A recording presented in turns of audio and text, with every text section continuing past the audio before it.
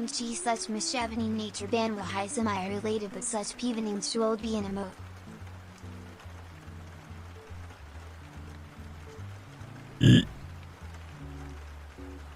OMG, low and high. Such machin evening nature bonnois.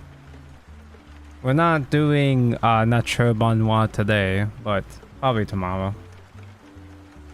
Thank you, Loran, for the resub. The 53 or so months.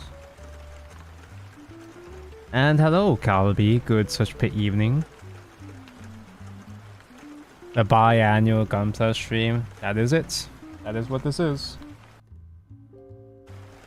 The stream where I say we're doing a watch along of thing, but it's actually a thinly veiled disguise. An excuse for me to touch plastic for about 10 hours. It's gonna be a very long stream. Part of the reason why we're starting early, but also it's Japanese time. It's we're watching BCS Bushiroad Championship Series of World Finals, which is being hosted in Japan. Therefore, it is on Japan time. I believe it's like 10 a.m. May 2nd in Japan right now.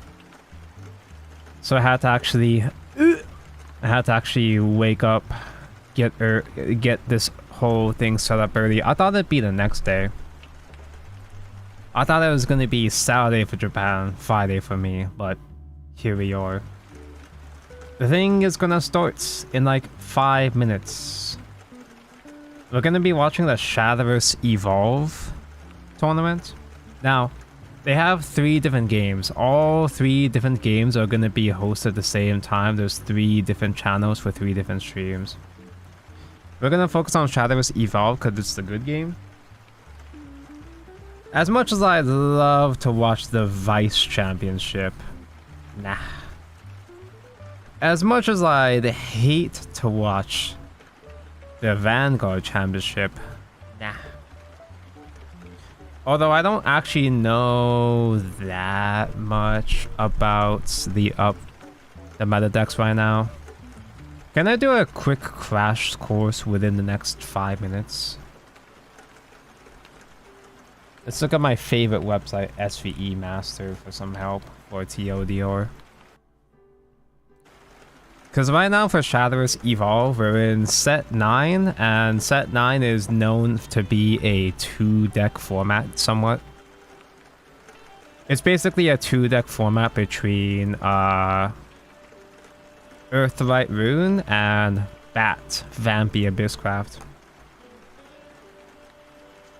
Hello, Velor. Isn't Vanguard D just Bav Saga a bust? Yes, we are in no nerf.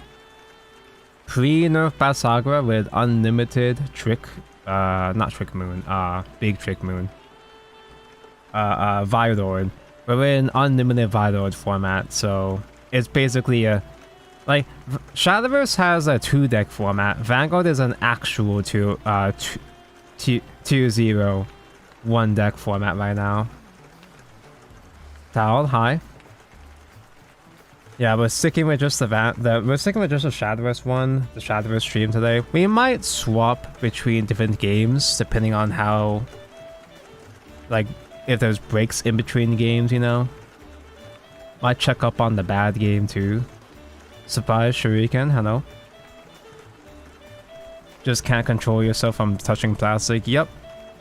I haven't had a chance to build any Gunpla in a while, and I'm going to use this as my excuse to catch up with a bit of my backlog. I like to theorize that the reason why my life is falling apart right now is because I haven't been building any Gundam in a while. Let's just do a quick crash course on what's meta right now. So Earthlight and Bat are the 2 best decks in format. Earthlight arguably might be better. I don't know. I actually don't know what these fucking decks do. I don't do research on this shit.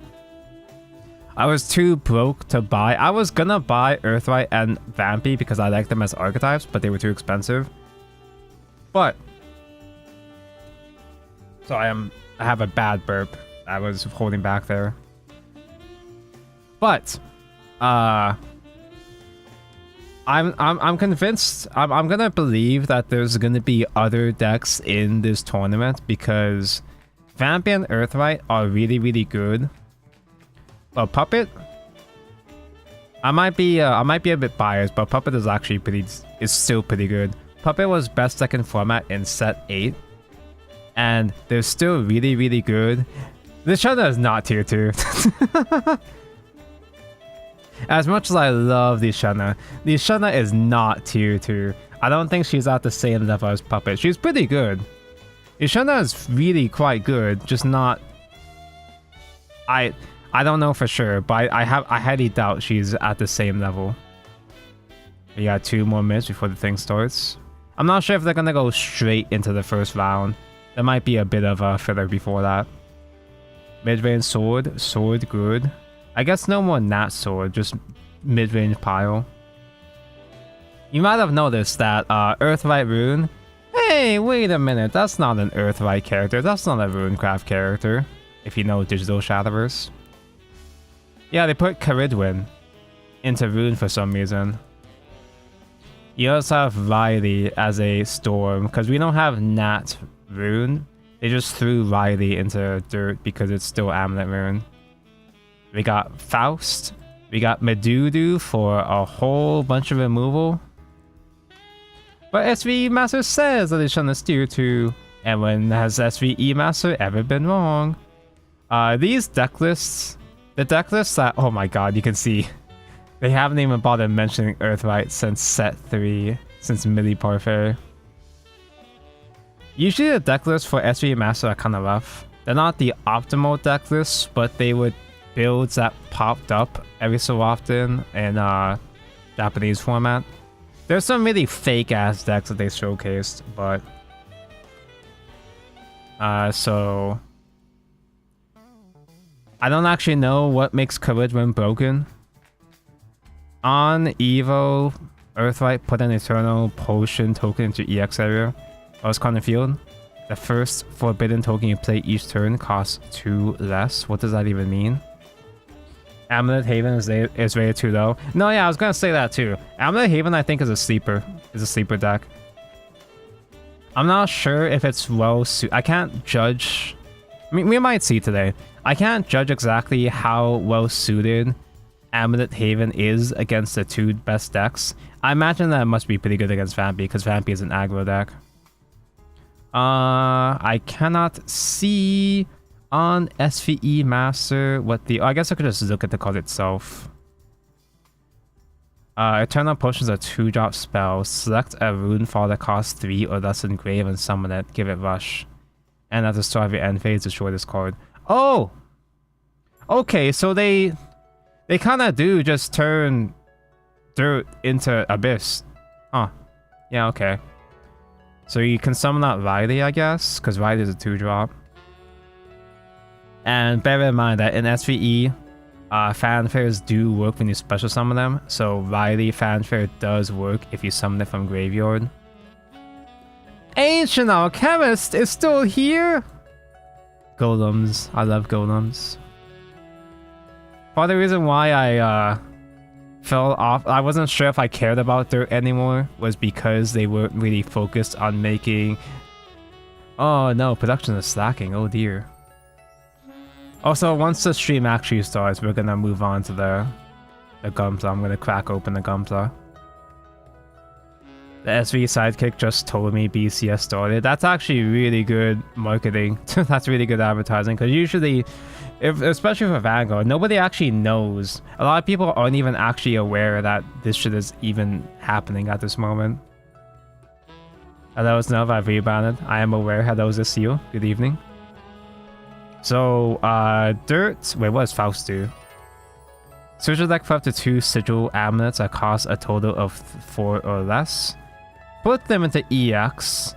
They cost 0 to play this turn. Oh dear. At the start of your end phase, Earthlight, select a follower on your field, give it +1/+1, and deal 2 damage to each time leader. Okay, so really, really consistent. You get really cheap amulets. You have board wiping. You have access, easy access to storms and burns. Yep, that's dirt. All right, okay. I'm just doing a quick TLDR because I'm like speed running. I'm speed reading. I haven't actually read these cards. Best second format. I don't even know what this deck actually does. It looks pretty good so far. Now, this deck. The one thing I know about this deck is that this deck stays good. This deck stays good pretty much the entire time. The only thing that really gives this deck competition, at least in JP format, was like fucking Dragonic Overlord when the Vanguard collab comes out. Dirt stays relevant for a while until they find, at some point they do eventually nerf Dirt. Because I guess one of the most cracked parts about Dirt is that it's a really strong, consistent mid-range deck that has decent finishers, while also having a lot of control and sustain. Because Gingerbread House is a 1-drop that just straight up heals 3. It's a stack, it's an Earthright stack that furthers your game plan, while also healing 3 for 1-drop. Healing that much for so cheap is kind of a huge deal in SVE, because there's no cap. There's no cap on HP in this game. You're not maxed out at 20, you can keep healing above that. Which is also kind of why I think Amulet Haven is underrated, is because Amulet Haven heals like a motherfucker too. And Vampy, I imagine Vampy is aggro. New Vampy. So the old Vampy was Bats and Burn, right? I mean, that's what Vampy does in the OG, but she can buff herself. Pay 1, put a forest bat token from field into its owner's cemetery, select an enemy on the field, deal 3 damage to it and 1 damage. That's the old Vampy that came out in set 2. Nobody really gave a fuck about bats at all until they finally got support in set 9. They finally got real support. Obviously, bats being bats, it's just little guys. It's just little 1-drop guys that you can use to flood the board. But then with the new Vampy, so this is one of those kind of cards where we have a couple cards where they're dual-sided evolve. Are they? Production, are you there? We have a couple cards in this set where it's double-sided evolve cards, so there's 2 different forms. Just like in digital, how there's choice. There was choice where you can play a card as choose between 2 different forms. You have the nice Vampy. On evolve, draw a card, discard a card. When this card's on your field, any bat you play costs 1 less. Oh, so it's like puppets. Whenever a bat is put onto your field, you heal 1? Huh. And then the angry Vampy, so you gotta pay the nice Vampy, you pay 1 cost. You pay 1 play point to evolve into the nice Vampy. And then this Vampy is 3 additional costs. Kinda like how Orcus in this game, you can choose between either Resolute Puppet, or you can choose pay 4 extra for the Vengeful Puppet. Vania Blood Queen. Blood for the Blood Queen Storm. While it's cards on the field, bats cost 1 less to play. Whenever a bat is put onto your field, select an enemy on the field and deal it 3 damage. Oh, okay, so that deals with wards really easily. Alright.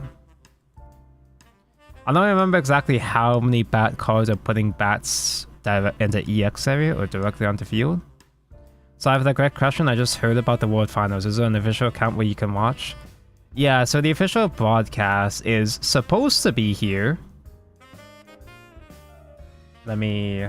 Well, I gotta swap windows over here to post. It's supposed to be here. It's also on Twitch as well, too. It should be on both YouTube and Twitch.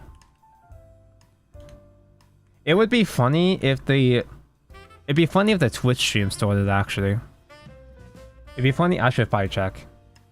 If the Twitch stream started and they just completely forgot about the YouTube. We also have Old Blood King. OBK. Fanfare, summon 2 guys. While it's cards on your field, each bat on your field has Rush and Assail. Assail meaning that you can rush into guys that are standing up. In SVE, unlike digital Shadowverse, to remind people who don't know, unlike in digital Shadowverse, you can't just trade into any follower. They have to be standing up. They have to be, or rather, they have to be rested. They have to be tapped. You can't just attack directly. You can't just rush directly into guys. Wait, let me just look up BCS on Twitch just to make sure. That's a lot of things that aren't BCS on Twitch. Alright. I'm gonna assume that maybe the Twitch stream, maybe the stream is on a delay. I know that they post links to the Twitch on the Bushiroad events Twitter as well too. Or is it Bushiroad Global? Same thing. And on Evolve, OBK. On Evolve, give each force bat on your field +1 attack. While this card's on your field? Yeah, okay, same thing. Okay, so OBK is there to summon guys and trade bats to clear boards. Crimson Rose Queen for 2-drop Abyss. You have a lot of 2-drops, so you can make easy use of Rose Queen. Review your hand, recover play points equal to the number of 2-cost cards revealed this way. Whenever you play a 2-cost, you can choose to either deal 2 damage to each enemy from the field, heal 2, or you can deal 2 to face. Crimson Rose Queen has been seeing play already. 2-drop Abyss decks have already been doing pretty good. Starting soon! There we go. 2-drop Abyss has already been doing pretty well in set 8. But the fact that all the bad cards are also... most of the bad cards, except for like the new Vampy and OBK or whatever. Most of the bats are little guys that you can use with Rose Queen. I guess it's a good thing I didn't bother finishing my Vampy deck because I don't have Rose Queen. She does cost some money. I have Kudak. Kudak is in this deck apparently. Select up to 2 vampire cards that cost a total of 6 or less in your cemetery. Put them into EX. They cost 0 play points to play. Oh shit, you just get... Okay, you can just get Vampy and OBK. Huh. You can engage, select an enemy on the field, deal the damage equal to the number of vampire cards on the field. Okay, so... I thought this is actually a lot more sustainable than just aggro. And I typically don't really enjoy aggro Abyss decks that much, because it kind of feels like they just run out of steam way too easily. But like, there's a lot more sustain in Vampy than expected. It's a lot more stable compared to the previous aggro Abyss decks. So anyway, now that the thing is starting, let me... Oh, there they are. World Finals for the English edition of Shadowverse Evolve. Oh, I'm so Red Zone Rock High. OMG, other Orange High. In the booth today by none other than Orange. Orange, how are you doing today? Oh, I am Now, for those who don't know, wonderful, guys. Igni was not able to cast this time. He was originally scheduled to cast for SVE. Very exciting brand. But shit happens. So they got Other Orange instead. Other Orange is known for her Card 5 Vanguard content, but she does play SVE. She does know a lot about SVE. She does, I know that she does reports for each expansion, going over the decks and the deck list to see what was played each expansion, each format. Seymour explained how pendulums worked to CGB. And it's so funny seeing his mind melt. I don't know who CBG is, but I don't know who CGB is, but pendulums are really funny. Just a little heads up, we do have the Oh, from last year I can see. with us today. I like that leader. Everybody hates that. Well, I was looking at the witch. I guess they're both of the witches. Everybody hates both leaders for different reasons. OMG, Millie, hi. Is my gunplaying set up? Is it too quiet? Yeah, just a little bit of dirt. Oh, it's Daniel! Daniel, first round. When we say Daniel, if I'm not Earth stupid, if I'm not archetype mistaken, I'm pretty sure and, like, these Earth it'll be really embarrassing if I'm wrong, particular to get but I'm pretty stacked. sure Daniel was the first world champ. Really, easy turn one play. This is just a little He's playing Dirt. Dirt good. It kind of sets up your game plan and cycles cards in your hand. Yeah. Oh, and here we have. Let's also go, dropping Indo another- we mentioned. have the new one drop as well. You can rest him and also be. able Okay, but to let's not get distracted here, chat. Let's not let's not have the World Finals distract you the fact that we're building Gundam today. Resource engine machine. It's whoever can out resource who faster, who can burn out the person's hand. Hi. quicker. Why are you Because here? This is a Oh, hard hey. matchup. They both heal a lot. Inqui for the one raid. Also Hello, a very Inqui. important card that I want to Thank- know, and it's a card Wait. called Riley.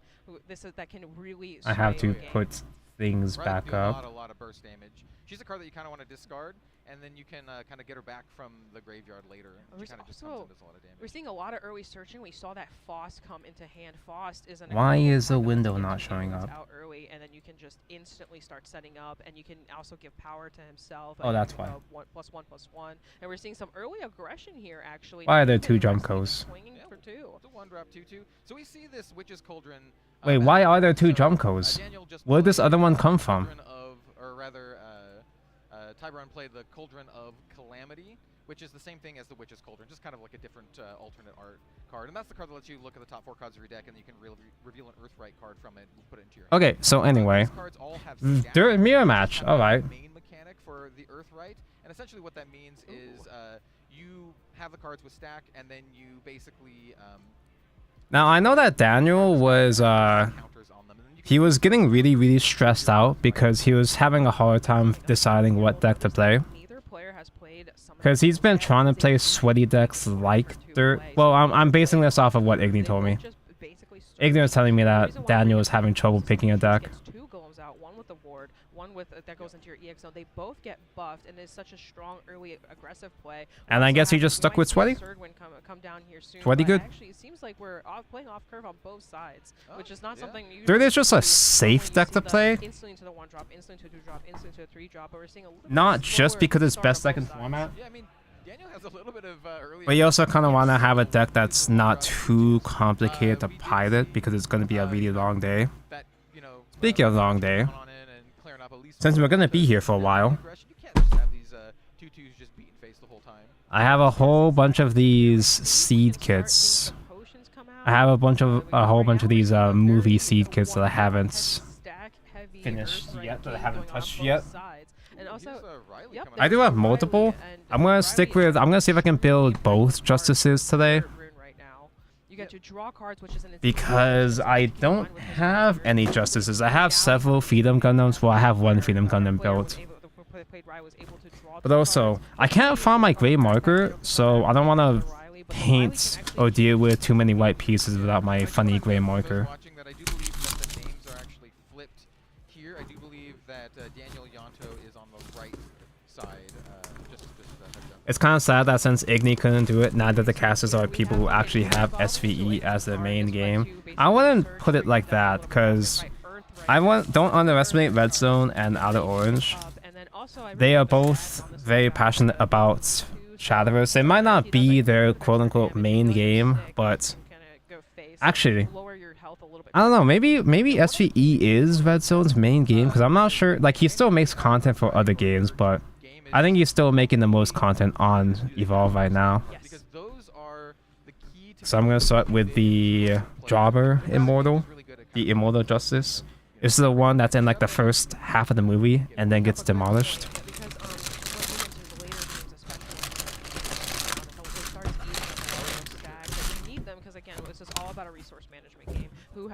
I have like 6 seed kits that I haven't touched yet. exactly. Because I was very seed pilled last year because of the new movie that came out and everything. But I haven't had the time or energy to build anything for a while.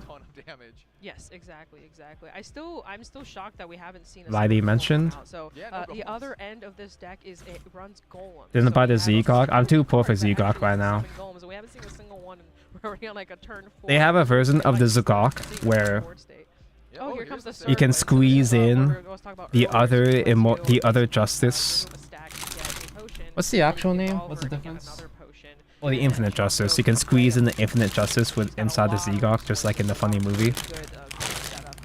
Yeah, the potions are really versatile too. One of the potions, the first potion that you get, is basically removal. Deals 4 damage. Oh, I didn't even see what the other potion did. A follower and then some damage to your opponent's like faces, I guess we can call it. Yeah. And then the second potion lets you revive a unit. Let me know if they sound too loud or whatever. Yeah, both really amazing resource engines. Once you see the serpent come down, that's sort of when you start seeing the game kind of sway a little bit towards the dirt player. Yeah. It's just such an impactful card. It does so much in one card. Yeah, it's just so much. Well, speaking of value, I haven't actually built any of these seed kits, so I'm not sure how crazy value. So yeah. dramatically different this is going to be compared to my other build experiences.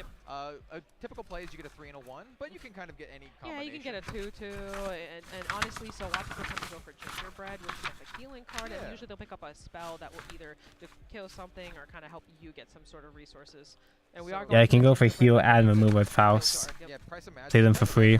I don't know, how much cost is Faust? Like 4 cost? 5? And there's a lot of juicy targets for that right now.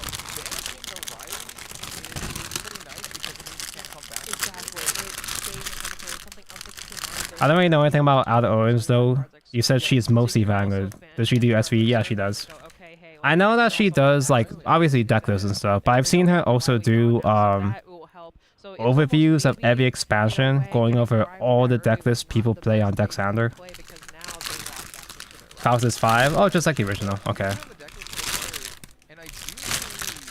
But it's a buy that lets you play 2 guys for free, essentially, so yeah. Pretty good.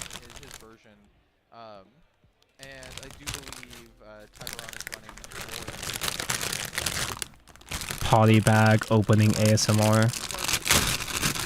Yeah, they are. Especially, they don't have to run stats. It's got to run the game stats, run the character. You have to run a lot of deck along with healing and, some spells as well. And also you have to answer other cards. Oh, so guys, you don't have to miss Igni. He's right there. He's right there on the EP. And here comes Medusa, one of my favorite cards personally. Medusa high. Medusa's so fucking cracked. The room Medusa's so cracked in this game. Whenever you kill a enemy follower, you summon a serpent token. When you evolve, you do like some removal damage, and then wait, was it on evolve? No, it's like you get a card, you get a 2-drop, and you can play it for free when you evolve or some shit. And also you can engage her to deal 5 to a guy, which helps you make even more serpents. You kill guys, make serpents, you engage her and bury 2 serpents, right? Engage her, kill 2 serpents, and then when you kill opponent father, you just make more serpents. And serpents in this game, they're Banes. They're 0 attack, 1 defense Banes. So you can wipe out the opponent's board, make a couple little guys, and those couple little guys can kill more guys later on.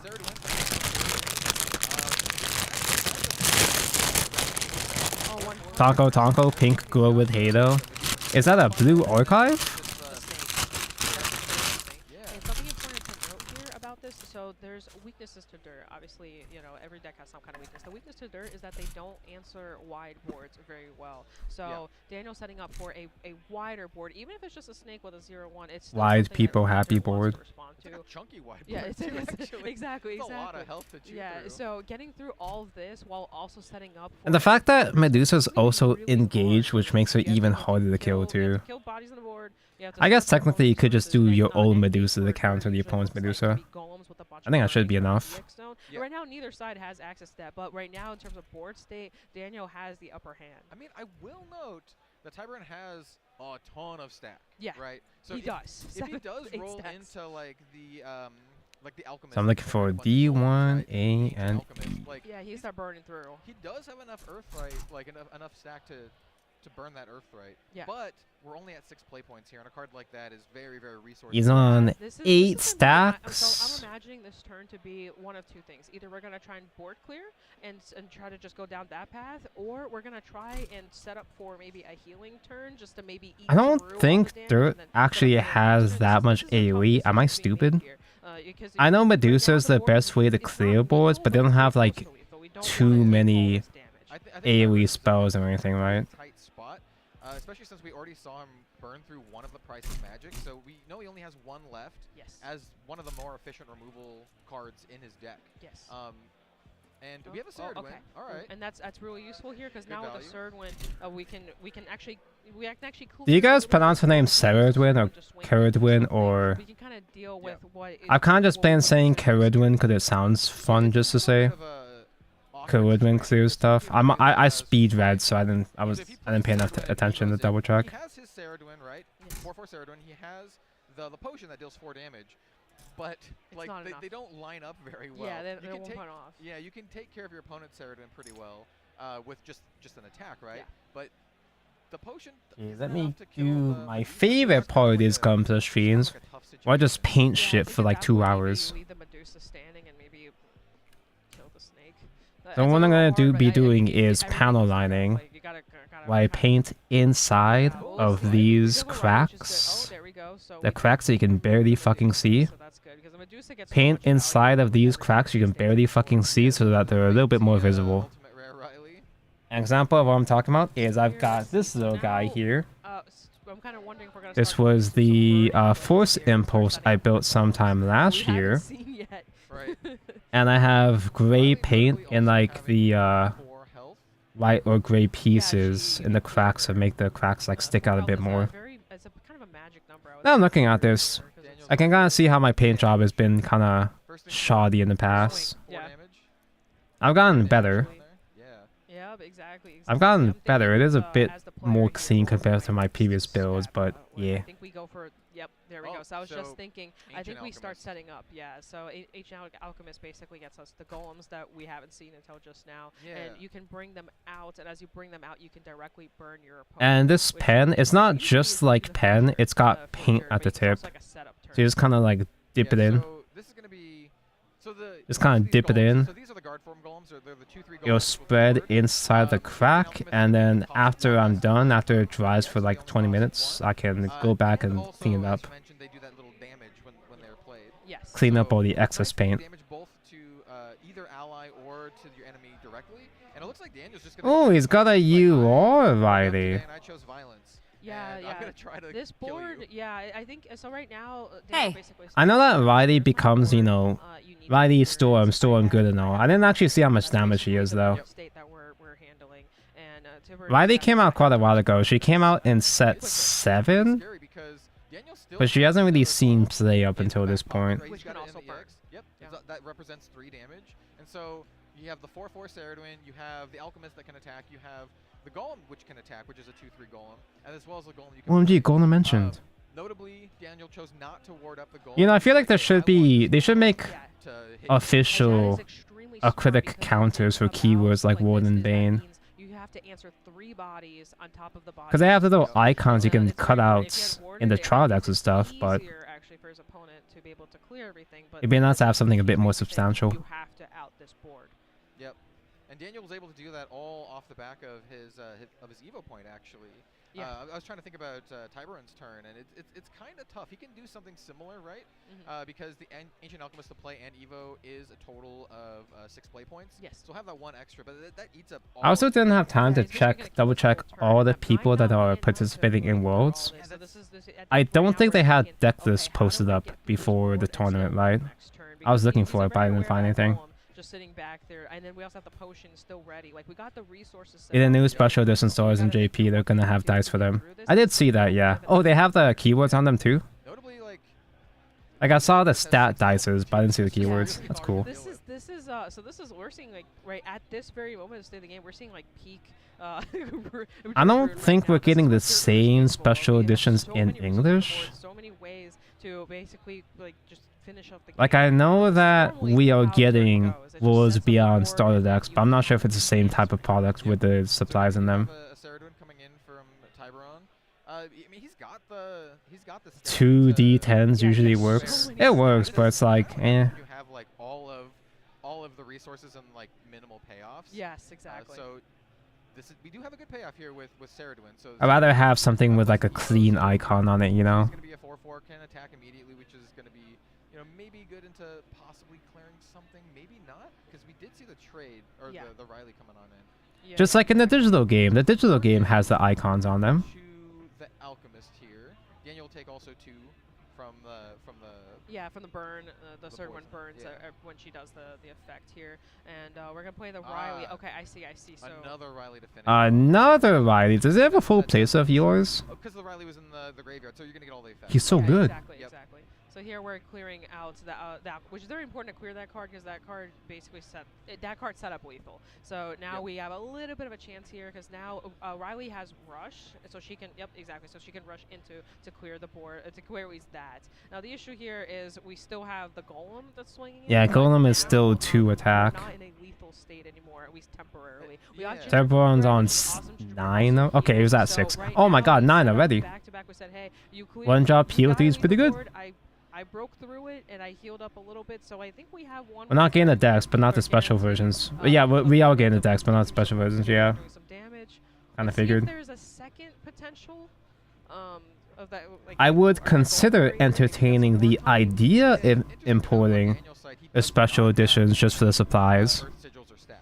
So But That's correct. it's kind of a lot less practical now with funny tariffs now. At the moment, right now, this resources is basically just the board. The board that I basically have to that has cancel been all my but pre-orders he for actually has all a the shit I was fucking importing Earth from Ring. He's Japan moving for the here to next play year. board. I'm gonna keep calling it. playing dudes, yeah. Jobs have changed. Exactly. But I'm thinking here, so we can set up again. We have noticed that there hasn't been a Faust coming out yet for Daniel. Maybe a Faust play might have to come out here. Yep. We'll have to see. Sort of. Oh, this what the is- approach what am I My personal doing? thought is like this would be a really good time for like a Riley to come out, like through the graveyard. Or the I kind of just put like a huge but, this might fucking actually be a Faust play. plop of paint over here. Daniel It does should have be the fine. open spaces. I wonder if I should move on the lighting If actually. you're not super familiar with Shadowverse Evolve, you I mean, it's kind of hard to see what I'm doing spaces in general. I'm not expecting people to really need to see what I'm doing when I'm doing this shit, but like, and there's some wonder if I should move the that for lights this snake, over here on this like, side actually. a spot and not kind of like board locking Daniel a little bit. So as you were about Let me to swap explain, back over Shadowverse to is called board the locking. this If you have screen. 5 cards on the board, you Yeah. actually cannot call over at all. You have to find a way to clear it either yourself or through Why- swinging into something. It has to remove Wait, in some what? way, shape, or form. You can't just, you know. Why is So this you get here? board locked, and sometimes people actually play into that. If they see the Yeah. opponent's board locked, they'll sometimes actually force them to stay What? board locked. And right now we are seeing Okay. that happen here. We have the amulets, but the good part about Earthright is that they can remove cards to put a stack on another card. So basically, they're clearing their own board. So usually, it's not too scary. Yeah, the key with Earth is that you essentially want to have one space open so you can always play your amulet. and Okay, then let me suck it move into my your light shield. around. Exactly, See if exactly. it I think that's helps. the best part about just how Earthright's capable of doing that. A lot of decks, like a good example of Sword, they can't get away with stuff like that. If they have a full board, they got a full board. Like they can't like Yeah. remove it themselves usually, unless they are swinging into bodies. Yeah, unless you have some sort of shenanigans here. Exactly. There's only 2,500 special edition JP decks. Oh, it's like a limited thing. The first opportunity that he gets. It actually sold out really fast. Had to bump the amount. This is the Golem tech. This one's really sweet. So this is a card that you don't see. I remember often when the in game decks. first came out, they This had is those Golem's limited Rampage. So this star lets you deck, go like, forward, deal 3 damage to each the of huge star deck all on the field. boxes that came with all the structure decks. It came with the structure decks and the Lucifer and Lucifer mat and everything too. Golem's Rampage is actually one of the Those were a things limited that product AoE too, but there damage was a hurt. good amount left over for a Sometimes you wanna while, do even AoE after damage, release. and this is the perfect card to kind of set up for stuff like that. Yeah, and it's a one of in Daniel's deck, and I really like it as a tech because it's a 2-drop, and it can also go and be fetched with Medusa. Yes, correct. You can actually grab it and set up for it and even clear. So if you're out there like playing dirt and you're fearful of wide boards, Okay, the let's Golem's Rampage is see. the perfect way to answer that. Or there's some cards that have very specific conditions where AoE is the only way out, like Intimidate. So, this is interesting. So we have a Riley come down. Yes. Riley doing her Riley stuff. Okay. Kill your dude, hit you in the face a lot. We have the Red Hot Ritual coming down, cleaning up that snake so we can't trade. I have to people that turn on way. thing again But apparently. Tyburns only at So 2. this is right now we're in a lethal board state. We are like right now any Oh, sort of that's yep. game. There we go. Okay, That's so exactly. that is. we were in a lethal board state. That is mirror, so that could get back Ceridwen. And then Evo Ceridwen would burn and then too. burn. Yep, exactly 4 damage correct. to the follower and then 2. Yep. So that is exact seize. And I think Daniel, you can kind of see it in his pace of play that he saw the line and he was just like, Yeah. yep, I got this. Yeah. They understood instantly what happened there. That was a fast one. Yeah, and you know, this is a typically, you know, this is kind of like the control mirror for our meta, right? Sorry, the chat wasn't showing up. There we go. Earthright right deck is kind of the control deck, but it is still, as I mentioned at the start, very explosive and very powerful. We saw like Control good. Control with actual explosive finishers, pretty good. The Riley, of course, and also Riley can get Storm. And you don't usually see that too often. Wait a second. Like okay, this is like I have nothing. This is best of one. Shadowverse Evolve is best of one. Is that it? You have to wait another 40 minutes for the round to finish. You can also, if the cards stick, just swing with them because they all have really good stats on them. Yeah, I think that's a bit more visible now. I hope. I hope. Just a little pokes. Here's 3 damage. Here's 4 damage. Oh, here's the burn. Here's another burn. And before you know it, it's closed out. We had that lethal board state like where he was at 2 health. Don't think I need any paint on these blue pieces. Yep.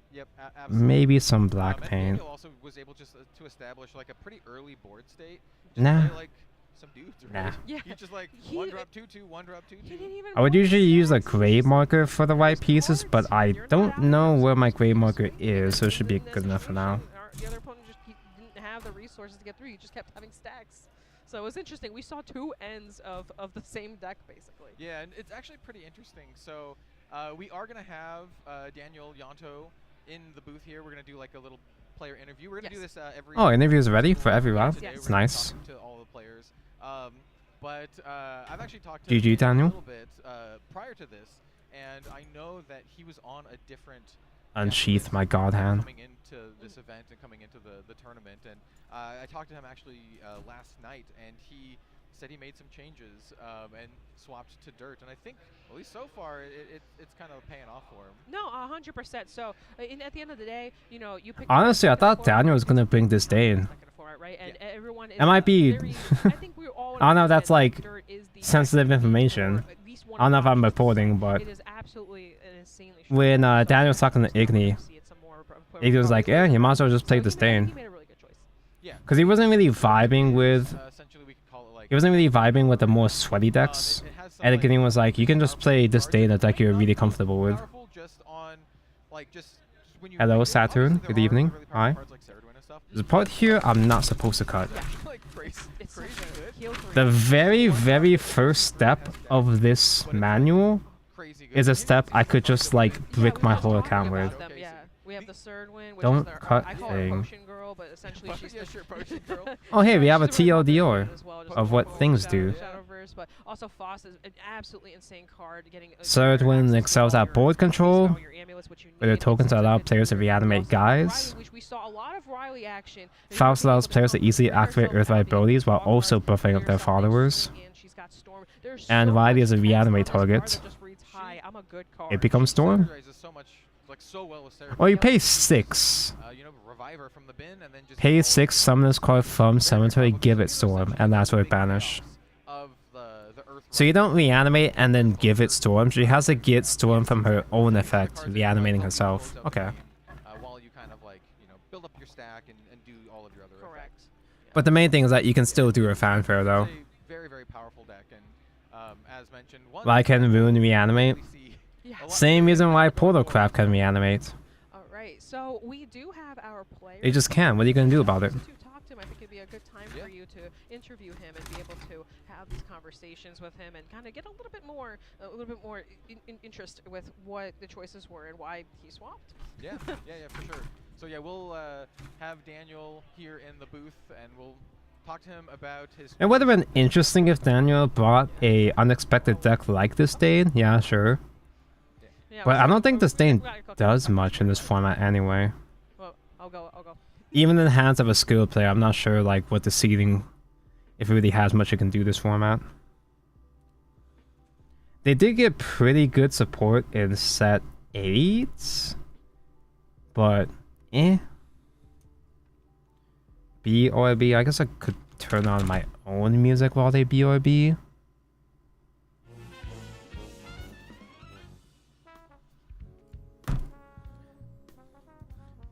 It's just Shadow Smile. Yeah, if Bloodcraft can appropriate Shadowcraft, then so could any other class, I guess. It's fair game. Oh, back already? The last round and our current reigning world champion for Shadowverse Evolve English Edition, Daniel Yanto. Hello, everyone. Yeah, Daniel has to hold the title. The deck that you just played. Defend his title. In general, how do you feel about the Earthright Runecraft deck going into Worlds today? Yeah.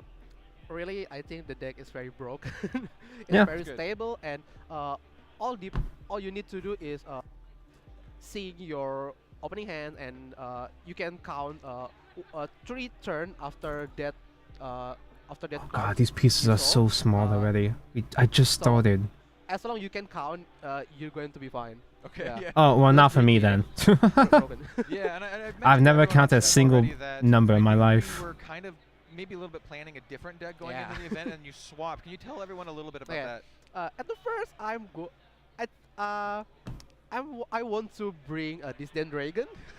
I've Cool, tested, that's what I was a saying, lot I'm the of leaker. times with my friends and training partners, but yeah, at the first the deck is very good, but after you know how the deck works, it's become less scary, and then the board state is not that big, so you can handle it easily, especially for Dirt Rune and Forest, of course. Yeah, I think that's one of the reasons why Yeah, I'm maintaining board is switching pretty to important the for this Dirt stage. Rune, like 2 days ago. Okay. Yeah.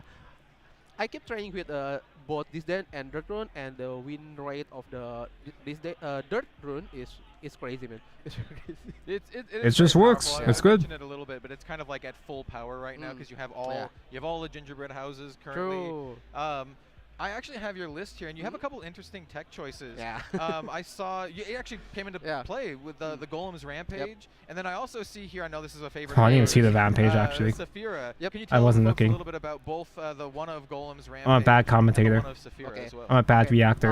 React Have harder. you guys oftenly seen Dirt Rune decks? Oftenly they bring to barrage, right? To counter the sword and vampire. Yeah. But I think I'm expecting that because this is a BO1. I'm expecting less of vampires and more Dirt Runes. So Okay. I'm cutting one and changes to Saphira. Yeah, an aggro deck the like reason is Vampy because, could be a bit Dirt Rune too has a greedy for best of very one. specific lethal, like times 3, like 3, 6, and 9, right? And so on. So I bring in Saphira to make the counting broken. Oh, okay. So yeah, like at the turn 9, people were expecting me like having a 6 to 9 damage, right? But Saphira can deal like 7 to 10. So yeah, Okay. that's going to be misleading them. Also for I'm the sorry, World can you say that Rampage, again? as You're you can playing see, Saphira? everything that can deal damage to My guy. face is 3 or more cost. Yeah. So yeah, I think having one Rampage to deal AoE 3 is very broken card. Yeah, I think I mean I fucking Granted, love Dusk is Saphira, very but easy, I so don't think I've not, ever actually resolved her going to yet. Count the cost. I play Yeah. her Just sometimes cost in to deal 3 damage. Oh, I sometimes that's play just her ridiculous. in Lishana. Very, very cool. Ah. And so last question, just in general, how do you Saphira feel of the about, Voices where voice? your deck is and where your choices are for the rest of the day? Voices mentioned? Well, my concern is only. Am I stupid? Did they show the whenever- deck list yet or no? Yeah, because if they get very high roll, Yes. Yeah. I think almost every craft is going to be dead. Yeah. Yeah. I was actually playtesting with Masha Yeah. or with Orange. Last Sorry, that's my night, and, keyboard. My keyboard's rolled me Oh. puppet My a few keyboard is times, and dying. I'm just like, I guess I'm just dead. It was like turn 6, and I'm just like, Yeah. my alchemist does like Well. nothing. I'm just dead. Yeah. It is what it is. The connection port on my keyboard And is I'm pretty broken. confident in my Dirt Rune today, because as long people bringing a lot of the meta deck, the trio, the Dirt, Vampire, and Power Puppets! Puppet, Yeah. I'm very Puppets confident. mentioned! Nice, awesome. Well, thank you Yeah. so much for taking the time to chat Sure. with us today, You're welcome. and good luck with the rest of your. Yeah. Thanks for having me matches. here. Oh, of course, anytime. Yeah, we're gonna go ahead and actually we have some trivia questions. Oh, really? So Oh! we will not answer this, chat. This is for you to all answer. Who represents the realm of balance? I know the answer. So, you know the answer. So go. for one ahead thing, and, I'm a fake- answer I might be in a the fake chat, fan, but I'm and pretty we sure will it's let you Karura. know what the answer And also, is I when think we if get you back enter from these our break. answers in either... I know on Twitch, I'm not sure on YouTube. I've been Kel. This You is do Daniel, enter a giveaway, and, we so have it's worth Shadowverse hopping Evolve on to the BCS official chat World to Finals in a for your response. This rule does not... This world is not mistaken. You are. I'm pretty sure Kurilla is the funny balance guy. Because Kuron is just a dickhead. Let's see. Very good. And Kage was... Actually, I don't even know what these other guys were. I just know Kurilla's an asshole. I mean, Kuron's an asshole. Wilbert, funny ward guy. You're an official co-stream, right? If only. I think it's Kage. I literally don't remember the flavor of Kage at all. Karura, I want to say he's a balance because his thing is like a balance between like machinery and like martial arts or whatever, but I might just be a fake fan. I might just be misremembering.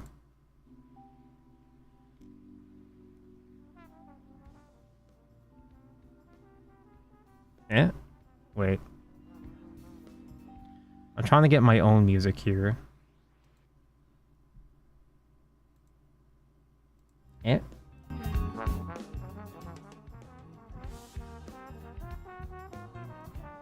I'm not sure how long their BRBs are going to be. I imagine they're going to be finishing the whole round for everybody else, which is going to be like 20 minutes probably. Which means we can go back to staring at me, stare at plastic for 3 hours.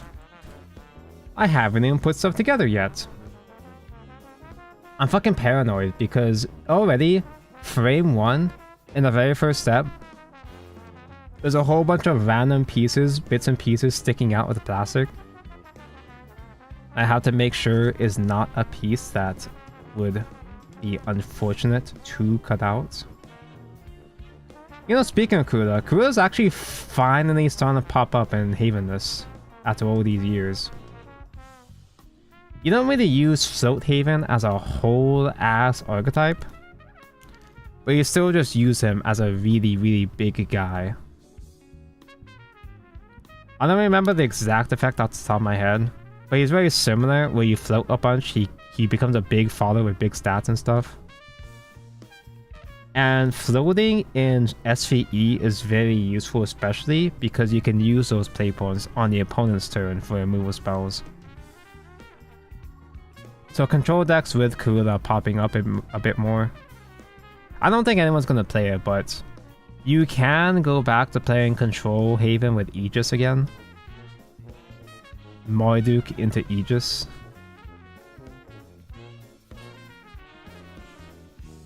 And I know that they can play... They have access to King Tutankhamun, the King Tut, which is a really annoying ward. It's a 4/5 ward that on last words... When he dies on last words, you summon another King Tut from the deck and engage it, so it's another... It's a last words ward that replaces himself with another copy. We got a chin! We got a chinny chin chin. 40 minutes to make one chin. Is this the only green piece? Yeah, the eyeball piece. How many stickers are we working with today? It's not many. Although I'm kind of rusty when it comes to putting on stickers. It's been a while.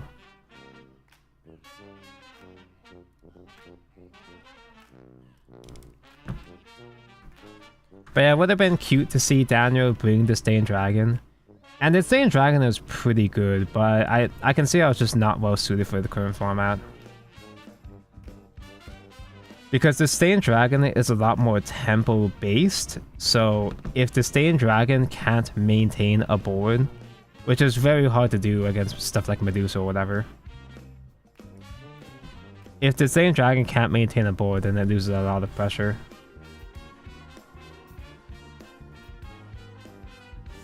Is this the famous red Gundam from beloved Gundam entry Gene Quacks? I have not watched Gene Quacks yet. I'm almost sort of like... I don't want to say it, but I'm almost sort of avoiding watching it for a while. Because right now, I don't have much money. And if I watch G Quacks, I'm going to want to buy all the kits. I don't want to go through another gunplay phase just after like buying 10 seed kits. I feel like whenever I watch Gundam, I get obsessed for several months straight. Because the same thing happened with me with G-Witch, right? I bought like 20 Gundam Witch kits. I bought like 10 seed kits. And I know that G-Quack doesn't have that much yet, but they're going to. Oh, we back. Evolve. We just finished round 1. Very exciting start with a mirror, but it was a really good mirror because we had 2 players playing it out very strongly. How are you feeling? Pretty good. It's Maybe this won't be as long actually actually if they're if the rounds go by pretty quick like this. Here at World Finals, so we'll be following him along throughout the rest of the day. And Let me check the schedule though. I do have the schedule on me somewhere. I think a lot of people might have expected because it is one of the more prevalent decks. We do have another interesting match coming up. No rune this time, but it is a mirror, so we'll just kind of a different mirror. Yeah, we'll hold off a little bit and Vampy mirror? a little bit more about that. We do have the answer for the trivia though. Haven mirror? And the answer is drumroll B. Karula. I knew it. I'm not a fake fan. I hope whoever's out there got it. I'm so good this game. Yeah. So the decks that we're going to be featuring this round, we have a mirror match, but it's not exactly a mirror match. Yeah, it's a little different. So we have Sword. A class? Yep. So this is the kind of like the new flavor of Sword. A lot of folks are calling this like black and white Sword, monochrome Every sword, every this expansion is a new flavor of sword sword. craft, using a lot of new cards. Celia being a really, really big player, really flexible card that has 2 evolve versions like some of the other cards that we have seen previously. I almost want to and then update sword just to play Rami again, but see this like a $20 evolve. Gold card, monochrome duel with the 2 princesses, the Princess of White and the Princess of Black. We have Chimera and Magnus, and this is just. I like to describe a card, this type of card, as this just fills the board with dudes. This is just a single That's card sword, yeah. that just absolutely fills the board with dudes. And if you have 7 play points, you can do the whole thing and give all of your knights Storm.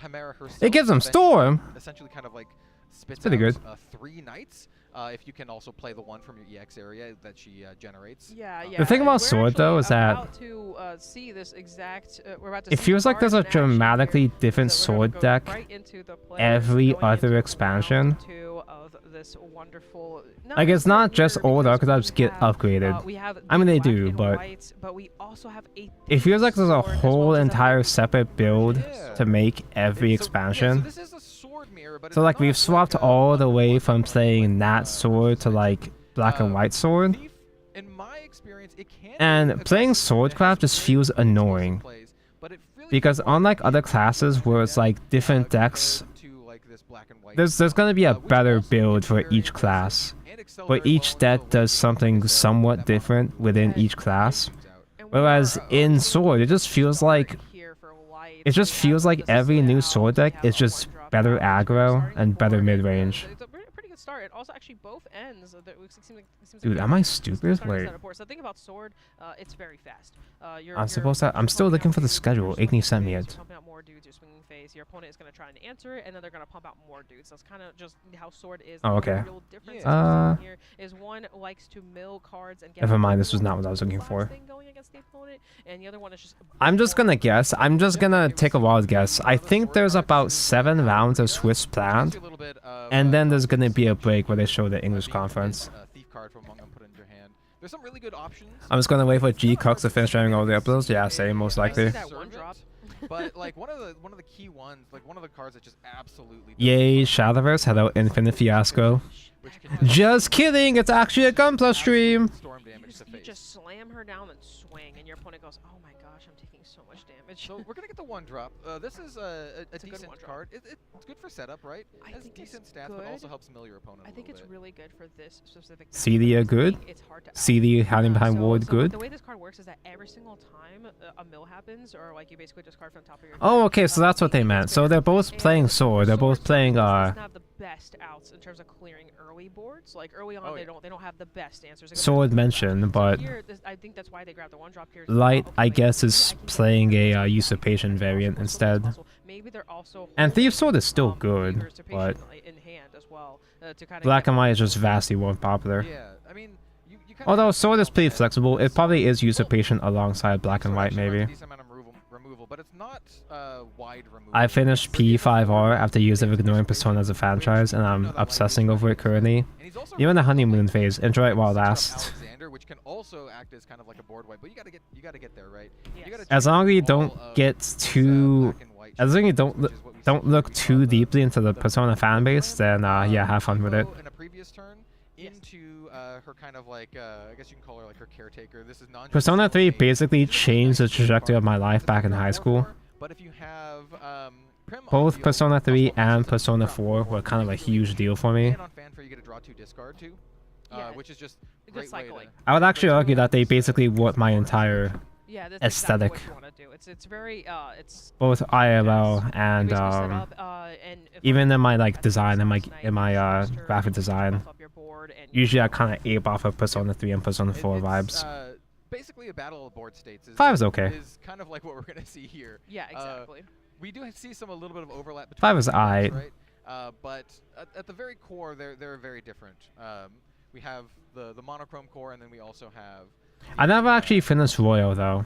The thief core. Which The thing about Persona is that I like Persona, but I can never go back to. It's really difficult for me to go back and replay Persona or play the enhanced versions, They're running like Nagi Royal, Nagi, such a good little because I card. don't have. Little baby resource I don't want to points on drop the another color, like 200 hours on another full Spanish playthrough. and, you know, obviously sword runs a lot of one cost, and you're able to just, as I mentioned earlier, removal isn't that present, but Nagi actually lets you select any followers and destroy them, which is very important. Or you can burn, or you can draw and discard. I didn't have a chance to read any of the black and white sword cards. I just assume that mid-range good. A good amount of one drops for sure. Yeah, sword is known for their one drops and their three drops. That's basically kind One of drop's where good. The main bulk of their dudes come out with. Yeah, you definitely want to Oh, curve out here is 1, 2, Lloyd. 3. Lloyd is a very annoying card. Yeah, Or- so or this Leod, card is, for those of you guys Lloyd? it's a card that's What do you mean, Lloyd?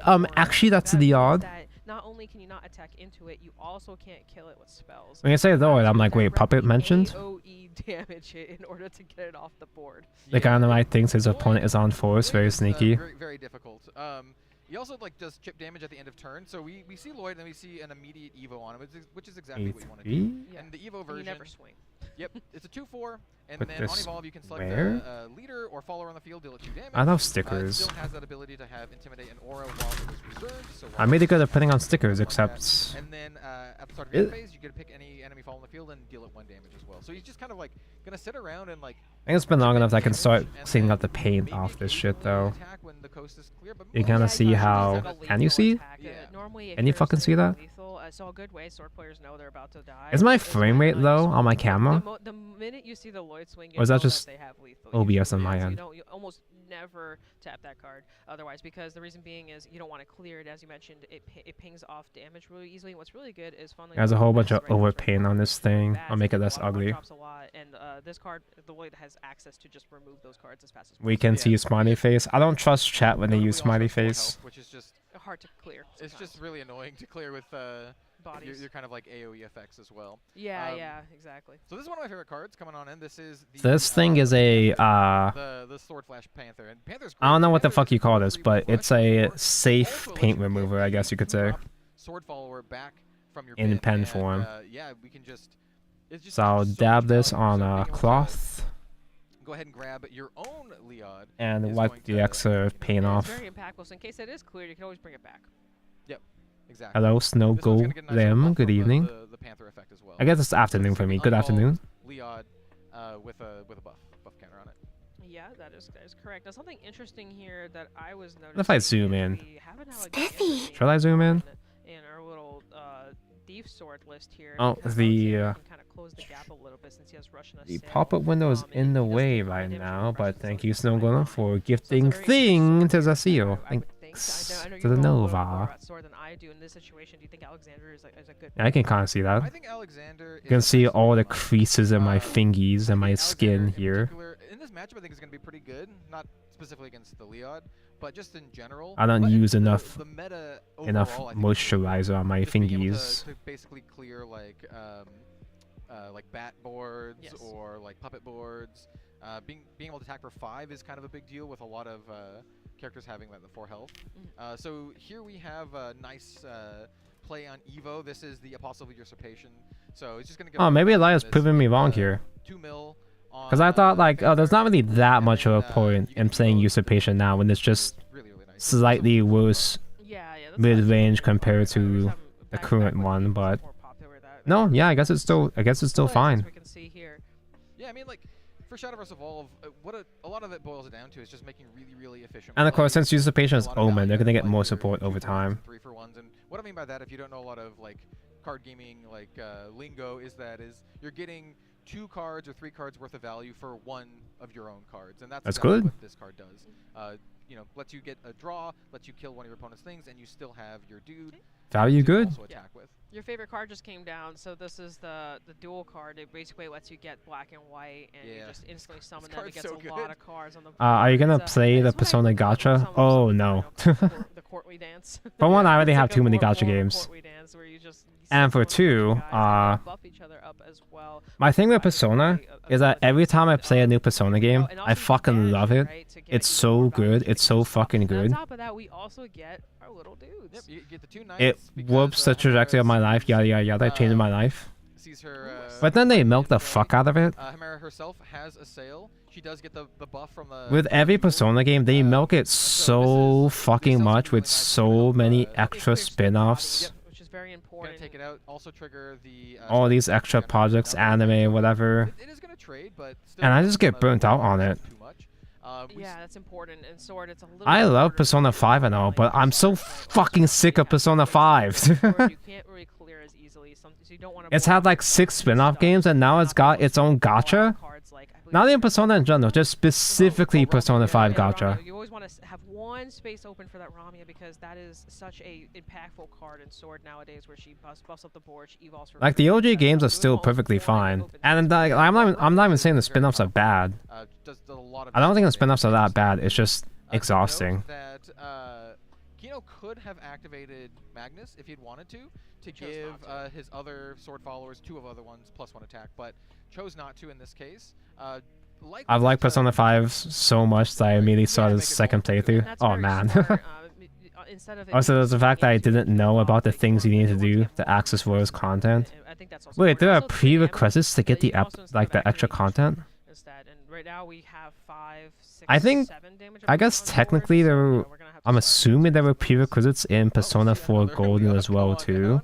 The I odds you have, think, they do but stack up pretty well. They So might have been a Kino lot ends up harder to dealing miss 2 in damage, Golden, I'm not sure. and I don't then remember. I think he's just going to. Yeah, he's Was just that just clearing the a board. pass?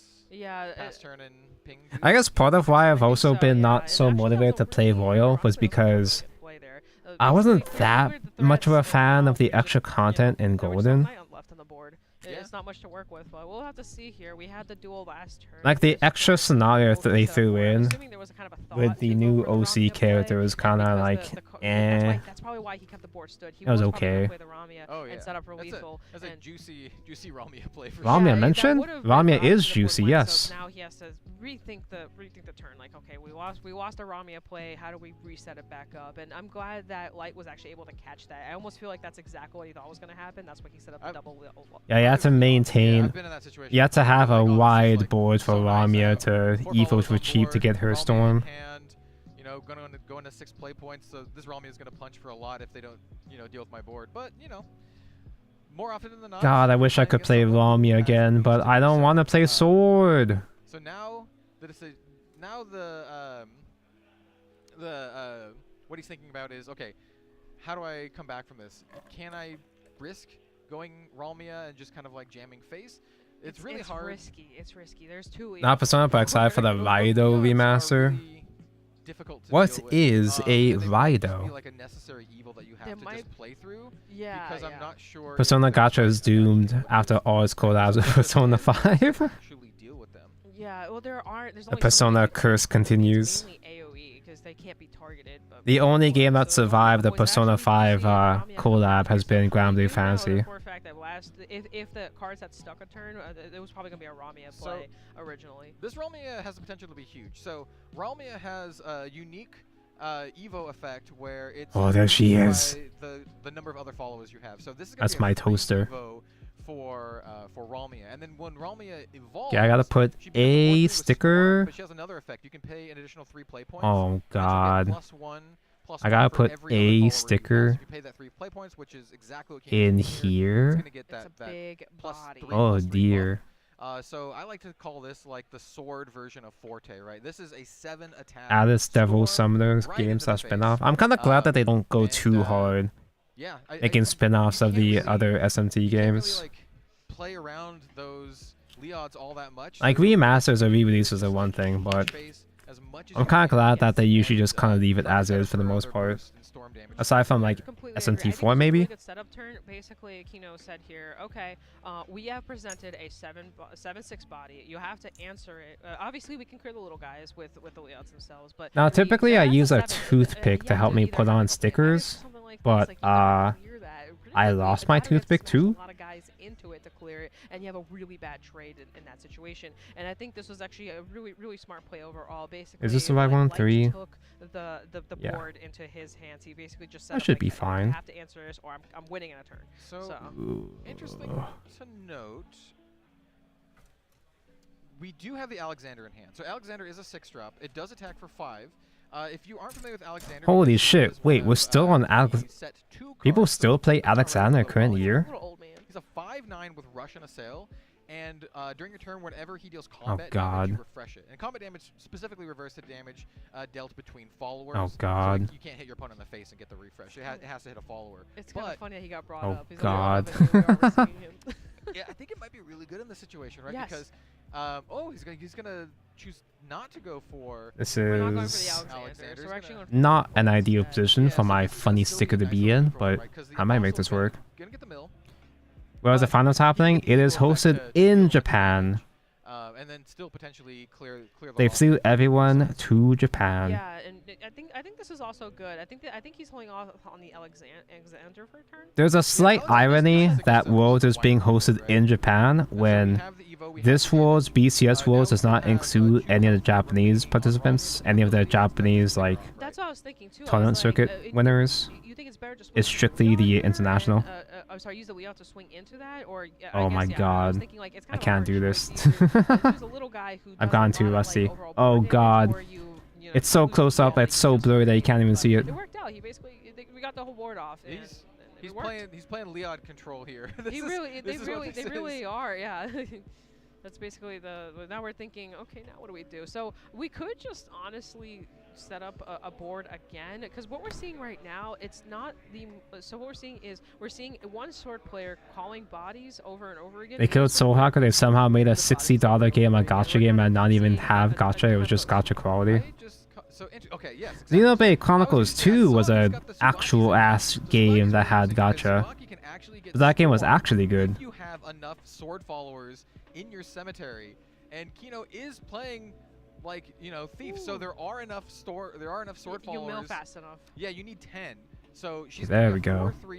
4-3 with Storm, and I think he's got. Does he have Is that always the case with Bushiroad with TCGs?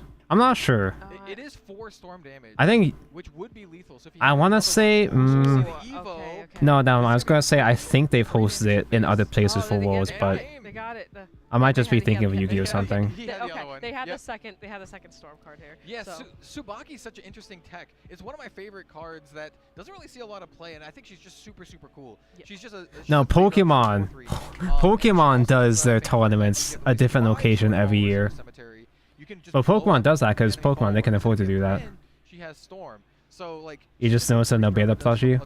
OMG, no beta, hi. Yeah. This kind of situation allowed for Light to push just Sorry, no beta. Yeah. tons of damage, like 10 damage turn. Yeah, no, you're completely correct. I was thinking in the setup, because of the constant clearing, that maybe our control sword person was kind of able to get out of the Wow. situation. I'm But like not halfway how it through the back head end after an where hour. it went, hey, I I love got Gunpla storm, streams. I'm just gonna break through the Leods, and we're just gonna finish it off. Yeah, he has the Ralmias, he has the Subakis, and then also the monochrome duels to just There's the give all of that Octris. storm, so just kind of going all in, ignoring the Leods. And just Oh, there being like, was. "Hey, I didn't no, realize I it got was the Leods, it was but done.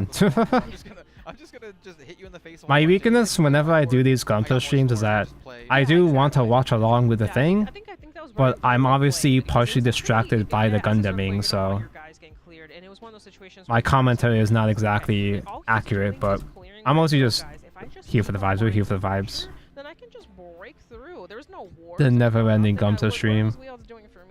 I'm just gonna keep storming. Meanwhile, DBS We saw the Ramia, World and then we saw Finals this happening at Valkyrie LA. At the end kind of come through. I thought that was really well thought out. I think because it is Pokemon's a going pseudo back to where LA, you or still I need think they're to doing figure out California again Yeah, next exactly. year. And I think it's an interesting version This past of year was in the Hawaii, sword and then the deck. There's a year lot of before that just, was Japan, I'm pretty kind sure. of like tech choices, Yes. like we saw Tsubaki in the list. We do see more of the common stuff like Leonidas and stuff. When Yuga had But, Worlds, a lot of the Asian players we got see some time warning. experiences which I really come I into don't keep play all up that much, with but I also find, usually I don't it's actually keep up with very times in general tech choice. And we for will any game, to be have, honest. The winner Yes. here in the booth to chat very, The very only way to get me to like- sit like down and 30 actually minutes watch before a tournament stream Yes. is to put a Gundam kid in front of me. And we're gonna have the trivia as well. Yeah. Trivia, players, and action of rounds. That's what. But I can imagine time rules being more of I a love thing, that. Do love me some more of a good trivia. concern. So, we're gonna go Because right especially with into Yu-Gi-Oh, it's cross language, right? Different language is. And Yu-Gi-Oh has a lot more communication compared to other TCGs. A lot more communication required to function.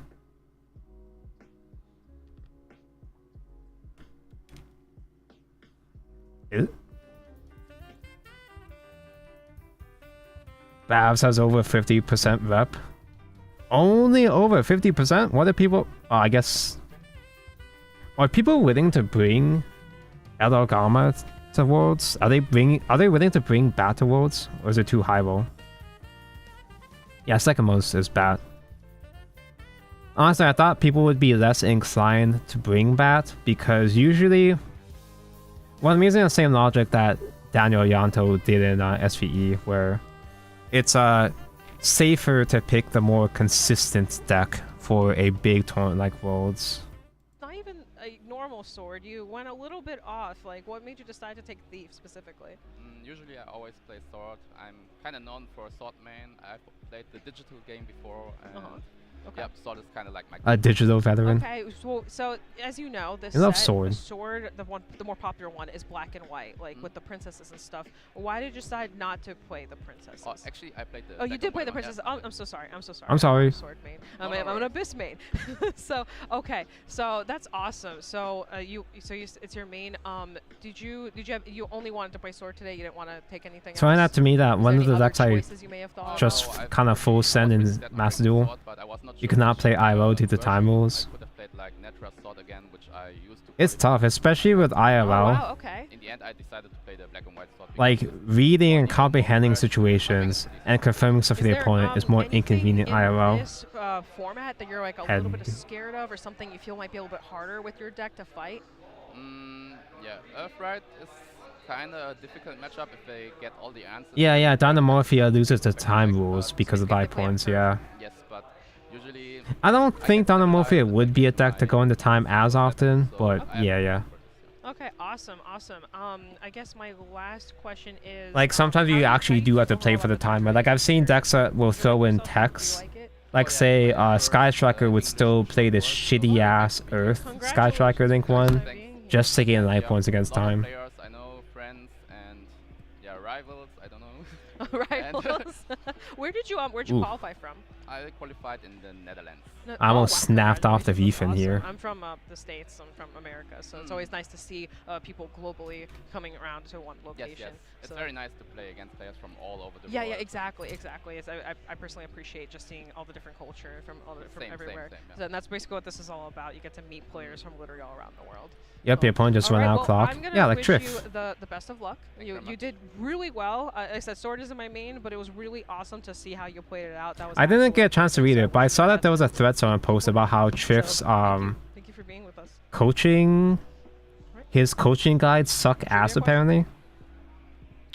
Yeah, so we have which character was not included in the Verdant Steel exclusive box topper card sleeve. So A is Cynthia, B is Valdane, C is Caldlac, and D is Neptune. I want to say Yeah, that is our Cynthia, trivia.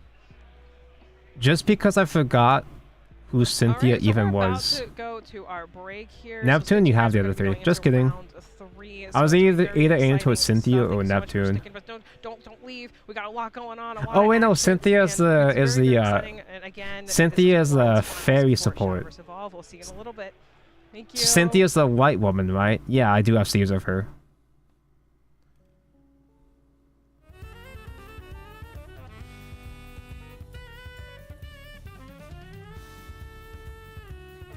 Is there any reason why Fusion the Creamer got banned? Wait, am I that far behind TCG? I didn't know the Creamer got banned. You could do Fiends with combo and still win in time. Yeah, because it's got that burn. Banish or shuffle back a guy to burn, yeah.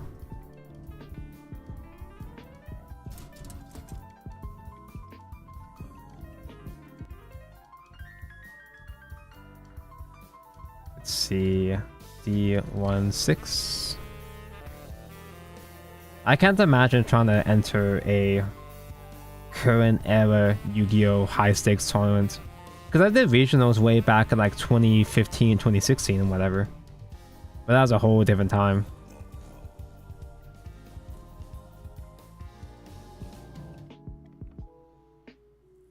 Oh, actually they have their own music, so I don't have to use my own, I guess.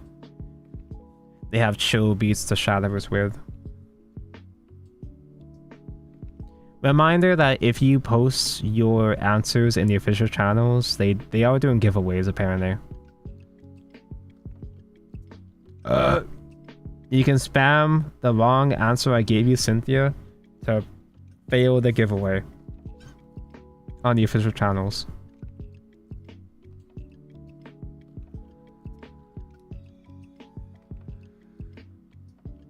Like, modern Yu-Gi-Oh! Combos are so hard to digest that I can't imagine trying to play a real tournament in them without Master Duel. Without the Master Duel UI to tell me half the information. Like, I play physical tournaments sometimes at just like a casual locals level. And even then we go into time all the time.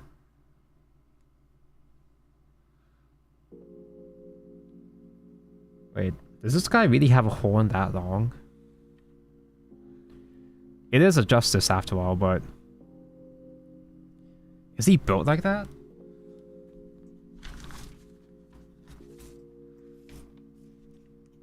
Yeah, he just has a horn that long. Huh, never noticed. What are you making? I'm making the Immortal Justice from the first half of the Gundam Seed movie. I have both the Jobber Justice and the Real Justice. It's the Justice that's piloted by Shin for the first half of the movie. For the first half, he had to play the Immortal Justice at home instead of his actual guy, Destiny. And then when he goes back to Destiny Gundam, it's like, oh yeah, it's so nice to be in the fucking real machine again.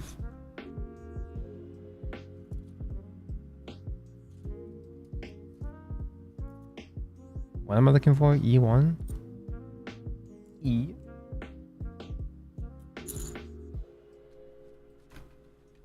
I was so ready to hate that movie. I was biased. I was biased towards the movie because I've been seed pilled. I binged the entirety of season 1 and 2 for several months straight, so I was already a big seed defender from the very start. The thing, like, when I was watching the movie though, it was dumb. The movie is fucking dumb. There's a lot of stuff that's wrong with the movie, especially with the story. But it's so much fun. I am seed pilled too. I wasn't there as it aired, because I didn't know at the time. I didn't realize how much of a fucking shit show the production of Destiny was, of season 2.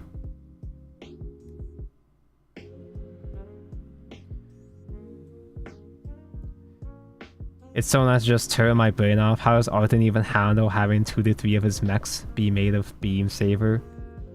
It really is just a turn your brain off kind of movie. It's a shame because, yeah, they were like the Seed story in the original. It is kind of dumb too. But like it does try to have some political intrigue. It does try to have themes. The Seed movie is just dumb, but like it's a fun kind of just dumb.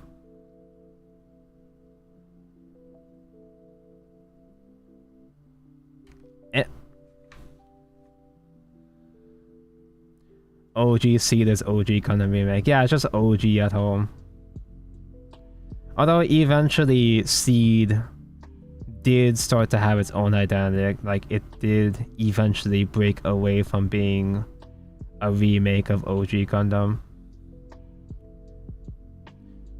Speaking of, I feel like part of the reason why I haven't gotten into G-Cux is because I feel like I should properly watch the OG, since G-Cux has a lot of references to OG. And I watched the recap movies for OG Mobile Suit Gundam. But the recap movies are like, they're fine, but they're not quite a proper replacement to the originals. Like obviously the recap movies, so there's going to be a lot less content in the movies, but there's a lot of iconic scenes that they cut from the movies. Like say, I don't think they had the iconic Z-Gok scene in the movies. Because I didn't know that until after I watched the Seed movie.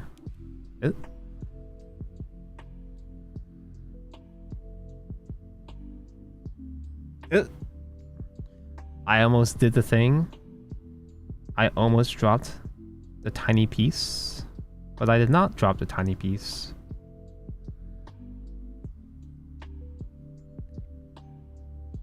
See, Destiny was a cool kind of ripoff of Zeta that went off the rails because of the background shit. Now, I've only watched the first maybe 10 episodes of Zeta, but yeah, I've seen the connection there too. Both Shin and Camille are fucking crazy. I can see now how Shin was inspired by Camille. Head. How far are we in? How far are we in the stream? It's been over an hour. I made one head.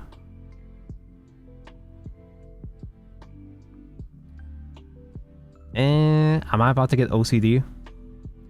Oh, dude, I'm about to get OCD. I want to get rid of this mark. I'm about to have an OCD moment. I want to get rid of those marks. Oh no.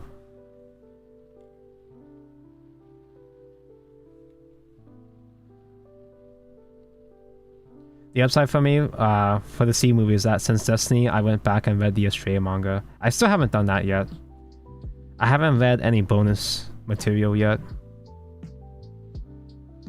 So I was fully on board for genuinely stupid shit. Shouldn't turn out into your favorite Destiny only character. Bro, like everybody saw in the comment section, everybody I've seen that talked about C Destiny, we're talking about how fucking shitty of a main character Shin was. So many people fucking hate Shin. But like, I went into it with the mindset that I kind of understood even before I got into this series that he was gonna be like a controversial character. He's not supposed to be as heroic as, say, Kira or whatever.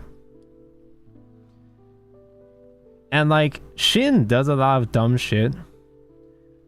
But that's mostly because, like, he's a dumbass mostly because he's a victim of the war, you know? He's a victim of the war and losses from the war, as well as he's influenced by the propaganda. Themes! Gundam Seed has themes! I think Shin does a good job of representing the themes that Destiny was trying to go for, as opposed to just simply being the hero that does the good things.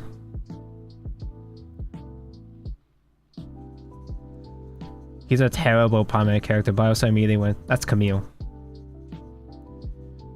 Yeah, if you try to imagine Shin as the singular main character of Destiny, it's not gonna work. But like, it really is mostly like a mix between both Shin and Atheron. I don't really consider Kira. Kira obviously is the hero of Seed, but he doesn't get as much focus compared to Atheron and Shin, you know? Like, Destiny... Gundam Seed Destiny isn't really a series where you have to look at it in the lens of a singular protagonist. It's more about the wider cast of characters.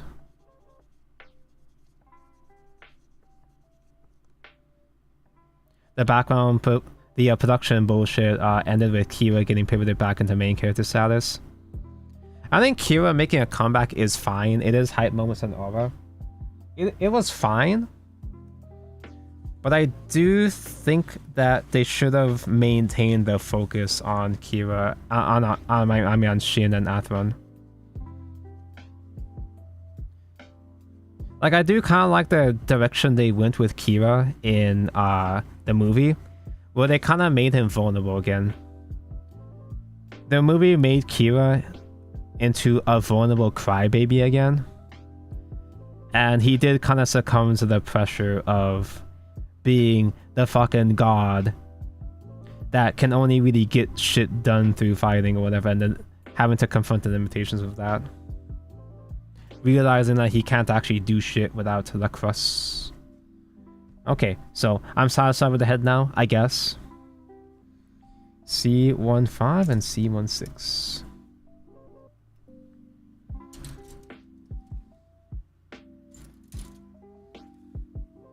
Typically, these Gunpla streams consist of me rambling about Gunpla, rambling about Gundam with 1 or 2 people in chat, and then dicking around trying to find pieces for like 2 hours straight. And I wouldn't have it any other way. So 5 and 6. There you go. Now I could paint some black on these gray pieces, but typically these pieces are mostly in the inner frame, so I don't think I have to sweat too much about. Except the fists. I should probably add paint onto the fists.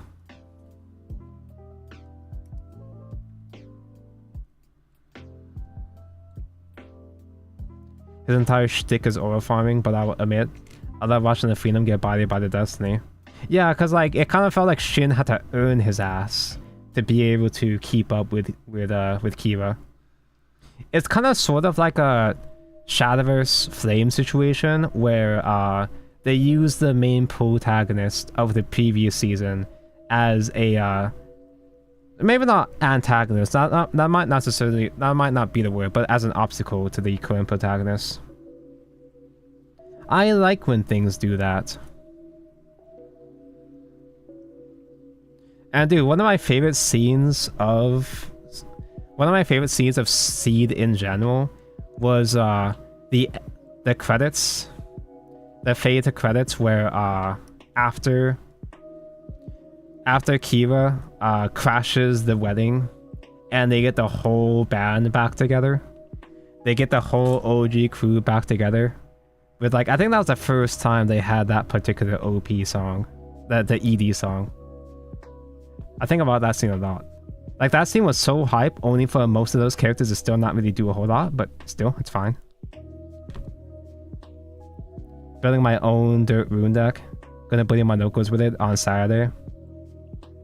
Kurodwin does cost money. I chose not to finish dirt because there's a lot of expensive cards in set 9. But Kurodwin and Faust aren't nearly as expensive compared to Vampy. One single copy of Vampy Evo is like $50 right now. It's crazy.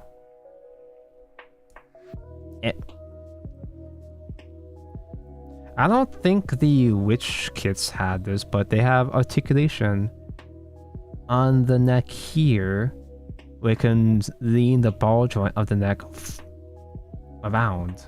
Well, you could, but this keeps popping out. Yeah, do I have it backwards? I think I have it on backwards now.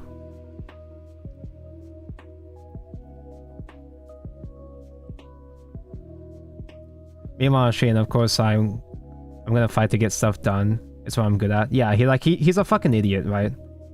Both Kira and Shin are fucking idiots, are only really good at fighting. But they represent like two separate like approaches to it. Like Shin is a lot more violent about it and doesn't really think his shit through. And I like that. I like that dynamic Shin has in the movie where he's a lot more chill in the movie, and he's kind of like a puppy dog next to Kira. Shin is so cute in the movie. He's a lot more chill, and like the final boss, the final battle. I think about this a lot. The final battle with Destiny, like the fucking shadow clone technique he does is so fucking stupid. I've always what I like about Destiny Gundam, it feels like a G Gundam, right? He feels like he's from G Gundam, where he does a whole ass like grabby hands, like he tries to grab motherfuckers with his, he tries to grasp motherfuckers' heads with his hands to like do a finishing blow on them, and like the whole like shadow clone to make of. Like, he literally just clones himself. He literally just fucking clones himself, just like how the God Gundam does for like one fight and never again. Jin embraces his dumbass fan tendencies, especially post-Destiny. Is the reason why they gave him Shining Flame. Yeah, exactly. The nice thing about Gundam, just as a franchise, is that you don't have to know all the old material. You don't have to know OG Gundam to get the references. You don't have to know G Gundam to see how similar it is between G Gundam and Destiny. Yeah, sure. But if you do know, it feels very rewarding. Like the separate AUs like Seed are designed to hold up by themselves. But if you understand the inspirations, then you do get to have a bit more extra value in your viewing experience. It's like, I understood that reference. Meanwhile, at the end of Seed Season 1, like they had that whole ass like battle station, the space station, the weapon space station thing. And I'm like, oh, this is like, it's like Gundam Witch. Oh, the final boss Gundam has like little drones. It's just like Gundam Witch. It's like a Gundam Witch reference. So I need 14 and 15.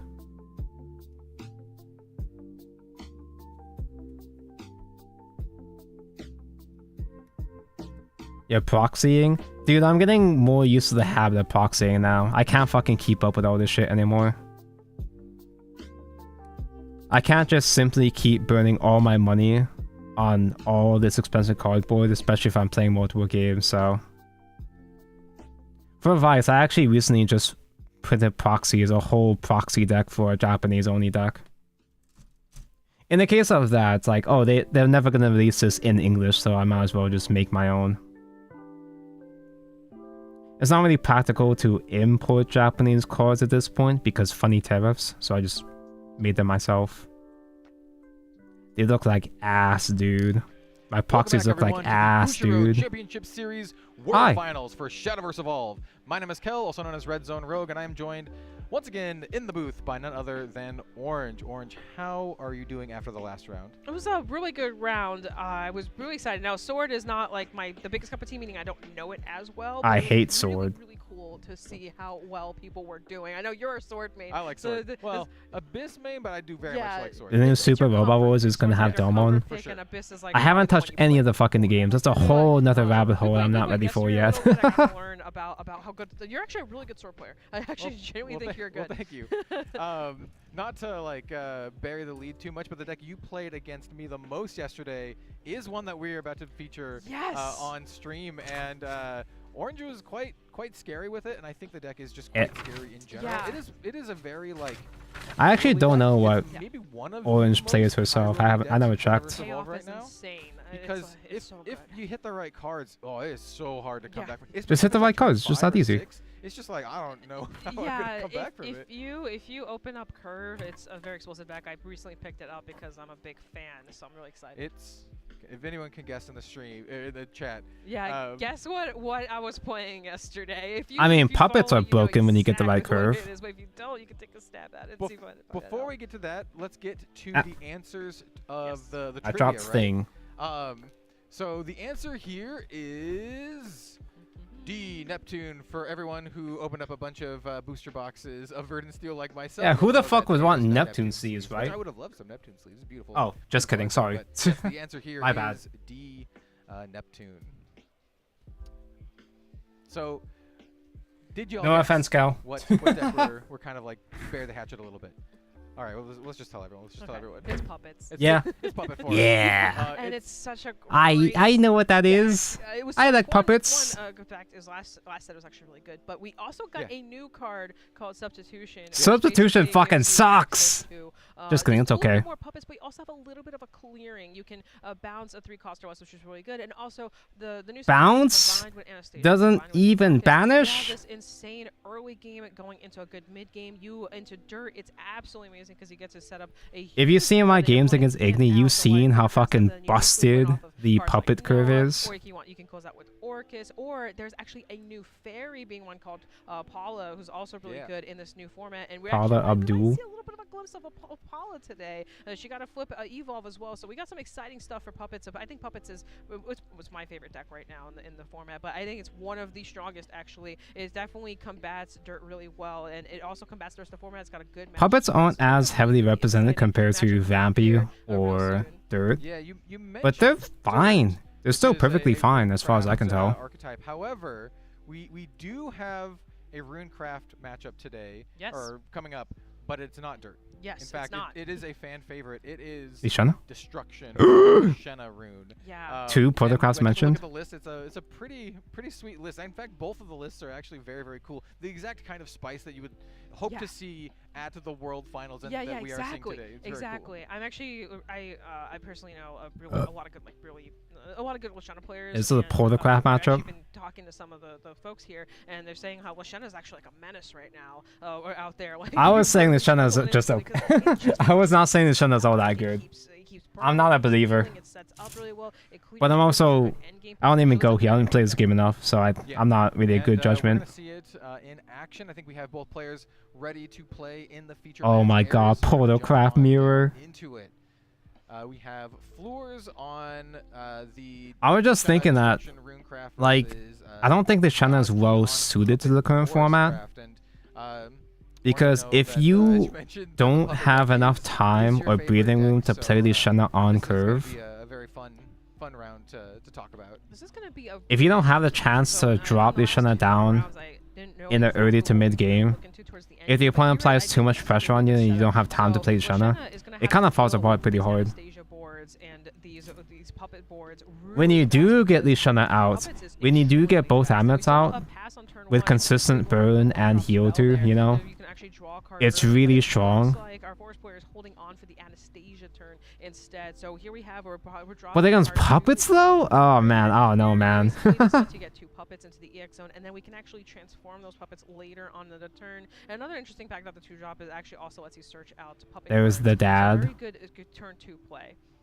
So if you are not Yushin's alright. with Had a all close the match against her last this locals, was and playing not Machina familiar with Abyss. Puppets, deck, maybe you're new to Shadowverse Evolve. What's kind of Bro, like the I'm sure it's just me, but So you I can do go not to fuck with Machina Abyss at all, man. Bring out your puppets for free, and then I'm granted, I've only tried to play her a couple times, for what people would prefer is actually but every time I try to play a mono, also it has feels skill so that you can bad. evolve into a more scary form, or every time a At least puppet for dies, me. you can burn your opponent directly, and you can Trying to basically pull out maintain your an turn early 14 board, damage in one turn with trying to your dig play. for the right There's some pieces very on time interesting just different ways feels, you can set up ugh. or what we're seeing here, I you just can also don't see vibe the with the Pistol fairies at as all. well. So this is the fairy end. There's 2 forms of her. But I'm There's also probably just not doing it right. 5 for a spell, any spell, by the way. So here we're grabbing the Ivory Bomb, and this is a really good finisher as well. Oh, it's on Ivory? We're actually running the Ivory Bomb as a tech option here, so they were able to Ivory for bomb? The other form, which is a form where I don't remember Ivory did. I'm assuming it. I think it did burn. Into the EX zone, which is a really cool play. That includes amulets and tokens and anything on the board that isn't herself. Yeah, that Ivy Spellbomb is going to be interesting. It helps deal a little bit of damage with the combo, and it also just deals straight up 5 damage to any enemy follower on the field. So it can come into play here. It's not easy to pilot. Lashena is the It took me a lot of games to get decent at it. very, like, It just feels so fragile to me. right? Yes. Like, I guess it's a high roll deck anyway, but play cards. You wait, yes, exactly. it feels like whenever I play it, it feels like it's so easy for mana to completely fall apart. Especially once they get the amulets out of the board that burn and heal, and it's a very hard deck to kill, actually. But I guess that's part of the challenge of playing it. Like a good player piloting it is that you know what to do when things don't go exactly how you want it, obviously. Which are also become, and you notice they actually kept them in the EX zone, so there are 0 drops. You can actually play them out, but I'm sure probably players. Yeah, dude. And they're probably got the Lloyd and the Vicky. I'm sorry, the Leod and the Vicky. Yeah, for sure. I mean, those are good ones to play on like big bursty like combo-y turns, right? Because they're 0 drops, they do count for combo, so you can also wait to play combo with it. Exactly. For those who are unaware, who might be out of the loop, puppets in this game, puppets actually cost. Puppets aren't free. The normal puppet tokens, they cost 1 drop in this game. So you can't just spam them out for a big combo by themselves. But when you transform the puppet tokens into the good puppets into Victoria and the Lloyd, Victoria and Lloyd are 0 cost in this game. So you can do crazy combos with them instead. When you have Lashena, and it definitely telegraphs like, hey, I'm playing the Lashena deck, and he's gonna follow that up with a destruction. Most of the time, you don't actually like spam out puppets and crash them the way that you do in digital Shadowverse. Especially since just rush in general isn't as valuable compared to digital Shadowverse. From the EX zone, and then basically one will burn your opponent and one will heal you at the end of like or the start of every single turn after they're out on the board. So it's a very interesting. It's like kind of like a stall-y almost play. So it's really good. Yep, you get the destruction of white and Lashena is a stall deck that right now Lashena doesn't have that many crazy finishers. It's got things it can play like Saphira. You can play the meme giant chimera combo, but it's kind of rough. On the board, so they can combo to get the full Anastasia combo if they wish to. It also will make the tokens bigger, so they'll be a little bit harder to remove if we're gonna go down that path. Which I think that is the path to go to, because we need to extract as much resources out of Rune. That's usually how you play into Rune. You want to extract resources. They have a lot of removal. There's a very like removal dense deck. And here we do have the Anastasia. Puppets are pretty. Anastasia says on play you recover 2 play points, and then for every combo you get extra abilities. Like puppets, they can burst pretty hard, but the main thing is that they do Anastasia to get like a huge buffed up board that most decks have trouble clearing. So very interesting here. So because we have the 0s, now Lashena can clear with Medusa probably. Drop that says if you have a 5 cost or higher unit on the board, you get to basically play the spell for free and draw a card. Kind of similar to the Lashena spell we just saw a second ago. We have the Sakuna drop down. The Sakuna also forgot the Lush was in the game. Storm on her Evolve. I miss playing Ector. So here we have the they turned the Lush into an alt art of Ector in this game. Should be going into combo 5 now. We saw a lot of honestly, Ector was like the only Abyss deck I actually enjoyed playing. Big bodies, and then we also have a storm follower that's about to swing in. It should be a 6/6. Tonko hates Abysscraft. Evolve happens, and we'll even have additional play points. So we'll even have some extra. And sorry, one more thing I wanted to notice. Big combo. Big combo. Turn 5. Get huge fucking board. Evolve Sakuna for like a 5 attack storm or some shit. I think it's very fair here, right? It was smart. It was very smart. They can set up for a Noah play upcoming. And under a Noah play, basically Noah will buff up the tokens, so it's good to kind of hold on to them. And we're actually still going. We already went Insight for free. 5. We are still. He's on combo 8. Still playing. The Anastasia is such. Anastasia could easily become like a 10 mana play on a 5 mana turn. So here we have the Sakuna. Ector becomes viable again in set 11 with Icy. I did see that, yeah. 10 damage. Apparently Icy is like the best card in the Abysscraft. There is a 6 more. Lashana is going to be in It's quite a really situation. it's really scary. I don't know what he does, but I know that And we have the Icy is Bushroad pretty good generically. on top of that. This is And like the so we full have a little bit of the a full problem. build with The Elgano Russian is pretty player good, has the it Lashana seems. hand, but they can't play it. Oh no, Because if you they can't. do, they'll lose the game on the spot. They have to clear the board, and that board is it's nasty. That's a strong board. Like, It's a going lot, against yeah. Lashana or Lashana Rune, you really have to be the aggressor, right? Because the deck is slow, but once it gets to a certain point, it becomes like recovers. almost unkillable, right? It Yes. just Well, that's the feels thing so about rough, Lashana though, has is so that much value, has so you much have to movement, get to that you point. can't let them get to that point. You have to And so work your the ass fact to that get you to the just play point stuff and punch where it in the Lashana face becomes nearly is untouchable. what Puppet Forest is really good at, especially But with Lashana just fucking Anastasia. folds. It's kind of one of the reasons why we Lashana just folds against early aggro. Because if the opponent applies too much pressure, see, this is great because I actually know these two decks, right? This is the one matchup where I actually know these fucking decks, so I actually know exactly what I'm talking about. How exciting.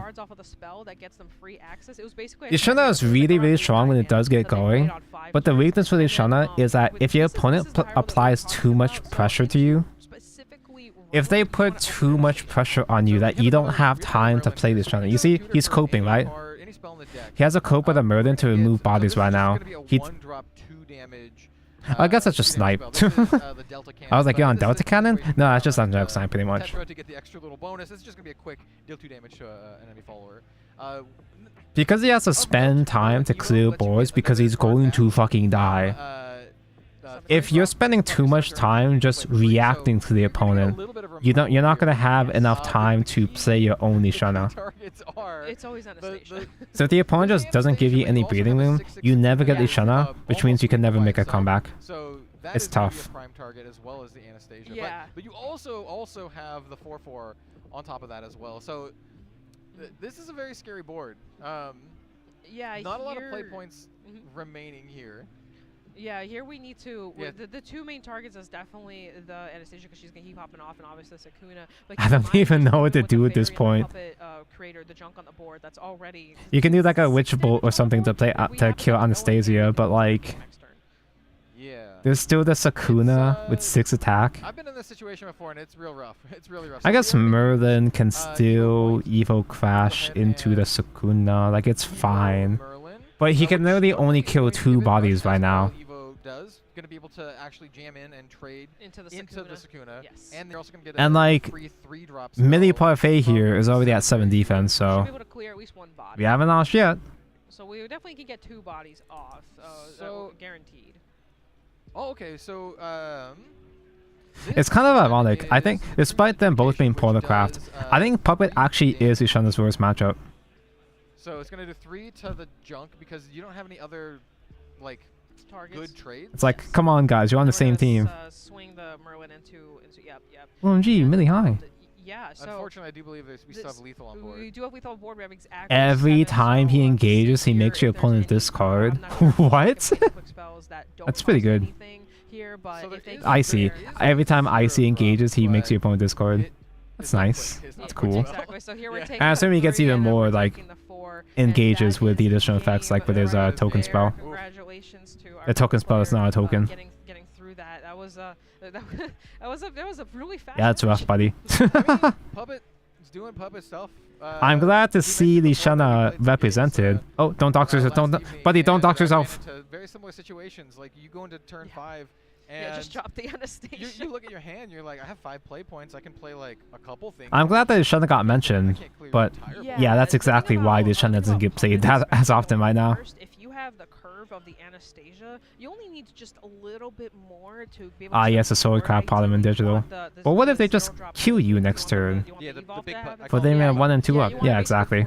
you change him, the transformation basically They could just buff those 1 and 2s up again for even more power. You're guaranteed to get the And 5 go combo straight to play on the face. turn 5, and we saw the full opening. We didn't just see the 5 combo play. We saw the full 9. Train We saw the engages them. Sakuna, Yeah, that's we what I saw the figured. double draw off the spell. The we saw maneuver. revival points. We Wait, saw the maneuver default, as a we saw the keyword is jump, we actually saw the- in? we saw the I'm full really far action behind. out, and I that haven't was- read that is any the high roll spoilers of since Puppet. the We didn't see summer the set, full I'm high pretty roll. sure. High roll would have been if the fairy was able to We have maneuver back the mentioned tokens and in then call them back Evolve down. too. And I think it was really smart that our puppet player was able to set up in a way knowing that Lashana can clear the board, so that way they're able to optimize on another turn or on the 5-drop turn. I'm So pretty they were sure figuring this out piece is really not going to be smart. Lashana visible player on the also did an outside, amazing but job. They did their best. Their deck I hope is it's a not. little bit slower. It needs a little bit more I'm trying to time clean it up crank just in up, and we case. didn't have a It's quite chance. slow. So this ugly ass Bushiroad thing. is very, very slow, but it's the I kind have of deck another that you balancer set somewhere. I like just an don't know inevitability. where it is, but The problem is this like, is here on turn to. 5, turn 6, It's a balancer. Shadowverse It balances. Evolve 4, Yeah. So you have to,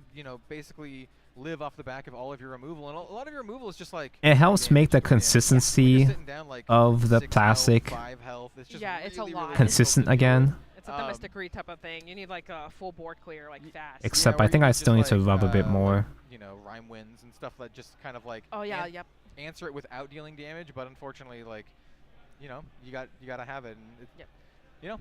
It is. It is what It's like normally so maneuver in SVE is like It's my favorite normally the deck card's for an a amulet, reason. but it has My favorite stats. kind of decks is the kind of decks where I have more than one way to play the game, and that's my favorite part. And So we maneuver saw is do one this thing to version of turn having this how to into a basically, follower set for the rest of the that turn. vehicle up, which is the Anastasia Okay, one. it's because We I didn't even see a real deck game. saw We didn't even see an Orcus deck game. Did you notice I that? saw We one of the didn't new see cards that just got 22 revealed. cards I that think it told us was the it way of the deck Lapis? because the deck is so versatile to playing different engines. You I want saw puppets, Lapis was a you go amulet Storm, that you go becomes a Orcus that follower. kinda set up a Because I little saw that bit of the healing you know play. You have so many becomes a ways, follower so with that's the why I think that effect, I- and it had the honestly, stats on the side talking too. to some of the people I've been testing with and going to I don't know that was Shadowverse part of with, maneuver. I saying, just like, kind of thought it was think like this deck's, their way of doing really crystallize. strong. A high roll, but it's really strong. Under a high roll potential, I actually think it's one of the strongest decks right now in the format because so many decks just can't answer it in time. Blue Eyes It's took the just too top fast. spots in Master But Duel the low roll, rated. unfortunately, and there is a low roll. The Yeah, low just roll is main when you deck land see the imprisoning. It's just that wrong easy. pieces at the wrong time. The deck does fall apart. Like if you're not seeing any It shouldn't puppets or be you're not seeing surprising because puppets Blue Eyes transform is the puppets, most then you start popular. seeing the deck slow down and actually But I you kind of perform figured. I just kind of better assumed that sometimes. you know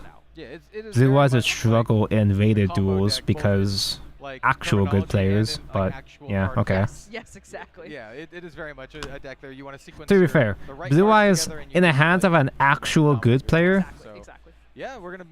When you're not just fighting a eye simple out Blue on, Eyes main, Puppet Force when it's an for actual good the player rest of playing the day. Blue We Eyes, will it's still have a pretty player good. Interview in just a moment, so stick around for that. We're gonna. Win rate here is like and, 55%. That's pretty good. in a few minutes. That doesn't sound that crazy, but like that actually like is solid.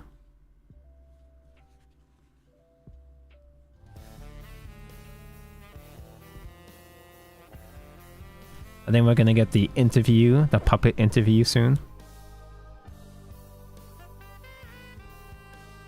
The deck is generally good even if you don't hit your Primite. Would I go that far? I'm of the toxic opinion that Blue Eyes is fucking ass without Primite. But I guess in the hands of an actual competent player, an actual competent player can play the pure Blue Eyes package without getting punished. Like it's really, really easy to bully Blue Eyes players because they make really greedy plays all the time. But when it's a player that actually knows what the fuck they're doing, then they're not gonna make as many mistakes. Blue Eyes gets so much support that it just has to win eventually. You know, heroes get support all the time.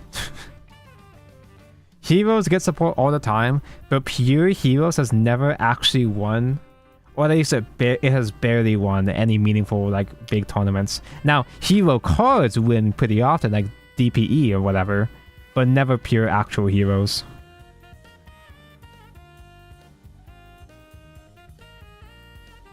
Tier 0 deck, tier 1 or tier 0 is Pet and Rod Riley.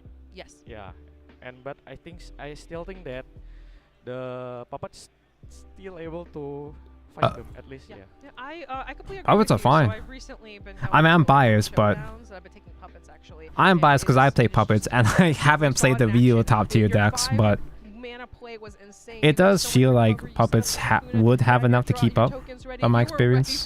for that 5-drop. That's what I'd like to fight. believe. I saw it too. I was like, that Anastasia's about to drop, and it was really well played. You did a really good job. Blue Eyes usually comes Is out there on top on anything hand trap you're, wars, yeah. looking forward to not seeing? Is there matchups that you're a little bit scared of to see today? Yeah, actually. Evo honestly feels like it has a red eye issue. I wouldn't put it that far. Yeah. Is that Dirt Rune? Yeah, I think they That's do a Dirt Rune. good Okay, is job there- of is it- designing if they open crates, is pretty that why? good hero that's support like in a their- sense their that output is Heroes are at least clear, they can always draw, Yeah. viable, shake quote material, unquote. Yeah, yeah, it is a little scary. Heroes I are at think, least that always a if you wanna pretty open Anastasia, that's acceptable possible, right? rogue deck. From Like, it's what I always been a learned, competent try deck. to open Red Eyes has Anastasia, never been it's competent. downhill. Red Eyes has It's never downhill had from there any because direction. If you put Orcus down, they clear it. If you put puppets down, they clear it. It's Like, a little bit Hero hard goes in a really bunch of controlling different it. directions, can still clear but if they I have put the synergy, Anastasia, though. but yeah, it's quite hard. It's hard Hero because they don't have a support wide is all area. over the place, but they usually have a like there's some kind of through line between them, you know. What was your last round? looking You can like? What was still your facing bridge this round? between mass heroes, the- regular heroes, this round. What was your Destiny facing heroes, evil heroes. Oh, did you They win? have so many well, pieces, hey, but they look at bridge you. together That's, cleanly. at first Red Eyes I has had this fucking quite bad. nothing. I don't have any Now, Papa Red Junior Eyes, Oh, the no. metal, Yeah, but Did you I find the it? metal mode yeah, support but I use is the power to first look at map competent and Red get Eyes support we've like association, but- ever had Oh, since thank like goodness. OG era. So good. So I have a question for you because there's kind of two different versions. Of Yeah, the cards Red you Eyes can stuff build. like You can actively kinda like go works against each more other. Pyro route with the Paula, because you can do a Paula play where you can swing with your 0-drop tokens and then put them back. Just stick to and metal, then yeah. Push them back Yeah. up. But what made you decide to play Paula over like maybe substitution?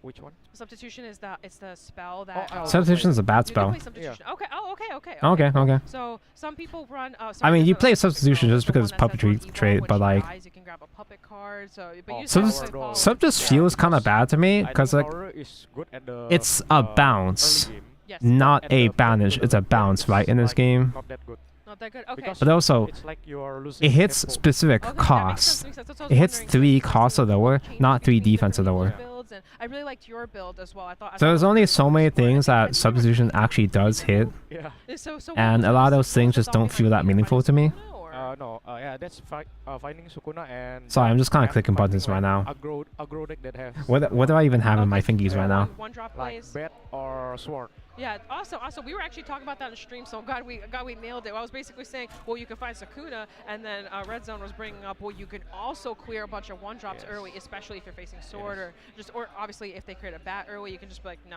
get Yeah, that and off. of course for mirror also. Yeah. Like 6/6 Sukuna. You Yeah. call Fina and. Yeah, Fina's Yeah, really well, good. There you go. Awesome. Well, I think you're doing. Fina you're doing a will really good whiff. job piloting the Fina deck. look at Someone top who's 5 very out of much 1 aware. cost follower. I'm It's not gonna a big whiff, but force still user, just but I a nice really card in love general to puppets and have. I'm a big fan of like puppet type things. I think it's really cool. So I wish you the best of luck. Okay. We're about to. Yeah, I think Out Outer Orange for Vanguard, I think she does enjoy Dire for Dolls, the puppets of Card Fight So our Vanguard. trivia for today is, or for this specific question is, how many Machina cards do you need to banish from your cemetery in order to perform the Techno Lord's Fanfare ability? And we have This options many! 2, That many, I B think. is 3, C is 4, and D is 5. I think it's 3. What you think the answer is, and we'll give the answer out after. I haven't actually dropped Technolore in a while. I think it's 3. All right, so guys, we're gonna close it out here. Prove for that now. Tonko We'll is be a back, Yu-Gi-Oh obviously, player. we'll take a Just quick clicking break. buttons, yeah. Thank you so much for coming on with us today, and good luck over there as well. And yeah, I'm we'll just see you guys in a clicking little plastic bit. until Thank something you. works. Until something Stay fits. No, and I think I was gonna say 4 because they adore even numbers. Yeah, but 3 is a magic number. Every time there's a Super Mario boss, you have to hit it 3 times until die.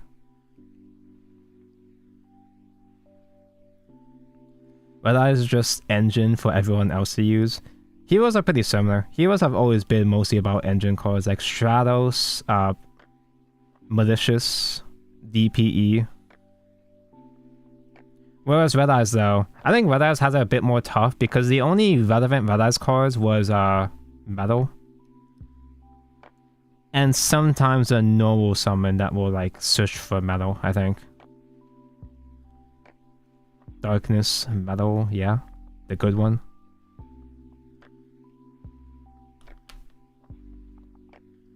The single most successful Red Eyes cards are single powerhouses for other archetypes.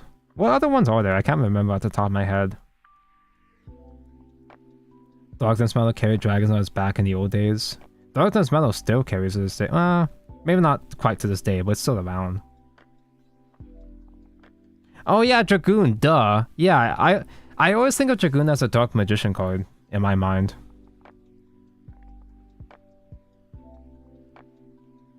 Well, it really is just like Heroes. Because Dragoon was just DPE before DPE.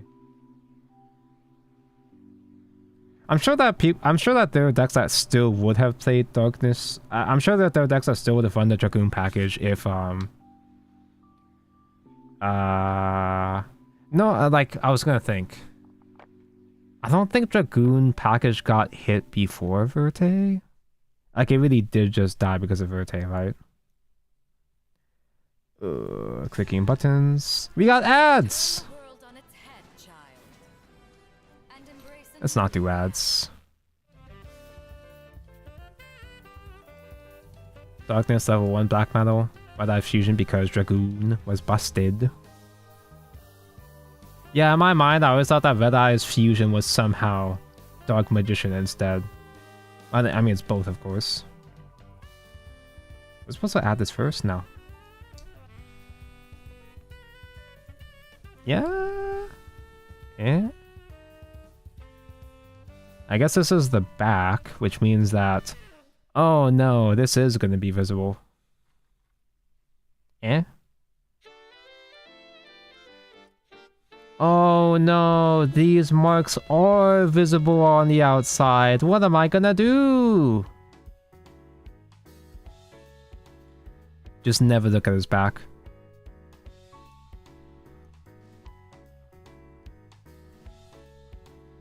Oh my god, that's right. Dragoon doesn't even have Dark Magician in the name to begin with. A DM player super pilot my ultimate Spirit Dragon with DM to make Dragoon. I always talk shit about Dragoon, but like I'm always like, oh, only bad decks need to go into Dragoon. But whenever Dragoon does hit field, I'm like, now what? I just lose. It's like, yeah, sure, the bad deck has to rely on Dragoon to stand a chance. Yeah, sure. But now that they have Dragoon, what the fuck do I do about that?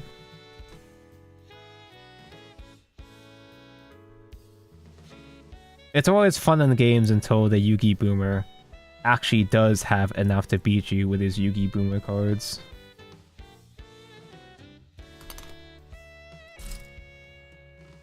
Red Fusion's a bad card, but it just happens to summon one of the strongest bosses in the game. It's a really, really basic Brand Fusion. But that really, really basic Brand Fusion gets a pretty good card out of it, yeah.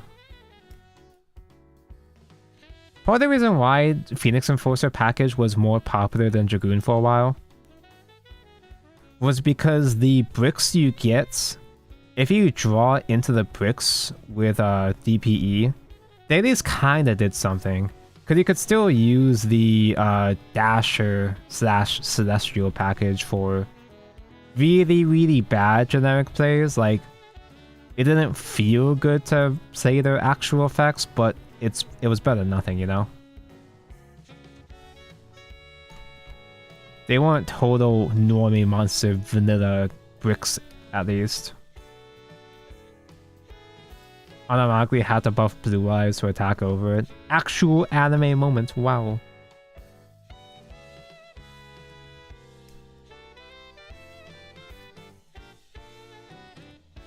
You know, pardon me. My pride stops me from doing this, but part of me almost kinda wants to build Blue Eyes. Tonko fucking hates Yugi Boomers. But I'm gonna be honest, gameplay-wise, I kinda think gameplay-wise, Blue Eyes looks kinda neat. I fucking hate to admit it, but the Blue Eyes players kinda did get a dub here. I kinda do like all the options that Blue Eyes does have. Granted though, there's a lot of really embarrassing shit that Blue Eyes players do, but yeah, the gameplay wise, it's kind of similar to Voices Voice, where it just make a couple guys, but you have a lot of layered interaction with those guys. And different forms of protection or interruption. I fuck with decks where it's like I make like 2 guys, yeah. The one that had to spin my wheels like my dice won't do. In general, I kind of do vibe with more decks where you don't make a billion different guys, but you just make a couple of pretty good guys. Just make a couple of guys and do a lot with those couple guys. Because Blue Eyes combos have a lot of like they have like really, really obvious lines, but They have a lot of options. Sometimes I'll lose to a Blue Eyes player just because I have a line I just didn't know or forgot about that I didn't see before. Okay, I kind of got ahead of myself here, but that is part of torso. So I'm supposed to do this side here. F and E. Actually, wait, no. I did get ahead of myself here. This comes in after I put in the other effects. Just kidding. Blue Eyes tends to be able to rebuild their board breaks. Yeah, like it has a similar type of recursion that Voice's Voice does. I fucking hate to admit it, but the people I hate most play a deck that's actually surprisingly similar to the deck I like most. And it makes me mad.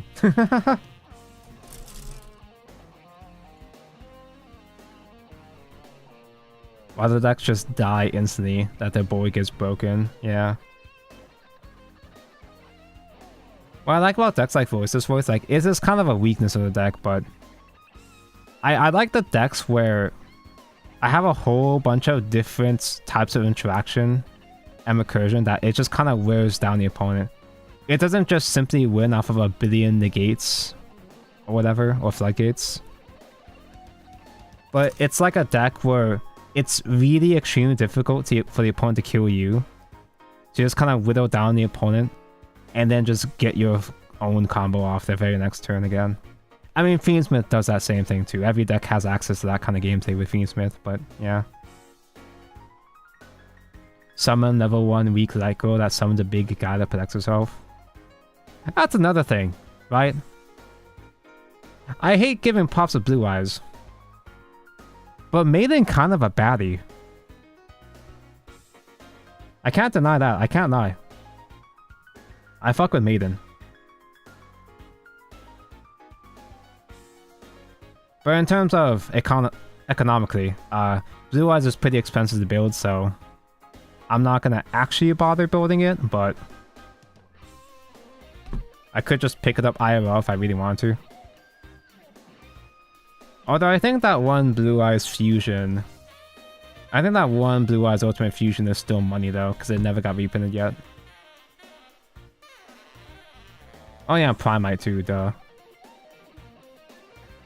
Before Primite came out, I saw that people were coping on the Buster Blade package with Blue Eyes. Which honestly didn't even seem that bad. Because Buster Blade is actually pretty underrated.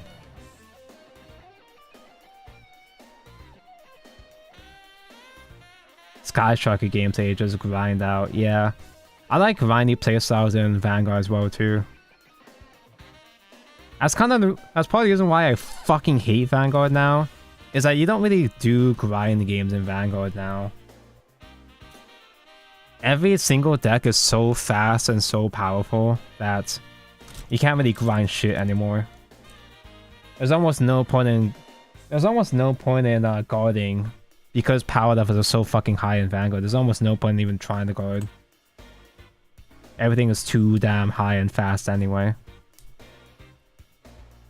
And that's why we're watching Shadowverse Evolve and not Vanguard. Because I can't fucking stand... Actually, what is Vanguard doing right now?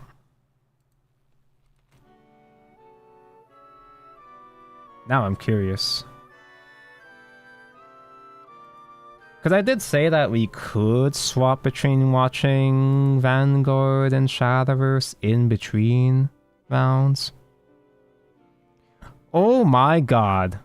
Grand Archive? Grand Archive is doing their 2-year anniversary today too? That's funky timing.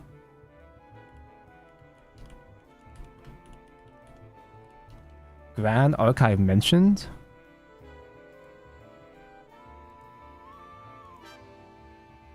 Wait, do they even have... Wait, do they not have a YouTube stream for Vanguard? Are they stupid?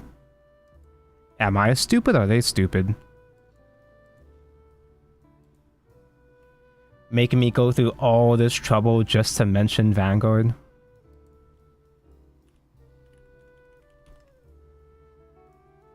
Hello, Taihen. Vice.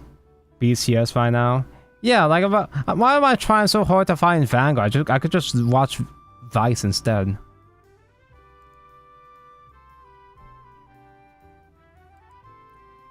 Okay, Vanguard is currently in between games as well too. Oh well, we missed it, but it was just Kai and Chris yapping. What is going on in Vice right now? Does anybody actually watch it? Does anybody actually sit down to watch the Vice tournaments? I mean, Tonko loves Vice. But not that many people actually talk about the competitive scene for Vice, though. They got 400 viewers, that's pretty good.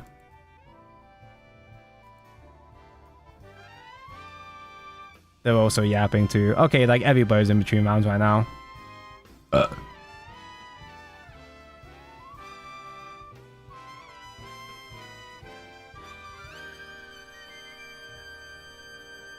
Oh yeah, the streams might be on Bushiroad Global. I believe this one is just the Shadowverse. Yeah, this one is the actual Shadowverse Evolve channel, that's why.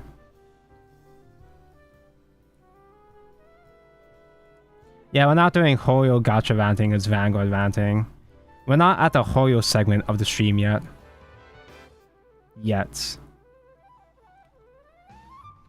But dude, I actually sat down. I finally sat down to play Vanguard again yesterday.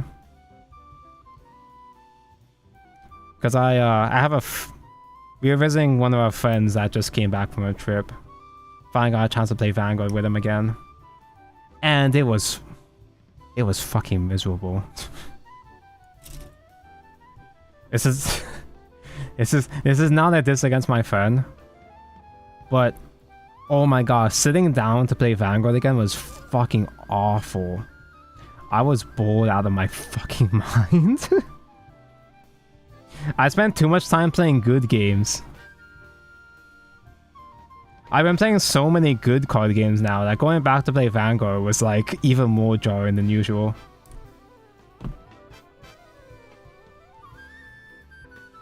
I had a game where my opponent... It was a typical Vanguard moment, right? I guarded to the pass on my opponent. He twin drived into double crit, all to Vanguard. And it's like, yeah, okay, that's my bad, because it's a resounding Vanguard. I should have been prepared for him to check double crit. That's a skittish on my part. Yeah, it's unlucky, it's super unlucky, but it's a skittish on my part. So I should have been prepared for to the pass against a resounding Vanguard, right? Then the Vanguard restood for one drive, single drive. I guard again. Over trigger. Double crits into restand into single drive over trigger. Man, I love Vanguard. My go card still being held hostage. I finally got the rest of my cards. Oh, that's why I was so bored. It's because I didn't finish my Mygo deck. I forgot to bring Mygo. My favorite deck.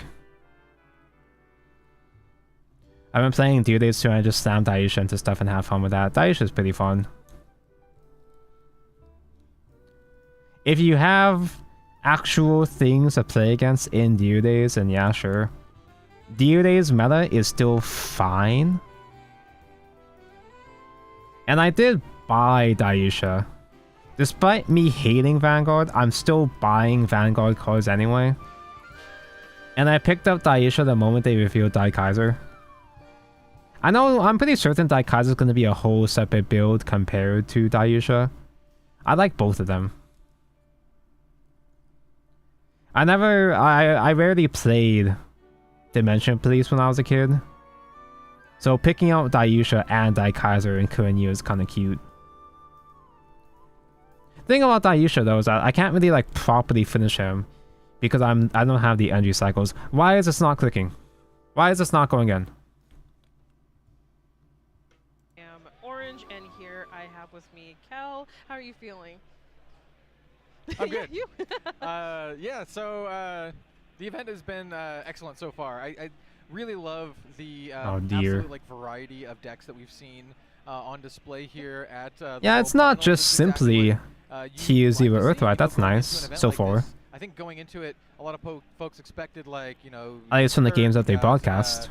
Sword and vampires, which we haven't seen at all today. I still haven't seen Vampy. And I then still don't know maybe what some, Vampy actually some does. and stuff. And we've seen like a good variation of that, plus some other stuff too. We saw Lashena, which I stopped buying new decks this year. I really want to see how well they support old white lines. Yeah, a little bit of a higher. Don't keep your hopes even up. like even stuff like Thief Sword, right? Yeah, which was a little bit If more your old unusual, white line so does we get new wouldn't support, consider, Octress to be it's gonna be very promos. popular It's card gonna be set, through especially with promos. cemetery.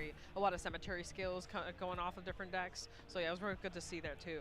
Yeah, And those promos are gonna the be round really that we hard to have get, coming up, even we if your have old deck another is still mid. archetype that maybe some people would have expected, but I know a lot of people wouldn't have. Yeah, and it's that interesting. is Like, I don't even know if I even want to archetype, bother building Artisara at this the point, latest which is the new that lyrical does, one. It is the new dragon archetype. Yep. It's the lock lyrical that Yes, basically duelist, looks like a which is blue the archive duelist slash that, Azur Lane character. English format, well, There run we it all the go. time. So, Yep. so it's a little bit of a different meta. Just I a slight fucking little love difference here. Artisara's Earlier aesthetic. on with Academia, those are the two decks that are a little bit more new. But, like, to the English format. it's just fucking lyrical pile. Since we didn't get them, we got them in the sets versus. I have lyrical pile. I mean, yeah, I have the cards for it, except for the new cards, but like, it's just so fucking boring. Every Vanguard deck is so fucking boring, because every deck is just generic The pile. later the game gets, the stronger the deck gets. The scaling is like this. Except for like Bath Saga, maybe. It's Okay, really, yeah. really good towards the end. But you gotta Except get for the there. exceptions, You but you know gotta what I get mean. that potential. Yeah, and I know it runs a lot of like very traditional dragon cards. Like, too. You deck have building in Warlord, Vanguard is Ram, so and fucking Vortex, lame, but because nothing most of it different. is just the All same backed up by all the $50 staple cards over and over again. It's actually worse than Yu-Gi-Oh! Interesting to see, especially since it's going to be Building decks in Vanguard is One of the decks actually we already genuinely mentioned, worse than a Yu-Gi-Oh! deck now. that, we expect to see a lot So I of, and that need is, C14. Oi, oi, oi, oi, oi! We have a friend here. Is he allowed to do that? And the friend is gone.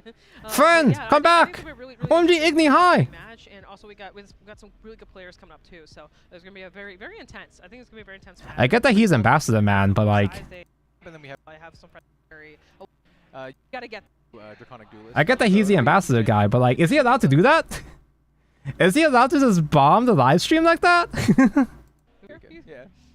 And I think we actually have the players ready to play in the feature match. Anyway. We have the We have trivia the as trivia. well. We need Yes. to, so let's go Igni ahead and go over the mentioned. trivia answer here. So the answer Intrusive for thoughts the 1. trivia is actually B, which is a number 3! I did that! I knew the thing! OMG, that's So you! Hopefully you guys got the trivia down. I'm a big fan of Igni, are you allowed to do that?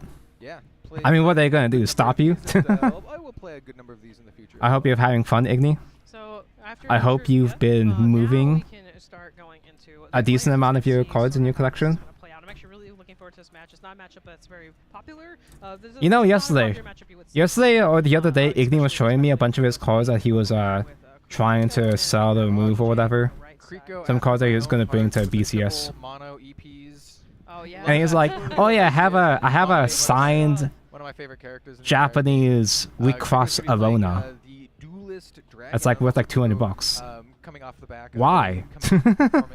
At, the Not only is it Blue Orc, another thing Grand is Avona. Why the fuck coming, does Igni have an Avona? locally, But it's also Dusk Recross. and looking at the None Dusk, of us even play Recross. pretty standard list I mean, I of played some Recross when it of the first came out in English, but choices. like, Notably, Golem's I want it. Rampage, which is a card that I don't know what it does, but I want it. Winner Daniel Yonto So I need is playing as 4. well, which I think is a really nice include of as a one of in the list. here. I completely agree with you. And for our duelist player here, from what I'm seeing so far, it's a pretty. I was honestly enjoying Duet days because the decks are far back enough that my decks have variants. Looking forward to see what the curve is gonna be looking Yeah, the like. quote-unquote meta in Duet days. Not that the meta really matters at that point, but it does. There's a lot of variety of decks that are viable at that point. We have the Dragon's Nest coming down, a pretty standard card. Artisaya is just Orphis with Address and Lock, I guess. The Lock is super overrated. The Lock is okay to have as an option, but you mostly just use it as like just value.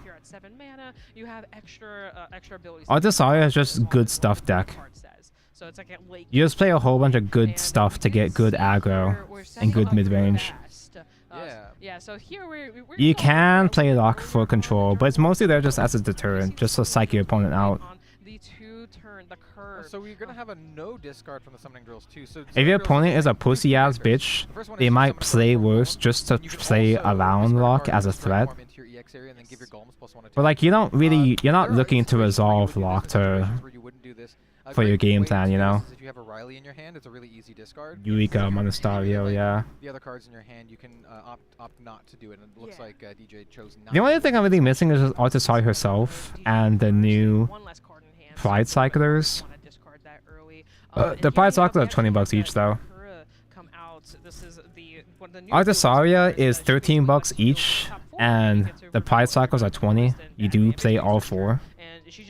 And it's like, man, at that point I'd rather just, if I'm gonna spend money, I'd rather just spend money on a good game. I'd rather spend money. Wait, what is he playing? Wait, what? I only just realized. Sorry. I only now just look at the actual game that's happening on screen. Drawing is just so powerful in card games, and Riley is definitely Bro is playing Duelist Dragon? You can do that? For 2 here. The guard from Golem does have taunt, and the 3/3 body from the. I've heard Igni talk about Duelist Dragon. Against that 2/3. There's a Vermilia. So this is the deck that was supposed to be the DX decks, the DX Star decks that Japan got. So this card is a really good. This was a dragon deck that came with the in Japan they had a starter product where you got 2 decks. So you got Mysteria Rune and Duelist Dragon. I have no fucking clue what Duelist Dragon does. Yeah, so for folks not But apparently it's good. Archetype, the Draconic Duelist, can you tell everyone like Yeah, what tell me. Vermilia does basically? Yeah, so Vermilia on death, the whole purpose of Vermilia is to get the Aftershock token, and the Aftershock token is a token that stays on the board. It's like an amulet that like every single time you call a card that's a duelist card, you basically get a stack, and then after a certain amount of stacks on specifically the amulet, you get a new effect. So you can blow up board, you can call cards out. It's a pretty strong amulet, and you basically just want to keep it on the board the entire game. And the earlier you find the Vermilia, the better it is. She also has like Rush, a Sail. She just sits there and goes, I want to die as fast as possible. Yeah. And she also does a little bit of damage. She can also deal damage as well. So it's kind of like a. So just a little strong little card. It's kind of sort of like a what's his name again? Leonidas, right? Yeah, Leonidas. Thank you. Here comes the Aftershock token. Thank you, Kale. Yeah, it's like a Leonidas for dragon. This is really good. So the hardest part about Duelist is Guy dies to get big amulet to get the good amulet. you want to basically open her on curve. That is cute, but like, can't you just like? For this matchup. That sounds pretty good, but like, Have, as you mentioned, I guess you could just destroy the amulet. um, But there's not that much amulet destruction in this format, so Correct. You want to just keep spamming board. The point of the deck is to spam. most decks shouldn't have counters against that, so that it sounds fine. You guys don't know the token. I love expensive generics. I love getting priced out of entire nations because I didn't buy the $500 worth of generics. Oh, Alfred's coming back. I want to build Alfred. I have Blaster Blades already. I want to play Alfred. I love Warrior Paladin. What's that? I don't have the other Keter generics. Oh, well, I guess I'll just die. Oh, no Sergaion. No energy cycles. And then we still also have Masamune on board, which is also a 4/4 with Storm, because if you have at least This archetype does have the Masamune and Poseidon. They're both Duelist Dragons. Also has Storm, so it gets +2/+2 in Storm. So he has Bane. The only thing I know is that Masamune combo is not broken. It's not as ape shit Very strong. And also, as you mentioned, putting the compared to Digital Shadowverse. on that amulet. Yeah, exactly. And that's the thing about Duelist that's really interesting. People don't expect it. It's a lot of storming, a lot of baiting, and a lot of assailing. It's a lot of key turns basically on a bunch of cards. A lot of good things. I like those things. I like Storm with other things. The lightning, the lightning token so early, we can actually stack up pretty quickly here. And so we have a Faust. I'm waiting for token. Chaos Breaker. You go search up. Do you have Bronze of Pile? amulets across 2 different ones. Although Bronze decks aren't as scary compared to the other pile decks. The what is it called? But there are Bronze decks. There are still several Bronze Gate decks like priced out of like Messiah. In the glare here, Because Messiah has to play all the generic stuff. Is pretty common here. Yeah. And, I so think this what is was the the price. banish? Yes, the price of magic. So this is the one that banishes a follower with 4 health. Like if you weren't there Would've been nice to have used that build on, Romelia all like if you weren't there, if you're interested in a deck but you weren't there to invest in the nation staples as they came out, if you're trying to come into a new deck in a whole new nation that you haven't invested yourself into already, you are fucked. It is so difficult to get those generic cards now.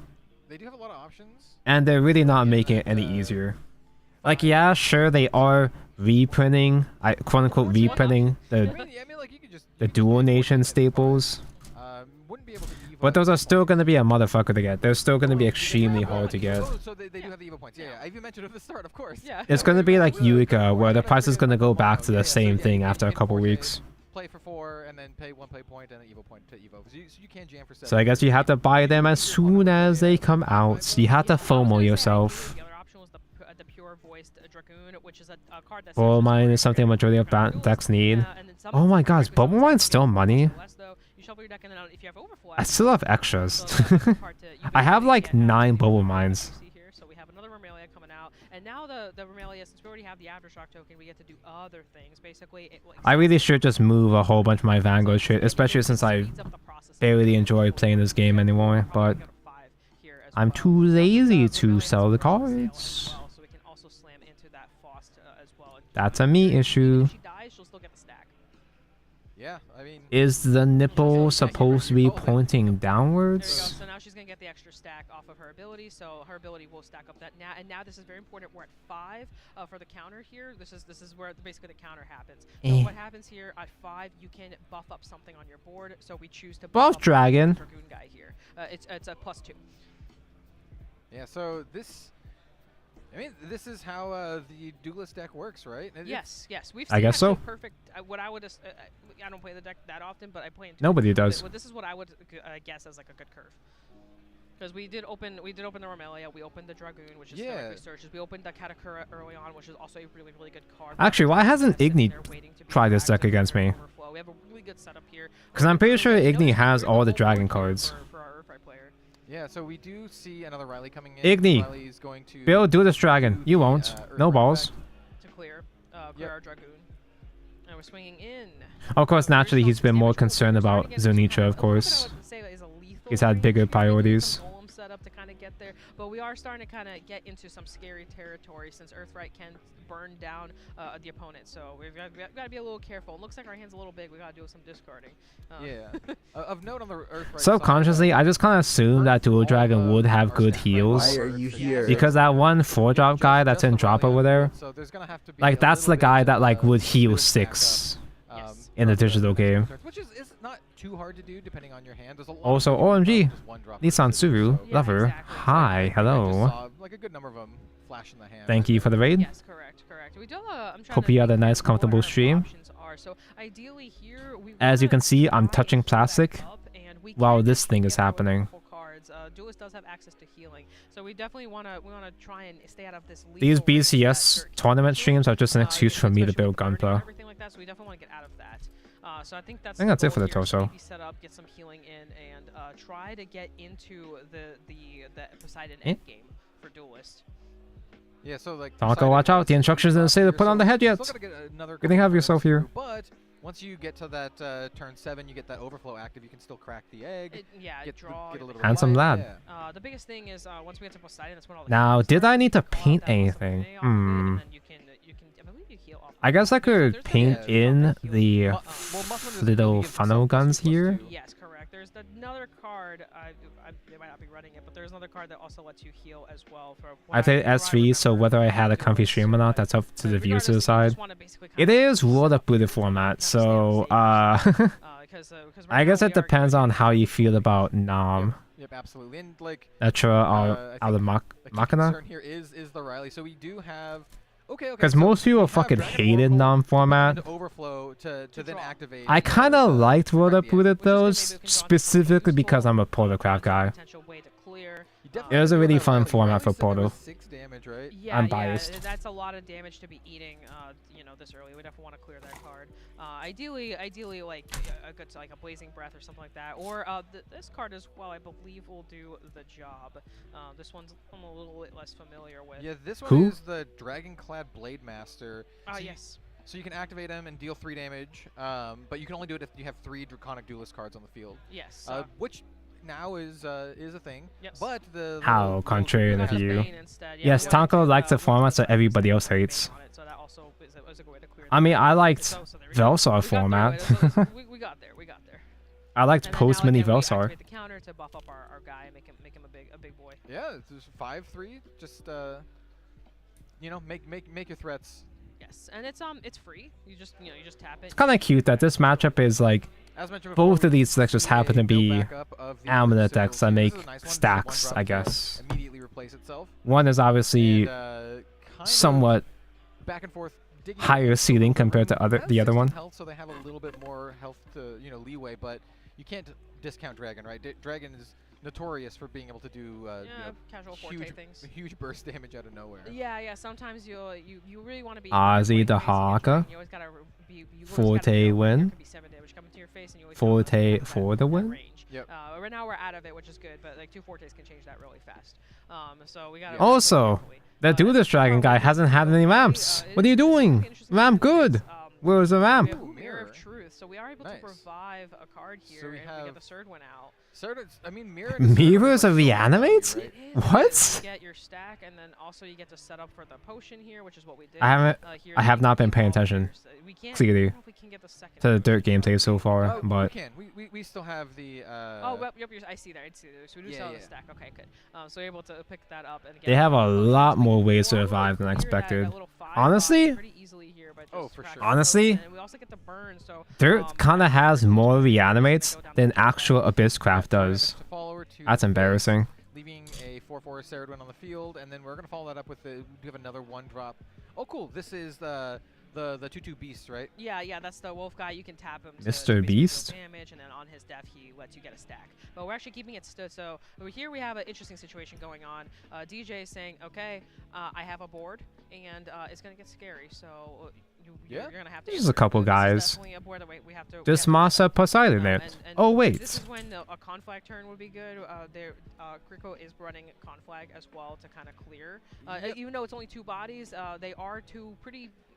They're bodies that will do a lot. Conflag So is we are pretty dropping good. them I have so the personal Silence experience have against it. 2 A lot of They personal have to, I experience believe, against it. 2 drop or less. So You get a search. Yeah, exactly. You get a search for 2 Draconic Duelist followers with different names specifically. yes, That cost 2 or less, and then you just summon them. yes, A exactly. little bit different than the digital Shadowverse if you've played that. So you don't get the specific tokens. This lets you go. God, I'm so through stressed right now. which I feel in a lot of physically ways is a lot ill. more Work sucks so versatile, right? bad. Yes. Hopefully, what we're In other aiming news, for is would to we get have that Uma streams in the that- future? we're not gonna get there this turn. The Uh, turn count will during- destroy something on the board every Doing single time. streams of a But gacha, so, theoretically, like we probably wanna just Uma try and as a clear the gacha for board. stream But we content have is to kind of. have 2 different ones. I'm not We sure. want probably 2 assail potential targets. Because like the Duel's lower not so much budget, of more a classic type but gacha we're starting games to see what we can grab aren't here. as Our exciting options for are stream obviously content because they're more grindy compared to other games.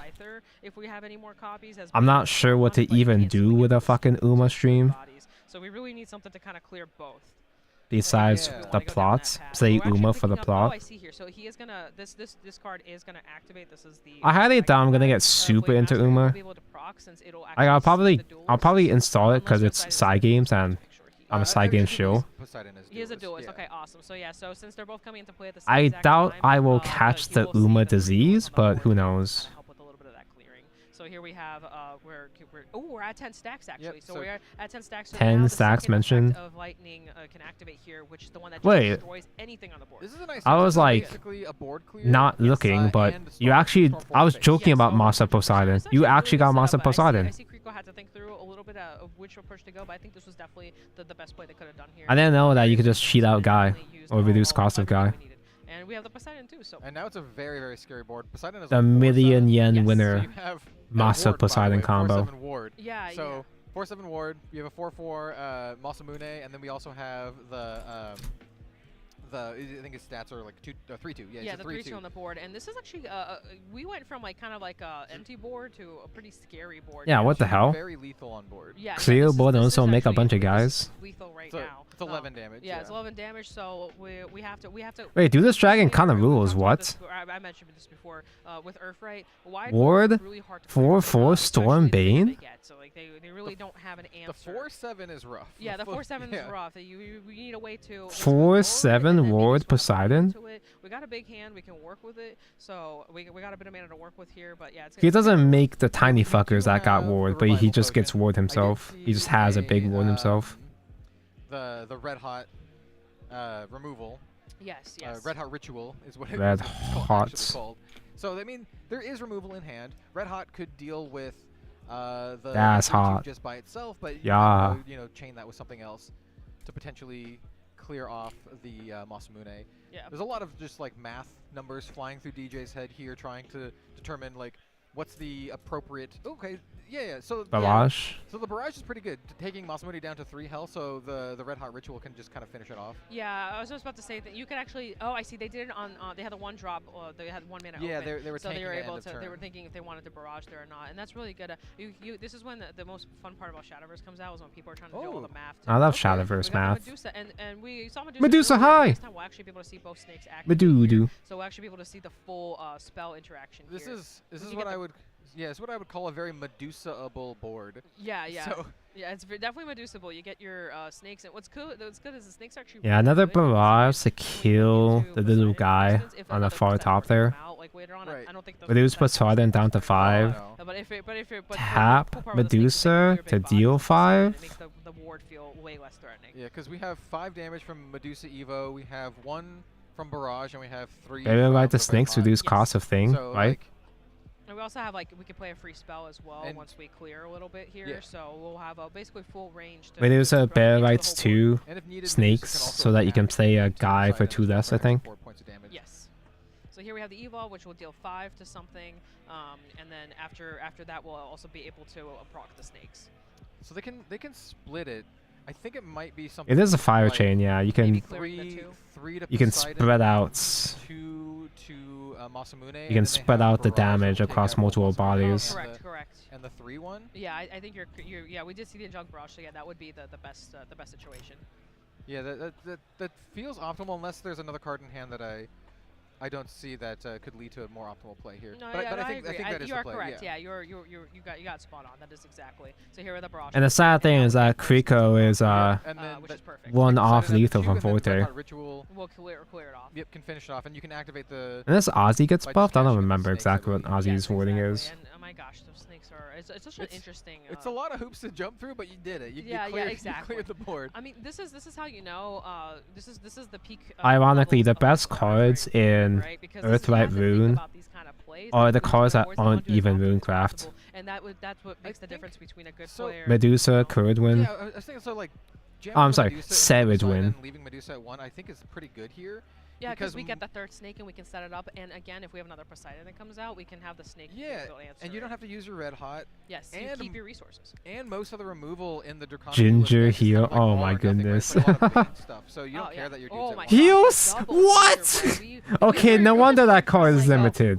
Oh no, like Just casually pay 2 to heal 6? Bro, come on. That was quite. I will say, DJ did an immaculate job of playing Earthright there. That was a really well set up, a really thought through well. The double Angelic Barrage into the Medusa with, as you said, swinging. Does he not like into the stack Poseidon. those Very, very guys? smart. I thought that was a very well done. Or is he Yeah, stuck and with you can those see 2 how guys strong taking up the- board space? The Gingerbread House or the Sweets Buffet is like, once again, it's a very like innocuous looking card. It's just a 1-drop that heals you for 3, and you're like, it's not that strong. Uh-oh, It's I'm actually gonna be very strong, OCD. especially when you can chain them Let's together and get see out if I of, can clean this up lethal here. range. Oh, 100%. And gingerbread is such it sounds so simple. It's just a Pretty good. They should do something about that card. Yeah, for those who don't know, this is a card that eventually got restricted in the Japanese meta down to 1 here, but currently at the time that we are presently in, I'm not it's sure 1 of the when they kind of like restricted what I in would call, JP like, though. full-power, Earthright Rune. Yes, correct. I feel like they only We'll have to restricted see, 'cause, Ginger like again, I was after keeping those Overload cards came and out. Like it took a while, right? Conflag.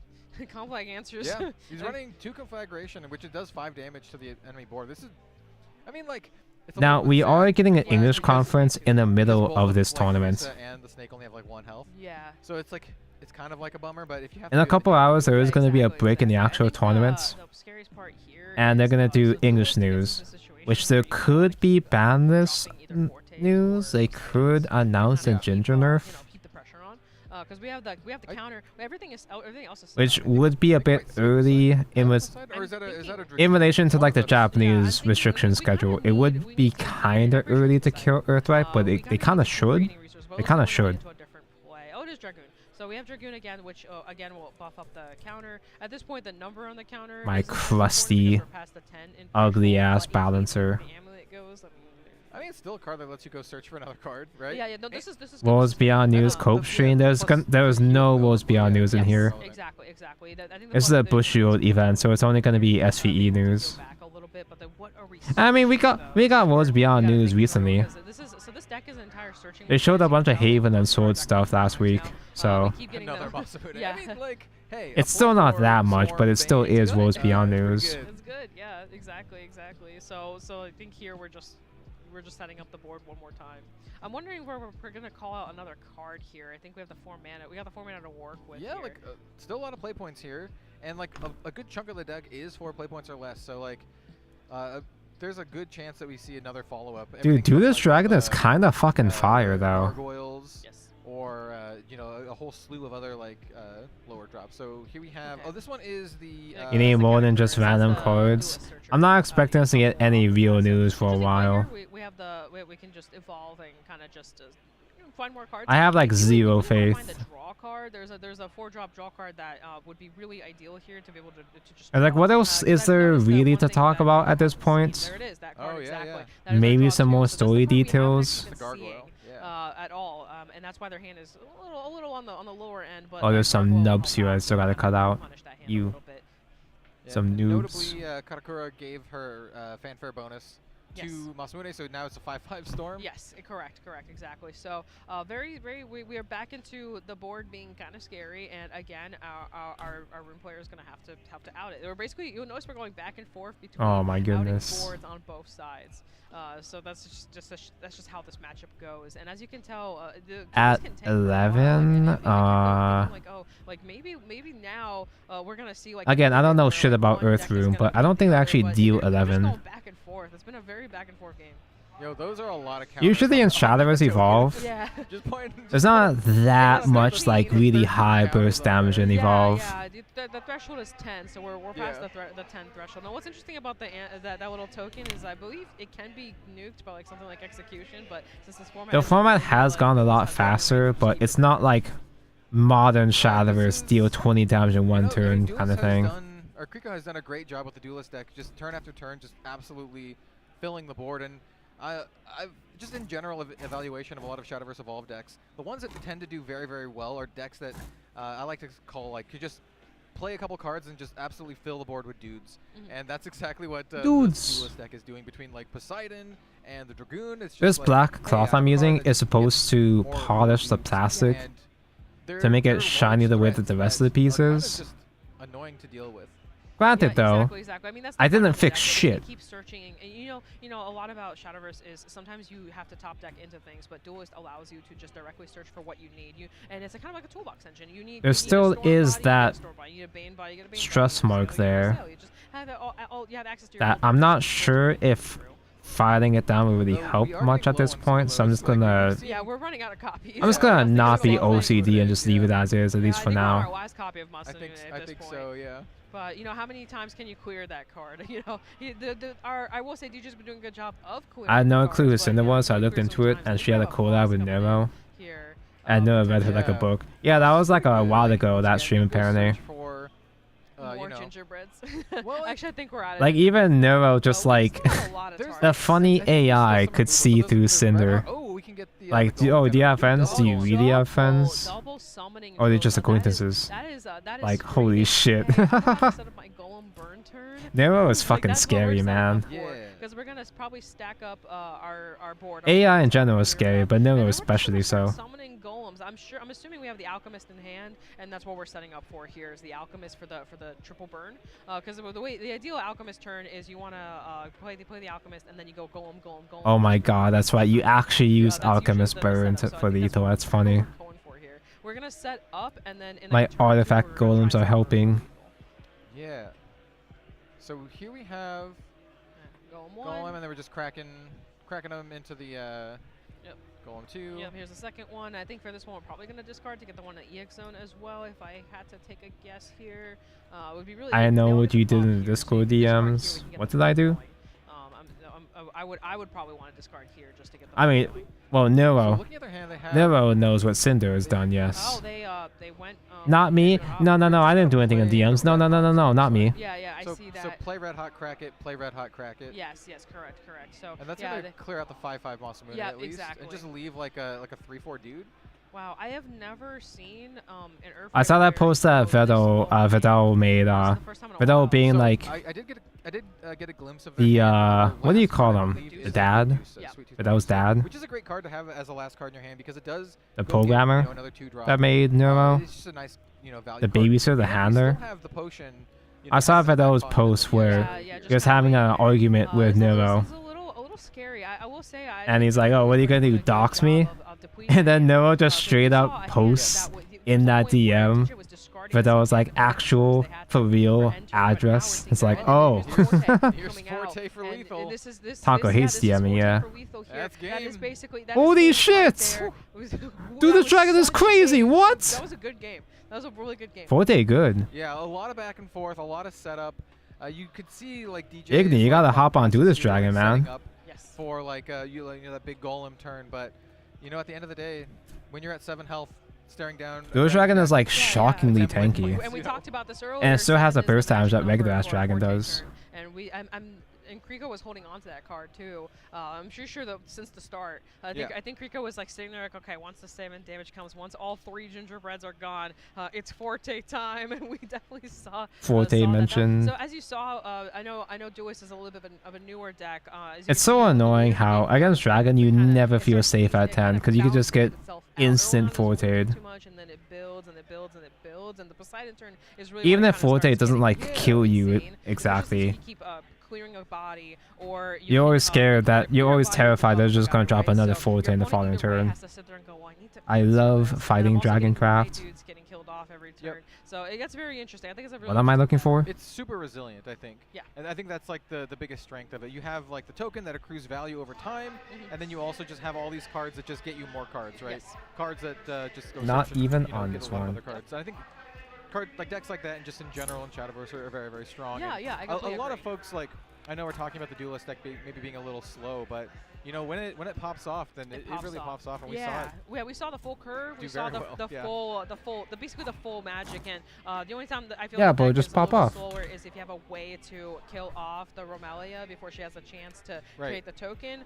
Usually you. Hoyo sloppy. I haven't done my regularly scheduled Hoyo rant yet, but So duelist, every Tonko stream has to have a Hoyo rant, but I have nothing to really rant about right now. Yeah, and I think in this particular matchup, like the dirt room. I'm getting parts about Get On Mew cosplay redone, Give it a lot more time. and I'm getting the Yeah, set up. cosplay shoes Yep. entirely for free You know, not because they only make it that, took over 6 we're months. running Oh, that's on nice at like, least. one That's a price silver lining at magic, least. Makes it so that after that's gone, you have like no banish options as Yes. well. So. Yep. Uh, Exactly. Yeah, and we will. Let's go to a player interview. So we will have a player interview in just a moment, followed by some Rant more about Nada now that the interviews. new So we're region gonna, is getting revealed. I still hold on, haven't we'll be played right back for a enough of player Natland to interview. have a stronger opinion about the whole region. See you soon. I mean, obviously the story sucks ass, but I do think that Natland gameplay-wise, at least, or at least the world design, the side quests are actually fine. Gameplay-wise, exploring the region, assuming you have the Natland characters, of course, obviously. If you ignore the restrictions you have with the playing the Saurians or having Natland characters, a lot of the exploration does feel it's nice, it's okay, But you have to have a Natlan character to make it feel not shitty.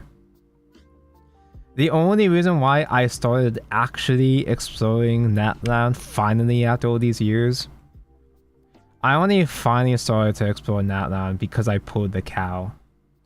And the fat cow, that's the one that does the funny Sonic run, so she moves pretty fast and just plows through shit. She also runs over water, apparently. Natlan feels nice if you actually have the Natlan characters to explore with, but that's like, you know, that's like the scummy shit, right? Where it's not just simply you have to have the characters to keep up with the meta, but also you don't get to enjoy the exploration options if you don't have the new characters. Welcome back to the Bushiroad Championship Series World Finals for Shadowverse Evolve. My name is Kel, also known as Red Zone. The side stories are pretty decent. I think Natlan feels like... Natlan kind of reminds me of Inazuma in the sense that the Inazuma story sucked ass. The story is so fucking bad. But the side stories are pretty good. The side quests are actually kinda fire. So in my opinion, there's 3 very good decks right now. It's obviously Upright, it's insanely We can strong. yap about Microsoft severely really increasing strong pricing for class consoles and there's also and following which I want to play. Nintendo's 8 to I tested 90 out, US it games. didn't feel right to play, it feels a bit wonky, bit clunky. I actually didn't hear about that. It's still very good, but yeah. Is that only console though? I had no good deck left. Could you imagine still being a friend of console mine cock goes in current shout year? out, hello. He told me to try this Draconic Duelist deck out and see how it feels, because I tend to play aggressive decks most of the time, and it's more of like a mid-range. This has aggressive deck another kinda. stress mark on And I it. It's making me instantly agreed. It was stress. so much fun to play, and I wanted to bring a deck that's a lot of Do I fun, care? definitely, to the tournament. Yeah. And it felt really, really good into Earthright as well, which is very important because I'm thinking like there's like 50% of the players out there playing Earthright right now. It's packed with Earthright players. All 4 rounds I had today was against Earthright good? Insane, to be Duelist honest. Dragon better? And yeah, it felt very good into the best deck in my opinion. I was And wondering that's all waves about of past It's fun, Genshin in it's earnings. effective against the Has best it? deck, and hopefully I don't beat I don't trust the Puppet earning Forward, because reports. it would be bad, yeah. Yeah, we've seen Puppet Forward. Usually that stream data's already. It feels usually that very data's kind of high dog road shit deck anyway, again. so I don't really We've seen a trust lot it. of how do you feel about It'd be funny the though. Draconic Duelist deck against It'd be some of nice the to meta, like, believe, but I'm the skeptical. bats, and maybe even some of the sword decks that we've seen running around. Now How I do you can feel about some of believe. those? So I guess I for could bets, believe it's kinda Wuwa getting cool. more If I earnings get to rank, this it really past helps a lot, month definitely. because they had Otherwise, it's like anniversary. a race to like put some pressure first to the board, which I like to prefer. Yeah, I like to anniversary put was pressure nothing is going to on the in board Genshin right race, now. so they're, like, in a reactive So I don't state. consider that to be a Really, special really helps a lot accomplishment. against them. Against Sword, it's yeah, you kind of push to be on the reactive side with Draconic Duelist. You where tried out it's Nidu so main DPS and fast, went so kind of quick well. with They everything got the they do. Farina They C6 flood the and board every Splendor. time. So you're just like trying to I mean, like, yeah, I would hope it would lead the fucking board work until, like, well. turn 7, turn 8, try to heal up in the end, let them run out of gas, let them run out of I've had Nidu continent, since and then I think I've had her smash all since your big since she launched, storming but followers through I it. haven't actually spent much time using Nidu Yeah, as main the DPS Draconic because Duelist deck seems to be really good at just kind of like the refilling Hyper board. You have the stuff like Hyper Coon Poseidon, playstyle is which just kind of okay. refills even if they board Like wipe it's you, good. and Poseidon It having works that out 7 pretty just well. makes it really kind It of just doesn't annoying, especially- feel that great for especially me to against, like, the play. rune decks, which are mostly We had the gacha segment. You finally put me in the gacha segment, chat. cutting down on like the price of magic, so there's very You few, like, successfully got me well, ranting about Hoyo shit to, like, again. the Ramian or Mhm. Remelian. Definitely, yeah. So just, Oh for god, the this is rest of making the me day, super that's the last O- question I'll ask you, but I'll let you go. O- O- How do you ODST. feel about like the rest Super of the matchups? OCD. How do you feel? Can going I? into the rest Oh, of I'll the try again. Maybe I'll So try far, working on like these I monks said, I've again. met Earthright 4 times already. It was a bit rough sometimes. It's really like hand dependent. If I don't get my key pieces, The it Xbox gets Sex really rough, is but now it's still doable. 600 If I get my key USD pieces and put up pressure, it's with a 2 really terabyte one I'm being expecting more 720. Earthright into the day still. I think I might They actually increased the go price of the 7 rounds consoles with too? Earthright, That's to be tough. honest. It might happen actually. If that happens, I'm Probably I'm because funny definitely- tariff shit. If I meet other decks, it's a nice. I guess change even for me. like It's nice older or surprise. current Funnily products enough, are gonna every go opponent up. Had to read my cards so far. But like, Oh yeah. it's I don't want to like say it in a bad way. Machina but Force is a I feel pretty like fun people are aggro not deck. That much prepared against Draconic Duelists, so I think I'm still bringing up the surprise factor. I even in mean, the this top is rounds now. post I nerf. think there's a lot fans out there who are really stoked. I to don't see you, remember a like, whole lot do about it seeing. not just on stream, but like do well on I don't stream, remember because if I think it's, like, saw one of, like, much the dark horse Machina decks that Force not a lot of after people would have nerfs thought when about, in World and, Uploaded. you know, bringing to an event, let alone like Worlds. So I don't yeah, remember it being that congratulations on bad, your at win, least. and you know, good luck with the rest of the day. Maybe you won't be all Rune. Maybe you'll play against something else. But in either see. case, good luck. Thanks a lot. Yeah, Thanks thank so you. much. Thank you. I feel like And, his we Duelist also Dragon do might struggle have against the trivia. I always puppets. forget about the trivia. So we do have a Oh, trivia God. question. A more aggressive So deck like this puppets. is, we are not answering. This is for the chat. So this says, what was Holy Lord Ektar's previous class in Booster Set 4? Okay, so I know this for sure. Shadowcraft! Chat knows this. We'll come back after the break. Oh, and see if, wait, everyone what knows, happened to but, yeah, Shadowcraft? we'll be back very shortly with more Shadowverse Evolve here at the World Finals. Don't go anywhere, anyone. We'll see you then. Just waiting for Sony to do the same. Then again, they already did it outside the US. Did they? I know that Xbox struggles in Japan, but I wasn't sure how PlayStation's doing. I haven't heard any buzz about PlayStation, you know, in other countries. But then again, you haven't really heard any buzz about PS5 just in general, huh? How fast do you think we're gonna get to Rivale power level in what Worlds Beyond? In SVE? In Shadowverse Evolve, we're literally getting Rivale in set 11, I'm pretty sure.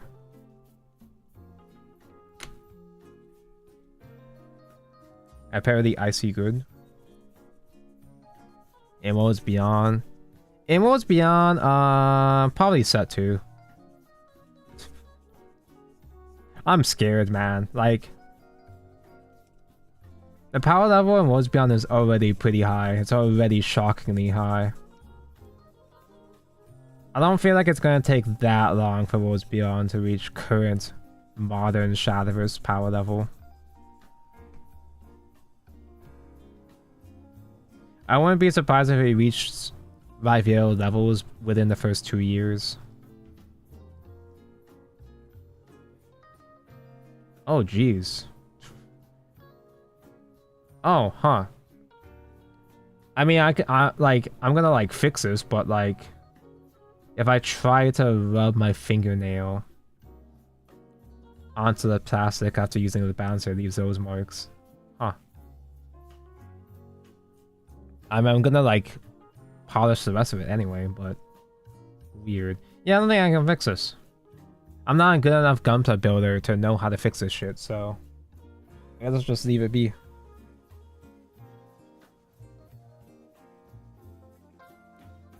Xbox is struggling in general. PS5 is doing fine. It's because Microsoft just doesn't give a fuck about Xbox anymore. Not in the sense that Xbox can't do well anymore, but more so they care more so about PC. They care more about the PC market now, which is correct and based, if you ask me. It just makes sense because Microsoft is already Windows as a platform, so it just makes sense for them to be more concerned about updating to PC instead. It's a lot easier to have, you know, someone else making PC machines for gamers instead of trying to sell your own console, I guess.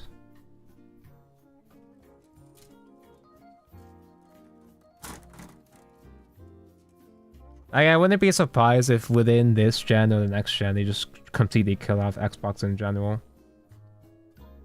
Which will make people sad. Sure. But those people should have gotten PCs by now. Yes, I'm gonna shame Xbox users. Yeah, bro. Yeah, bro. Give it the times, old man. Give it the times. Just get a PC already, bro. It's just that easy. Obviously, Xbox is still gonna have the market for, you know, lower budgets. And a lot of people would still prefer to have a console, just a machine that singularly focused primarily on video games. It's just more convenient for a lot of consumers.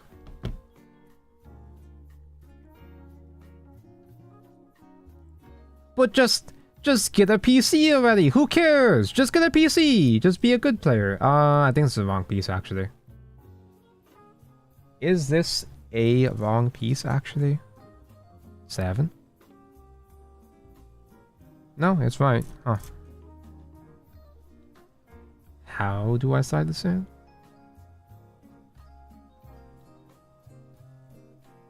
One of my friends IRL, he has a pretty decent gaming PC, but he still vastly prefers playing on Xbox. Like, he'll have times where he's like excited that so-and-so game is coming to Xbox, and I'm like, you already have the game on PC. You already have a PC. Some people are just built that way. They will literally have the answer, the optimum thing right there in front of them. But they just prefer the other thing because it's comfier. Xbox is just comfier to play on. It is what it is.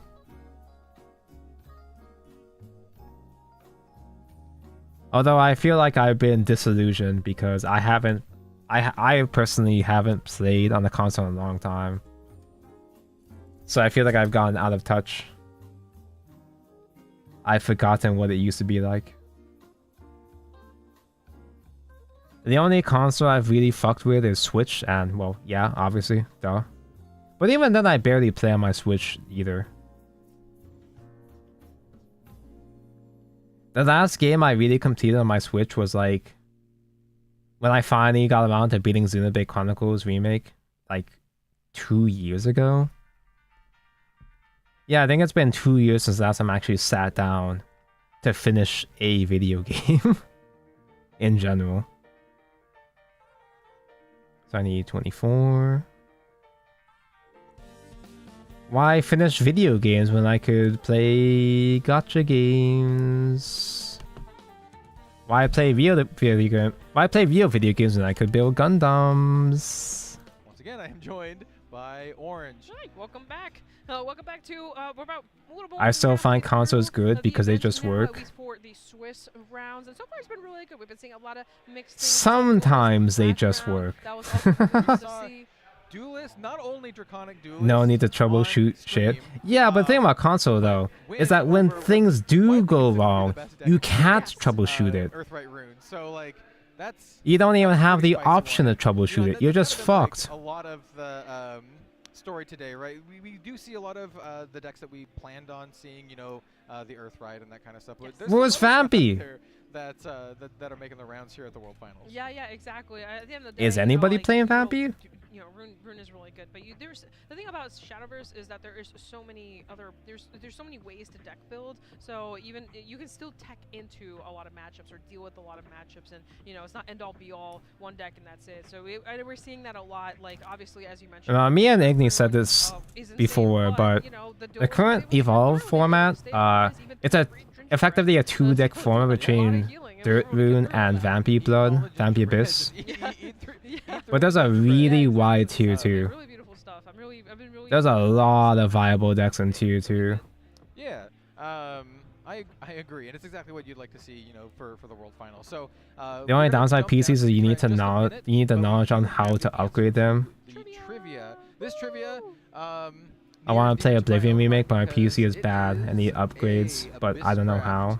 Good old Demon Lord just YouTube video, just YouTube tutorial. One that I played a lot in various. No, dude, like it took fucking forever for me to learn and to upgrade my own PC. Because I've upgraded small parts like RAM and shit.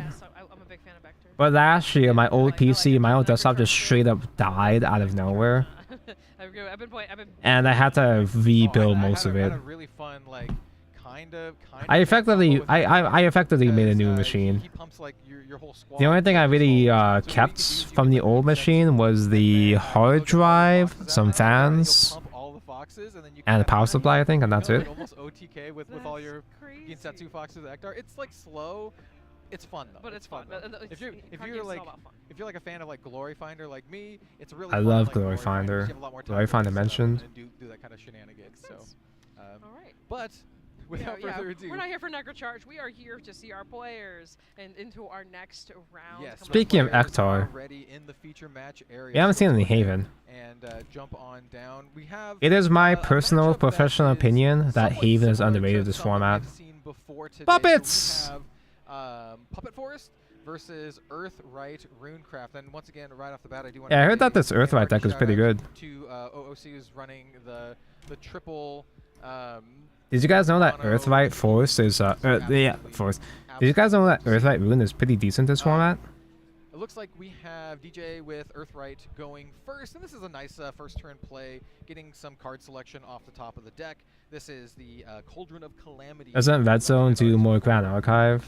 Does he? Finding a Ceridwen, which is a pretty nice hit right off the bat, right? This is, Red Zone kind of does a lot of card sets up games. your stack and then sets up for the end game. I want to say that Well, we got some of his 5 card games, I think he's done more Shadowverse compared to most of his other games, but I haven't confirmed. I haven't checked. It's really awesome. I just watch his Shadowverse videos. But if you didn't know, he's an official ambassador for Shadowverse now, so. Oh, he has been for a while. This matchup is not favorable if you low roll for our puppet player here. Yeah, we have the Beast Face Mage taking out that junk. Hey, you. When Red Zone first became ambassador, I was like, holy shit, I know this guy. I used to watch his Recross videos. His old ass Recross videos. You know, coming in for some 2 damage, followed by a Riley. Hits the top 4s. Better player than me, Sag. Skill difference. Gets to draw here, and we need to think about what we're gonna do for a 5-mana play here because we gotta work fast. If Earthright has time to set up, it won't not be good. So here has drawn the Zoe here. Zoe will able to get a Victoria token, which is actually really Victoria. Good sale on it. We can call it out for free, and then here comes the best part. If Wait. we leave out the Zoe, which we're about to do, the Victoria token actually will not take. Is Owens calling her Zoe? You get a free attack. Yeah, you get a free attack, and she just stays on the board. You gotta clear the body, and that Riley's about to go bye-bye. Yeah, like taking care of the Riley here is important, but you always have to It's one thing if you don't know German, but like, the dirt deck, there's not even an O in her name, bro. Min is not Riley forever gone. Like, there's many ways to get that card back. Yeah, exactly. So here we weren't able to evolve, so we couldn't get the setup going to kind of keep it alive. So, but the idea was just to clear the Riley as fast as possible, and that's exactly what we accomplished here. Yeah, I think just clearing board every turn is kind of what you want to. Clearing board, good. Kind of get to your turn 5 or 6. Yeah, exactly. Kind of pop off with your big combo turn. Because even though like the Earthright Puppets are pretty good at clearing board. That's usually what puppets traditionally do. It can still put out a decent amount of aggression here with like. The only inconvenient thing is that like, you have a price of magic, just kind of like the puppet player hasn't had a chance to do hardest battle. Honestly, a lot of puppet kind of hinges on whether or not you get hardest battle to set up Lloyd and Victoria in your EX area. So it looks like DJ is running. Like, she's playing Zoe's to get Victoria, yeah. I guess that Victoria you can save for later on. Because ideally you want to save the good puppets, Victoria and Lloyd, for the big combos like Anastasia. 0 drop like 4/1 that has rush and draws a card is good. Pretty good. Just a tiny bit. She has only 1 defense. So only 1 defense. Just Sure. 1 defense. Sure. Yeah. Yeah. She's nuts. Like. I mean, don't get me wrong. I like my top hat boy Lloyd puppet, but Victoria is like cracked. Yeah, they're very, very strong. So we're going for a Victoria is so dumb in this game. 4-1 rush. I think you still want to get it, but on like 0 cost. On play you draw. Okay, I like this. So this is. Lloyd is on play heal too, which is pretty good. You get the removal. But Victoria draw is fucking crazy. I keep forgetting the name. It's like Red Hot Ritual, Ritual, and then you also get and then you also get the summoning drills. Yeah, and I think this is a really good setup here because we can set up for our golems, kind of start setting up. Because I will say, for this specific puppet player here, we got a little bit of a slower start, I would say. Not nearly as aggressive. Yeah, he hasn't high rolled. Like, insane puppets are significantly less scary if they don't high roll. Now, they can do a huge burst combo in the late game, even if they don't have the crazy setup. Which is exactly what you want. Against Dirt, though, I don't know. Want to discard, and it doesn't look like it. Looks like they not getting the early game against Dirt is kind of tough. Yeah. So he's discarding a Ceridwen. So into this matchup specifically, as a Dirt player, I think you almost always want to discard because puppets can't answer wide boards very quickly. So Yeah. if you just keep things stood for as long as possible, Wide you will people usually happy. break through so long as the puppets doesn't drop Anastasia. All right, so it looks like we do have. It's kind of ironic that puppets are most famous for wiping out boards in Shadowverse Digital. Yeah, that looks to be a ward. Which And they can still actually do makes that, it but it's a lot more considering difficult for them in doesn't SVE. have anything on the board. I'm kind of wondering what the reason. Because usually you prefer to save your to really fear removal puppets. tools for big You're going to combos turn later five, so on. This is an Anastasia turn potentially, so maybe they're just kind of like hedging their bets against a I guess really a big Sakuna combo turn. maybe. The only thing you could really fear here is Sakuna, but that would have to mean that they would Sakuni? have to have the combo and they would have to have Sakuna in hand to even go through all of that. So I believe truly that it's actually good to keep things standing because that's the downside to puppets. It's really fast, really strong, but it can't clear cards that quickly. So if you just keep things stood, you have more range to just kill off puppets really fast, especially since they're at 16. They could take 8 damage next turn. So yeah, It's we kind of got tough Victoria going because on in. I mean, Yes. possibly could just put Zwei the can give Victoria a protect wait, what? Yeah, you are correct. So something I didn't think about is actually the Faust standing there, and especially with the ward, the Victoria can't just you know. I stand forgot that and she stay had for a once, so the sail. Faust wouldn't die. I'm stupid. I'm a we fake need a puppet buffer. main. I thought she had this. I thought she had to play Zwei to give a sail. We're gonna go here. We're already at combo 1. We do see Anastasia in Yeah, hand. there's an Anastasia. Fake so puppet we're, fan. we're playing. Okay, so we're playing a little bit of like Okay. a safety net here. So we're going in for. In the that portal, case, puppets do get have a one way to less, buff get a up. puppet, and also we can. Okay, he got the out anyway, but get puppets back. So he does have ways to I buff call it up the safety the net play, Victoria just to ignore use the the assail to hit for 5 to kill Yeah, the this is Faust. the flower doll isn't one that we've seen so far. So on the Evo, she's a 3/3, but more importantly, when she dies on last words, you get to pick Oh, flower doll. a follower in your cemetery and add it to your hand. Yes. I don't have It's Flower Doll really on my nice to deck just get anymore. back whatever the best card is in the situation. Yes. I don't know if people are still playing Flower Usually, Doll because if you you use get, like, Powder for the Orcus, Evo slot now. Like if you Yeah. just play Orcus early, then you can get it back, or you can get back almost any card. So even itself, even it says It, in the it reminder does text. say on Yeah. the card even itself. Oh, another Foss coming down. Yeah, I mean like hey, if That's it worked, pretty good. if it worked the first time. That's pretty good. That's the crazy part about Faust is a pretty cool guy. So many cards. Apparently he gets And you- bitches. and you deck them too, which Have means you you seen don't his have anything against UR the art? He gets This bitches. is a really good card. So it looks like we're getting a 3 and a 1. So this is Price of Magic. This is the Banish, a 4 health or less, and then the other one is the look at the top 4, Yes. like mini kind of search type card. Yeah, exactly. Eh. So here we're basically again just setting up. So all Eh. our Dirt player has to do here is they want to maximize on just Eh. being making the resources as fast as possible. We haven't seen a third win. Is that right? Or is it the other way around? Here, but we just want to kind of set up for an end game potential because if our player is aware, puppets, like I said, can't out these boards, especially if you set up properly. Yeah, let's see. Looks like we're gonna get a Beast-Faced Mage off the top. This is a Yes. card you can play immediately if they want to. Yeah, they could just play it, just to have a body. on the Stack board. mentioned. Send the sigils into the dirt bin, adding more counters here. More stats. Stacking up our stack. Yeah, just ending the turn with Faust at a 5/5.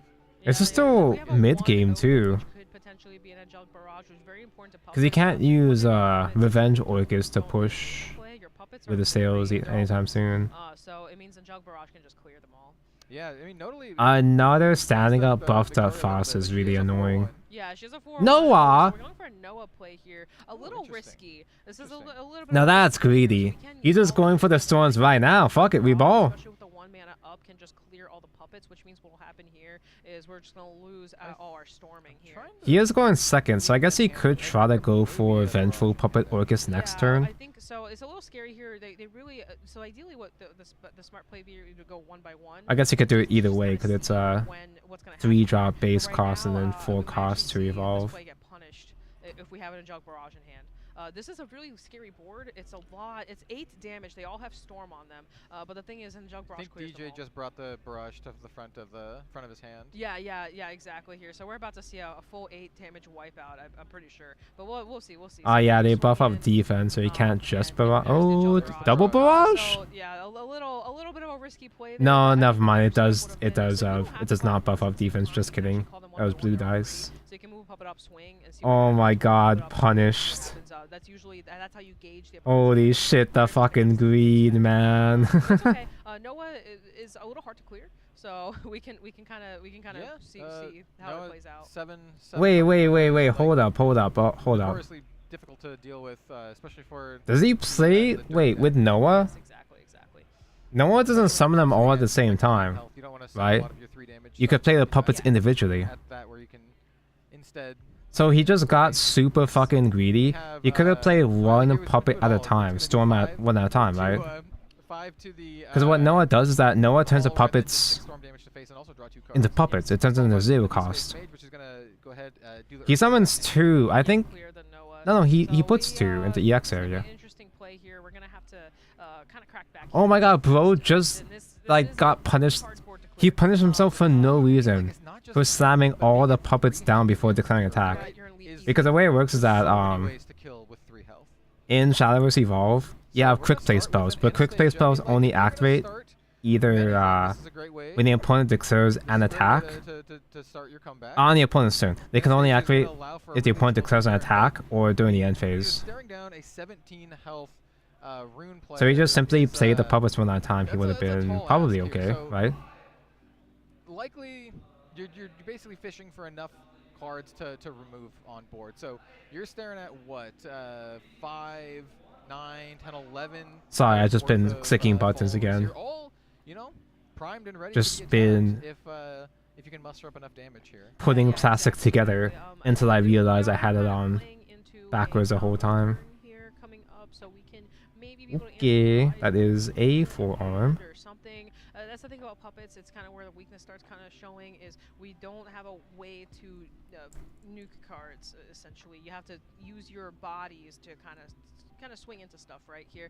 Yeah, use so puppets for their that's really bodies. hard, to do that. So yeah. You're just gonna kind of scoop Yeah. here, realize Man. to deal with the. Yeah, I think he would have been screwed either way, though. Yeah. I can't clear everything. and Even all if he the did space have is storms go so, through, yeah, we saw that kinda previous another turn, the instance Noah this turn, round where we he saw still didn't some have enough to benefit, but finish it the game wasn't in following turn full, anyway. didn't have the full early combo as fast, and also we had Dirt also be able to set up a little bit quicker and be able to A set lot up of decks are on faster. Barrage in Yeah. there. I mean, Dirt was just able to. A lot of people are playing you know, Barrage now in their There's so much decks. value The for, generic all one of their drop various, AoE deal tier 1 one ping to effects, everything. Multiple Fausts being able to go tutor up exactly the cards. Because it that also you hits needed, bats as having to well. Banish exactly when you needed to banish that the puppet follower. They Yeah. got another one back from the bin on last Exactly. words. So, yeah, I mean, we saw some really explosive some puppet games before, and now we saw the power of Earth as well. Yeah, exactly. A really good match. Earth good. Really exciting stuff there. So can't wait to interview our runecraft player here in a second. Yeah, and once again, it is gonna be interesting to talk about their overall thoughts about the meta, and especially going up against Puppets, because Puppets was a deck that a lot of people were going to expected on seeing here in the here at I was hoping that Puppets would be the surprise rogue kit. Either that or Amulet Haven. Extent. Yeah, I'm a little biased towards Puppets. Same. But I was expecting to. I was expecting to see a little bit of Puppets, but I wasn't sure how much. And basically, we've definitely been seeing quite a bit of it. So yeah, but yeah, we're about to wrap up the round. I think Puppets here. have been more popular in English format compared to JP. See our interviewer for the Earthright stuff, and Because in JP format, it felt like it was only Dirt and Vampy, and that's it. Puppets is capable of. Yeah. So. Coof For coof. sure. So we do have the player here on standby. We're gonna cut to a little quick minute or so break while we go get the player, and we will be back with a player interview and more fantastic trivia. So don't go anywhere. We'll be right back. I'm not sure if puppets really stay that good for that long. Like, I don't think it ever gets, like, bad or anything, but... they don't really get that much support in the future that really raises the ceiling. Oh, but they get the Yukata Orcus and Zwei, though, at least. That's important.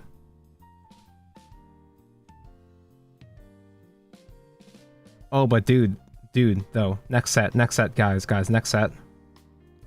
Artifacts get mentioned. Next set 10 is when we get Lucille, which by extension means Spinaria again. We get new Spinaria soon. Yeah, I'll just cut out all the gray pieces while I'm here. You know what else gets mentioned? How are you gonna make this about Digimon? In what manner are you gonna force Digimon into the conversation? 24. My back is starting to hurt. It's been about 4 hours now. I'm at the arms.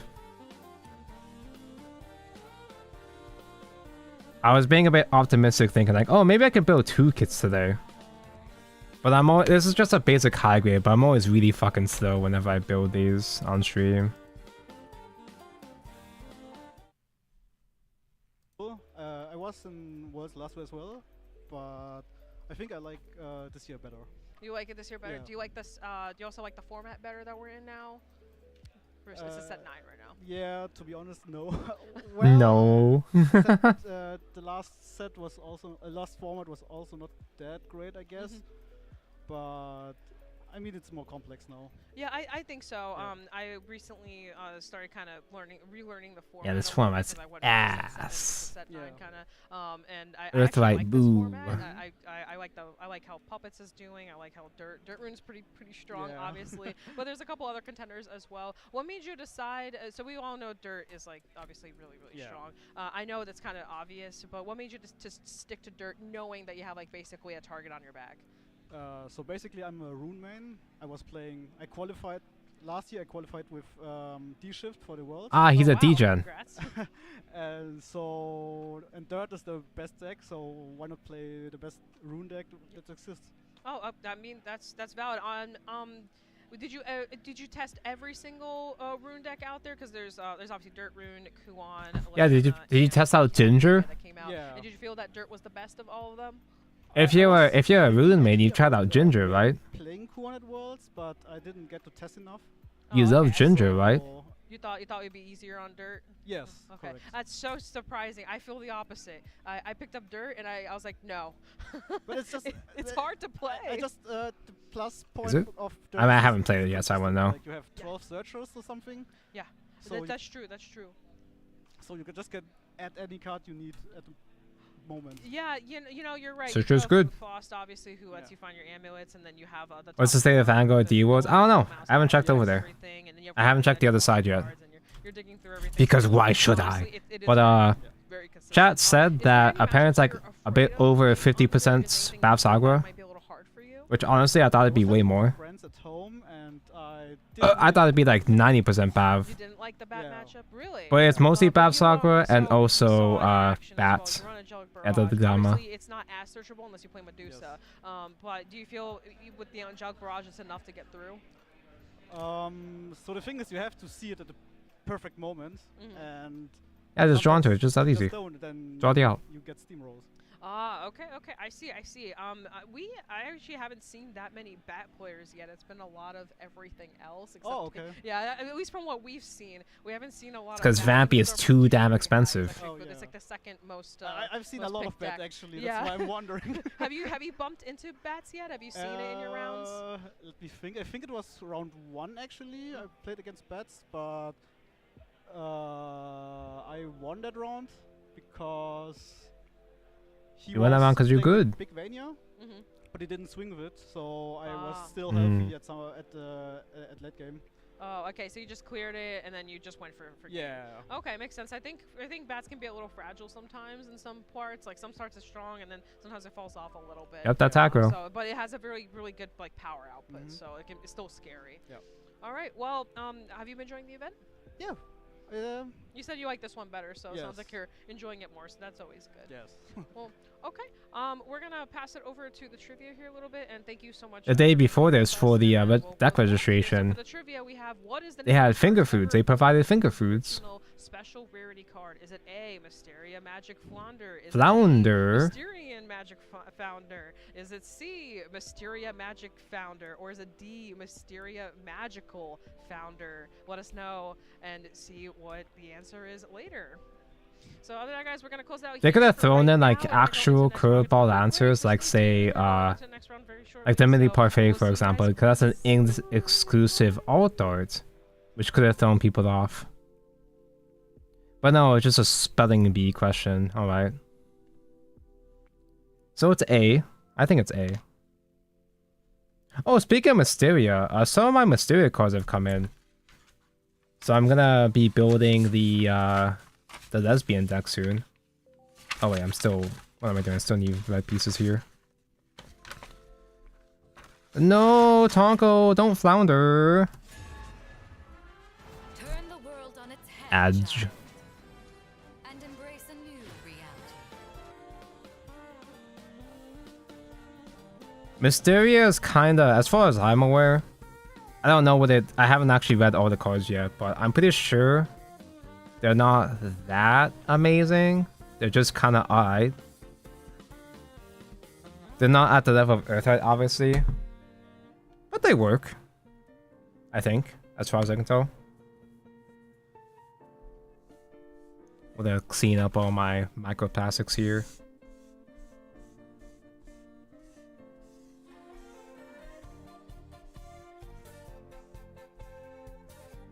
And by that, I mean I'll just put them in this corner.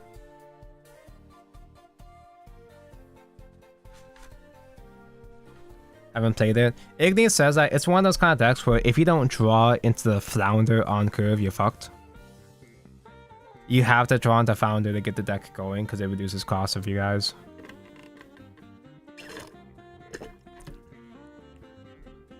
When Mysteria first got revealed, or rather when the full support of Mysteria first got revealed with the structure decks, I picked up the ultimate rare Altort Maid on. I picked up the Maid Anne from like set 2. Hey, you don't even use that Anne. She's fucking ass. She doesn't do anything. She's an academic searcher, but she's way too expensive.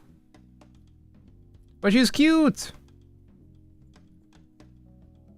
Fine, flounder or flounder yourself, yeah. 11 and 12. I think I put it in as a one of. Just play as a one of just for the art, yeah. It can't hurt you that much, surely, right? It's basically play it as a one of, just like an over trigger. And I never draw my over triggers.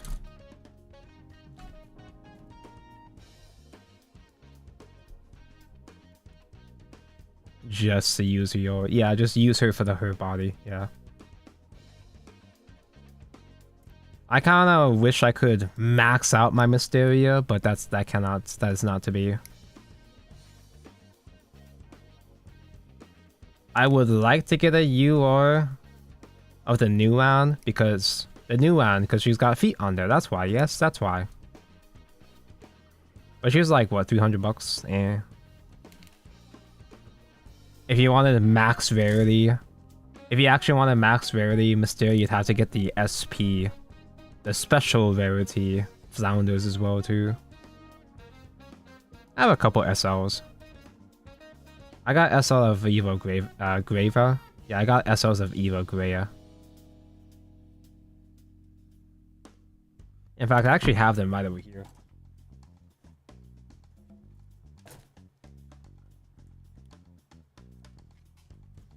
Wow.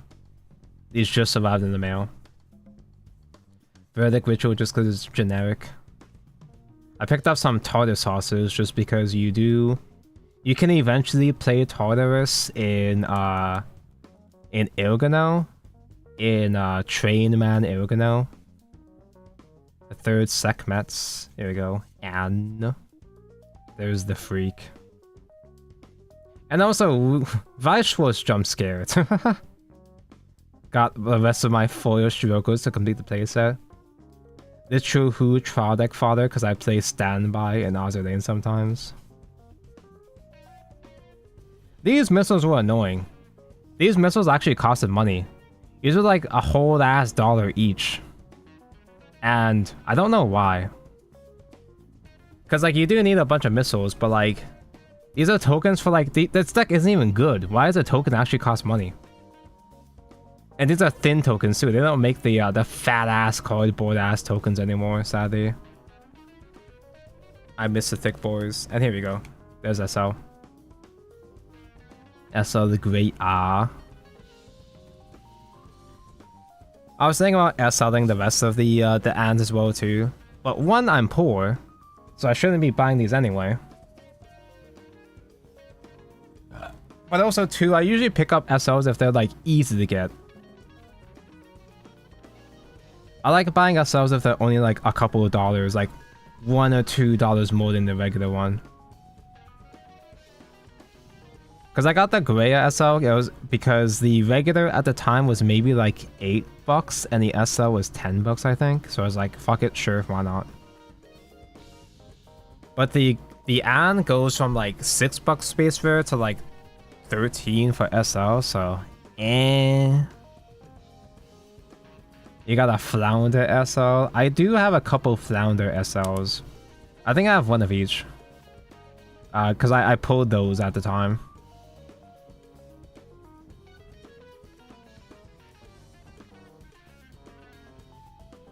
Waiting for the Digimon jump scare. Maybe someday. I still have my old Digimon bulk.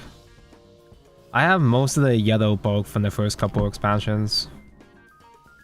Back before I made all my friends quit Digimon. The thing that pisses me off though is that like I had some really money cards from the like a bunch of base rare yellow cards were really valuable from the first couple sets. And I couldn't find the actual expensive ones. I don't know. I can't find my old Digimon deck. And I think I might have like lost it. I think I might have left it at a friend's place. And this is like my wild schizo theory, but I might have left it at a friend's place and my friend's brother, because his brother got into Digimon, and I kind of wonder if that's where my deck went, but I don't know. I will never know. It's easier to blame other people for your losses, of course. Let's see, I need 13 and 15. Did I already cut those out? Am I stupid? Yeah, I am stupid. What yellow deck did you play back then? All of them? I don't even remember exactly what the set 1 yellow deck was. It was just kind of a pile of shit. It's a pile of just decent cards. But set 2, I played Shine Greymon. The first Shine Greymon that came out, which was the one where you played a whole bunch of tamers. You played like a whole bunch of fucking tamers, and I think you'd like rest tamers for effects. And then like set 3... I don't remember what the guy's name was in set 3. But set 4 was a set that made everyone in my place quit, so... Set 4 was Lord Nightmon format. It was TU0 Lord Nightmon format. With Lord Nightmon, you just get a 5 cost for free. You summon out Lord Nightmon, just spam out the board with regular Nightmons. I played a JP shot tournament yesterday. The promos I got feel thicker than EN. Is it true that JP cards are just that much thicker? Yeah, JP card stock is thicker in general. That's a primary reason why you're not allowed to mix English and JP cards. It's not just because of language, it's because literally the cards are built different. Same thing with OCG. Same thing with the Yu-Gi-Oh! Where you can't mix the OCG with TCG because the cards are built different. Whereas like in TCG, You can use mixed languages with like you can play German, you can play Spanish cards, yada yada.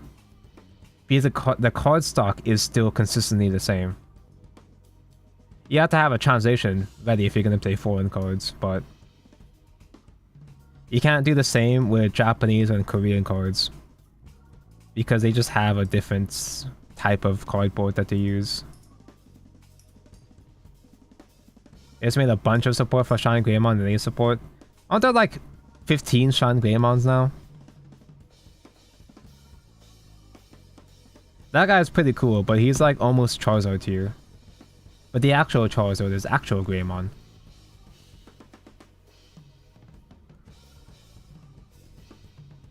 True, I blame that asshole in the mirror for the money spent on medieval copies. There's a lot, yeah.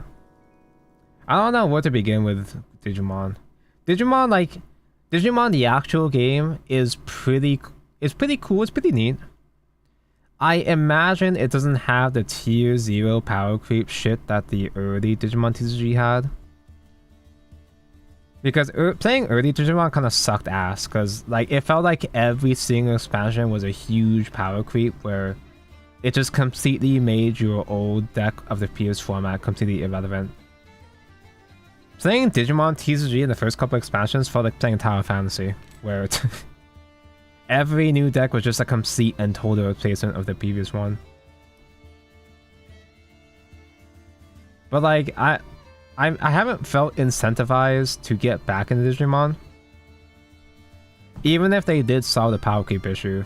I just don't feel strongly about Digimon as a property. Where I think Digimon is neat and all, it's pretty cool and all, but I don't regularly watch or interact with Digimon media, so I'm not personally invested in the IP. That's kind of some reason why I don't play One Piece TCG, for example. One Piece TCG supposedly is just Vanguard but good. What if Vanguard wasn't a shitty game, you know? But I don't give a fuck about One Piece as an IP. I don't mind it, I don't hate it. I hate the fans, but I don't mind One Piece itself. It's just, I'm just not invested in the property to really want to build a deck for it. And there's a lot of people at my local community that plays not Digimon. There's a lot of people in my local community that plays One Piece TCG. It's the most popular game over here now. But I just simply cannot be bothered. I think we're in a state right now where the top decks have lasted for a long time. People have got tired of it. Ah, it's just like Shadowverse with Shadowcraft, with Last Words. There's Royal Knights that have been top tier recently. I think RP Imperial Draymon is getting traction. I don't know what that means, but okay, sure. Just dropping down names expecting me to know. The only names I know are the yellow cards that I played back in the day. And even then I forgot most of them. I know what a Shine Greymon is. I know what a Patamon is. I know what an Androman is. I could play DC Go. Yeah, I mean DC Go is fine and all, but I just do not feel invested enough to go out of my way for it, you know? I'm glad that there is a sim that isn't dog shit. It actually does work pretty well. But no amount of Digimon propaganda is gonna get me to play Digimon, Mako. Until we get the new official game. I'll play the official game. I feel sketchy whenever I play fan-made sims on stream. But when it's an official product, I can get mad at the official product. I don't feel guilty if I play an official version of the game and the official version fucking sucks ass, just like Pokemon TCG Live. Should I try fixing this? I wasn't able to fix it on the other side. I'm really bad at this whole repair aspects of Gundam Pla building. So coming up, we're approaching round 6 of finals here, and I think the break is gonna be at round 7, but I do not know for sure because I couldn't find that schedule. I know it's on the BCS website. I just can't be bothered to bring it up right now.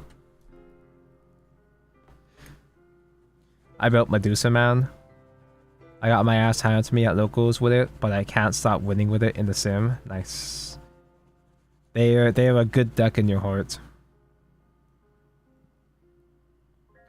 Perhaps that's the only way to convince me to get into Digimon again. Just play the most Gooner deck possible. There's Medusamon. There's Masamon. This was a while ago, but I saw that there was like these like sisters. Not sisters as an emoto, like I mean like nuns. And I like the alt arts for those. Let's see. I needed the white piece. Kind of like whatchamacall. Just kidding. I don't remember what they were called in Yu-Gi-Oh. I want to say Battle Sisters, but which is a comparison that I can use, but that's a Vanguard reference. I don't like referencing Vanguard. Systemon, Blank, and Seal, yeah. Oh, yeah, there's also waifu tamers as well too. Exo Sisters, that's what they were called. You know, Exo Sisters, I love the aesthetic, but I never really vibe with the gameplay of them, which is a shame because I built them IRL. I had Exo Sisters both IRL and in Master Duel. I'm pretty sure I actually did pull for most of the Exo Sisters, but I just didn't get around to playing them. Like, they were never like that great or anything, but they were decent in the meta at the time. I just didn't really care for the playstyle. But then again, there's a lot of decks that I don't fuck with the playstyle of at all that I still play. There's a lot of decks that I'll still play just because I like the aesthetic of them. Con Peton Noir, hello 9, good evening. Hello, hello. They ran in Chessmon, but I have a Pawn Chessmon list that runs them. I don't know what those are. Chess mentioned! Chess, my favorite rune deck.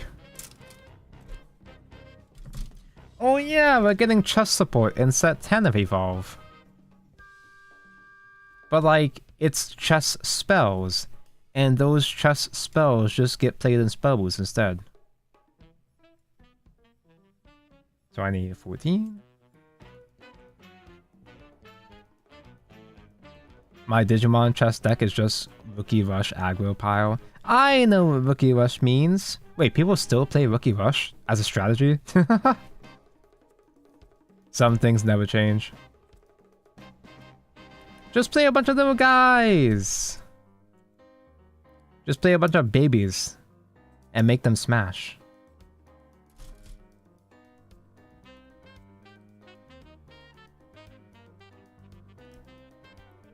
Like, Digimon uses the phrase Rookie Rush, but like, it's just aggro, right? That's just aggro. Whereas, I can't make a clean segue into this conversation.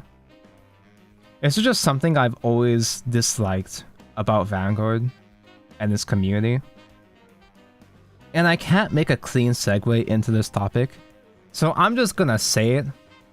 I fucking hate the way that Vanguard players say rush instead of aggro. Like they always call like rush decks, or they call like turn 1 and turn 2 boards like rushing. For years and years and years, I've been raised to say rush when it's just every single other game calls it aggro. And I'll never forgive Vanguard for doing this to me. It's like how for some reason Shadowverse digital players will call retrains reprints. It's like, oh hey, they made a reprint of Medusa.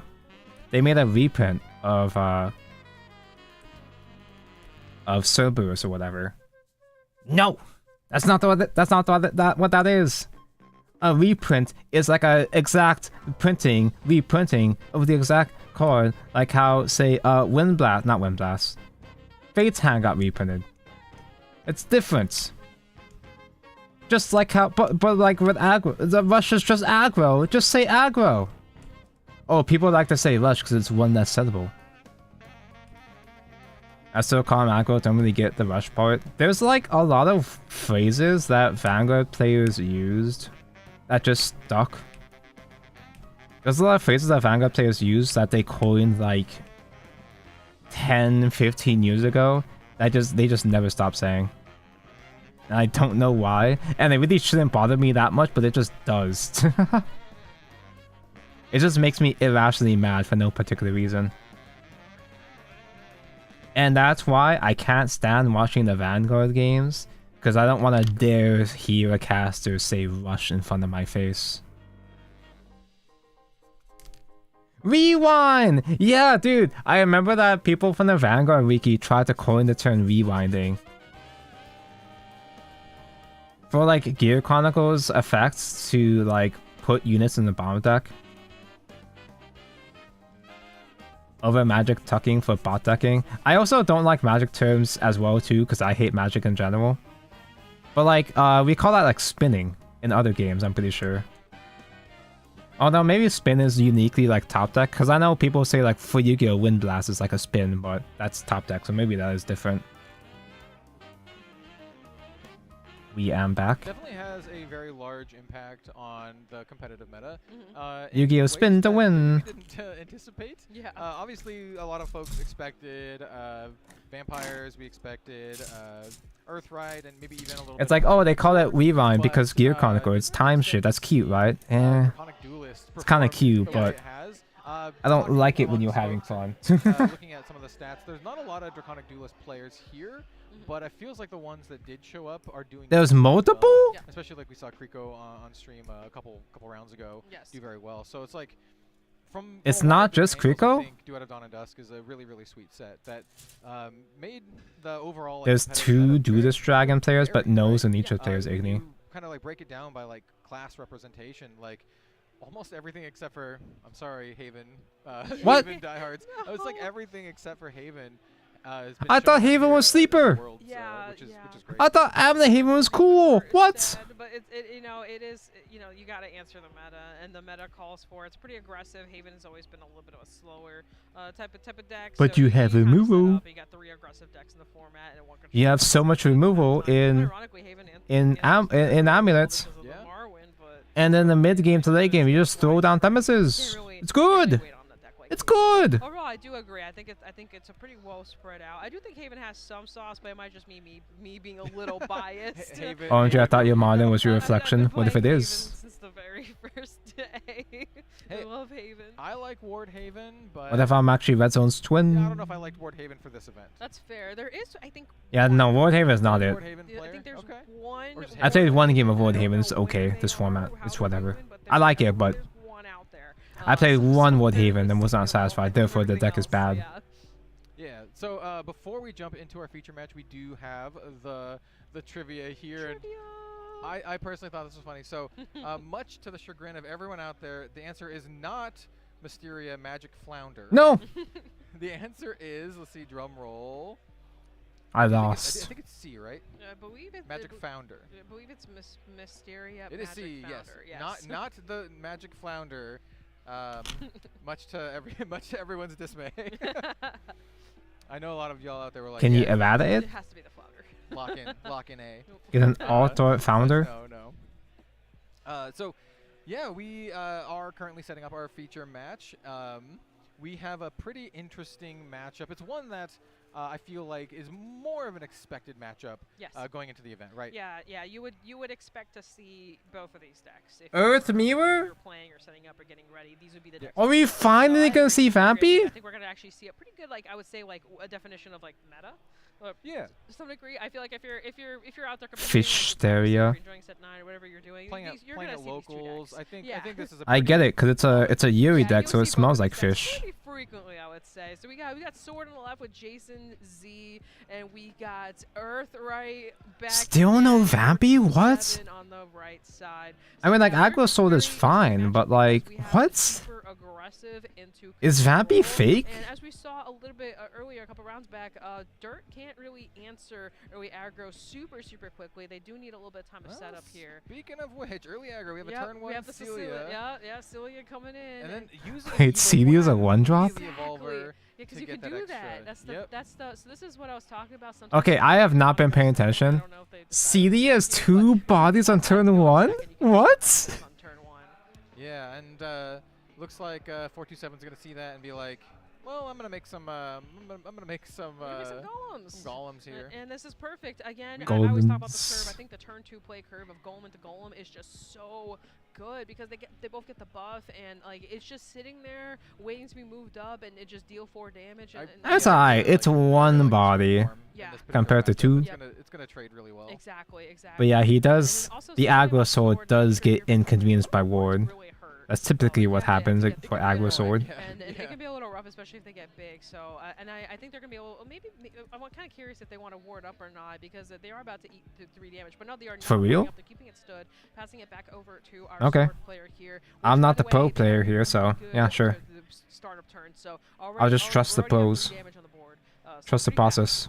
Yep, this is a very aggressive start from Jason Z here, and we'll. I'm not sure if Aggro Sword has any good removal. Romeo! Choosing That's aggression, so choosing fast. violence. This That is a is- Ralmia coming That on is in. insane. This dude, I've never seen this so soon. Just I guess showing you up don't need. 7 damage on turn 2. Yeah. This is the ideal sword right now. We're seeing optimal sword. I guess you don't need a full board of Romeo. I kind of forgot about that. You just is that. This is basically what you have to do against a deck that is. OMG a little Romeo, hi. 100%. We see 427 coming with the Magic Blade Witch, which is actually a very, a tech. very nice, like a really good play against this. So when you evo the Magic Blade Witch, you can do Earthright and then deal 4 damage split between 2 different targets, and that's Oh, one way it's to a fire play chain on everything. Nyx. That is so Real nasty nasty. here. So it's kind of funny because we actually don't see this kind of tech very often. This isn't a very commonly played tech, but it's crazy that it came up into the exact scenario that you'd want to see it in. That was How a convenient. really good sword opening just to get knocked, just to get the whole board gone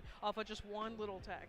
Yeah, I think Magic Blade Witch is actually like really nice into the current meta because it just cleans up a lot of just like the little dudes decks. Yes. There's a lot of dudes in this format. One that Puppets. is not Puppets are easily dealt dudes. with is the Leod here. So this is one that we saw to The pretty Lloyd. interesting effect in previous rounds. Leod, ooh, he's actually gonna jam in. So jam in. Wow, I guess the Leod in terms of the pinging probably doesn't matter as much. this is eventually a board clear right yeah, here. yeah, exactly. So I think that thought here was like as Intimidate anyway, so it's kind of hard to swing into. Yeah, he does damage on the And next thought turn, was I just think, like, okay, well, if he I'd rather just have the survives. board. And it's not like Dirt is making like a bunch of 1-drops anyway or anything like that. So the pinging doesn't really matter as much. Yeah, it's good value. It's a nice little 2-for-1, Yeah. and you still have it on board. And Exactly. it's kind of like a juicy little threat, and it might just kind of like lightning rod some removal, which I think you're pretty happy with in this situation if Yes. it does. Yes, agreed. And it is Banish. going to eat a price of magic. Both of these amulets are going to just get cashed in for some stack.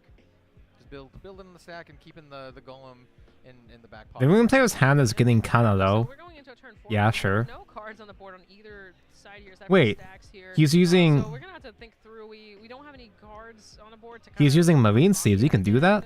So we're gonna have to kind of probably set up a board, right, and then just kind of wait it. I mean, those are the official Hot Alive TCG sleeves, which is Bushiroad.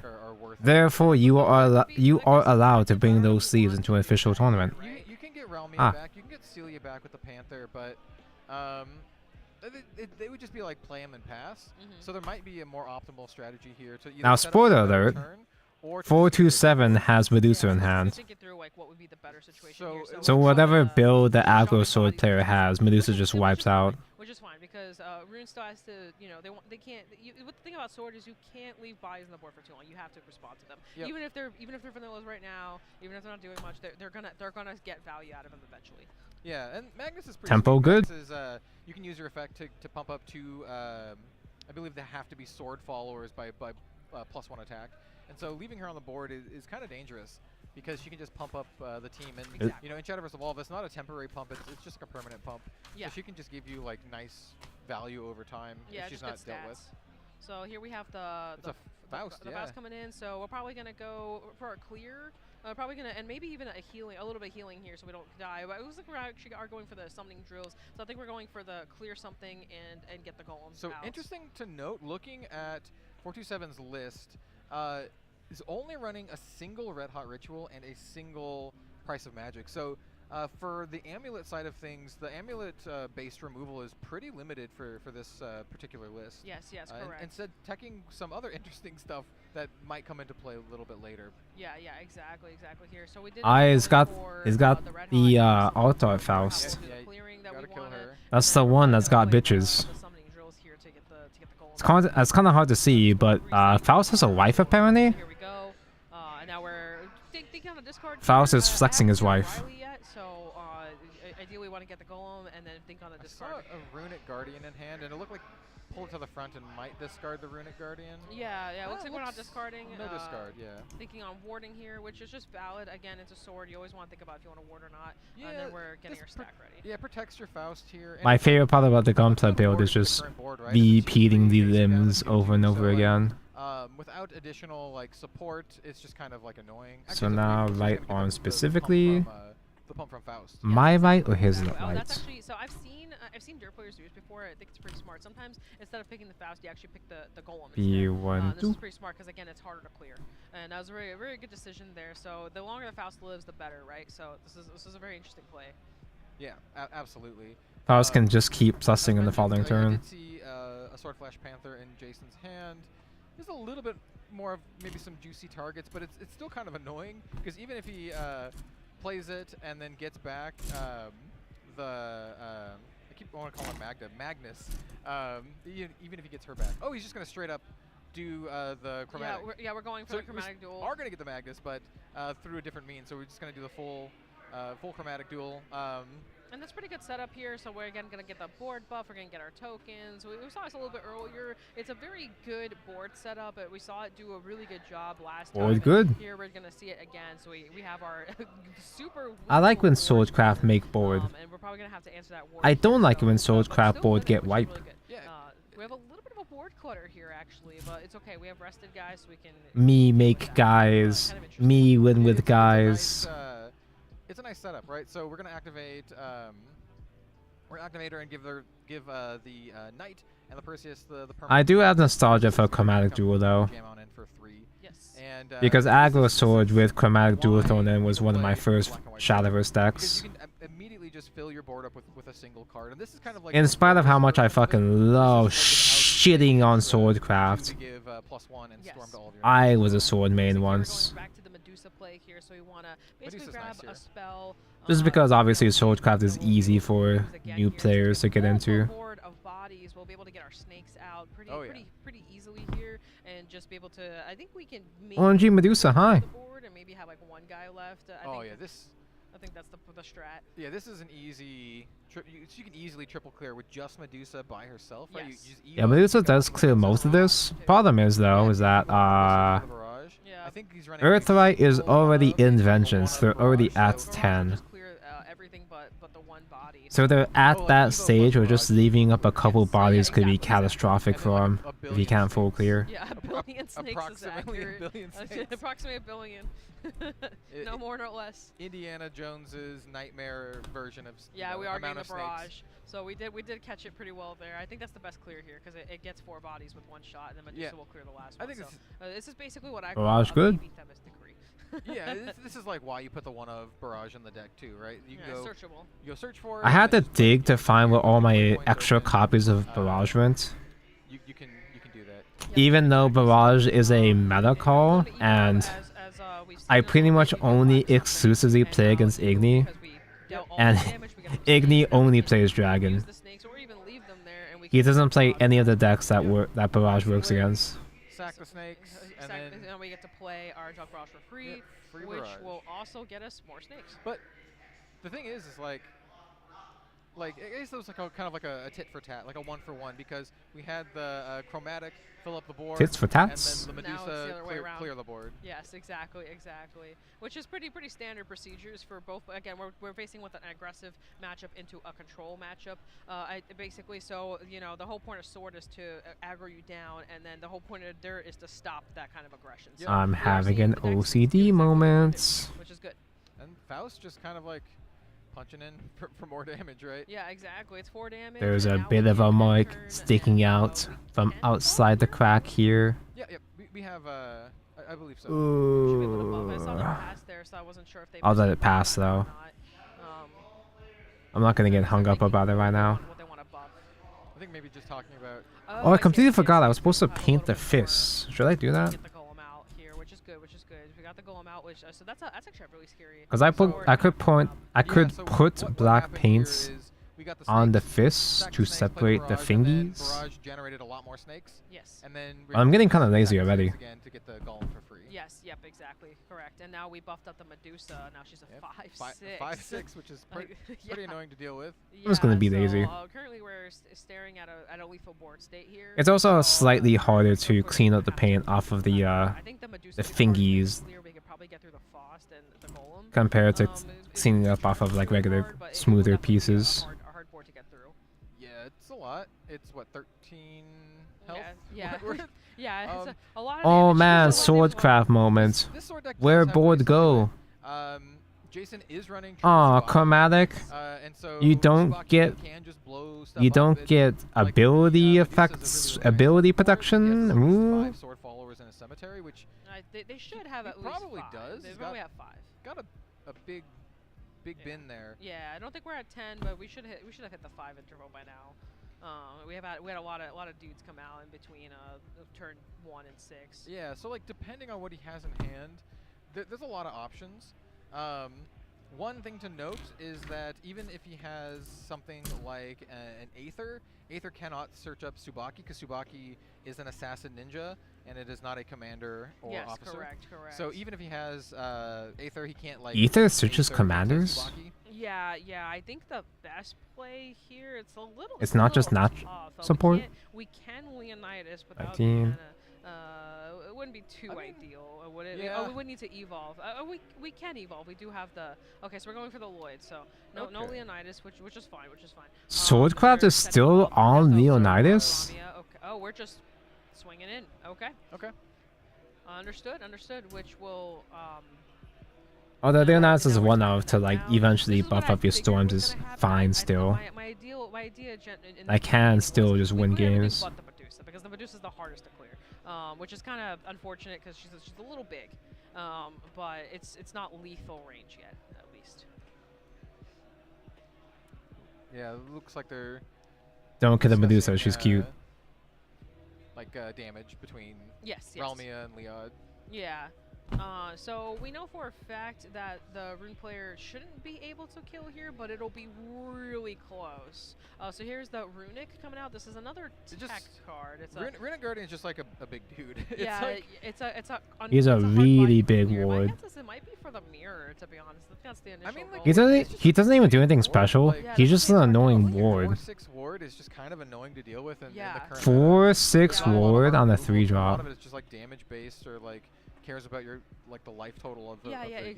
exactly. And It doesn't sound that impactful, but just as like a one-of to drop sometimes sounds pretty good. Very hard. And it's also a reanimate target too, actually. So here we are doing a little bit of searching. and Alchemist! I believe that's the alchemist. Yeah, that's the Ancient Alchemist off of the Rabbit Mage trigger, Yep. which is pretty nice. I think he just jammed. I think it's a Beast Face Mage jamming So, on in. So wow. this is a Wow. big. This is Yeah. a big dirt board. Yeah, big dirty board. we got a ward. We got. How are you getting outboarded by dirt? How There's a lot embarrassing. going on. There's a 4/6 ward. Yeah. Staring down like a. Swordcraft loses typically have a 2 lot of, boards and just great art crumbles, removal and man. looking at the list, I know that he doesn't. Some things never other than- change. Other than Tsubaki, right? And this is what I was. Ah, but we haven't lost yet. wards tend to stop Sword quite a bit, and right now we both saw the control and the wards kind of basically slow down Sword enough to where it makes it really hard to actually play Sword, because Sword just wants to bash face, and when you have the walls blocking... Me hit face, wards cheat. So we're thinking through the math here, trying to He hasn't even played Gingers, has he? The only downside here is if we leave even... Why are people playing Sword this format? In lethal range. Yep, It dies to wards and Ginger, right? Not Ginger, I mean, well, Gingerbread House. The one drop heal 3. Yeah, yes, all 3 gotta go. You can't even leave like the 2 small ones because by themselves they're lethal. So you have to kill both big ones and... The early game was scary with Celia into Ramia, though. It's a tough situation to be. It was almost scary. Yeah, exactly. And then also, just keeping in mind, Dirt has a lot of access to burning. So if even one guy who's left, they can swing and then burn out. Oh, I mean, we literally saw that he got the Ancient Alchemist. Yeah, exactly. Like, He's got lethal in hand because, as well. Because you can on next turn have 8 play points. You just play Alchemist. That's a nice SL. Earthright, and then Evo, and then you can just drop 2 golems. Yeah, exactly. So I have to think through real hard here what to do. This is looks like that's we're closing it out. Unlucky. That was a really big board. That definitely was a board that basically said, hey, you gotta out this. Should have gone first. Spot here, and also picking up the Alchemist was kind of confirming that that lethal board state there. But overall, still a good match. It is a tough matchup getting stuck behind the wards and the constant board clear. So you can only do so much. Yeah, I mean, Jason tried. He had a really aggressive start. Yes. He had that was like turn 2 Evo Ralmia for like 4 face. Yeah. But I mean, like, the thing is you know, you're staring down like 6 plus, well, just one. They got too big. 6 health worth of ward, and you know, as someone who plays. I don't know. It feels like a lot of decks can do that. Well, by a lot, I mean like 2. The current version. Because puppets can kind of do that too. Well, they can handle your early game. Unfortunately, he didn't have any, which is. And then just make an Anastasia board with like ward and what? That or like a Leonidas or something, just anything that could have helped on like a little bit of a better curve. I think overall they both did really well. They definitely did what their decks were doing. Like Sword was slamming bodies, and Sword was swording. Control those bodies, and then also setting up their protection, which was in this case wards. So they played it correctly on both ends. I think they both did the best they could. I think they performed really well. I think I just kind of dislike aggro decks in Evolve in general. Is that just me? Dirt is one of the big. It just feels like of the format, and that list was actually. Especially in Shadowverse Evolve, it's not. It's bad enough that your aggro deck runs out of steam in the late game, but which will be very shortly. We'll have him in here. Between heals, removal spells, and wards, it's like even more. It feels more rough to play aggro in Evolve compared to digital. There's a couple other ones in here. The witch which came up. It feels like it's so much easier to punish aggro. That early aggro, because that was a really scary early turn. Because one of the few friends I was playing Evolve with IRL, he kind of just stopped giving a fuck about SVE because he liked playing aggro. But aggro just felt so bad to play in Evolve. And one that some folks in my community were talking about, like getting into. That might be a good issue. To be fair, that could just be a good issue. Especially since it's just like 4 damage split 2 ways. It doesn't. Aggro exists to keep slow combo decks in check.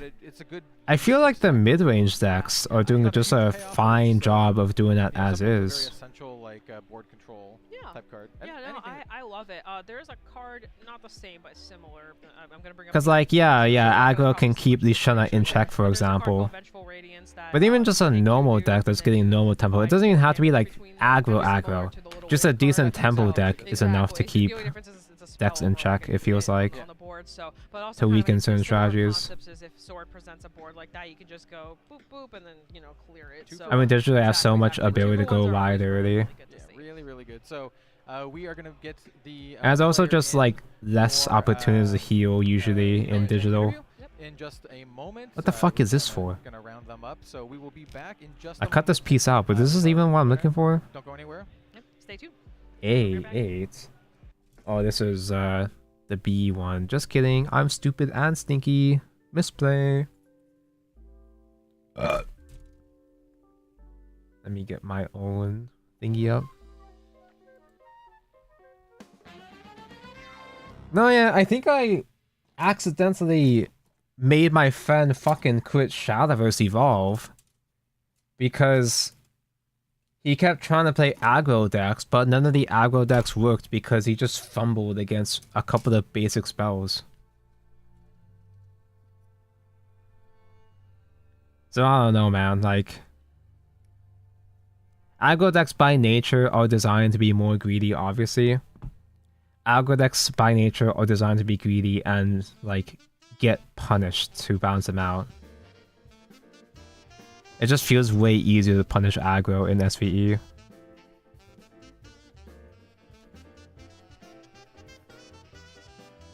That's why I didn't like playing the Machina Abyss. Because Machina Abyss felt like a weird in-between between playing aggro and combo.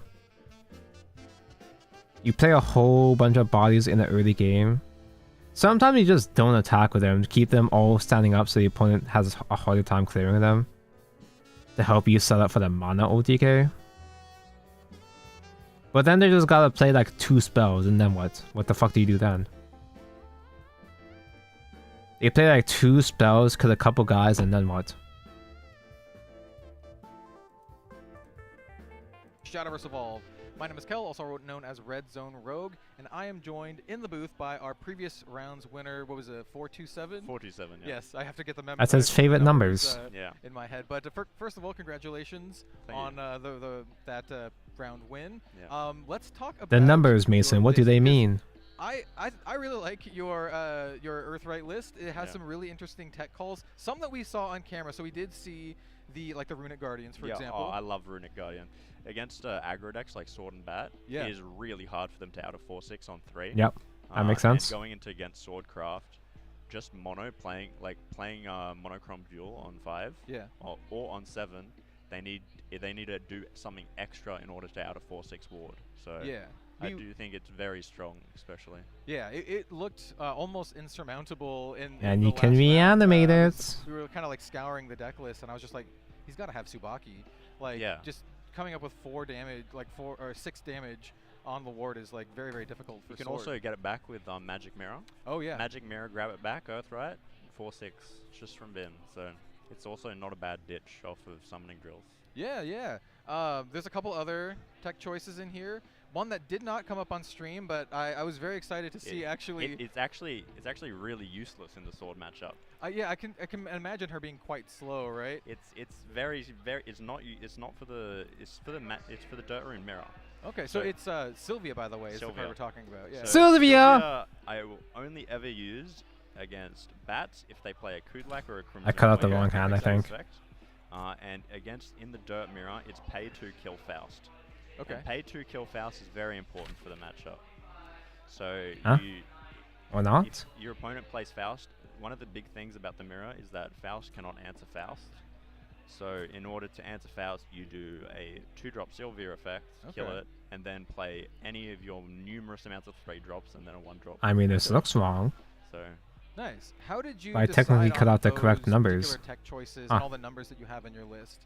Because like we saw the Guardians, we also saw Sylvia. You have like a 1 of Price of Magic, like a 1 of Red Hot. How'd you? Sylvia's a hard move against tall high cost bodies, but Soulcraft doesn't really have a whole lot of those. Like a lot of the deck building comes down to making sure your cauldrons whiff as little as possible. Okay. So you want to be maximizing the amount of Earthright names or of cards that you can play, and minimizing on the amount you don't want to play.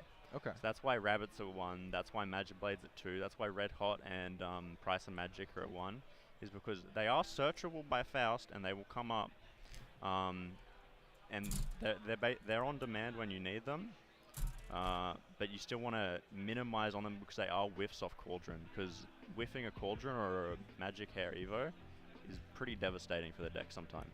Yeah, I can definitely see that. How do you feel like your particular version of Earthright is poised in like the current like Worlds meta that we've seen so far today? Well, I was expecting a lot more Sword today, but Sword is the 5th most represented. Apparently Sword battle? Which is very surprising to me. But to a lot of people, me as well. Yeah, I think it's 5th deck. So there's into the mirror. Earthright, Vampy, Puppet, a second Sword. What would the 4th one be? Because only having access to one. Do this dragon? Riley is inevitably going to hit the grave from your opponent. Yeah. And or a Ceridwen, because Ceridwen revive is very important. But other than that, I think it's very good against bats. Very good against sword. I haven't lost to a bat yet, so I've Haven't even seen the bat yet. opponents. Okay. I still don't know what bats do. I think it's pretty good against sword. Nice. Medusa, you probably saw, absolutely Solar's sword. Oh yeah. That card got so much value that turn. Yeah, Clearing an entire board, searching out a barrage. We kind of call it on stream too. We're like, okay, what's the thing you can get? Oh, barrage. Just Medusa and barrage alone just absolutely wipes it. Yeah. It's pretty nasty. Yeah. So yeah. So final question before I let you go, just kind of generally speaking, for the rest of the event, kind of like how do you feel going into the rest of the field now? That a lot of folks have dropped. We're kind of going into the end of the last couple rounds. I do want to have a dirt mirror because I haven't seen a. Do you really want a dirt mirror though? On the opposite side of the table. It's the matchup I practiced for the most. But yeah, going into this, I know there's a Kuon on top tables. There's a Kuon? I don't know how he's doing now, but a couple rounds ago there was a very Spellblitz has not really had much attention in this format. Yeah. As well. Yeah, I versed Draconic Duelist round 4, and I mean he was bricked on 3 Forte. Oh yeah. So. I mean, Unlucky. Yeah, sometimes it happens. Live by the Forte, die by the Forte. You know. So yeah. Yeah. Anyway, well, thank you so much for joining us here for a little chat. We do have some trivia. So the trivia here for the chat is: how many characters are there in the English edition's special card vote campaign? There's a lot of characters. So do you know how many characters without looking? 6, because there's 6 classes. What you think the answer here is in chat, and we will let you know what it is when we get So for the leader poll, there is Feline, Orcus, Celestial. Good luck with the rest of the day. And we will be back very, very shortly with more Lamia here at the World Finals. Don't go anywhere. We'll see you. Was there the Shana in there? So Shadowverse Evolve has leader polls too, but you have to buy boxes though. You get a entry, you get a ballot, a little slip you can use to vote per box. So you can only really vote for your Oshi if you buy the product, which I have not. I'm a singles Andy.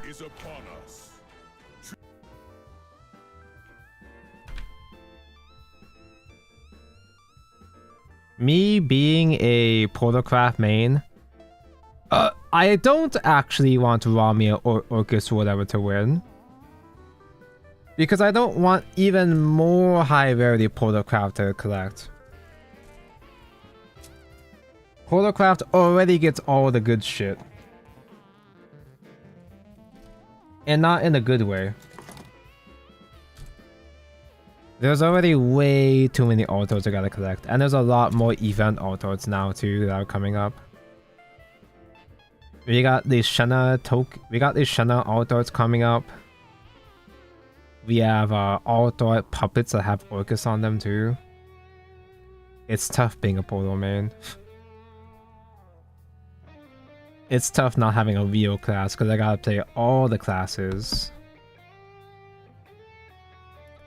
And collect all the URs from all the classes. So I need B1. This is B2. Am I stupid? Yeah, I'm stupid.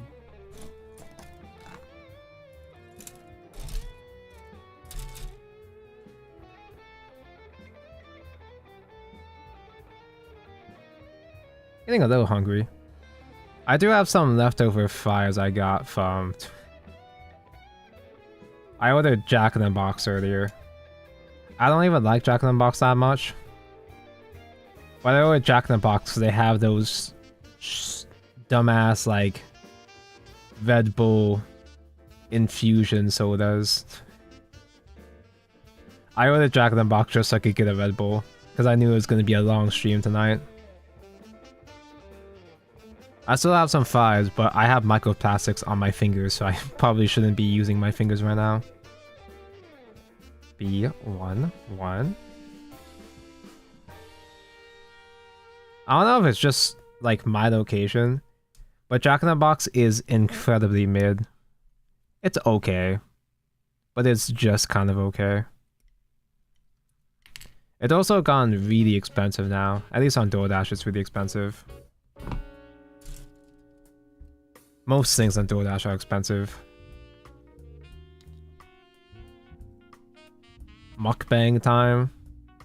I disrespect mukbang fetishes even more than foot fetishes. I cannot handle mukbangs whatsoever. Hearing people eat into the microphone just pisses me off. Especially if they have a really, really detailed microphone. Most of the time, if you have a higher end microphone, it'll do a decent job of filtering out your eating noises. And that's of course if you specifically tune your microphone to maximize the eating noises.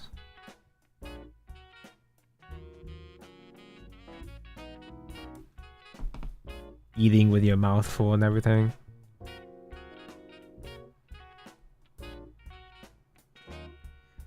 Speaking of mukbangs, what the fuck is happening with Nico Kala Avocado now? The mukbang guy. Cause he did this whole dramatic twist where, oh haha, it was a social experiment the entire time. I've actually been dieting, I got thin over the past year. I tricked you. You fools, I lied to you. Haha, it was a funny prank. And then I never heard from him ever again. Like, he did the funny prank, he got thin again. Huge twist. Everybody talked about it for like a day, and then it was never mentioned ever again. Tonka to take up the mantle. Yeah, there's a power gap now with Nick Avocado gone.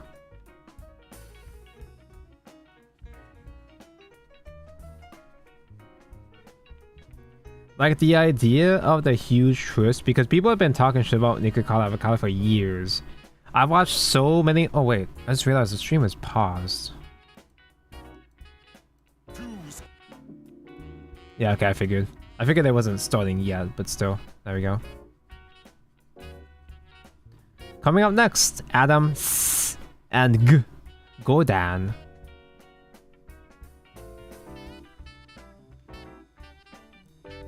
What they did this year for BCS, I'm not sure if they did it in other years, but they did a thing where they have little quotes for every person participating in BCS this year for each game. They had each player show off their favorite card and like a quote. Most of the quotes that people used are... Yeah, sure, okay, yeah. But I like the idea of it though, the idea is cute. NAB219. If I ever qualified for BCS, if I ever had the opportunity to submit a quote to Bushiroad, I'd be like, how do I make this about Cunny without getting caught?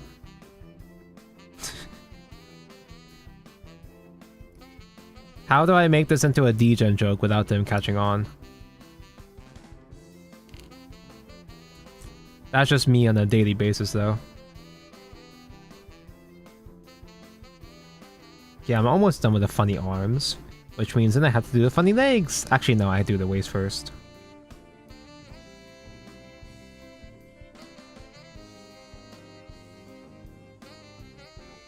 I want to say there's like 2 more rounds of Swiss. I probably should just look it up. I think there are 2 more rounds of Swiss. And then they have the break, unless... I gotta find the BCS website. The official BCS website. Eh.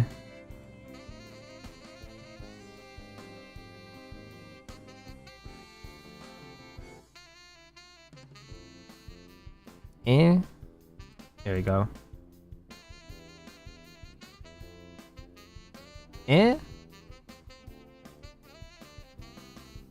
Am I stupid? Maybe I am stupid. Maybe I am stinky. It's my second time trying to find it and I still can't get it.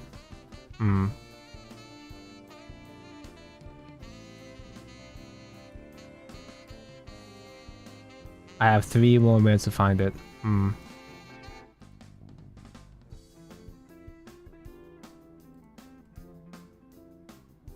Dude.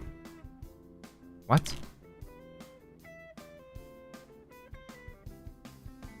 EM Bushiroad news. I guess I just can't find it. I'm so stupid. Alright, well, anyway.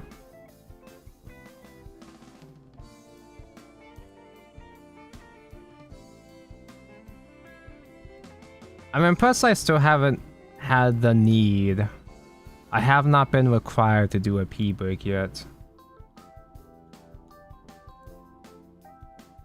I do a pretty decent job of enduring in these endurance streams.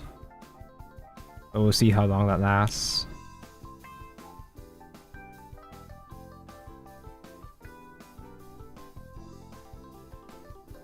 Chat, I need a topic so I can stop thinking about peeing. How do I make this topic about Wuthering Waves or Genshin again? Wait a minute, actually. Now that I've made myself mention Wuthering Waves, I haven't actually talked about Anniversary yet. So we finally got the Wuwa Anniversary patch has dropped. I can talk about Wuthering Waves, my favorite game. It's very...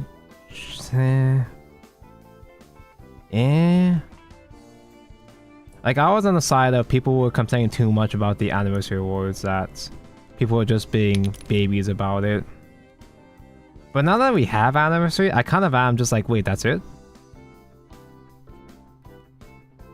Can't stop complaining about bad gacha games. It is a topic with which I can work with, because bad gacha games are my favorite gacha games.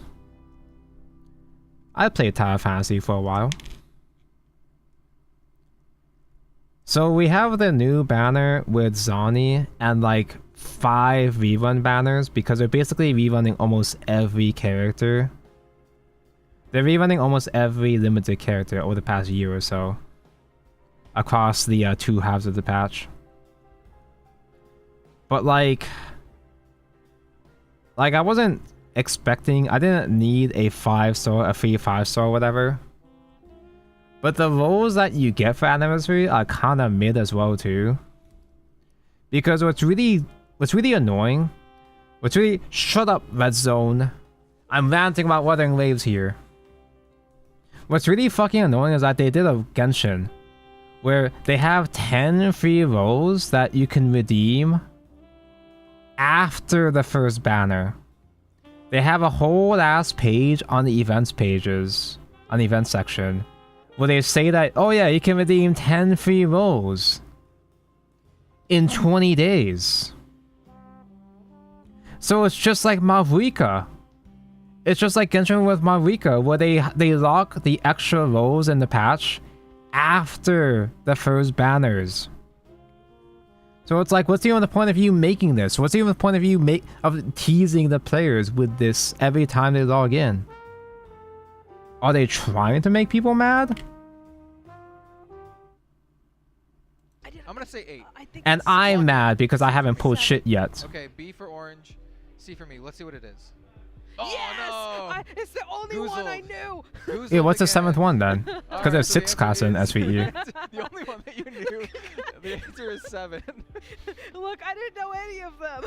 See, I knew the ones that are like, yo, what's the other version of Holy Lord Ektar? I'm like, uh-oh. Windmill Slam Demon Lord. But I just realized there's a nub sticking out on here. 7 or 8, Apparently I know the weird stuff. It's fine. It's okay. The other ones On his hips. That kind of pisses me off. That was Karula. Oh yeah, okay. They see Actually, that was Karula. The balanced way. Or I knew that. Yeah. I was clueless. But Gotta anyway, get the Everybody lore, loves gotta get- Karuda. Indulge in the Shadowverse lore. I do, you know, I'm sorry. It's so bad. I really need to. I played the online game. I need to lock in. Actually, it's a really cool world. But anyway, It is.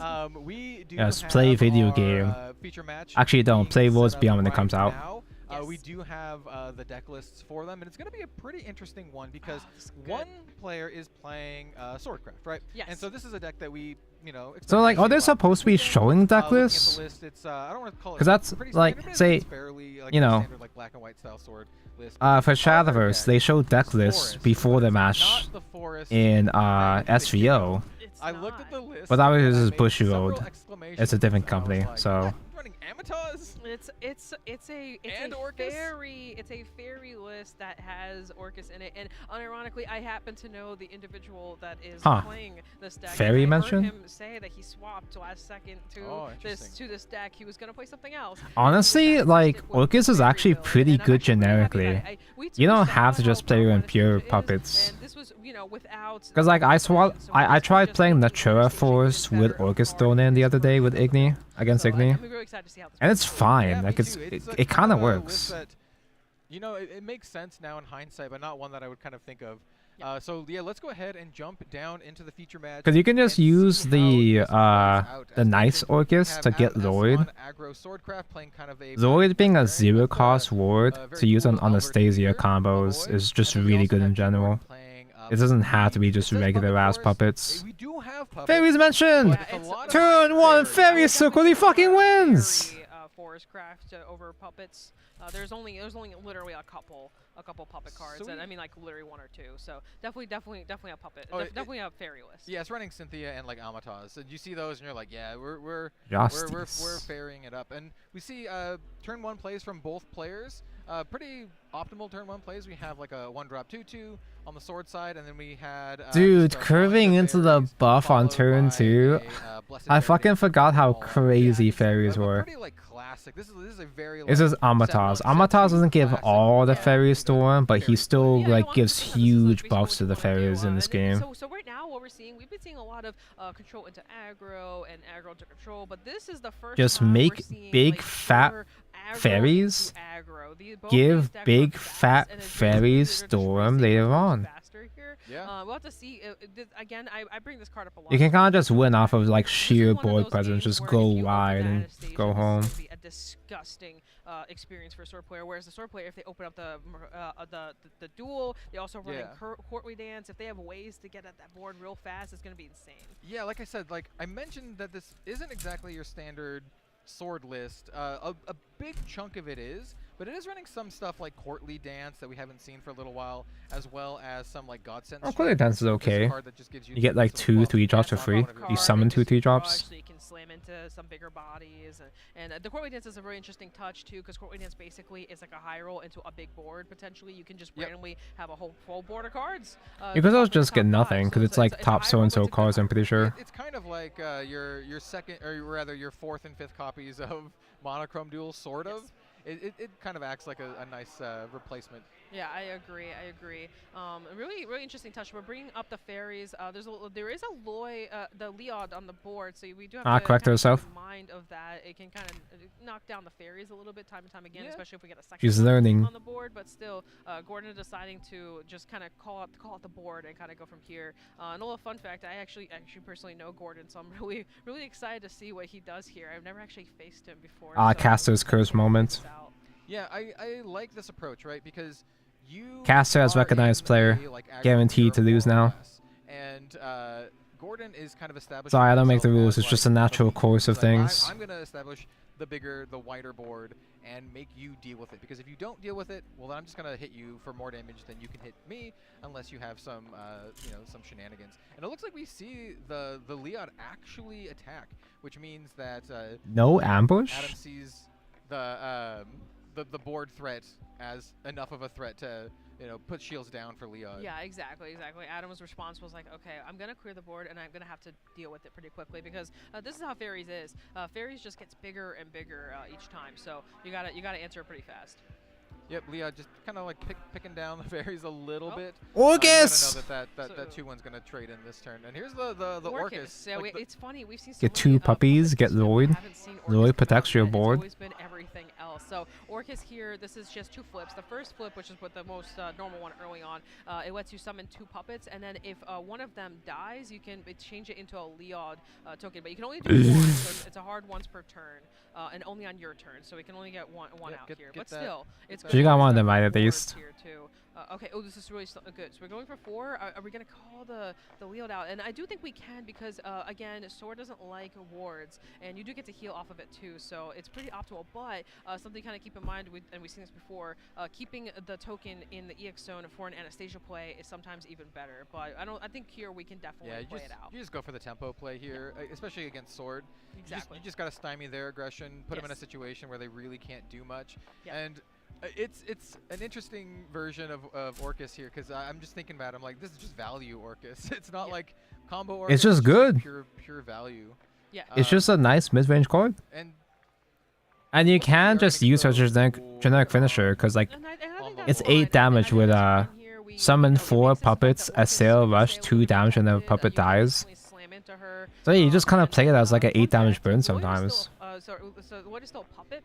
So if it dies on specifically Gordon's Ooh, Immortal Justice. That is he. So a little interesting. I also do have the Infinite Justice as well too. I probably won't have enough time to build both of them on the stream because I'm really slow, but the Leod, which is going to be able to deal that little bit of chip damage and take out the Orcus at the end of turn. Yes, yeah. So kind of an ideal play here to deal with Gordon's board. We just cleared 3. Oh my god, I just realized. So typically Twitch does this thing whenever it sees like whether it be Japanese, Korean, or Chinese. Usually Twitch will try to auto-translate the name and it completely fumbles it. But like Twitch actually got it right. It's Belmont. Close enough. Hello, Belmont. What the play is. Anastasia would probably make it really so I need 29, was it? Yeah. I think that's exactly what we're going to set up for here. We have the fairy as well to kind of start doing this. But I don't know exactly if we can get to the combo. Usually Twitch will just fucking like make something up. Oh, it's not auto-translate. Japanese set name. And then Twitch account name. We'll have to see what's on Does that mean for the other like examples I've seen, they just the user just makes things up? We're gonna hold off on Anastasia for a turn. Yeah, kind of build up your backlog of fairies. Yeah, and I think that's perfectly. In that case, like I can use like the smaller like parentheses name and not feel embarrassed. Yeah, something like Chisdi 443. Yeah, there's a lot of those. That's their chosen Twitch name. Okay, so I can say that name without feeling too super embarrassed, I guess, right? That little 1-drop spell. Yeah, Divine Smithing, so you can pick 2 Pixie followers in your field, or EX area, and each give them +1 attack. And if you have combo 3, you get. In all my years of streaming on Twitch, I've always been terrified of that shit. the Fairy Dragon is a Pixie follower, so yes, exactly. Of me just like saying the name and the person being like, "What'd you call me?" Spells to just add on to the combo abilities and also be able to draw cards. And we are actually we're 2 combos away. So from, 35. Combo turn for the Sakuna, but I think here we're just going for the 3 combo play. So it's just Sakuna. She'll get an additional. Not full storm, but good enough.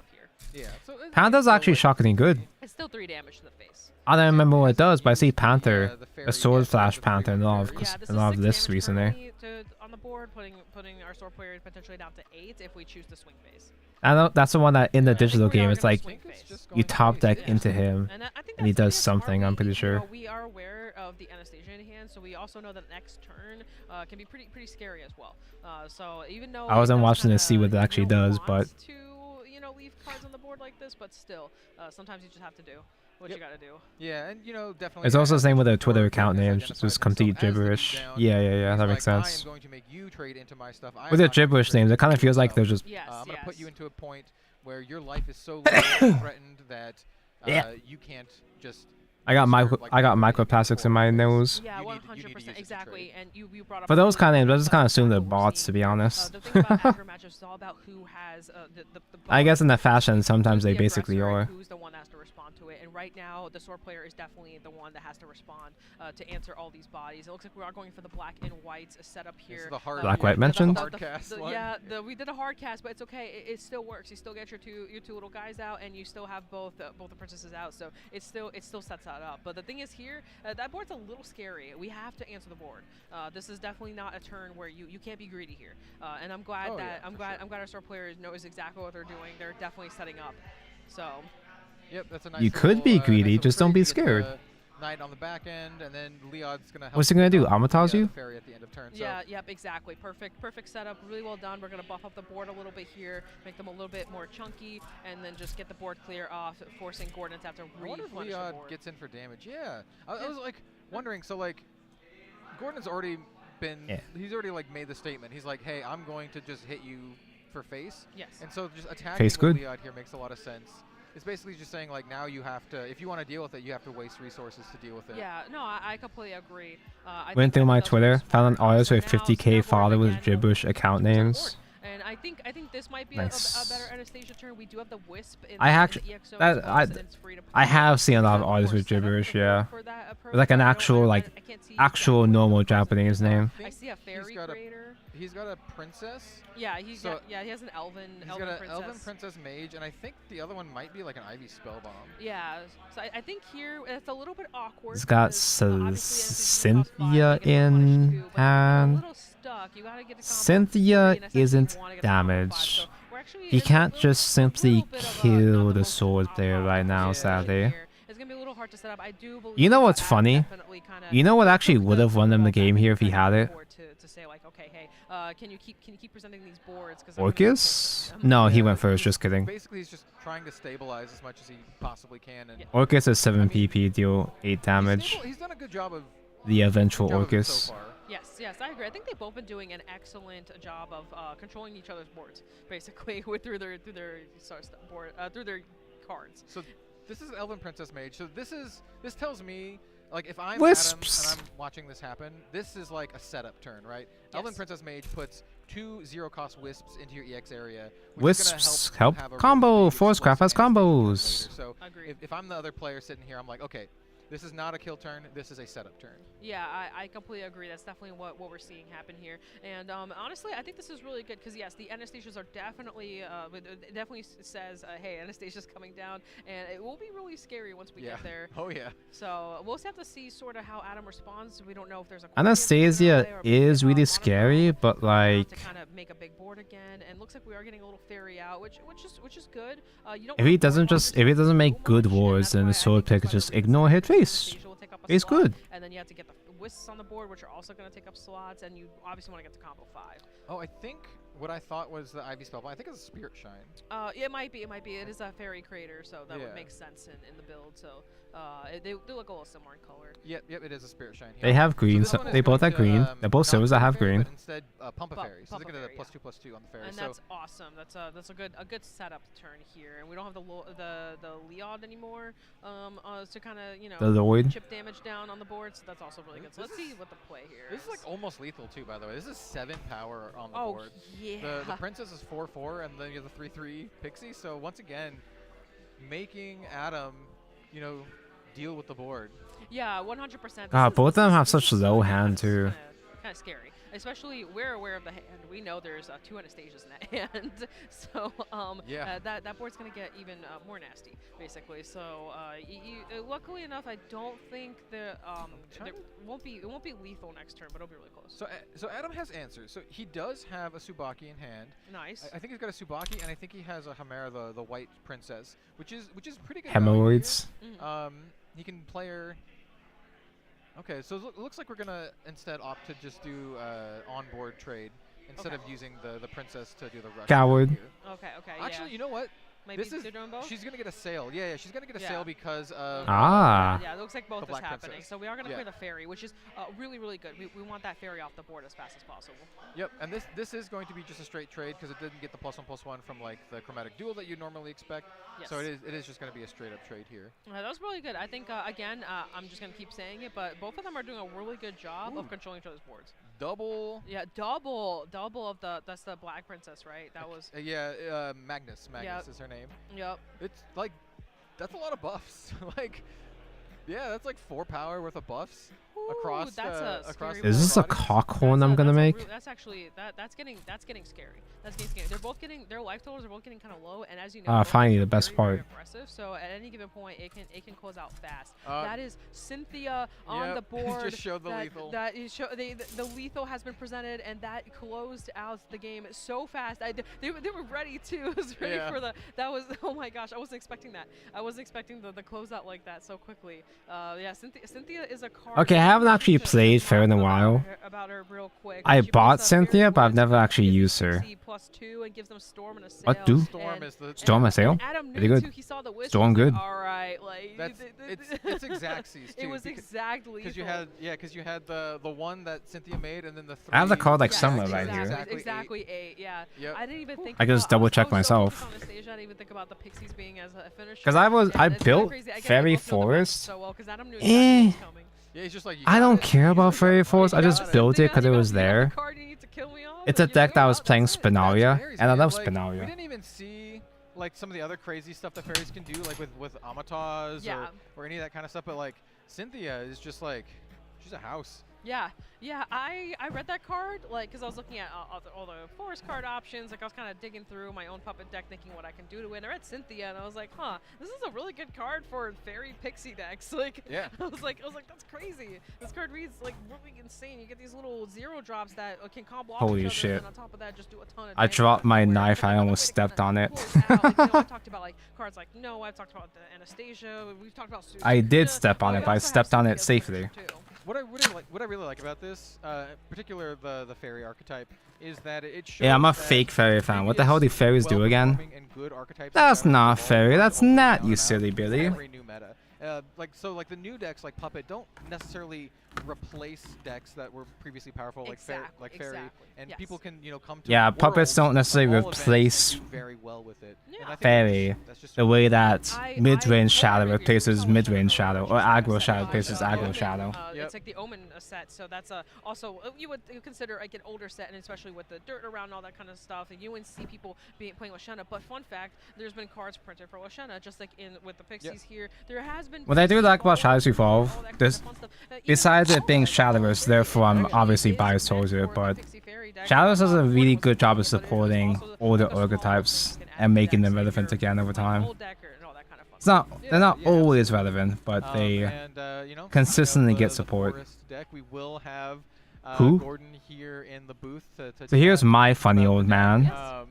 I'm sure you're I don't think I even saw him drop down Amatars that whole game. I just didn't see. We're both from the same area, so it's kind of funny. 6-drop fanfare put. I've had this card the entire time. This is my first time actually reading it. Round 7 is just crazy. Fanfare put a wisp into EX area. Give each pixie token on your field +2 attack. Yeah, last round. While this card is on your field, each pixie token on your field has Storm and a Sail. We had some amazing fights. Yeah, that'll do it. Trying their hardest. They did a really awesome job today. Yeah, so here that's on stream, kind of for y'all as we have that's pretty good. Then we'll have trivia, I believe, as well. Yes. And then we will have a break. Yes. And the wisps don't banish themselves if you combo with them, the way that they do in digital as well. Although typically you're holding up actual fairies instead of the wisps with most of your support. The Fairy Forest deck. Don't go anywhere. We will be right back. See you soon. Like the princess that generate 2 wisps, that's like a set 1 card. It still sees play just because it's the easiest way to generate wisps.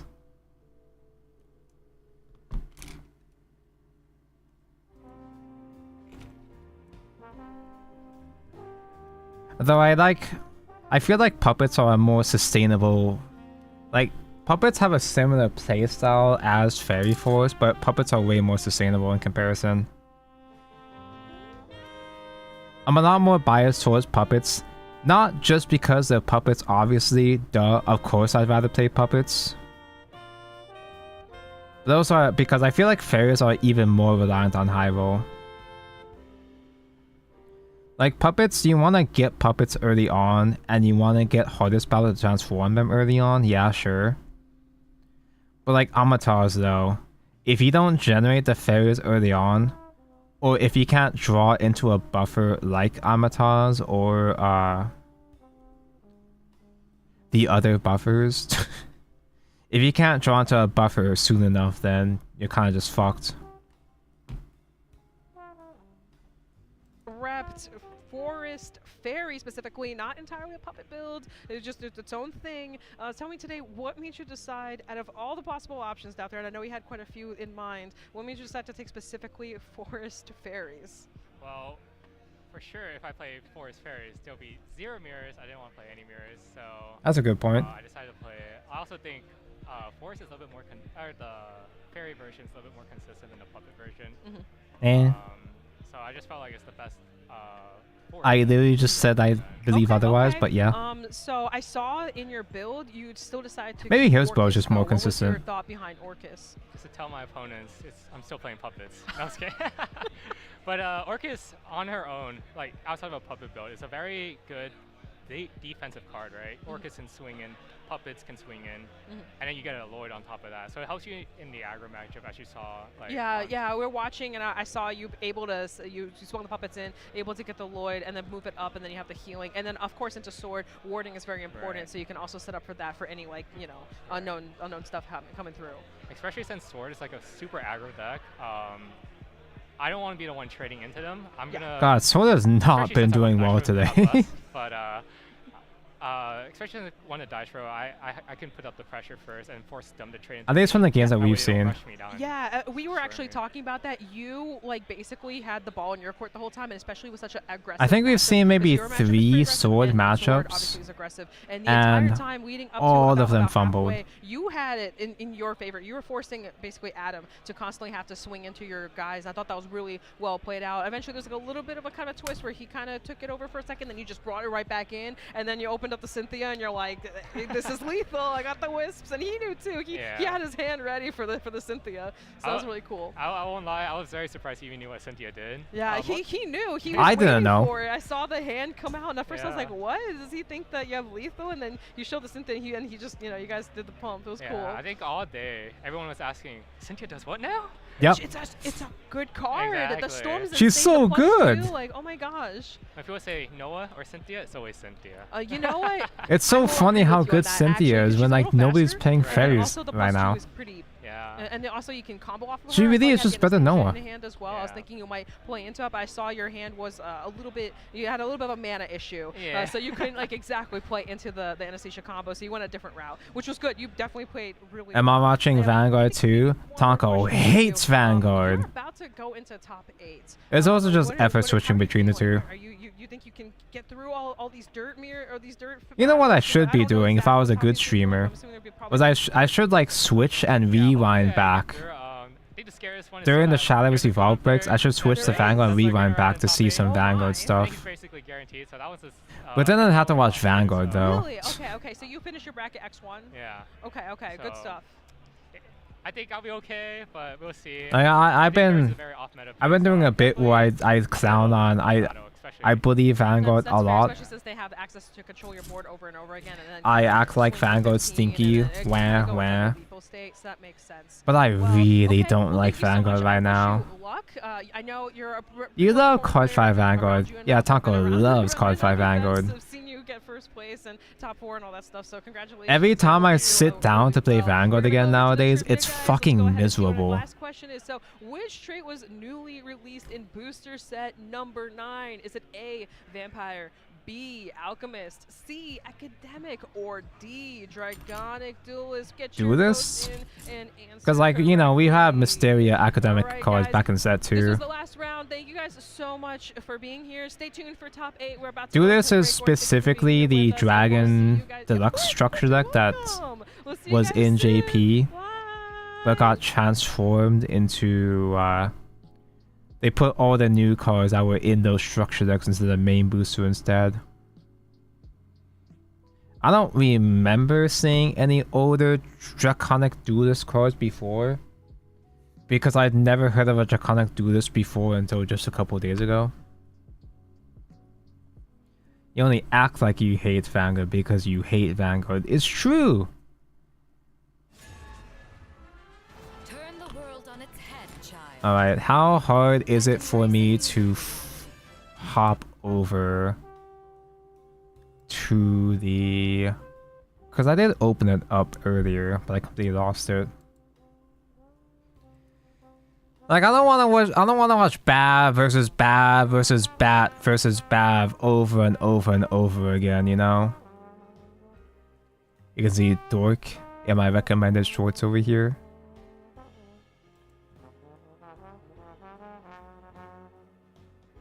Let's see. I have Igni in my watch history. I don't watch videos on my YouTube channel account very often. Except usually for like Igni or like raids or whatever. Actually, I couldn't even find the YouTube. Oh, it should be on Bushiroad's YouTube, right? I couldn't find the YouTube stream. I tried looking before, but I couldn't find it before. Bushiroad? Roads?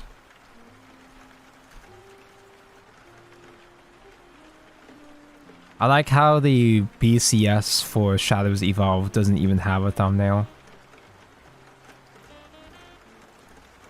Do they just not have a YouTube stream for the other guys? Because I didn't find it on the Vanguard channel. I don't see it on the Bushiroad official channel. Is it just Twitch? If it's just Twitch, I might not be able to do, I might not be able to rewind on the VOD. Did you hear about Xbox prices? Chat did mention Xbox prices. They're basically gonna swap it around to match Nintendo's Freak, apparently. Unlucky. It's only for consoles, apparently, right? I think PC is still the same. Could you imagine still playing Xbox? Who buying Xbox? That's what I'm saying.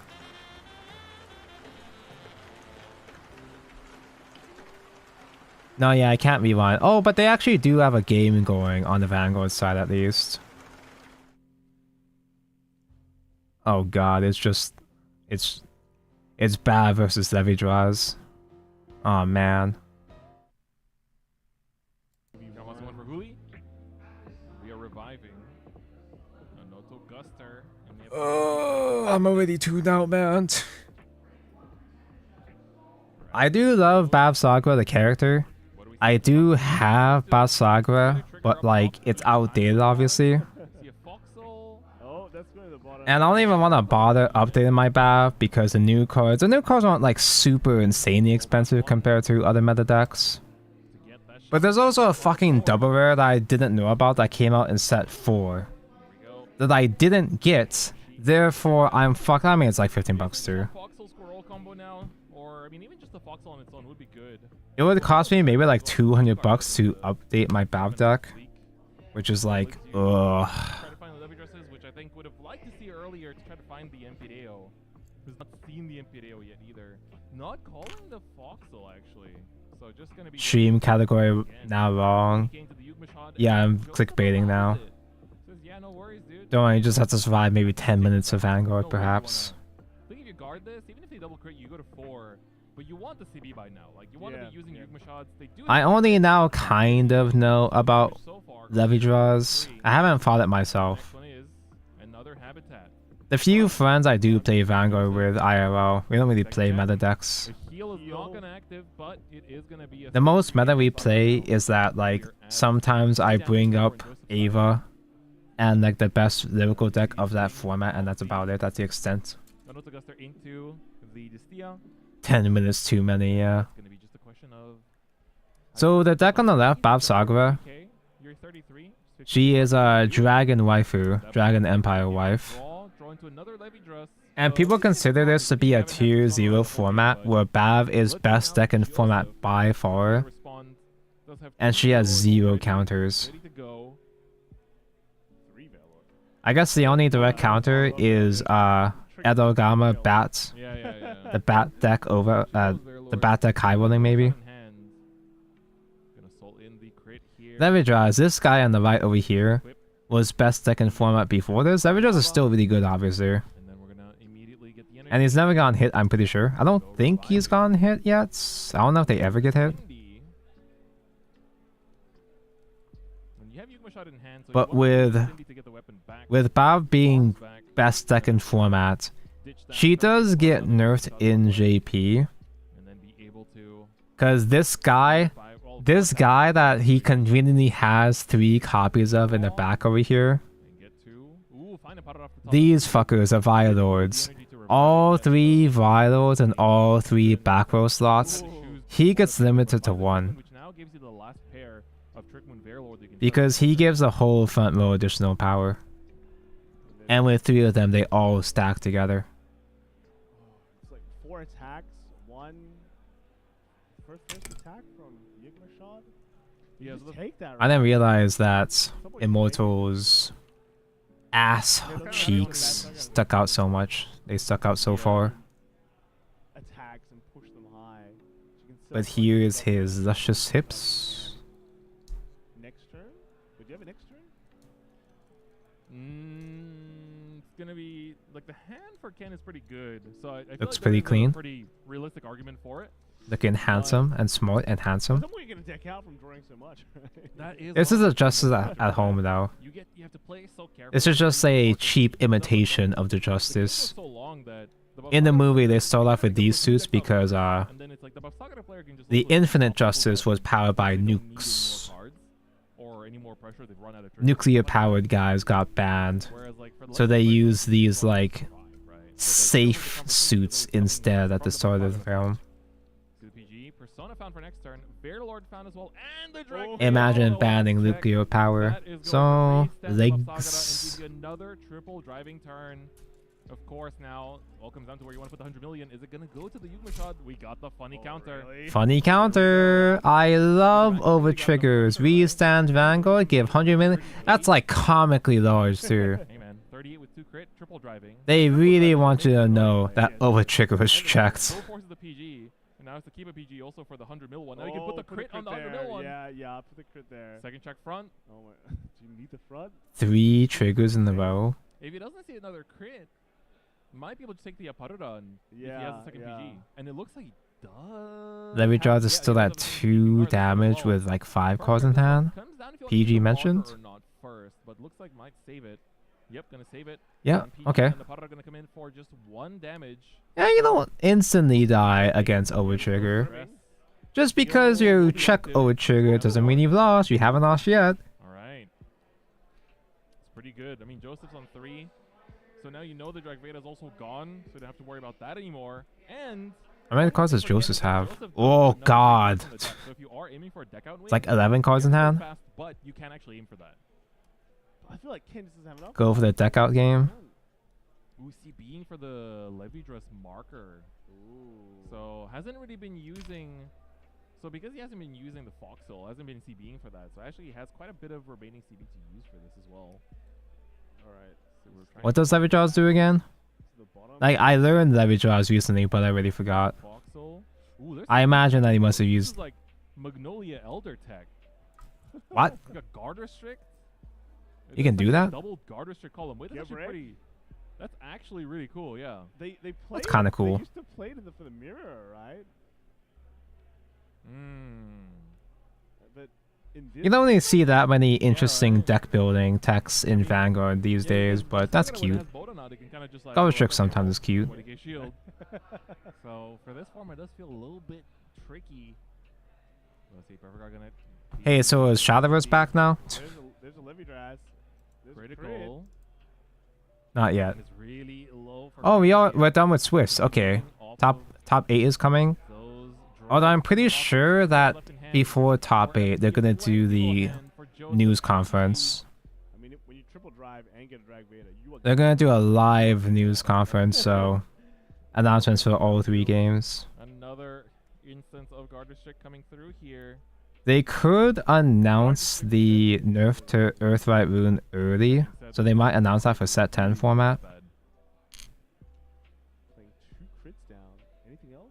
One more? And I guess we'll get news on whether or not we're even gonna get the swimsuit expansion. Or you can revive it to get the plus 5k if you want to. Because the swimsuit expansion, it's not just swimsuits UO.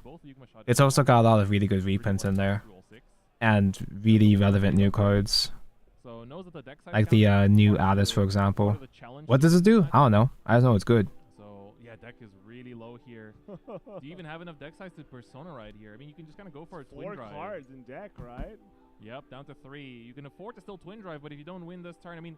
Vanguard games, either you get ran through within the first couple of turns because the opponent aggro's way too hard, or you grind until deck out. There's no in between. Yeah, got double.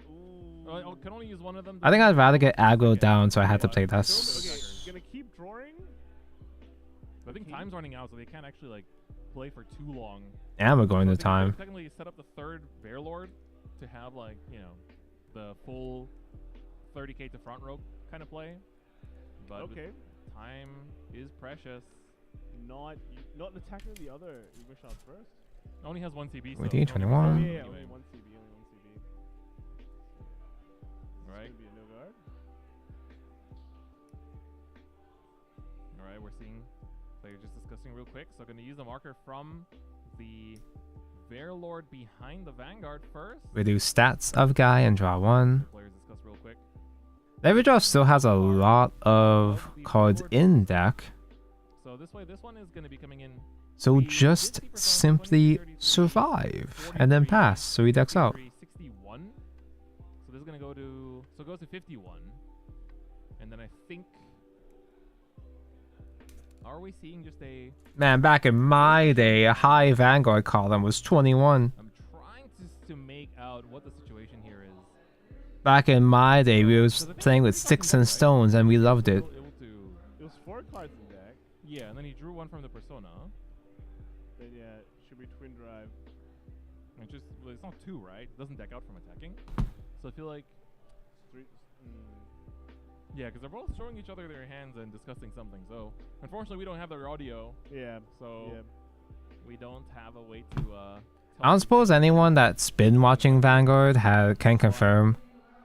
Aside from Levy Draws, Bav, and Bat, have there been other decks represented? Like Rezael, I guess, but like... Any spicy decks at Worlds this year, or nah? And I mean, it's like, it can't happen. It's just 2 players damage denying each other. Yeah, and this is... it's kind of awkward because we are wrapping up without knowing... Oh, they timed out. Unlucky. Wow, okay. Right, so they were kind of, I guess, just like trying to discuss where things are going. So, wow, it was actually lower on time than I thought. That game was going Tank really long. O, hello Alt Force, good evening. All the markers and the draws and everything. Stream on Thursday? Yeah, it's because BCS World just happened to be today. It's because it's a Friday for Japan. Was it a timeout or did both players lose? It's a double loss. Timeout, double loss. That is how. That is like We're entertaining the concept of Vanguard while we wait for the Shadowverse stream to update. Yeah, that's tough. That is really, really tough. It's Hawaiian Thursday. Yeah, but even then, it's like early Friday for everybody else, so... Like one of those slow matches, unless you're playing like lightning speed. Pissing all by yourself, handsome. I haven't pissed yet. Yeah. Because the game just sometimes just goes long. Exactly. Yeah. That's like the thing with the matchup too, is like sometimes it really does just happen. 27, like and hello Mercy, good evening. It is indeed a double loss, so I suppose this will be... How far are we in now? That's 8. I believe this tournament was... The schedule suggested this tournament would be about 9 hours. So we potentially have 4 more hours. I got 4 more hours to build 2 legs. We're going straight into premium. Whoa, premium. Hold up, this is me. That's you. That's Dimension. This is Daniel. Dimension Robos. Daniel versus Day Vect. Guess which one is Day Vect? They still got premium for this thing, for these events? And I know which one's Dan because he loves DP. Dang. Let's go. They still playing unlimited format? He is my friend. This is literally just a European BCS. Although, EU spoiler alert, well, and I know that he's also a fan this, of the event just a that feeling. Deluxe, you got the fighters. I've got a bad feeling this might be their last premium, at least last premium tournament at this So scale. I guess we're literally just going in the middle of. I am very pessimistic about premium format. One stride turn or two, because there's a Unibird face up. Me speaking as a boomer player and as a Yu-Gi-Oh player, the two things that premium appeals to, I'm not a big fan of premium format. 4 or 5. Yeah, yeah. And you can see that they're like gutting support for premium and BSF, so I wouldn't be surprised if it just doesn't come back. That means we're gonna be entering after this turn. Is this a tier board? I fucking hate when people, I guess you maybe have to do it in big tournaments like this where you have to keep them all visible. I fucking hate when people put binds or banish in the center. That's like a huge pet peeve for me. Say, like, he's got a Honolulu in the back. Does it? Okay, at least he has a courtesy to stack them when he's not using it, but like, people that spread out the whole fucking banish and across the whole middle of the table just really pisses me off. Attach should just be negated, right? Like, I refuse to believe he got it with 7 cards. Only 7 cards? Spice in the list. You like Stark them. Win off a Stark. if you're like, that's the issue of Dyliner versus Vanguard. Vanguard, you get the multiple Vanguard swings. Yeah. He's playing Gear Chronicle, which has interaction with the bind. I mean, I don't know a damn thing about the premium build, but I just assume that he is interacting with bind. One big Unibird attack. That one gets kind of got, right? If they did the Ian Kami, would they go strike or something? Yeah, what the fuck are they gonna do? You can't negate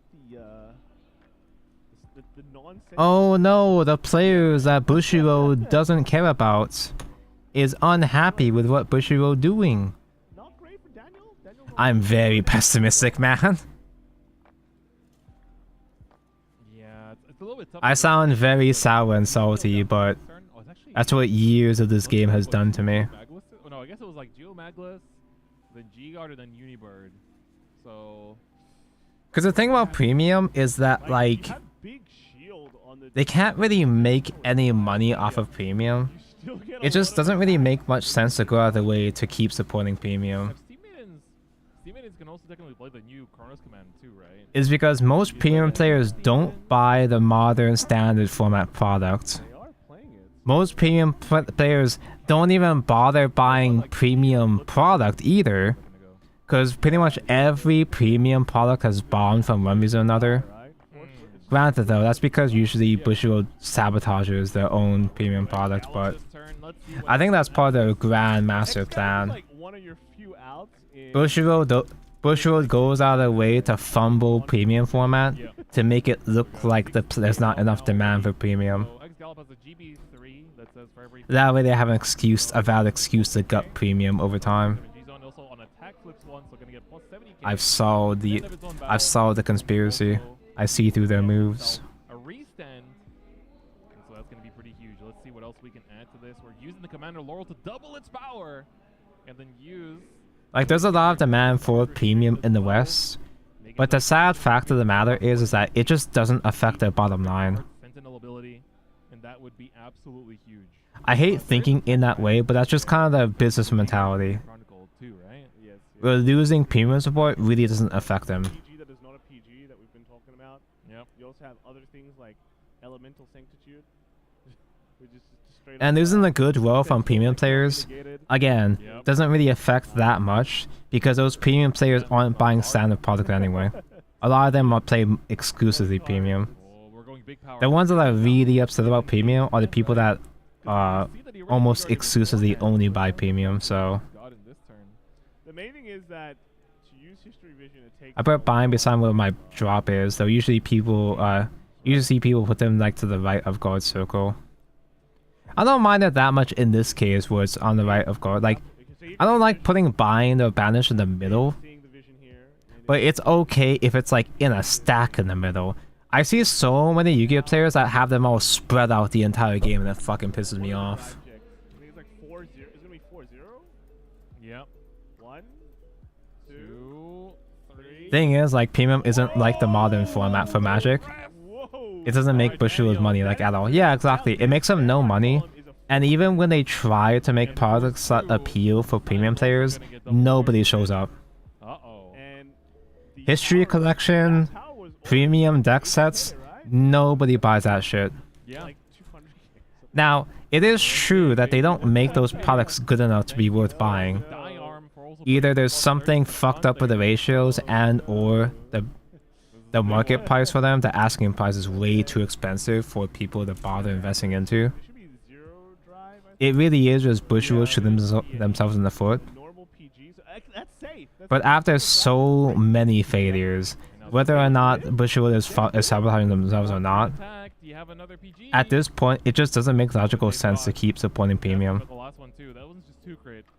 It's a problem that Bushiroad has created for themselves, but it's just a problem that's just the reality of the situation. It is what it is at this point.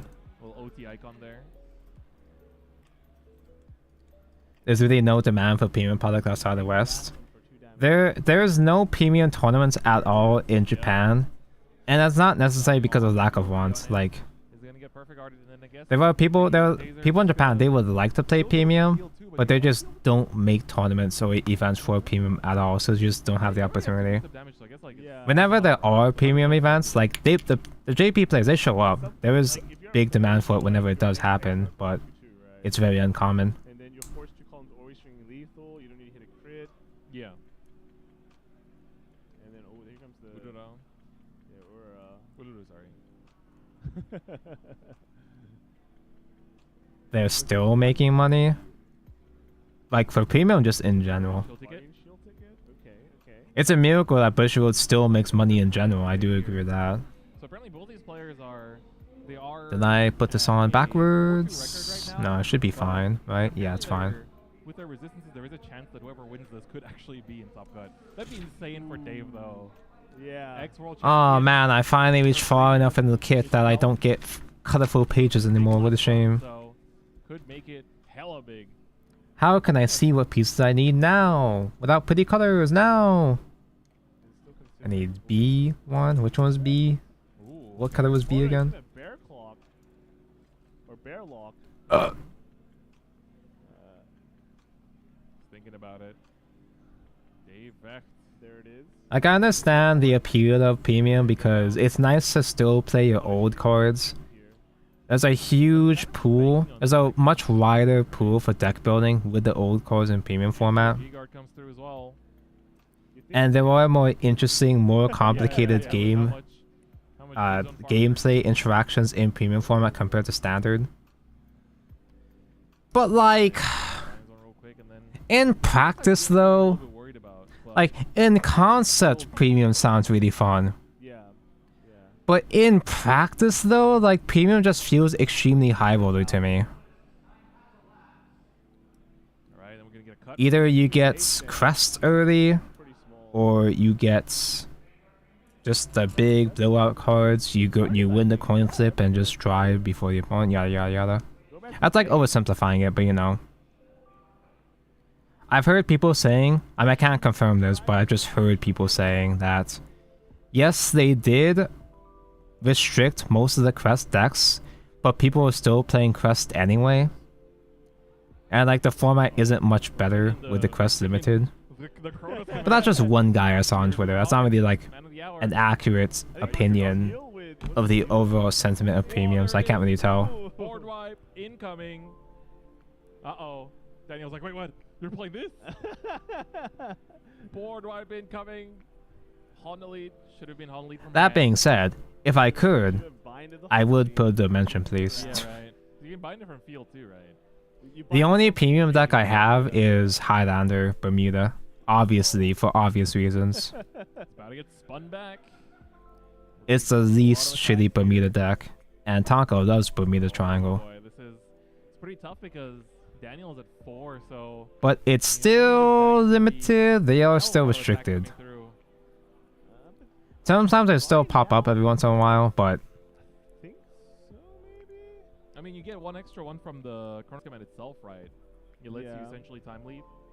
Is that the new standard format Chronos Command? Is there anything you go to? Board wipe. Wow, crazy. Whole field bot deck. And nothing was called by effect, I think, before the taser left the board, so nothing could get the... Couldn't Now, actually proc the taser on anything. I've been bitching about premium. This game actually is kind of interesting, because it is a lot more grindy than I would have expected. Because I guess the one can jump into... Is that an ALO? Yeah, this is ALO. Okay, so ALO should be fine. ALO Of course, I'm a pessimistic bastard that just takes every opportunity I can to shit on Vanguard. Therefore, I like the idea of shitting on premium, but I rarely sat down to watch an actual premium game. There goes to 5. Ooh, no defensive, it seems like. Still got a big hand, but I hate grindy games. That's why I want to end games in 30 seconds. I'm about to reach my 30s. I'm gonna end my game in my 30s. 35k.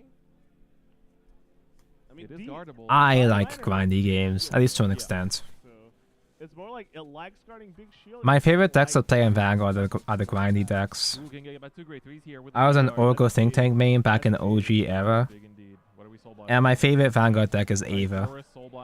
Mostly because Mesugaki, but also because gameplay-wise it's a very consistent and grindy deck. Yeah, it does. So that is the X-Striker. Is this? Who is this? Wait, this still looks like shit. Oh no. Oh dear. I'm about to have an OCD moment. So let's see. Didn't have, feel like Kind of have a migraine, so I'm going to go Betty Bye, have a good #1 Bushiroad fan stream. dig out of this somehow. Have a good night, Calby. I'm sorry that the Vanguard is giving you a migraine. Okay, just gonna See you whenever. Thank you for your time. Only 25% of the games are actually games. A lot of people hate that shit about Yu-Gi-Oh, but at least for Master Duel specifically, I get more pissed off about fast games in physical Yu-Gi-Oh, but in Master Duel specifically, having short-ass games is nice because you just queue up the next one immediately. You get to draw off of this one too. Oh wow. Oh, no, we have Dying to a really fast game in Yu-Gi-Oh in a real Oh my god, Overtrigger, he's so good! Gets the heal guard back from hand, and he's gonna call it out immediately. Then hits the crit. But is this gonna be? I think Daniel can guard this. Dying to a really fast game in physical when you're in actual tone is just really tilting. Because it was a 3. Although, like, at least in physical TCG, you're playing best of 3. Yep. Thanks to So dying really fast in the first game, at least you can attempt to side and do better in the game 2 onwards. A lot of extra shield, and of course the X-Striker itself is also a 10k shield on its own too. Yep. And then. I'm kind of glad that Shadowverse, or by extension Vanguard, I'm kind of glad that those games don't have a side deck. I get really stressed out when I side deck. Because I'm not always like... I typically don't know enough about the format. That I feel like I feel insecure that I'm not making the right choices for the right meta cards for my side decks. Buddy Fight had a side deck. We know what happened last time this happened. Buddy Fight is like the one Bushiroad game I know that played side decks. And by extension, Bushiroad is like... Buddy Fight was like the one Bushiroad game that had a best of 3, I'm pretty sure. At least in the regionals. I like it, and I'm curious to see which one it is. Yeah? I mean, when it comes down to this, sometimes... When it comes to these, like, last-minute decisions, sometimes it might just be a good old gentleman's agreement. Yeah. Or just to see who's ahead, you know, have a handshake, say, you know, this is my hand, I have game, I can live. And then you show your hand and go... See, the shitty thing about Vanguard, Oh yeah, so it looks like Dave won actually. it's kind of a necessary evil, but in Vanguard when you time out, it's an instant double loss when you time out. You can win this round. Yeah. Both players fucking die Oh yeah, so if you time out, so... the actual report. So basically time was about to run out, and Daniel just conceded right before time ran out. So You just kind of hope that you settle something with your opponent. Alright. I don't want to double. Otherwise you both fucking die. because a double loss there means both gives of them nothing. do not make it. It right? gives nothing, right? I But can't now, believe Qualified I Vanguard know did that this he to can't win me. this turn, then he's like, all right, I know I don't got it. Thank but God I'll instead of Vanguard, we can just top watch a cut, so he blank leads and break gives screen Dave for like an a hour. chance to make it through. So Yep. good to see it. Because I'm pretty sure... What time is it? Because, Yeah, it's not even confirmed. oh One no, person it's might have a better 17 chance on the than hour? the Oh At man. least there's a way to say rather than a Because it's double going to be the loss. conference, but I imagine that they might wait to do the conference until like the next Time is hour. time. Some of these games can go long. It's just how the game is. Yep. Yeah, it's good to see that someone at least has a chance to make it through. So Yeah, good for stuff, sure. good stuff on that It's also good for Dave. I mean, I constantly bitch about how fast Vanguard is now, but no, I mean, yeah. and being able To be fair, good players grind it out. make a run back. I'm just not good enough to make turn into a grindy game. So we can get him here for the interview. You know, doing an interview. It's is my a skill sacrifice, issue. But it'd be cool to talk to him. You know, don't get to see the man that often these days. Yeah, he's been chilling. I mean, he's been busy. I don't go to Europe. Pretty that sure, much, but if I was the one gonna have side deck. Used to be Europe, but now Did Dragoborn have side deck? AO now. I'm AO now. It's me. Did Luck and Logic have side deck? Kai just inhaled me into the region. Yeah, I'll try to get Dave in here as well, because after this we basically just have... I bitch about my games all the time. It's the best part. players, and we're also going to have the Bushiroad English conference. I love bitching about my games. You see me with Hoyo shit. 5 minutes-ish, 30-ish minutes or so. 30-ish minutes, yeah. I just heard from one of the table judges that there is a Derek Dow jumping around very happily. Oh, he's X1 then. He made it through. That means he's Nice. Yeah, playing a pretty spicy deck. Oh yeah, you found out what he's playing? Yeah. Okay. Was it any of our predictions? The venue is about to have either the best or worst reactions to the English conference. We got the Vect here. We got the Vect. Now, I am expecting, well, you would expect Yep. I mean, I don't know if do we the even do nurse for Vanguard at We can least. go quickly break, get Dave seated, and hear from him. Winners as well, conference so don't go story. anywhere. I don't know if they have an actual for real time, but I imagine it's gonna be on the next hour. Like it's 17, it's 19 on the hour, so I'd imagine it'd be like 40 minutes maybe. I'm not sure. I don't have the schedule. I had the schedule, but I fucking lost it. So I don't know if they're ahead or behind schedule right now. Also, I can say Starville again. Yippee! Yippee! Get out! Stay out of Starville while you still can. Don't do it. Don't reinstall. For your own good. The anniversary sucks. Everything sucks. Every game sucks. Except for Zenless. Already did. No! Did you get Castrus? And we are back now with. Are you gonna get the funny green man? Champion from just a couple years ago. Are you gonna get the gay professor, the pro pussy? How are you feeling, man? Like thrilled because it It was pretty dope. I am underwhelmed by the anniversary. Not exactly for the same reasons as like everybody else has been bitching. but like I think it was a really good game. Like I was of the opinion that okay, all the ruler players, like these ruler players, have complained about the anniversary awards being mid, being bad, being the worst thing ever. That was an overreaction. A lot of people were acting like embarrassing as beggars. It was a sad situation. And then when I logged into Wuwa, I was like, oh yeah, this kind of is lame. Because if it's going to happen, then it's like you gotta use it. You always get. Because I didn't realize that like this was a filler patch. Right. So there's no new story. It's just the I was Zani. thinking, I was like, It's just a companion quest with Zani and the bard afterwards. The bard they are on. What was he running it for? And then when you went into The cube events are cute, I guess. But the thing that really pissed me off though is that they did a fucking Genshin. They did a Genshin reference where they put 10 free rolls. They put a whole bunch of free rolls for the second half of the patch. They show off on the event screen that, oh yeah, you can redeem 10 rolls in 20 days. After the Zani banner. Yeah. Any unfitted patch was a choice for sure. So the reason why is because apparently, because anniversary is like in the middle of the patch, the actual anniversary is in the middle of the patch. Apparently the next version is supposed to be an anniversary celebration too. Okay, okay, okay. So just like cash everything. So I think next patch is gonna be like another bunch of free, maybe not free shit, but like rewards and shit, like hype shit, hypes and auras. Yeah, sure. Yeah. But it is pretty deflating, right? Like the stuff that they have in the game is fine right now, Managed to get the dub. How are but your like, chances for top 8 though? You're X2. Yeah. So I don't know, like I didn't want to side with all the beggars, but it is pretty underwhelming. Yeah, right. I didn't need a free Like, 5-star. but at the same time, like as you said, you haven't had as much time. Like people got really mad because the leaks said that there was gonna be a free 5-star, which a free limited 5-star, which was like, no, dude. That's like that's putting way too high expectations in the game. People expect Wuwa to just hand out all this free shit because they were handing out so much free shit when the game first started. When the game first launched, they gave you a free standard to pick. And then 1.2, they gave you a free limited. They gave you a Dr. Ratio, they gave you a free man. Yeah. And unlike Dr. Ratio, that free man is actually genuinely good. He's actually pretty solid. Oh, but Dr. Ratio is pretty good too. Dr. Ratio is pretty underrated too. Yeah, okay, sure, buddy.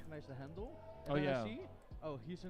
But the reason why Lua was so desperate to do, well, the reason why they handed out so many free 5-stars is because they were desperate.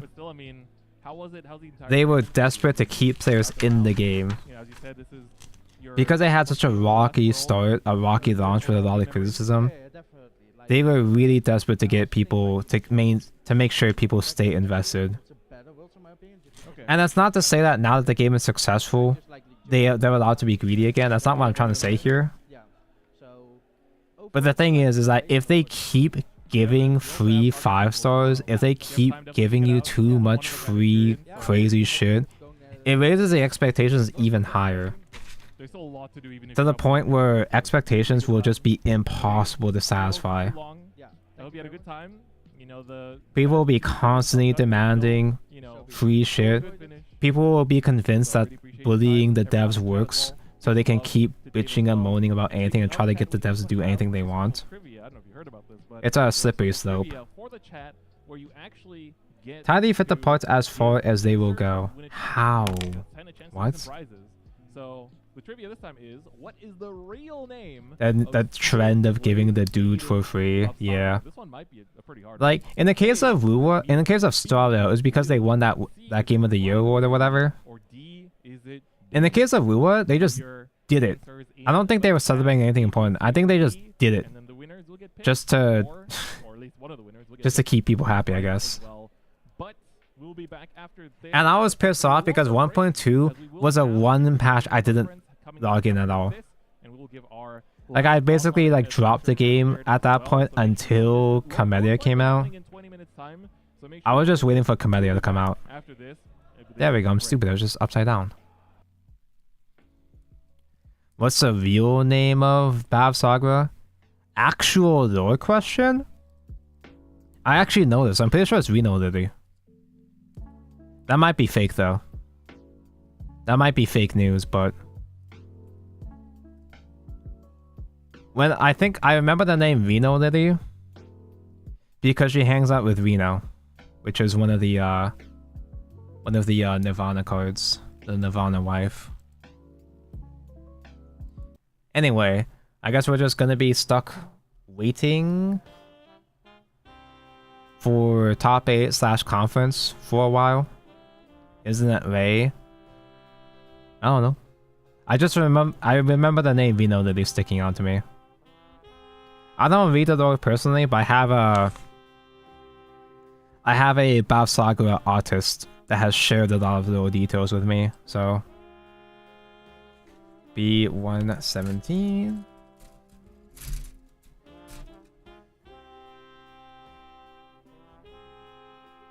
Let's see. Oh, whoops.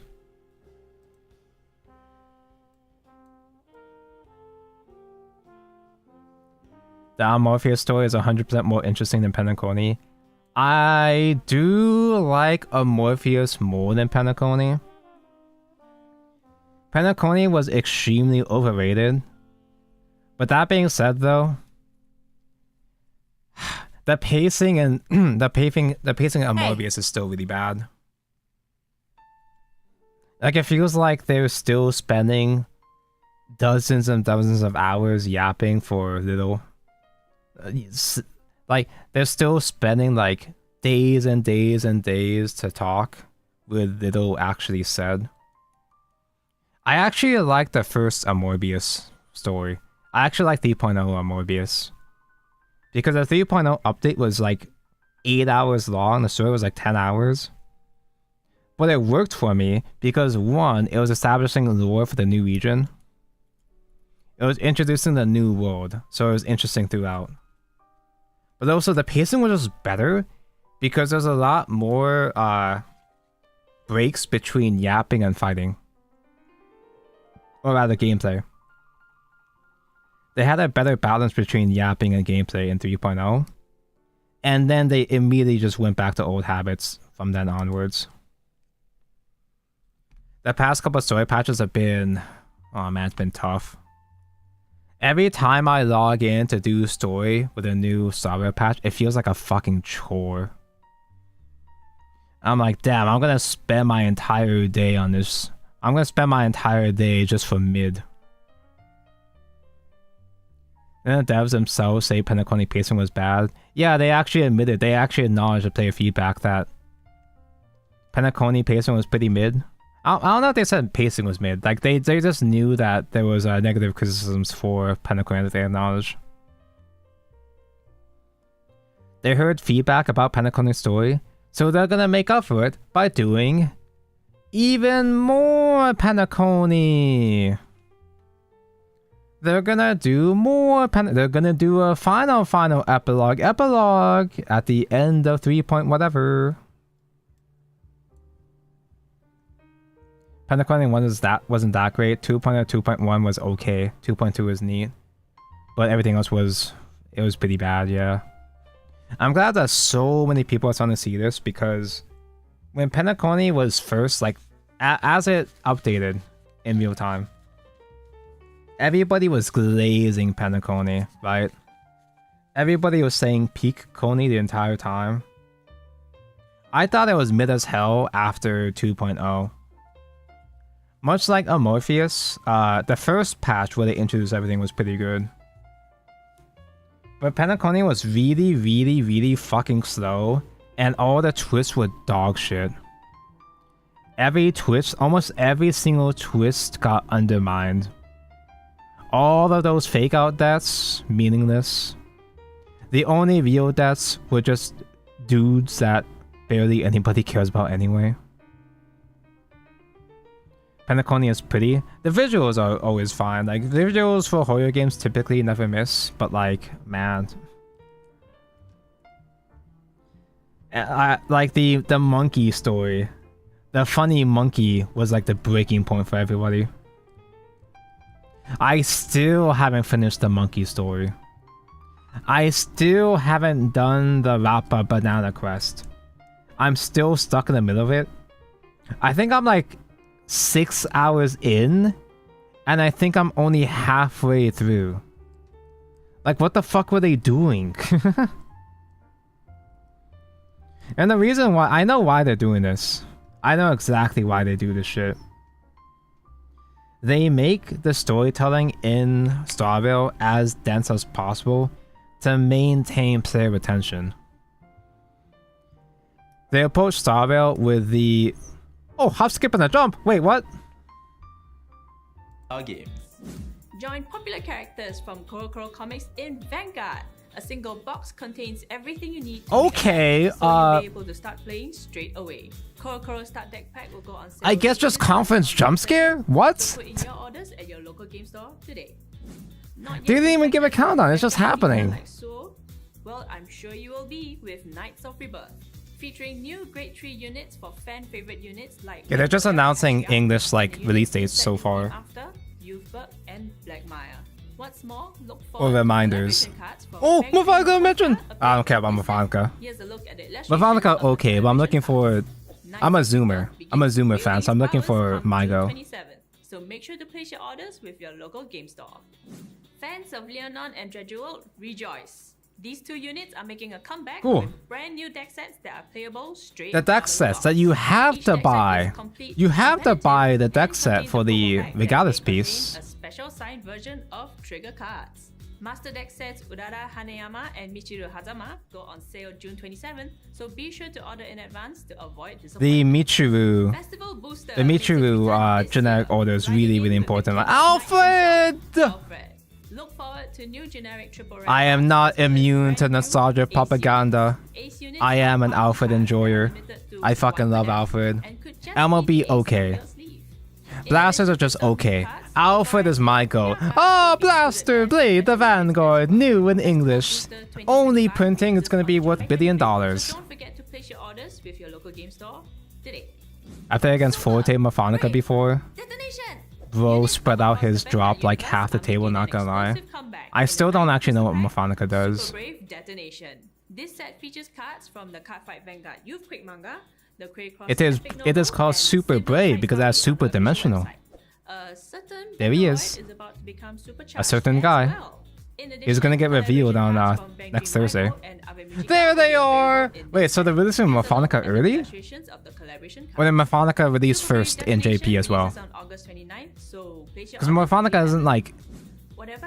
is not nearly as good compared to the other Bang Dream sets. Whereas Bravern... I don't think there's like Bravern collab cards in JP either, right? It's just they had the PV, but... All participants can look forward to receiving this energy card featuring Megumi. The King of the Hill Megumi can EU. roar proudly There is, damn. of the same illustration. We play a song with it from Drop if I remember. I haven't watched Mophonica, like I don't know what their deal is, I don't know the lore. But I heard that the Mophonica card, they have a Mophonica card that moves your rear guards to guard circle, because at some point the main girl throws the band members under the bus or something. Apparently, I guess there's something like that was accurate to the story, accurate to the lore. Sparkle like Starville? Starville collab? Participate with Right Lines released in Knights of Rebirth and receive one of July's monthly tournament promo packs. Jesus. That's an old actually. I'm surprised that they're making merchandise of an older art. July, we're teaming up with Round 1 for a special collaboration. All you have to do is reload $10 or more into your Round 1 game card. OMG, now mentioned. I'm so glad I'm not a now simp. Now it's pretty cool, but I'm so fucking glad that I'm not like aiming for her merchandise. All you have to do is post a photo of either promo card on Facebook. 50 lucky winners get thing. This July. Enjoy new ways to play and hang out at a Round 1 near you. Need a recap? Check out all our upcoming releases. Okay, so they did confirm the start decks for English as well too. Shikikan? Oh, it's Nikkei, never mind. The other Shikikan. Vi Schwartz, the actual good game. Actual game I actually like. Azur Lane 2! Azur Lane 2 mention, please! I don't care about the ass game. Give me the other Guna Gacha. Join the guild with the return of your favorite wizards in Chronicle set Fairy Tail. This Huh? set contains signed cards of your favorite characters from the series, and each card in the set will be foiled. Chronicle set People Fairy still Tail buy goes on Fairy sale Tail? July 3rd, exclusively on Bushiroad Global Online Store and at select Bushiroad Expos. There will only be 500 of this set in circulation. I don't think it's gonna happen, but I'm also hoping they port Sneaker Bunko, the Kadokawa set. Because I'd like to build Haruhi. I printed boxes of Haruhi. Ghostbound Cry, that's like the other. That's like Bang Dream at Home. That's the other 3D band girl game. Anime, I mean. It's the good Sword Art Online. The good spin-off. Setsu! Yes! Yes! Content mention! Yes! Yes! Ah! I think it's actually meta. fresh recruit. I think it was this pretty set good makes set a 1. way for But like set 2 was fucking crazy. Pre-orders will be entering the harbor That's my main. Those are my goats, my goats, my votes. Angels, fallen angels, Okay, and now all they those have to do is announce developing a visual novel. I mean, I guess they're not gonna do it, but Characters from a announce legendary Blue Archive collection of anime. stories, when Booster Pack Fujimi Fantasia Bunko Volume 2 descends on That's the the- stage of Weiss Schwartz. Don't miss out on the That's the pre-order wrong starting Bunko, soon. right? That's not Kalakawa, It's right? time for a blessing upon the world of Weiss Schwartz once again. Join Kazuma, Aqua, Ah. Megumin, and Darkness as they return in Booster Pack Konosuba God's Blessing on this wonderful world. Oh, I think these were in Sneaker Bunko, but they're adapting into an English edition, I think. You won't wanna miss. Get ready to embark on another adventure when pre-orders begin. I think. I'm not an expert. I'm just Step into the world of Sid Kageno and become the ultimate mastermind in the next English Who? edition original Trial Deck, Booster Pack, and Isn't this a hilariously edgy one? We'll be shining more light into the shadows soon, so stay tuned to our social I mean, there's a media lot of channels shows like to be the that, but first to find out. Showcase your I heard captain Eminence and skills Shadow is like with Meister Cup comically kicks edgy. off this June. Whether you're a veteran or a fresh-faced Meister, stake your claim for glory in So I am waiting for Blue Archive animes. They're making an expansion of the Blue Archive anime. Well, we don't even have news of that in JP, so we're not gonna hear about that for a long time. It's fun to watch. I heard, yeah. I get aware about how edgy it is. Bobs! And just so y'all can get your practice in early, here are the upcoming Meister Cups. November? Wait, these are the cup schedule. Did they show release date for Azadane? I just didn't. I'm just stupid. Here's a quick look at There we all go. the upcoming titles. Oh. It's just coming soon. Okay. Well, I guess if Meister Cup is November, that implies that Azadane is gonna come out in fall at least. New Glory Finder decks at a special release party. Glory Finder mentioned! Two new leaders, Bill Luxhart Champion, Ovida, So, Glory Finder, they've shown the deck list for these already, and the Dragon decks reprints are fucking crazy. What's more, all party goers will be entered into a lucky Men. draw for a playmat featuring one of the two new These leaders. decks are $35, unlike the other Glory Finder, which was like a whole $100 set. Stanley are one of the two new leaders. $35 for the reprints in this deck. The Dragon deck, the forest deck fucking sucks. With the release of the next booster set, Bullet or Fate. Ice. Open up your path to victory as popular characters such as Lord Sis and Reggie make OMG, their debut Ryville in mentioned. Shadowverse Evolve. Test your luck as special Ooh, rare of Dark Dragoon Forte and not Wait, no, Dark okay. Queen have a chance These were of making already their in the appearance Japanese in the edition. pack as well. What's more, Maybe each not box will might be new, I contain a think, random actually. pack of card sleeves featuring artwork Fanny! of Fanny Fanny mentioned! Of Mazer and Selena.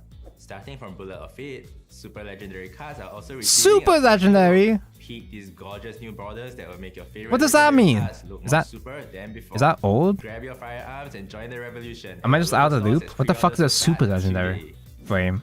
Like, I get that's SL, but... New memories with your favorite characters this There it October is! with our first special Guno set, sets! Decide Memories. Guno confirmed! Whether your team Orchids They're or not your being own team cowards! warrior, And that's what they sent, so I'm not sure. everyone with tons of popular characters making their Most appearance important each set. appropriate Orc gets time. mentioned, Spinella gets mentioned, Like Alice, will be receiving whoa. brand new cards with brand new abilities as well. Stay tuned to our social media channels to be the first to know when pre-orders begin later this The month. Guno set is actually extremely important, both for new cores and reprints. We'd like to take this opportunity to thank all our players for their support over these 2 years. As a member of the Pioneer team, I'm genuinely heartened to see the community grow. I'm excited to share that starting from the 12th booster set, we'll be accelerating our product releases to reduce the gap with the Japanese edition to 6 months. Oh no. For a start, we'll be combining the 12th and 13th booster sets. New sets are planned to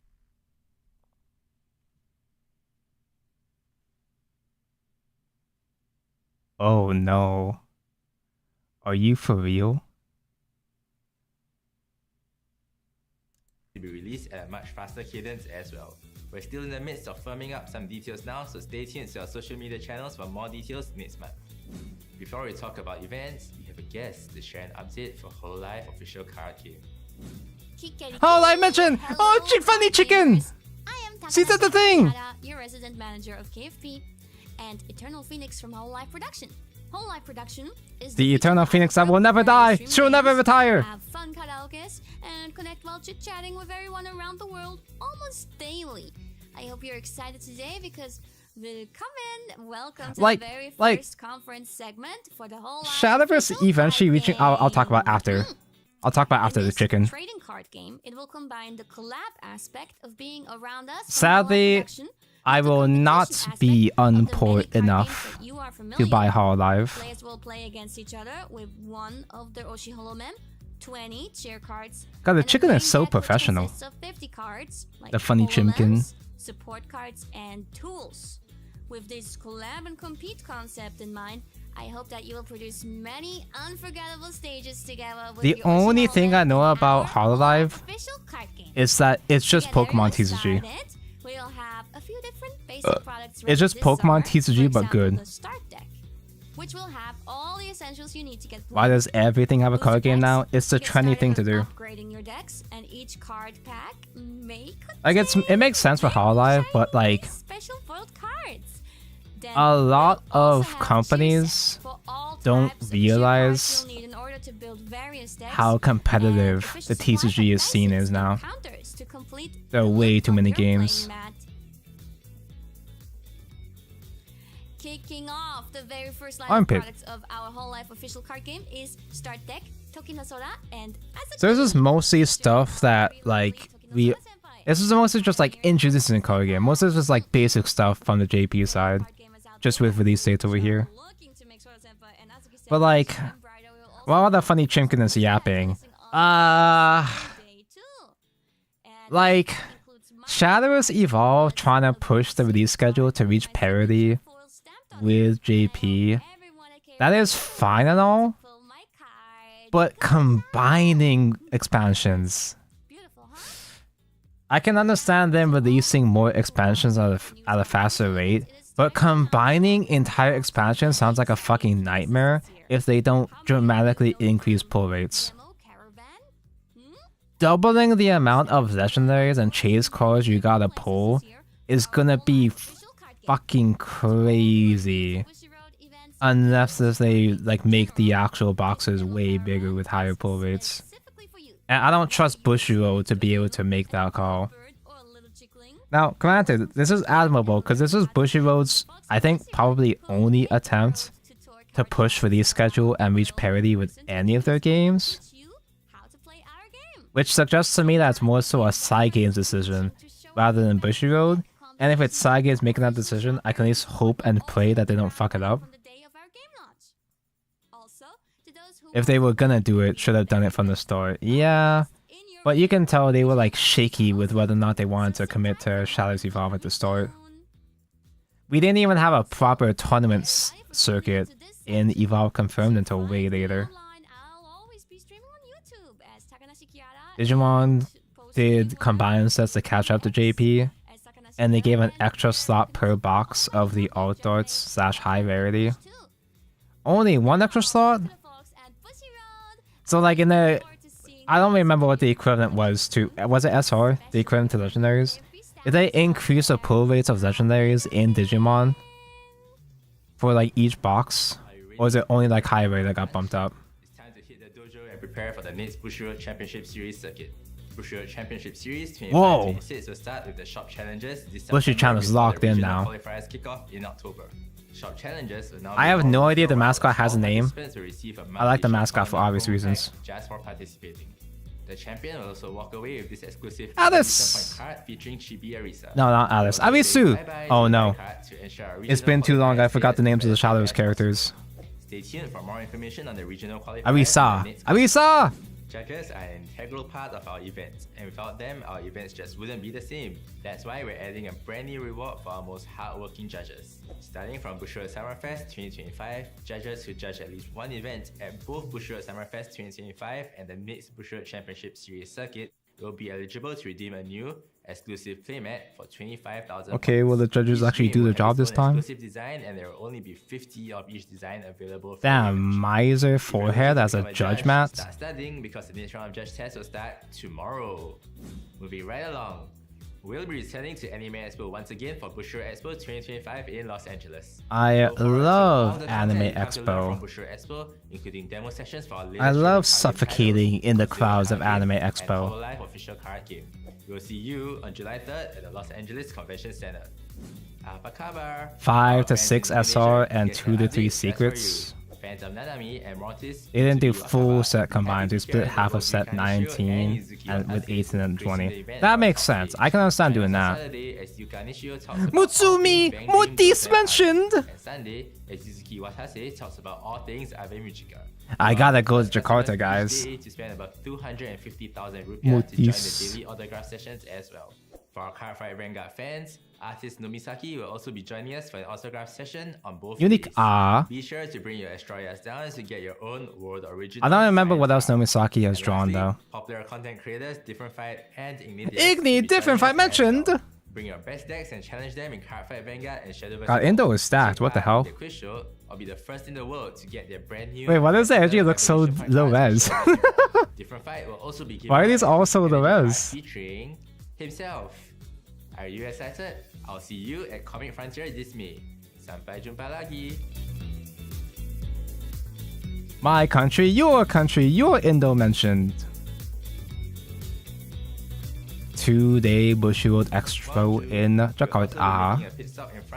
France! In Paris. The event will be held from July 3rd at Japan Expo, and you can similarly look forward to the Bushiroad Expo experience. Does France even like have a notable We'll be heading scene? down to Smash this July at ICC Sydney Exhibition Center. I mean, we'll be hopping on down. Do they even do BCSs in France? They gotta, right? Surely they do, right? As well. Overcome the trial of the moon and get an autograph from artist Hokuyu. Ooh. Boss unit, Hokuyu does go pretty hard, yeah. That was a lot. If you're watching this as it airs, you're probably at Tokyo. So what's the nerfs? Or tuning into the stream. If so, I hope you're enjoying the world. What's the badness? So far, and all the best to our top 8 players. I'll see you later. Oh no, Babsagwa nerf. Oh no, dirt nerf. Oh. Okay. I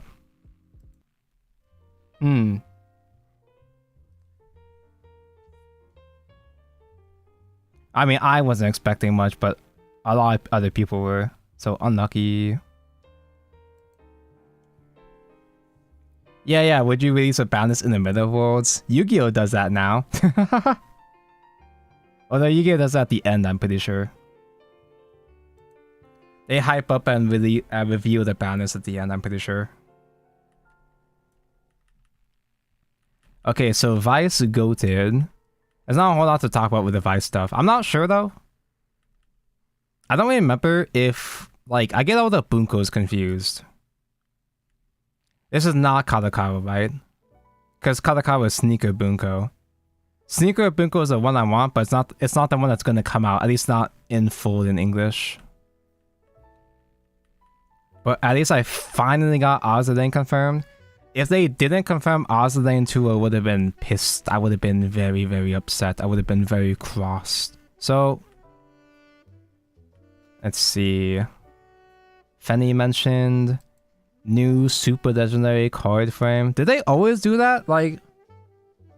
Is this a thing in JP as well too? Because it's just the new look for SLs.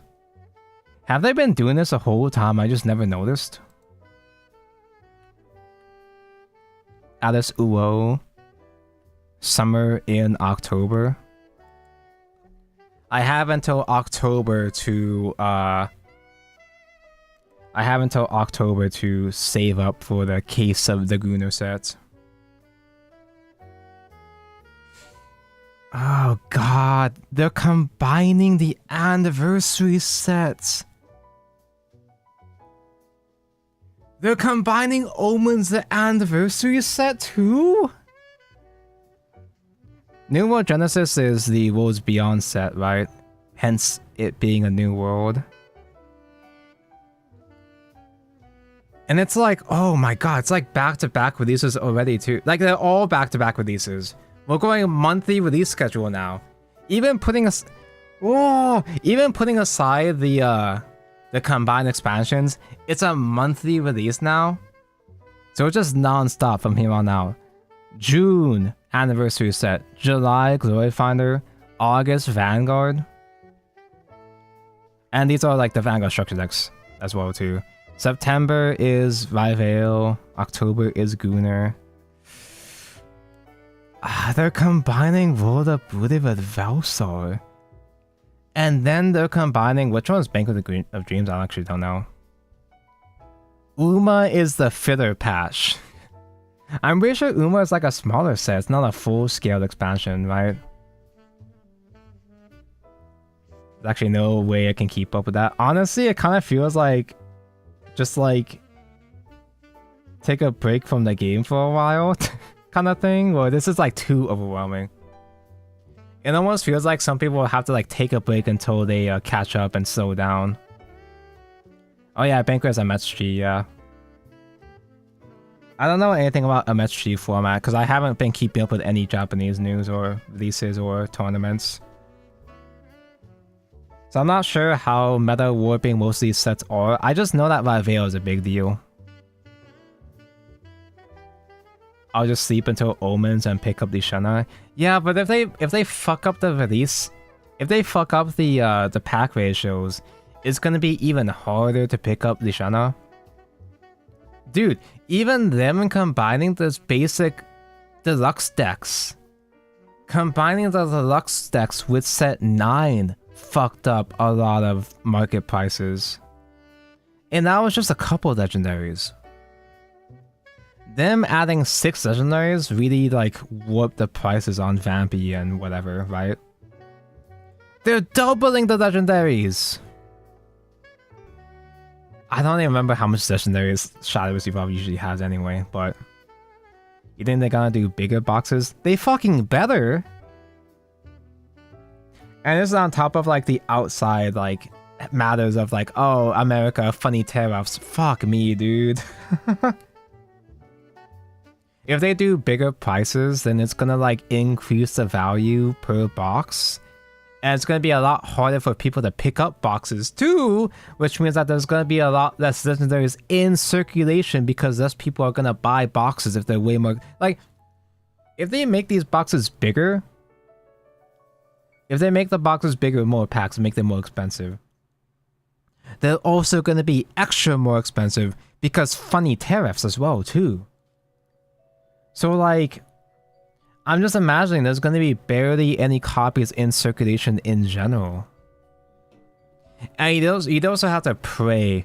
You'd have to hope and pray that they also update the ban list consistently as well too. They update the ban list accordingly with the accelerated release schedule. Because like who knows when the fuck they're gonna... Maybe they'll just pre-nerf the World End. You know, what if they just don't print the World End in English, so you just don't have to worry about World End format? It might be like Pokemon 2 small sets and 1 big one with shit distribution of cards. The Seaside set and Uma are smaller sets. I'm actually surprised they didn't combine Uma. Like Seaside, them not combining Seaside is like, oh, it's like a standalone it's like the fan service set, so I can understand them keeping that untouched. I'm surprised Uma's a whole separate release. I didn't even know it was a whole separate release in JP.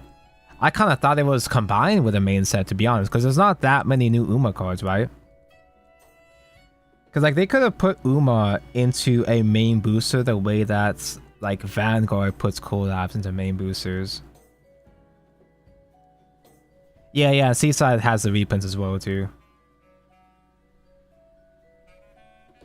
I want to buy a case so fucking bad, but just getting ICs and SP knots might cost as much as a case. As someone that bought a case of set 5, it is not worth it. Not just because money-wise, you know. Obviously, not just because money-wise making your money back off of your pulls. It's mostly not worth it just because, like, I can't fucking move all my extra cards. I'm too lazy to sell and move all my extra spare copies of all my cards. A bunch of those set 5 cards did go up. A bunch of them went down, you know. But I'm just too lazy to get rid of any of them. I wonder if it's not really a combined set as much as releasing 2 sets at the same time. If they were releasing 2 sets at the same time, they'd be releasing 2 separate logos. You know how like in August we have separate logos for like the 2 starter decks or whatever. Because then it'd be 2 separate products. But they're specifically saying combined sets without logos because they have to make up a combined logo now too.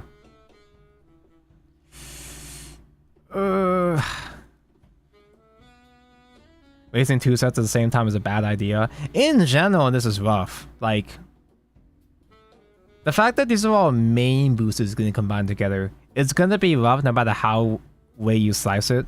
Like, oh my god, dude. Wait a second. Where's the Godzilla news? What about Godzilla TCG? It's gonna be a long time before they get the top 8s. They have to make new English logos anyway. Yeah, but they just use the same assets from the Japanese logos and just make English text over it. I'm not saying like it's an easy job, but it's a lot more straightforward compared to making a combined logo. Digimon did it pretty well. Yeah, but according to the Digimon expert in chat, they spread it out differently. They combine sets across like 3 separate releases, so the boosters weren't as dense compared to what we're gonna see in Evolve. I think the fact that the sets still have their individual names is a sign they might not be completely combined. What would not completely combined even look like then? Not just a name, not just a name or logo. I don't actually care about that shit that much. What other way would they be distributing these cards if not just straight up combining the entire sets together? Because we still, like, it doesn't matter about the name or the logo or whatever. That's superficial. The fact of the matter is that combining the card pool is going to really, really fuck up the pull rates of all the cards. Yeah, it's also probably just to tell which sets are being combined. Granted though, it also is like technically the localized titles. They did make an effort to localize the names, which is notable, but I don't think that really means a whole lot.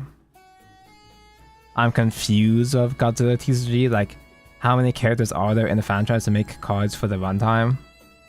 You've got like 20 million Godzillas and like 10 Mothmans? Moth pussies?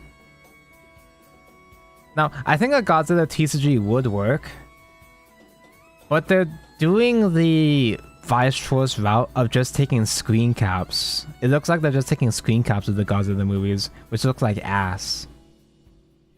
Not that you can't get good screen caps of Godzilla, but like a lot of them just kind of look the same so far. There's a lot of stuff you can do with a Godzilla TCG, but it doesn't look like there's going to be a whole lot of original artwork. Because you can make some beautiful original artwork of a whole bunch of different Godzilla forms and all the other kaijus, but it doesn't look like Bushiroad is putting in that effort. A Godzilla TCG would 100% work. It would work, but what we've seen so far is fucking dog shit. Hey, let me see if I can bring it up. Do they have any preview cards in English? Like, it can work, but I have zero faith that Bushiroad is gonna make it work. It kind of looks like Bushiroad is just doing a bare minimum from what I saw.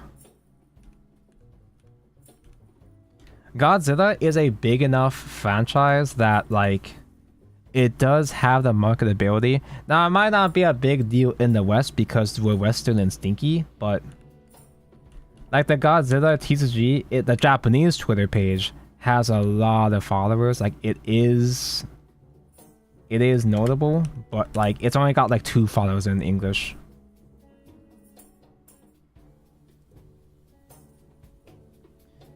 Give me a second, I'm trying to bring up Twitter here.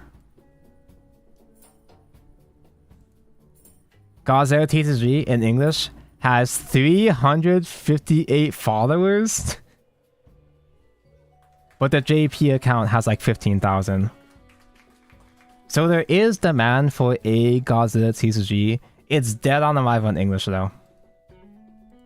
There is no way this game survives in English. But yeah, they're just doing screen caption like promo photos of Godzilla. Which is like...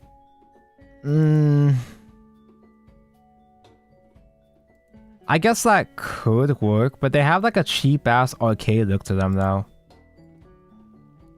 These look like arcade cards. The ones that you would scan, you know? Like, look at this shit. The borders are super thick. It looks like a Bandai TCG at home. They just take photo of ship. There's a couple. These guys over here have like actual artwork. Some of them are like promotional artwork, but at least they have a. I'm gonna be honest. I kind of fuck with this actually. I do kind of fuck with all the classic posters getting turned into cards, but it looks like these are just promo cards though. Not so much gameplay.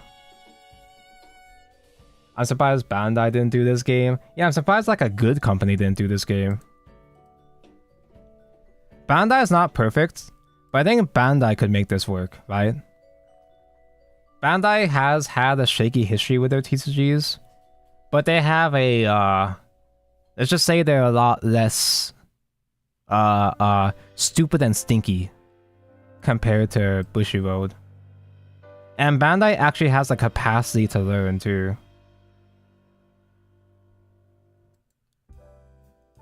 Godzilla's in Battle Spirits for like years now. Yeah, we already have Godzilla in Bandai to an extent, but yeah, it would make more sense to give the rights to Godzilla TCG to the English, to not English, to the Bandai. But anyway, chat, we are 6 hours in. We still got a long way to go. We're approaching top 8 now, but I haven't had a break yet. I haven't had a pee break yet, so I'm gonna BRB.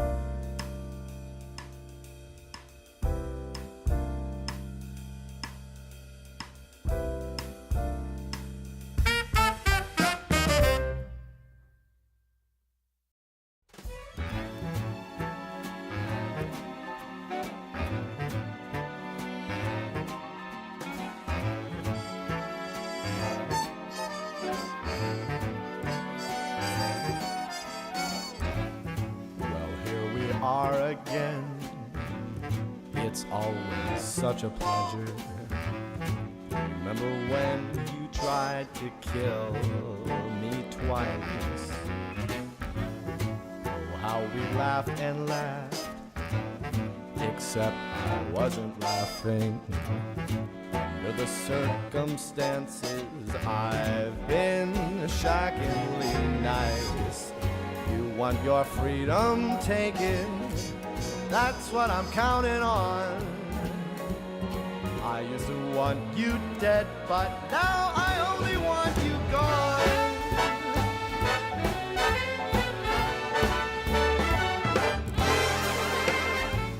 She was a lot like you, well, maybe not quite as heavy. Now little Caroline is in here to say, how'd you get in my room? It. One day they woke me up Thankful waits. so I could live forever.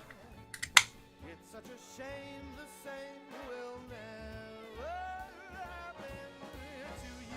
But you've got your short sad life. What did he mean, not quite as heavy? I never actually played Portal 2. I'm a fake Portal fan. I've had this song on my playlist the entire time. Wait, no, this is... Yeah. Not even a Portal main. I've had this song on my playlist for like 6 years now. And I've still never played. I've owned Portal 2 for like 10 years and I've still never played it. And I like Portal 1 just fine. It's not like I'm not interested in playing Portal 2. I just never got around to it. I don't play good games. I just play gacha games. Hello again, Nepeto. Combining sets them out. Yeah, it's gonna be tough. You should force Igni to Portal 2 co-op. No, dude, Igni is the one that's gotta force me to play co-op. Cause I never play co-op. I never play games with other people. He's the one that has to drag me to do shit.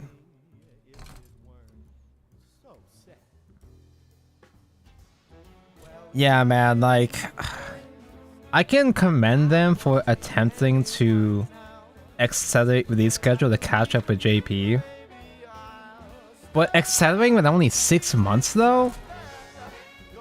Like, I can understand them putting it off in like a, you know, across a wider time. Like, spend a whole year slowly catching up with JP. But now we're getting monthly releases and also combined expansions. Like, how the fuck is this gonna work? How the fuck are people gonna keep up? That's gonna mess up the meta too. That's gonna mess up the meta too, because with both sets coming out at the same time. I guess to be fair, about like Shadowverse Evolve doesn't really suffer from power creep the way that other Bushiroad games do, other certain games do. So it's not as if then combining cards will instantly invalidate the cards from...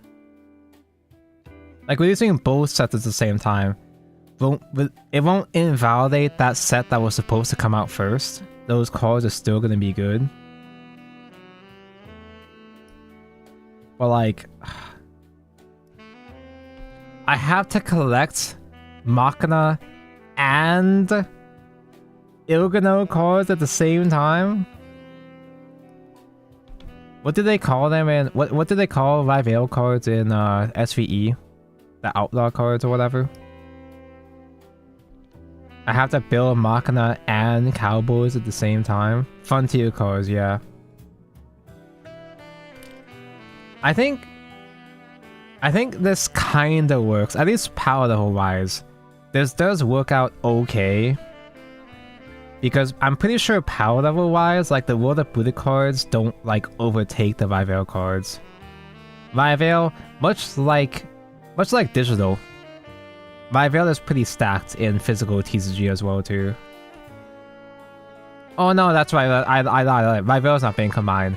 It's Uprooted and Velsaur that get combined.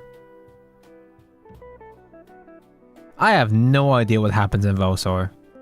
I mean, I know who's in Velsaur, obviously, but... I know I can play Sekka, Uo, and Puppets, but that's as far as I know.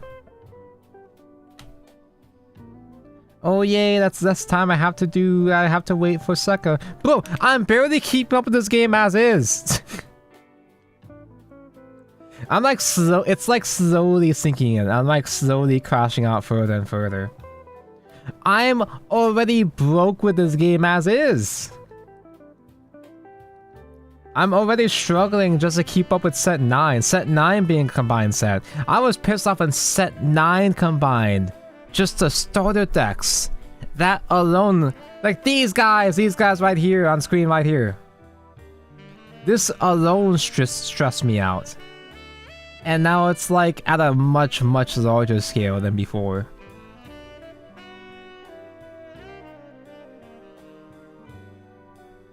I can pretty much give up on collecting URs at least, like...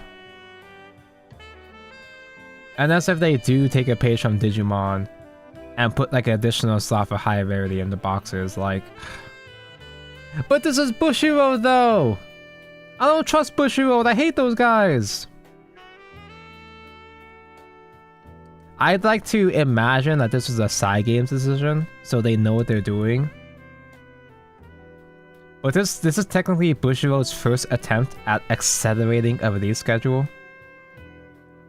Now, they've moved cards around. They've moved sets around, and like when Vanguard first came out in English, they released set 1 and set 2, and then they skipped over to releasing set 6 and so on early on, before going back to release the other ones because of the power keep in the early game. But that wasn't an accelerated release schedule, that was just a mixed up release schedule. The timing of release was still paced out. God, the thing that pissed me off about Vanguard, like Modern Vanguard 2, is that like I got sick of the release schedule because Vanguard, like sometimes they'll have like main expansions back to back. Sometimes they'll have a main expansion at the very next month as well too, and that also made the meta way faster at the time too sometimes. Okay, so I need feats. I've been staring at this leg for like 40 minutes, but now I can stare at the feats instead. I need to lock in, focus on funny robots, so I can think less about funny releases. Oh man, I guess I gotta crack down and learn the Japanese cards sooner than later. Cause like, we're gonna be catching up by next year anyway. It is a good thing that we're gonna catch up over time, but holy... Oh man. Like, when Blue Archive, for example, Blue Archive announced that they plan to catch up with Japanese releases too. It's try to close the gap over the course of a year, I think. I might be misremembering, I might just be making this up. But I think Blue Archive was supposed to like catch up over the course of a year over time. It's a 6 months! They're speeding it up to 6 months!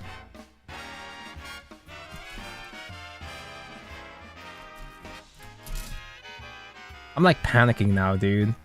I wonder what the reaction is at the venue. I wonder how the players reacted live to this news. It feels like half the time whenever Igni personally goes to a big event, they announce something really fucked up. Because like say Igni was there for the Worlds Beyond news when they announced the delay. And the live reaction to that was very awkward for them. Let me see, 28.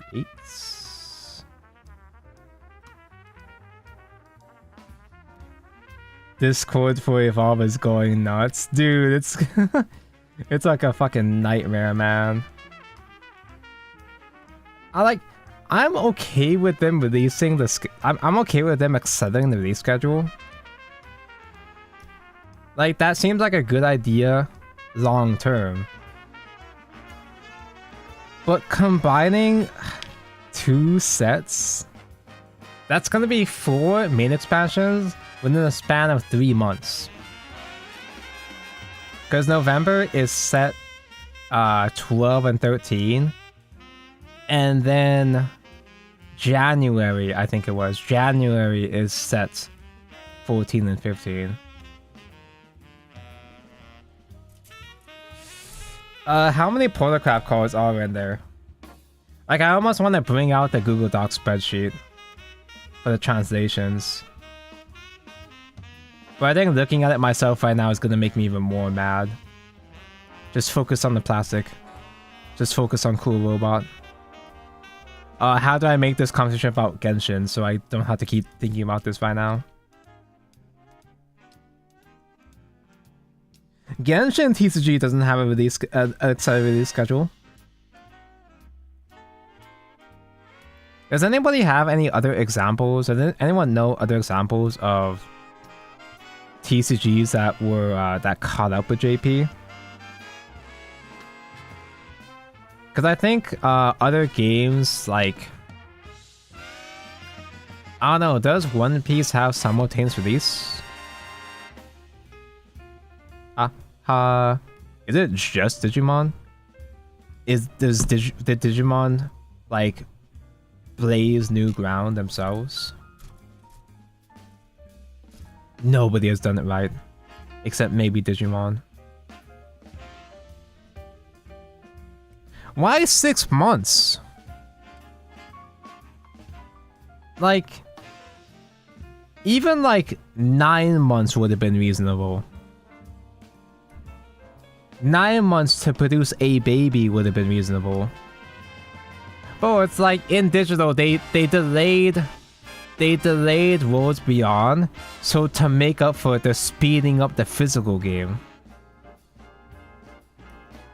A strange line of logic, but there's a connection, I swear.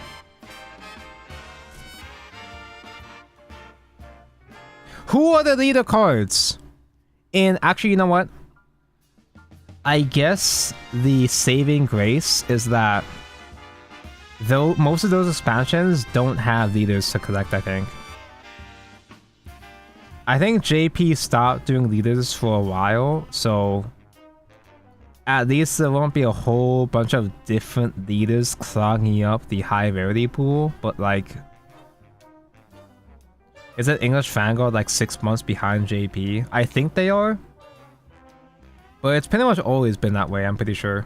Maybe not always, but they've been at that amount for a long time. I don't remember. I've been playing Vanguard the entire time, but I don't remember them going out of their way to speed up.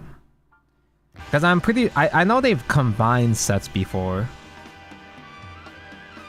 But not in a manner to like super duper catch up with JP. I think it just kind of happened over time. I think for Vanguard, they just kind of released some sets sooner over time. Instead of a 2 month gap, they do a 1 month gap. So like it was assuming that they have. I can't remember for sure if Vanguard has done XIV schedule. But in the scenario that they did, in the scenario that I think I'm remembering off the top of my head, I'm pretty sure they just simply lowered the gap between some expansions and that's it. And if that hypothetical situation that I can't confirm right now, if that did happen, if that was true, then how the fuck did Vanguard get it right? Instead of Shadowverse like cramming everything together. Dude, I'm just gonna be ranting about this for the next 4 hours throughout the entire top 8.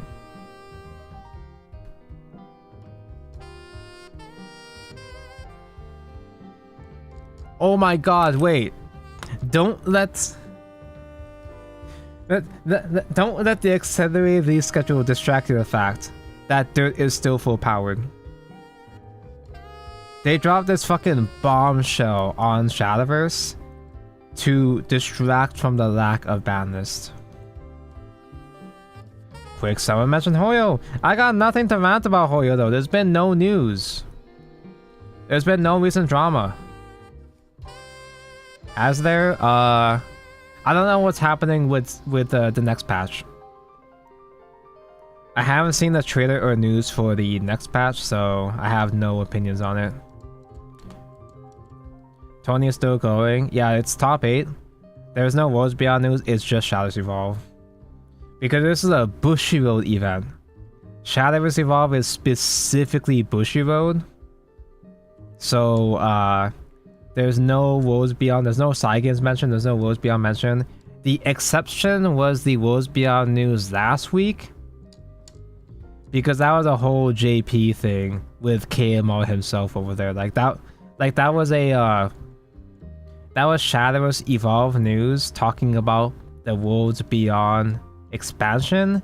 So they tied in the Worlds Beyond like digital reveals alongside Shadowverse Evolve. That's a whole separate situation. Now, the game is only a couple months out, so you would expect there to be more Worlds Beyond news. It would be pretty good marketing if side games revealed things, you know. It'd be nice if side games would talk about their new game that's coming out. But no, they're too busy. They're too busy announcing stuff for Uma Musume, the good game. OMG, Uma mentioned.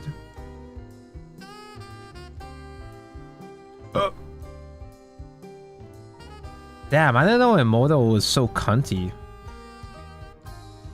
I guess a lot of Gundam have high heels like this, but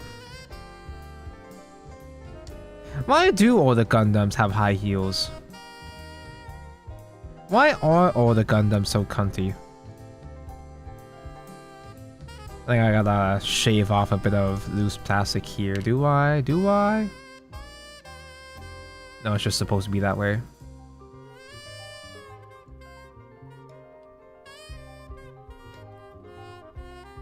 God, I'm almost glad I don't know all the Japanese cards. Because I'd be freaking out more if I had the context of the upcoming metas. And the dramatic ramifications of an accelerated release schedule is going to do to that. It's like, oh hey, Worlds Beyond, the digital game, is going to have a accelerated release schedule to make up for delays. Let's do that for the funny physical game too. How funny. I need top 8 to start soon, so I can forget about these inner tomos in my head right now. I also need to hydrate. Give me a second here.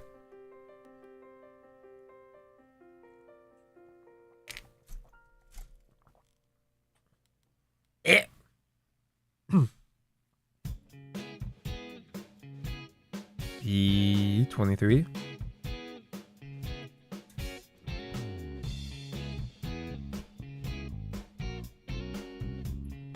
So the only decks I can think of, I only know I'm gonna update Machina Rune and that's it. That's all I know so far. I don't really care about, well, I guess Machina Haven too. Both Machina Haven and Machina Rune are just okay with the new support still, I'm pretty sure. So those should still be somewhat easy to get. Oh my god, how is this gonna affect BCS next year? Man. The saving grace is that I don't think there's actually a whole lot I'm building. Except, Ilgano, Machina Haven, Machina Rune, and the Shenna, I guess. Is the Omen set even out? It's come out in JP, right? They've done all the reveals. I feel like the sets in Worlds Beyond being accelerated is gonna cause like a big problem. Oh no, dude, the power creep is gonna be insane. It's gonna be dreadful. Because they're already doing 2-month expansions normally. That's the normal plan. But the extended schedule is going to be 1 month per expansion, so it's going to be hard for people to keep up with the new cards. And who knows if they're gonna the power level is gonna be generous. If the power creep is really slow, if the power level of set 2, 3, and 4 are similar power as set 1, they can do it just fine. Yeah, the Omen set is out, yeah.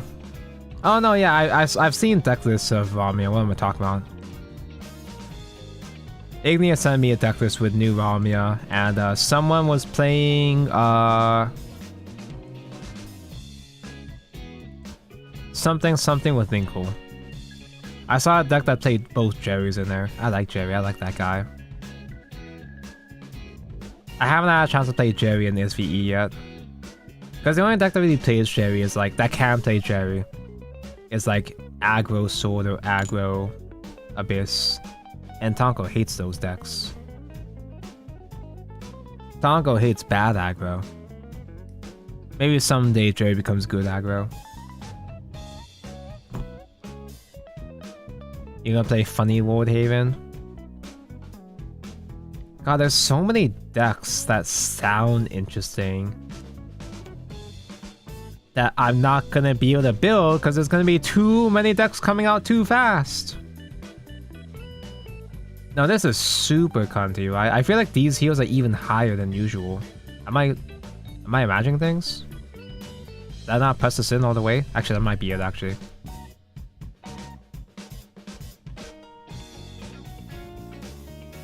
And with the changes, you can't viral cards unless they exceed 3 copies. I don't think the new viral system, like, the new viral system overall is not that big of a deal. Because you do get enough free packs, like, you get the free pack daily kind of thing. You get enough stuff that you can work with it. But with the accelerated release schedule and SV in Worlds Beyond, though, for the first couple of expansions, it's still gonna be tough, I don't know. Man, now you're making me go from dooming about Evolve to dooming about Worlds Beyond. I'm getting so many... I'm like having a episode here. Okay, there we go. I just have to click into place.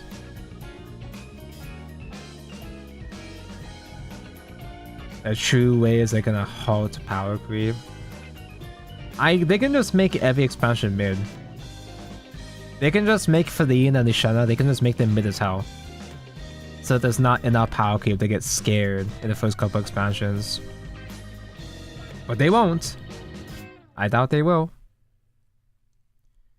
The state of the game is going to be so dramatically different from month 1 to month 3. Like, oh my goodness, man. Why do they have to accelerate, you know? I get why they want to. There's not really a practical need for them to have to accelerate the release schedule of Worlds Beyond. They say like, oh, we delayed the game, so you want to catch up the game, but it's like, you don't have to accelerate the game because you delayed it. Because the game is still releasing at a designated point that you're not really catching up content-wise because the game is only just getting started. Does that make sense? Am I explaining this in a way that makes sense? There's nothing to catch up on because there's no content in the game that we've been missing out on that you have to catch up on, that you have to change your release schedule for.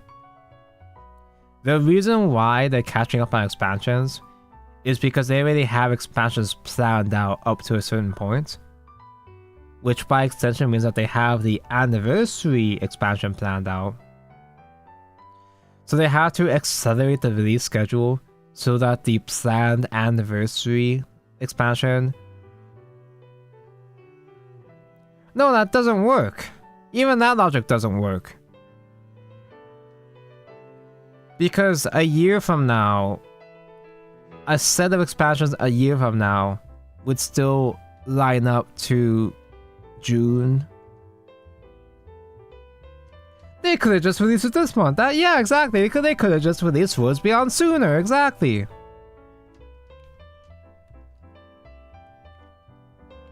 Why does Shadowverse Evolve have to accelerate release schedule when they can just release all the expansions now? If you want to catch up to Japanese format, just release everything up to the new Omen set now. Then we're caught up. What else am I saying?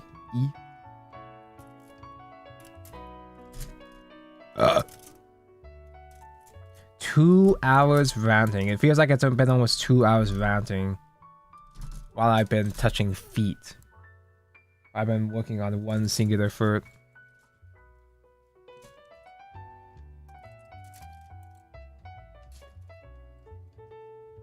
I'm sure that Worlds Beyond is going to stabilize over time after their self-imposed accelerated schedule. But like, I can see how it's going to be a huge turnout to people. It's going to be difficult. It's going to be difficult to convince new players to try to explain the accelerated schedule, to try to justify the state that the game is going to be. It's going to be hard to convince them to give a shit. Like, oh, the game is gonna catch up eventually. Yeah, but why should I wait for the game to stabilize when I could just leave and go say anything else? Why do I have to wait for the game to slow down and then I can build up my collection then, when I can just go say Master Duel instead? I love Master Duel instead. Why play Worlds Beyond when I have to suffer through the accelerated schedule when I can just play Card 5 Vanguard Dear Days 3? Dear Days 3 will... Oh, I'm sorry. Dear Days 3 will still take some time. Dear Days Expansion Pack 3. You're talking to Crazy Tonko? I'm like 7 hours into a Gundam build. It's just a high grade. This isn't even like a fancy Gundam. Why am I so slow at these things? I didn't even paint that much. I'm just yapping. I am a Mr. Streamer. Yapping is what I'm supposed to do, but... We also still have maybe like 3 hours to go. Top 8's gonna be a while. Is it though? Wait. Is top 8 best of 3 actually? For Shadowverse?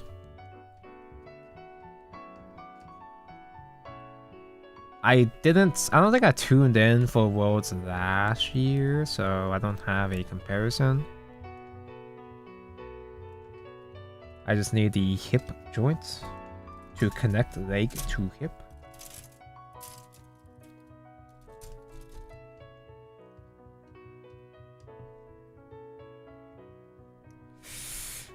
Well, at the very least in the meantime, at least I'm getting my Gunner cards.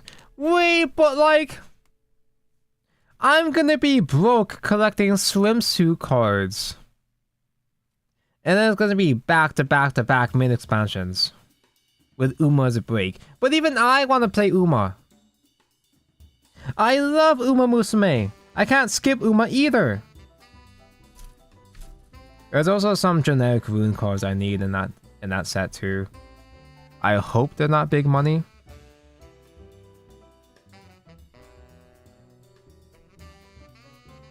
God, I also just don't imagine like sellers. I don't imagine vendors being able to keep up either. Like a lot of vendors are still struggling just to get a grasp on the whole Funny Tail situation as is. A lot of sellers still see Shadowverse as like a sketchy investment as is. So forcing even more Shadowverse products down their throat within such a small amount of time is like...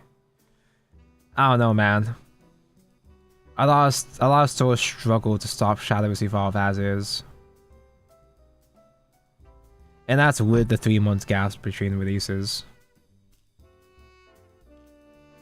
I've heard people say like, oh man, I wish like I wish Shadowverse came out faster. I wish there wasn't so much waiting between expansions. I actually fucking love that there was so much time between expansions. That's a me thing because I don't get a chance to play Shadows as much anyway, so I don't get put on expansions. But from a money point of view, I like that I don't have to buy Shadows every month the way that I would have to for Vanguard.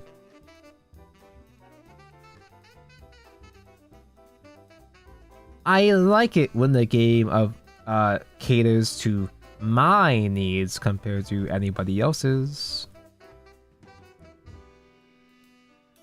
But times are changing.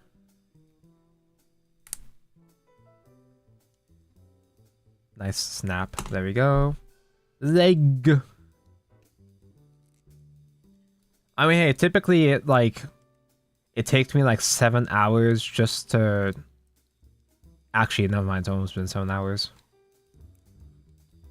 Usually whenever I do these Gunpla streams, I don't have enough time to do the weapons, but it's still gonna be a while. We still are waiting for top 8? Oh god, wait, why is this so hard to plop in? Oh, because I was trying to squeeze into the wrong thing. Supposed to put it on the stick, not the balls. Eternal stream, yeah, the Eternal Gunpla stream. Eternal, more like Immortal Gunpla stream, because this is the Justice, the Immortal Justice. Oh, but Tonko, didn't you want to build Infinite today too? The Infinite Gunpla stream. I haven't done much painting on him, but he's a very handsome lad so far. I might add some paint on these parts here to make these stick out a bit more. Maybe not though. I think I have a bad habit of overpainting some of my kits. I try too hard to put too much detail and it just comes out kind of whatever.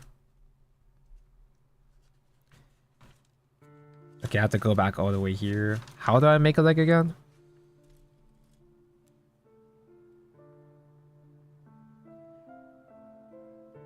Okay.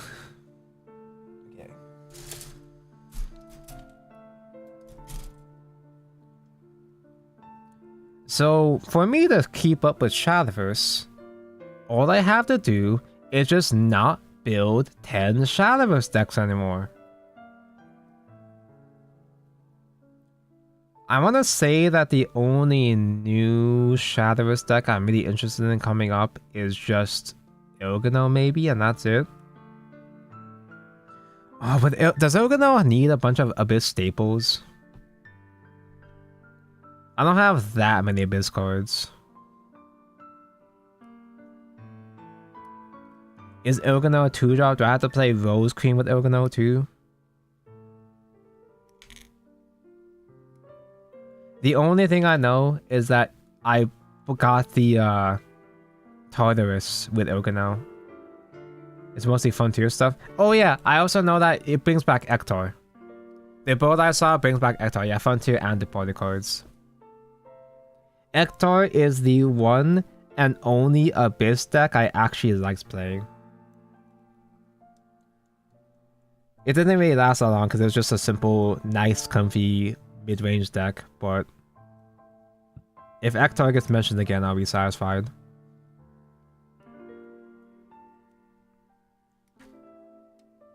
There's a bunch of cards that come out. So in set 10, they come out with the Fortress Hand cards. And the only thing I can think of that I really want is just Linkle. Linkle because 1, she's tan and sexy. And 2, Linkle and her spells actually makes a nice little package to use in Lishana. So in this game in Shadowverse Evolve, I can combine Lishana with Linkle and Medusa. Those are a few of my favorite things. 21, 23. Nothing else really sticks out in my mind. I think the bunny. I have to get the Portocraft bunny because he is Portocraft. I think bunny might be good from Amulet Haven. The decks I want to keep up there, at least for now, are going to be Puppets, the Shenna, Amulet Haven are the ones I really fuck with right now.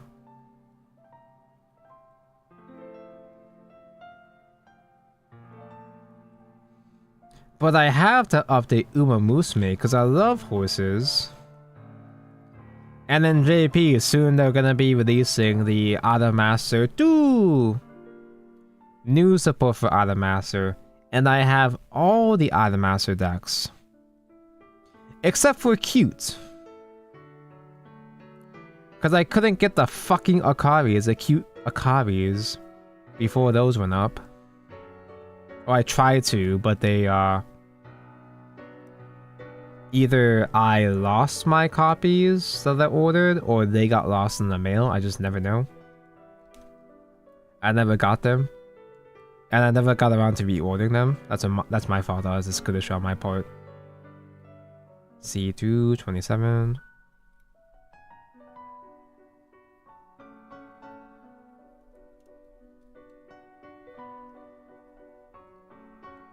Wait, I completely forgot. After set 10 is Vanguard. And Tonko loves Vanguard. Fuck! I guess with Vanguard though, I only really care about Ogre Think Tank, which is the Haven build. I was an OTT main back in the day. And Oko don't even do anything. They don't do shit. They're just okay. I think they taught maybe like one JP tournament and that's it. It's mostly gonna be just Overlord. They did pre-nerf Dragonic Overlord. Dragonic Overlord being the big dragon, obviously. They pre-restricted him by limiting the Vortex Dragon. OTT? Tonko would never. Yes, Tonko did play OTT, Oracle Think Tank, because Tonko used to be able to think. I used to love playing big brain decks. Big strategy, big combo, big brain. I used to try to be a smart player. But then I got old and stupid. I got old, stupid, and impatient. Like around V format, I just kind of stopped giving a fuck about OTT. Although V era Oka thing that was kind of boring anyway. It was okay, but at that point, I embraced my inner monkey and became a Spike Brothers main instead. In terms of the Vanguard Shadowverse collab, I kind of only really care about collecting Orca Think Tank stuff. I'm not sure if they're super valuable in JP because they don't really do anything meta-wise.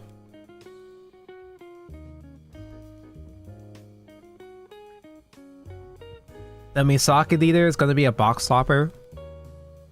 I don't know how that's going to affect the value.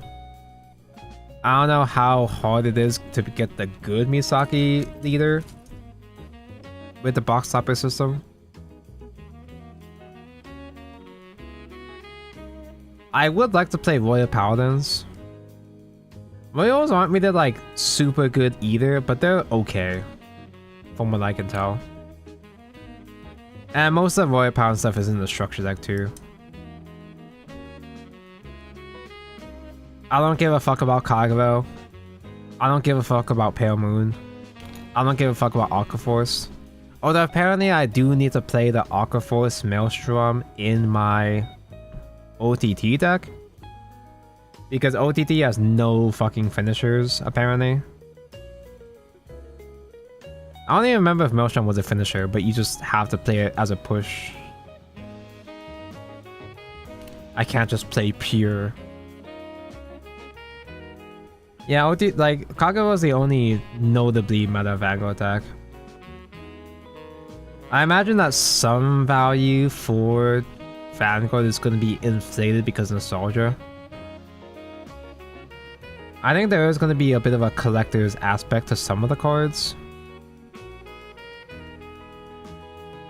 But then again, even the collectible cards in like Adamaster and Uma weren't that crazy, at least on release.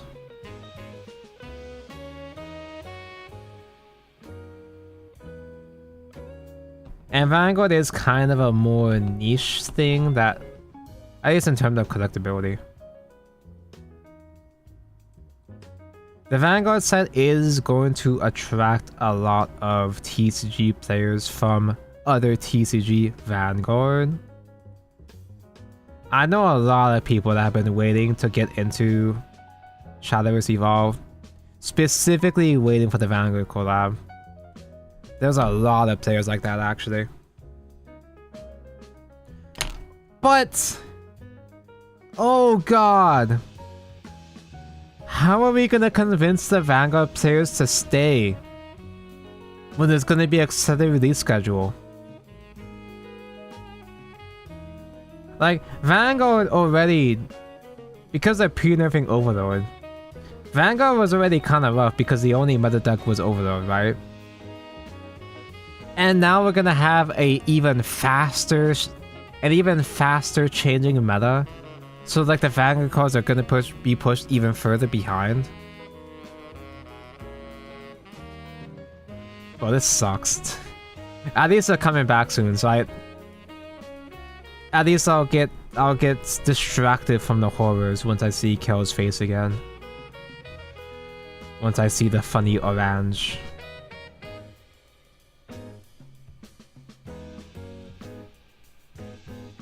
God, this kind of feels like whenever Vanguard tries to do a thing to attract new players, just for something else to like completely sabotage the entire appeal of the game. No, you know what this feels like? This kind of feels like when Shadowverse Digital did the Miku collab. Or the Spy Family collab. Where they do a big collab to like bring people in, but then the game that they get brought in is fucking dog shit at that time. None other than Outer Orange. How are you doing here? You know, getting ready for the top 8. Oh, it is absolutely wonderful. Thank you for asking. Talk about the conference news. Start the top 8 cut for Shadowverse Evolve. And how do you feel about the release schedule? We have seen so much. We have seen sword mirrors, dirt mirrors. I still haven't seen Vampy. Into sword. We have seen forest into Lashena. We have seen so many different Draconic things. Duelist. Are there any Vampies in top 8? Which out of all the matches you've seen, well, just really quick, what was your favorite one? Oh, so we have yet to see Abyss. So I've got my fingers crossed for Abyss in the top 8. Spoilers, Abyss did make top 8, so we may see thank them, God. you know, sooner rather than later. We might see Vampy. I really liked, I'll be honest, I really like the Draconic Duelist. It's a deck that I haven't personally played too much with, but it's Dude, this is one kind of that I fire did not actually. expect to see at I'm Worlds, surprised. and I It's did not competent. expect to see like do well at Worlds. Unlike and it did Mysteria. fairly well. I don't think this one made top 8, but it did well enough and impressed me enough that I kind of want to build a deck when I get home. So, and by kind of want to, I mean I am definitely building Draconic Duelist when I get home. So, okay. How about you? Ooh. Oh yeah, speaking of dragons, I was thinking about building Orange Dragon in set 10. It was the fairy game. I thought that match was actually really, really cool. Yeah, it was also just cool to see someone I know. I want to play Orange Dragon because I love lights. It was really inspiring.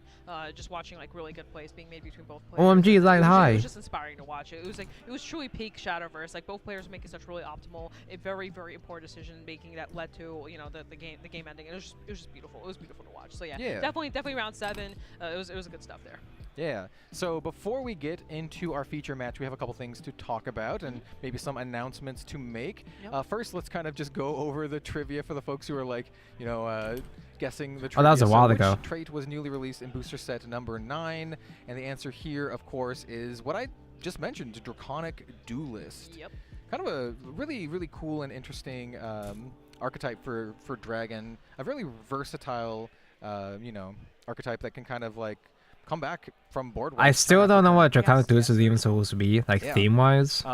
So we also have a couple other things to talk You just kind of about. grabbed a whole bunch of We random dragon have cards. Kind of like the current. You just grabbed a bunch of random dragon cards and just put the Duelist trait on them. Call it a day. And if you've been following along on the social medias, you've seen like, you know, Vanya's up, and you know some other characters might. But we have what is currently.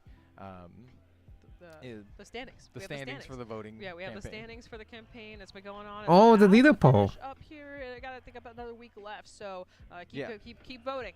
Very soon. I have a big. Pokemon Go to the polls. I need to vote.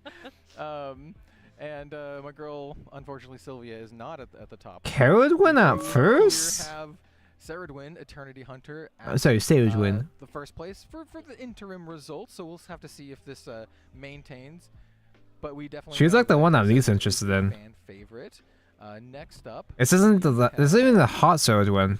The new one is way hotter. So we have, I think it's what, Phylene. Yeah, we have Phylene in second, and then we have Phylene in Vampian Phylene. So those are the other two that are right behind it. They're pretty close. We did have Vania get first place last week. So Good morning, Flying Shark. Kind of beat the first place slot. So you got a little. I think we got a week left, a little more than a week left to vote. To keep on voting and see if we can knock down Serdwin or for those. I'm actually impressed that neither Orcus or Ramia are even in top 3. Which is good for me, because I didn't want Polarcraft characters to win anyway, to save me money. Vania after Sylvia, which is. I get that Curdwin is the meta call for this expansion, but. Oh, yeah, sure. I don't mind Vania. Saradwin would be cool because at this current time she does not have an ultimate rare card, where Vania does have an ultimate rare. Oh, I guess that is true. Yeah, a lot of the other characters like Orcus and Ramia already have autos anyway.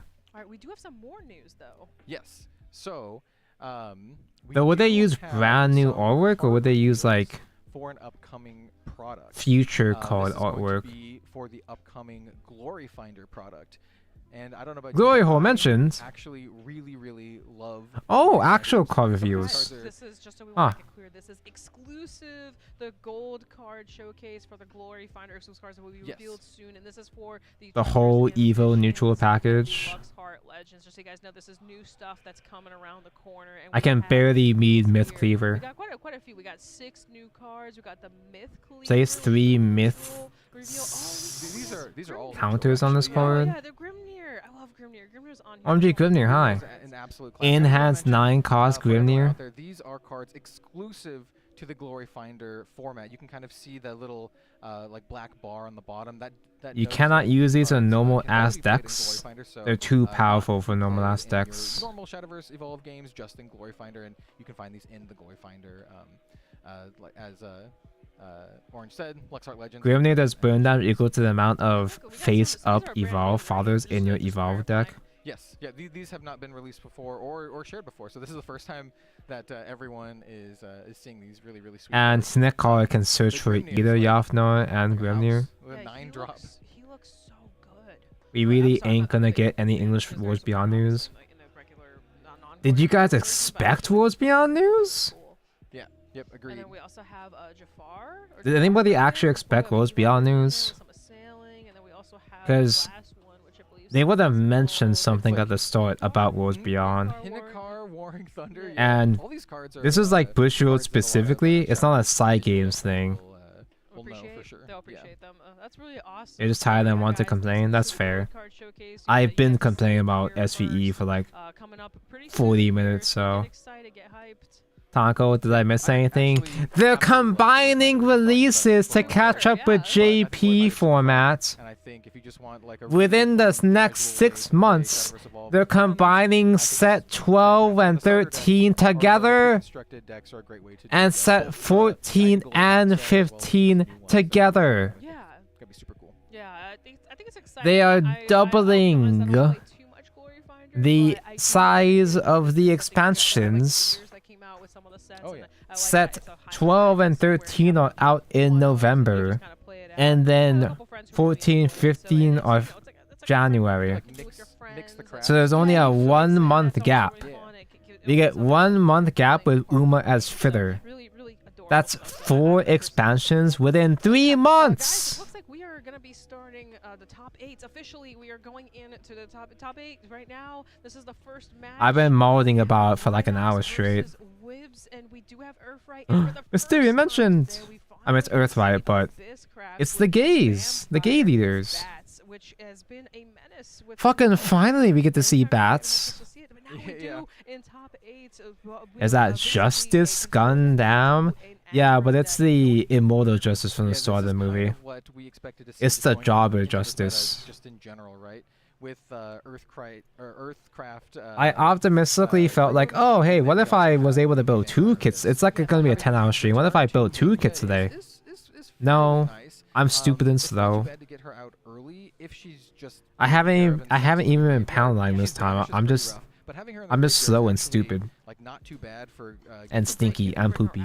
Later on as well, so you can set up for her. So interesting here, we have basically 2. I don't see Vania come out this. OMG, Vania, hi. The 1-drops that people play that will get the bats going. Yep, but here we just the kind Ravens, of yeah, exactly. And Vania usually she has an ability. On Fenfair she has some skills, but here we just kind of kept her as a vanilla unit, and hopefully we can. He's a fighter. So we can actually get some fuel going. Which here we are. We have the spell that lets us get 3 bats onto the board and draw 2 cards. If I'm not correct. Oh no, this is a different one. This is a different one. We just get a bunch of bats. Summon 3. Okay, no draw. Okay, thank God. We can use Vania's ability if we need to. Just casual +5. That's exactly what we're doing here. So He's got the Vampy Medusa sleeves. That's cute. Good start. We got 2 bats on the board. And those actually are not SVE sleeves. Bats pretty well. Those are Shadowverse digital sleeves. So I'm surprised that those are considered legal here. Seeing that in the later turns coming up.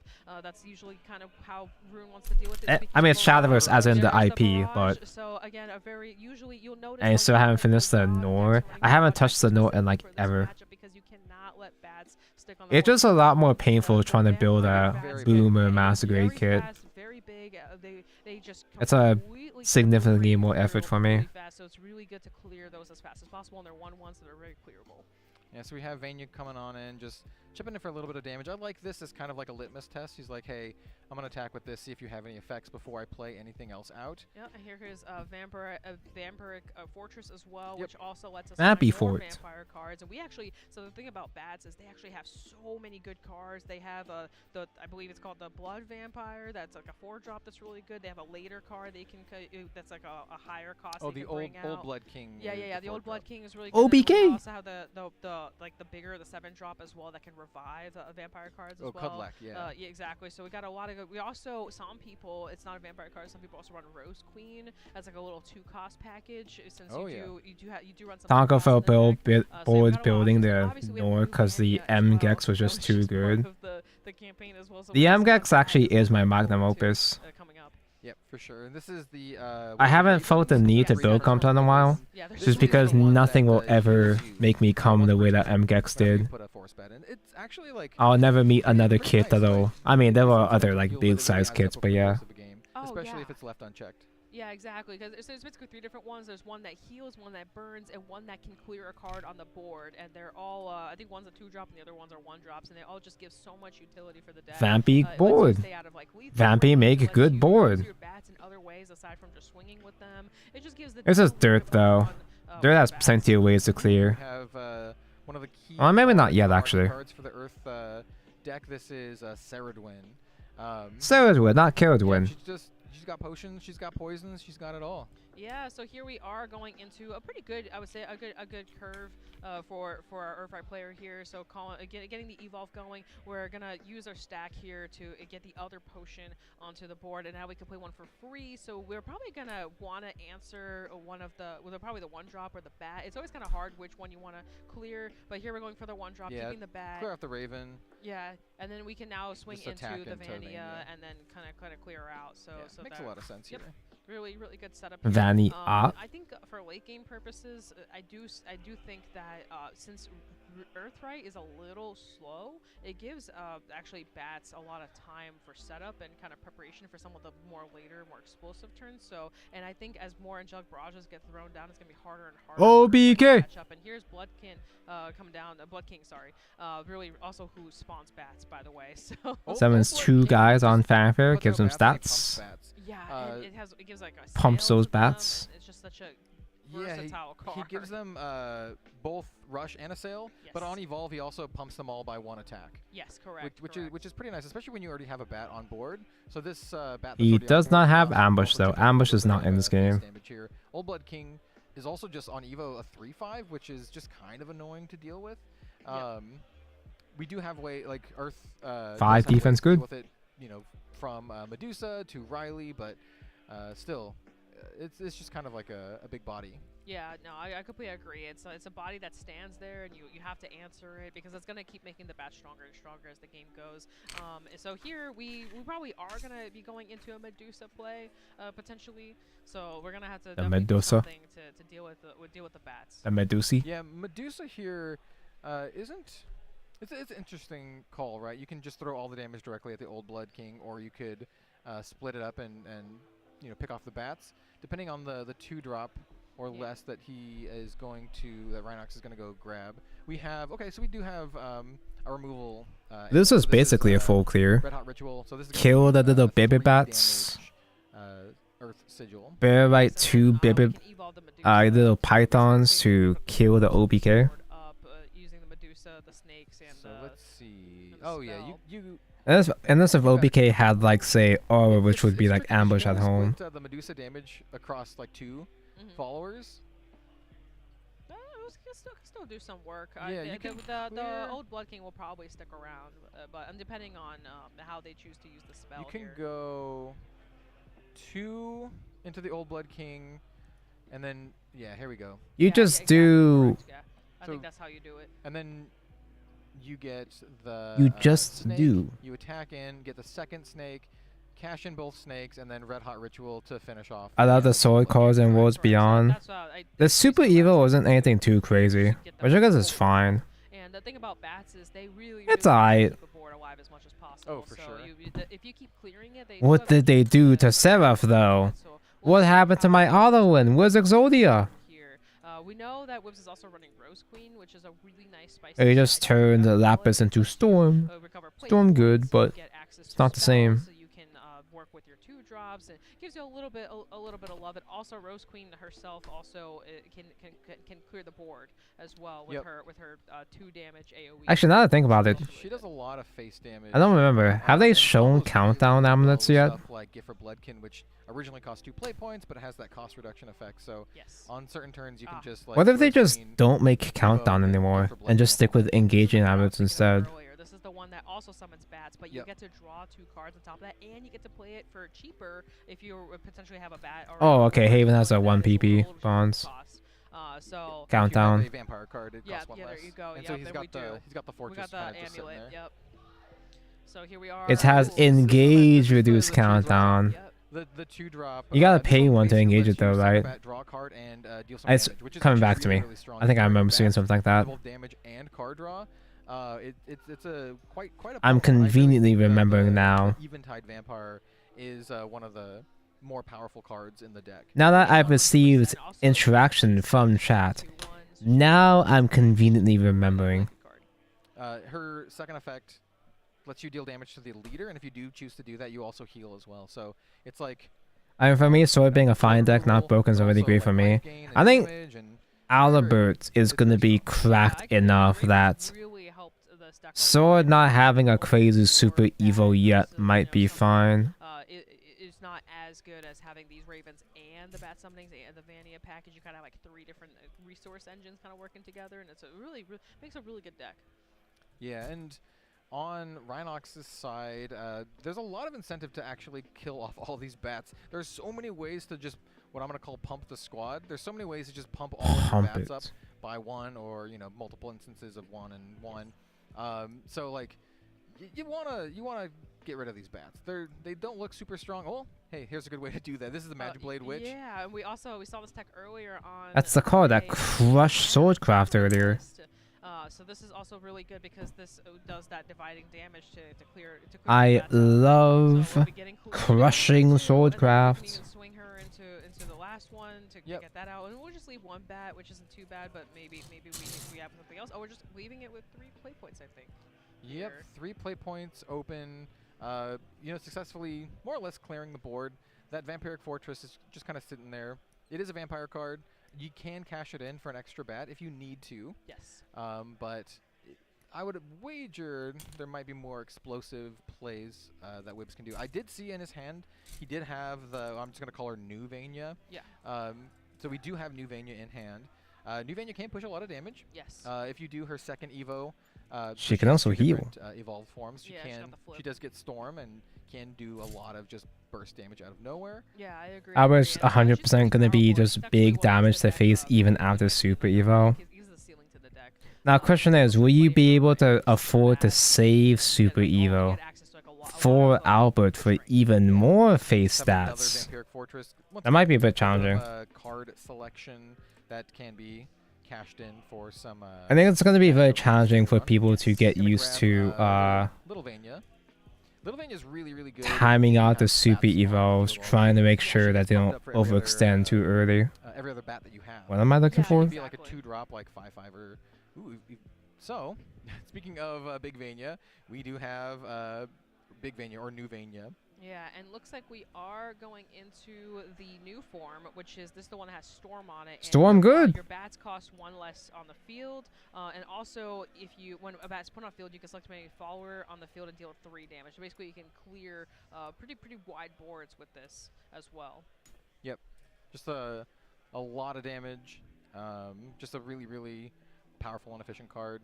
We have Use the little baby bats to kill wards if you need to. Vania, and then just take out the Magiblade Witch, shoot it for 3 damage. Yeah, exactly. So really good. I like the fact that this is a kind of card where it's aggressive, but it can also clear boards. Riley is set up, but Riley doesn't like give herself stats though. Yeah, this deck is really good at doing stuff like that. Between She doesn't gain Storm. You know, New Vania and between Rose Queen, it's really hard to like stick a board versus this deck, especially once you Going forwards in the face is already fucking busted if used correctly. Yeah, but I think you're gonna get punished or inconvenienced a lot with like. They don't really stop. Yeah. There's already taking a look at some inconvenient wards. If I remember correctly, I might be making that up. Sitting there, looking to potentially bring something back from the deck. And then Sazal would have AoE as well in the trailer. Just super evolve a fat ass ward. What the fuck is Albert gonna do about it? We don't know what's coming up here on the 7 play point turn. We haven't seen a Faust pop up or anything like that. Yeah. So also we've been noticing not too much Riley drawing going on. That hint is getting kind of. We have to see if Swordcraft is gonna have enough removal to keep up. Because other classes have extremely powerful removal to handle super evolves. Grab the Ancient Alchemist off the Cauldron. Which is good. Now we can get kind of. You know what I'm realizing? Speaking of Faust, yeah, there we go. I was wondering. Like, I think this whole time my hands have been kind of blurry. Because I think my camera's been auto-focusing on the instructions. And then I'm assuming the other option here is they're going to be the gingerbread. Is that the case? I mean, it's good combination. This is looks focused now, but. Strongest combination ever. You get the healing, you get a guy, and you get their potions off of this. They just do so much. The only downside is for this version, you don't get to really clear board as much, but you can use a Surd Wind to kind of get through that. Yeah. It's 30 FPS stream for me. I was thinking like, it looked like from my end on OBS, it looked like it was low FPS. Exactly. I think here we're probably going to set up for. Well, I know that's not an OBS thing. It might be like something on my camera. We'll have to see sort of what we're But I didn't change any of my settings on my camera though. Yeah, pretty starved on stack currently. Yes. So we do have exactly that. We had the mirror come in, bring back the Ceridwen. Yeah. Essentially 2 stack here between the mirror and the Cauldron. So we're gonna see that. Well, maybe it is my camera after all too, because my Discord streams with Igni have looked like shit too. I just kind of thought that was a Discord issue, but maybe it is my camera. Get that going as well. We'll get the potion, and if we want to use the stack, we can here. I don't think we need to, but it's not a bad idea either. Yeah, I've never actually sat down to rewatch or review my previous like Gunpla building or unboxing streams. So maybe my unboxing streams always look like dog shit. Maybe my hand cams always look like shit. I just never realized. 2 damage to face as well. Yes. And then here we'll be able to probably smack something. Yeah, just trade.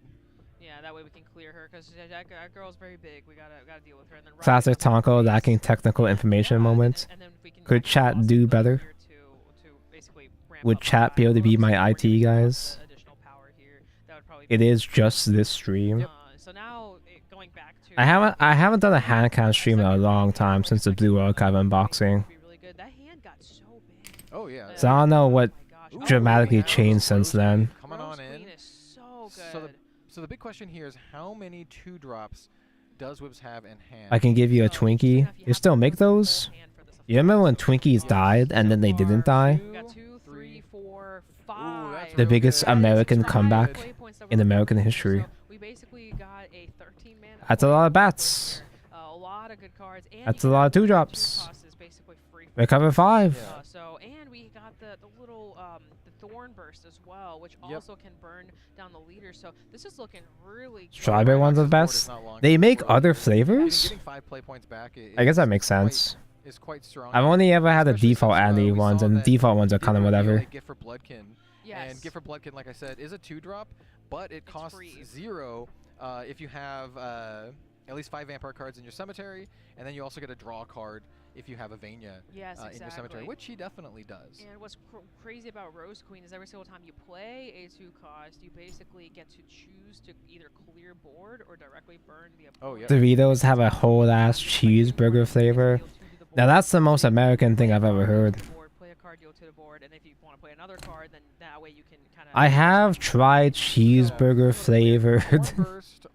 It's like, what the fuck does cheeseburger flavor even mean? And then he's doing the But I have had cheeseburger flavored chips of some kind. I don't remember exactly what it was, which chips it was. Another card, if he so desires, could clear the Riley. Man, Tonko, you should see the new Epic 7 Cunny character. Is she Epic and or 7? Gift for Bloodkin, showing that he's got the requisite cost, so it's going to cost 0. Gonna get I took out 24. Which piece was this? Also draw a card, and then also trigger the Blood Queen. Wow. And he's choosing the 2 to board as well. Yeah, Gift for Bloodkin is like cracked. It's Big board. So good. It's a Rose Queen good. 2 bats, draw a card, and also trigger Blood Queen. I don't have Rose Queen because she's a hag. Or Rose Queen. This is such a funny board to look at. We have a bunch of bats and just What pieces I need? She's got our this one? Bat, squadron in tow. Oh, we're buffing up the bats now too. So we're running I believe that's the Idol Master. Oh no, that's the other one. That's the It's honestly kind of good, but I'm a raccoon and will literally eat anything put in front of me. Besides a certain pasta salad. Coleslaw? Does coleslaw count as a pasta? Yes. So now we're gonna take some damage. 2 to you, and then we have, I can tolerate coleslaw, but I'm never like excited to eat coleslaw. That was an insane turn. Quite a swing. Here's the girl. I can't be bothered to open up links on stream. The Crimson Rose Queen is a 6/6 as well. Whenever I have like a stream on top over here, like my browsers are all messed up. Trying to open up windows on my browser setup when I do handcam streams is a pain in the ass. So I just won't. I don't even feel like it.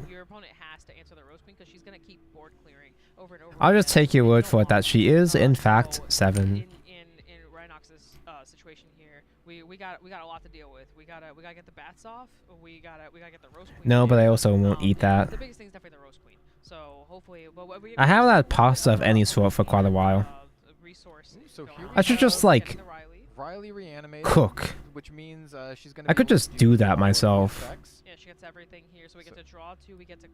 But why do that when I could buy Taco Bell? 2, deal 5, and then she gets the buff and storm, so she can 6 storm. Let's see if I can make this smoother. Not great for the fuck is Epic 7? Epic 7 is like an older gacha game. But she could maybe go into the bat. Ooh, I don't know if it's like OG era like Grand Blue Fantasy was, but it's really old. Wait a second, is that Prophetess you just... the Prophetess of Creation, not going to actually play it, but just use its secondary effect. Oh yeah, Prophetess XL. Just, like, discard it, you draw a card, and then discard a card. So it's a nice little like card selection from hand with basically no cost other than just discarding the Prophetess of Creation. Rhinox is actually running... I think the condition to summon out Prophetess is like you have to have like every... You have to have every cost from 1 to 8 in drop or something like that to summon it. Which I doubt Dirt can do. What she does is you have to banish 10 cards that cost from 1 to 10 exactly. It's like PvP Star. That sounds awful. And then if you play her, she's a 10/10 ward and aura, and she cannot. It doesn't have the graphic style of Star. It's just Star because it's a turn-based RPG gacha game. For 10. It's an interesting include because early game you can just Is Octopath Traveler Champions of the Continent? Is that like a Star Rail clone? Can't be destroyed by damage, or can't be destroyed by abilities. Well then, hey, you gotta. Is a Final Fantasy gacha a Star Rail clone? Very interesting tech. Not a very common card scene in Rune right now, so it's interesting. Donko, do you eat Taco Bell and nothing else? I got Jack in the Box today. In the top 8 as well. I don't even like Jack in the Box. I just got Jack in the Box because I ordered Red Bull. They sell Red Bull apparently.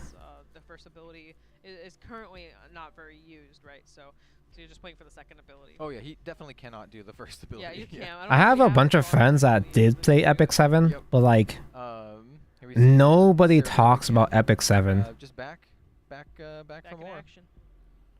Like it's not just like it's a niche community like how ours has been around for a while, but it doesn't have that much discussion, but it has a decent amount of players. Nobody talks about Epic 7. I mean, you gotta kill the Rose Queen for sure. Yeah, exactly. Well, there she goes. But leaving the bats is also pretty. And the PvP is bullshit. There's so many ways to pump the bats. Yeah. Do you not even eat frozen food? I haven't had frozen food in a while. I mean, I have Hot Pockets, but that's pretty much it.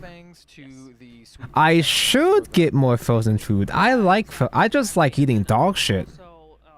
I just like eating slop, man. I have a very American flavor palette where I like junk food, not just because it's easy and junk. I like the way that they suck.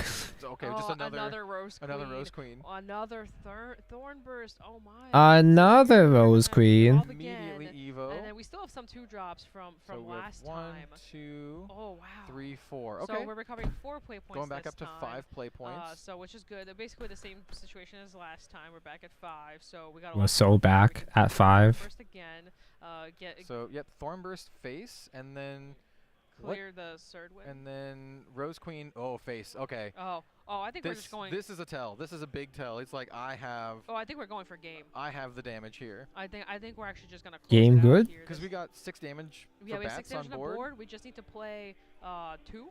Essentially, yeah, yep. Yep. Okay. So this is what I mentioned. Yeah, and now we get to buff on the board. Yep. So this is exactly. Yep. This is exactly. Yeah, it kind of seems like Rose Queen did a whole lot of the work there. That is 9 Which is a shame because I was gonna build Vampy, but even if I did buy Vampy, I can't because the Vampy Evo is like $50. But even if I did get Vampy, I don't have Rose Queen. We saw basically all the cards being played to their maximum potential. They all did really well. I don't think she's super expensive right now. I just don't want to be bothered to buy Vampy and also Rose Queen. The vampire deck. I think Rose Queen is a really, really powerful include. It's one that I can't say anything because I can't be bothered to cook because I'm just tired when I get home, but still. I don't even have that excuse. I'm just lazy. I'm just lazy. I like junk food. Just says, hey, just do stuff for free. Have fun. I'm very American. It's just a very like combo-y kind of card, right? Yes. You can just play all your stuff, just deal a ton of damage out of nowhere. Yeah. Pokey liked it because it's very newbie friendly. Yeah, but I don't like Pokey, so that's an instant DQ for me. Because I've seen some lists run it, some lists not run it. Because sometimes the Rose Queen won't come up, like sometimes you just don't have the 2. Not just for his like, not just for being a Star Rail show, but like, Pokey has been very interesting to watch from afar over the past couple weeks. Pokey, for those who don't know, Pokey is like the, I guess he is the biggest Star Rail content creator right now. But he's also kind of a fucking snake. So, go back and forth between the two, and I think that's also like really powerful. Abyss has a lot of tools. We didn't get a chance to talk about this too much, but besides, we get all these cool, definitely not slop games like Persona 5 Phantom X and a new Honkai. There's another Honkai game coming out. We mainly saw the second one, but she does have a first form, but they just have a little bit touch of healing. We have the Rose Queen here, and it actually even says in the slides it's like a secondary finisher as well because of the burst of damage, the burning it does, and of course we have the new old Blood King that came out. OBK allows players to swarm the field with bats. Rose Queen's secondary finisher. Resources, and that makes the deck so strong, giving it both the aggression and. I know I've seen builds that don't play Rose Queen, but the incidental heal is actually like just quite strong. Vania being a main source of damage is kind of sketchy though. Your only source of damage. Blood Queen come into play, but you know, with them moving on, maybe we'll see. Oh no. Come into play as well. Yes, exactly. I've been trying not to be too OCD, but these look like shit. Yes, it was here this weekend. These marks looks like ass, dude. It was the second Fuck. Here, so it definitely shows that the deck is performing. Oh, the guy in Nexus Animu. I love Animus. I prefer I'm more of a degenerate. I like the discarding. I like telling my opponent they can't have. I quit Sorrow just to play PGR because holy shit, I can finally play DMC5 at home. A lot of people have been talking about the collab. The DMC collab. Really good stuff, really good top 8s, and I've still never played a Devil May Cry game before. Top 8s, so yeah, really excited. Yeah. I don't have time to play Devil May Cry. I'll just watch the Nexus, the Netflix anime instead. That's a good idea. So we will be back very shortly with a player interview. I'm also super lazy. Like even on my days off, I also like junk food, but I would love to cook because I can see stuff, and I'm like I can do that. We will be back very shortly with a. There's a lot of stuff I like miss eating because I'm a bit of a man child, so I've been living with my parents the whole time. But I've been living with my father for the past couple years. And now I've recently moved in with my mom. And there's some dishes that my dad used to cook that I've been kind of craving recently. Donkey, you still suck at Gunpla. I kind of been half-assing it today. Like, I think I just need to, like, not cut it so close and then file it from there to make this a bit cleaner. I've been kind of lazy. Because this is just simply the jobber immortal. This isn't the infinite justice. Immortal is the jobber suit, while infinite justice is the infinite aura one that is placed inside of the Zegok. DMC fans hate the Netflix show. It's been really funny watching all the discourse about the Netflix show.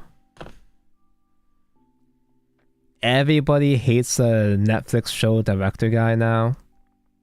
At least all the DMC fans do. And now just to fuck with people, the guy has been like posting hints and spoilers, teasing the other animated adaptations that he wants to do. And everybody's like, no, no, no, no. Not my baby. Blair's Blue, no. Take a Guilty Gear instead. My liquid in my body is also just pop. I might be a fat American bitch, but I don't drink soda that often. I draw the line at soda.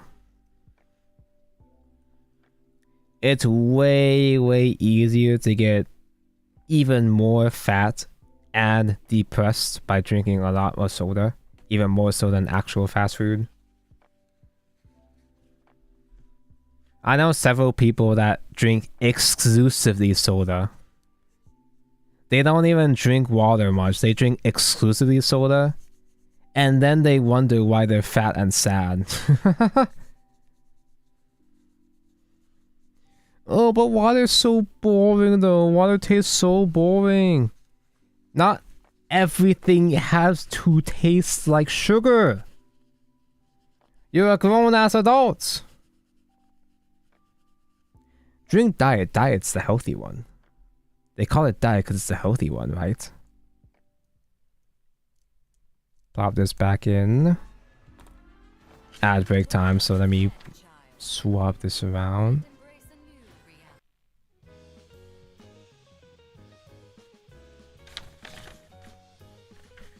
So I don't know anything about Devil May Cry. I basically only know it through memes, but everything I've seen of the Devil May Cry anime just looks like what people think of Devil May Cry from the outside. Because a lot of people only really know Devil May Cry from like the memes and shit. And it kind of looks like it's by one of those fans, one of those outsiders. The anime just looks like what people think Devil May Cry is and has nothing to do with what Devil May Cry actually is. So it's uncomfortable for me. How does a human down that stuff like drinking water? It's one of those kind of things where if you drink it enough, you stop realizing that it's shit. One of my friends who drinks a lot of soda, he took like a month off of soda. Like he just didn't drink soda for a while. He wasn't even trying to diet, it just kind of worked out that way. Then when he got back to drink another soda for the first time in a month or so, he was thinking like, why does this taste so bad? This tastes like shit. Because soda does taste like shit. Oh, but then he drank more soda and got used to it again. Brother was almost out. He was almost free. But then he pulled himself back in. Because I drink sodas maybe occasionally, maybe like once or twice a week. I mostly just stick with tea. I pee a lot because I drink tea a lot, I guess. What do I need? 28.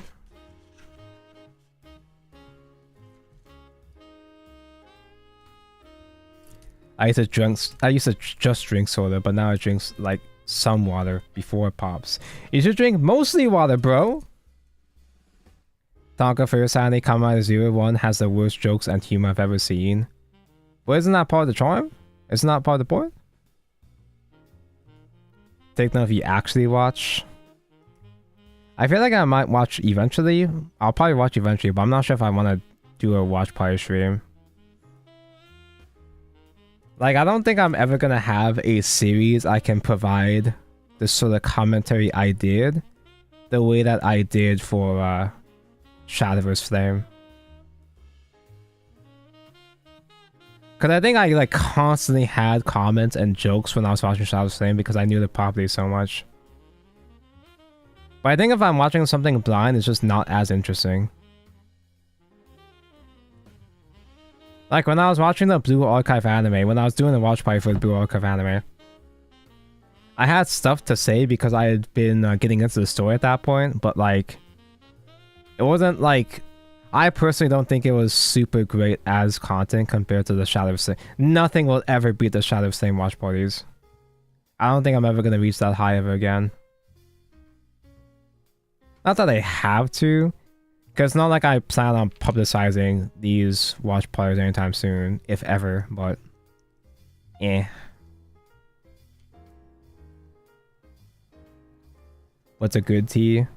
Now, when I say I drink tea all the time, I'm kind of lying, because when I say I drink a lot of tea, what I mean is Arizona green tea, which is kind of mostly sugar water. What's the OST? This is a cover of...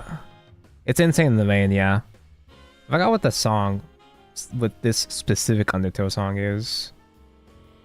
Snowden Town. It's an Insane in the Rain remix of Snowden. Good taste Undertale. Delta Rune soon. Delta Rune mention. I bricked my account. I did one of those things where I put thing together too early.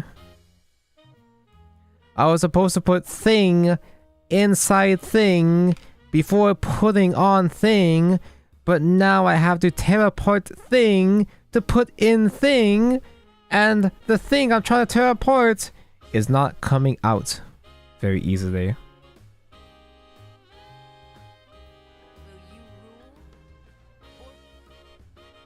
Will you rule or be ruled? that might make me crash out. What are you gonna do? Cry? Can a Lego part separator help me out here? Give me a second. I like Snapple apple juice, and I drink coffee as well. I have been drinking a lot more coffee recently. I have a large stockpile of coffee. And by coffee, I mean I just have a bunch of Keurig K-cups, which is like still fake coffee, but...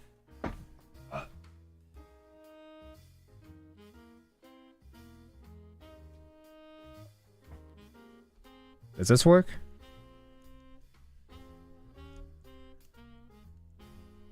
Jam that shit in. Same here in Indonesia. Any bottle tea is loaded with sugar unless it says that it's 0 sugar. Speaking of, I think one of my soda only friends was Indonesian. And I think the case for that was that I think they stated that the filtered water is like inconvenient. It's a lot harder to get like a water filter or something, maybe, I don't know. Or the water filter they did have was shit. I know Igni said that, not like, this is only semi-related, but I know Igni says that he orders takeout all the time because takeout is way cheaper compared to actually getting groceries and actually cooking. Unlike in America where DoorDash costs like $1 billion. Whoa! $1 billion if you don't have a membership like I do. I'm fat enough to have a DoorDash membership. And we just witnessed top 8s. How are we feeling about that top 8 match? Abyss. Abyss mentioned. Let's go. You know, big fan of Abyss, and you could see the power of the Vampire deck, which is definitely one that I wanted to kind of like see on stream this weekend, and you know, seeing it in the top 8 is great for all of the Abyss fans out there. Yeah, I completely agree, and yeah, I'm very excited that we finally were able to get a Bats match in and witness it. We are about. God, why is my camera so low frame rate? Before that, we want to take a look at the bracket here. So because the stream, the BCS stream looks fine, right? The frame rate on that looks fine, yeah. And then we had, I'll let you finish. Yeah, so we had the feature match that we just saw, which was skill issue. And then we had 427, which we. I hope it's not because my versus Sun capture device thing is fucking up. I was not my Elgato thing fucking up because those things are expensive. And Sun. The match that we are going to be featuring. Oh no, Daniel didn't make it a top 8. Symphonist, so a little bit of look on what's going on the other He's side. the only guy I knew. And we have a little bit of a mirror match, but also kind of like not really. It's like a class mirror match, but not a deck mirror match, and I think it's going to be really interesting and not a deck that folks would have expected going into this tournament, which is always awesome to see, especially at Worlds here. Yeah, 100%. Is this puppets versus the fairies? Really fun experience. Here we got quite an interesting deck coming up because we haven't actually. I'm trying if you can help it. Don't drink your calories. Drink diet. Diet doesn't have calories, therefore it's good for you, right? It was an interesting one because it was kind of like the boogeyman of the format, but maybe didn't perform the same way that a lot of people expected. I saw a video essay that did research that diet actually isn't that bad for you. It's not good for you, but a lot of people are paranoid about diet that's like, oh yeah, the alternatives they use for sugar is even more dangerous than actual sugar. It is D-shift Kuon, yes. Apparently it's still fine. Kuon, that auto win button once it hits a certain mana threshold, and we are about to witness it here very shortly. Diet isn't unsafe, therefore diet is healthy for you, right? Gets the double turn going, and everybody knows that. Everybody knows what happens once the Kuon drops, and we're about to witness it here and see it. It's another classic Kuon dimension shift. Get a full board of 0 cost Kuons, dimension shift, additional turn, funny stuff. Academia kind of a little bit below, but not too bad, but not also a terrible pick as well in the meta right now. Yeah, I think Kuon in particular, going into this event is a really, really interesting meta call because there are so many ways to just deal damage to multiple followers. Just eat whatever is in your fridge. Infinite spawning. In the feature match Infinite spawning the fridge. camaraderie there with this rune mirror. So we have Dirt, by the way, versus D-Shift Kuon. Very interesting matchup. Yeah, this is Even if that's a 5-day-old pasta. I've been really bad about eating my leftovers recently.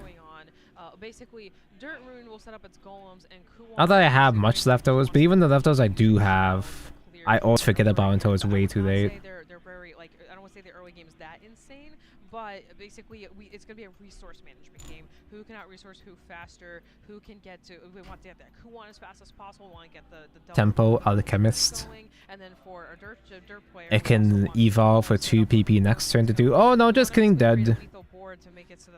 Kuon's bubbles would have more removal spells compared to Dirt. Play a thing, remove your thing, just kind of like a tit for tat back and forth.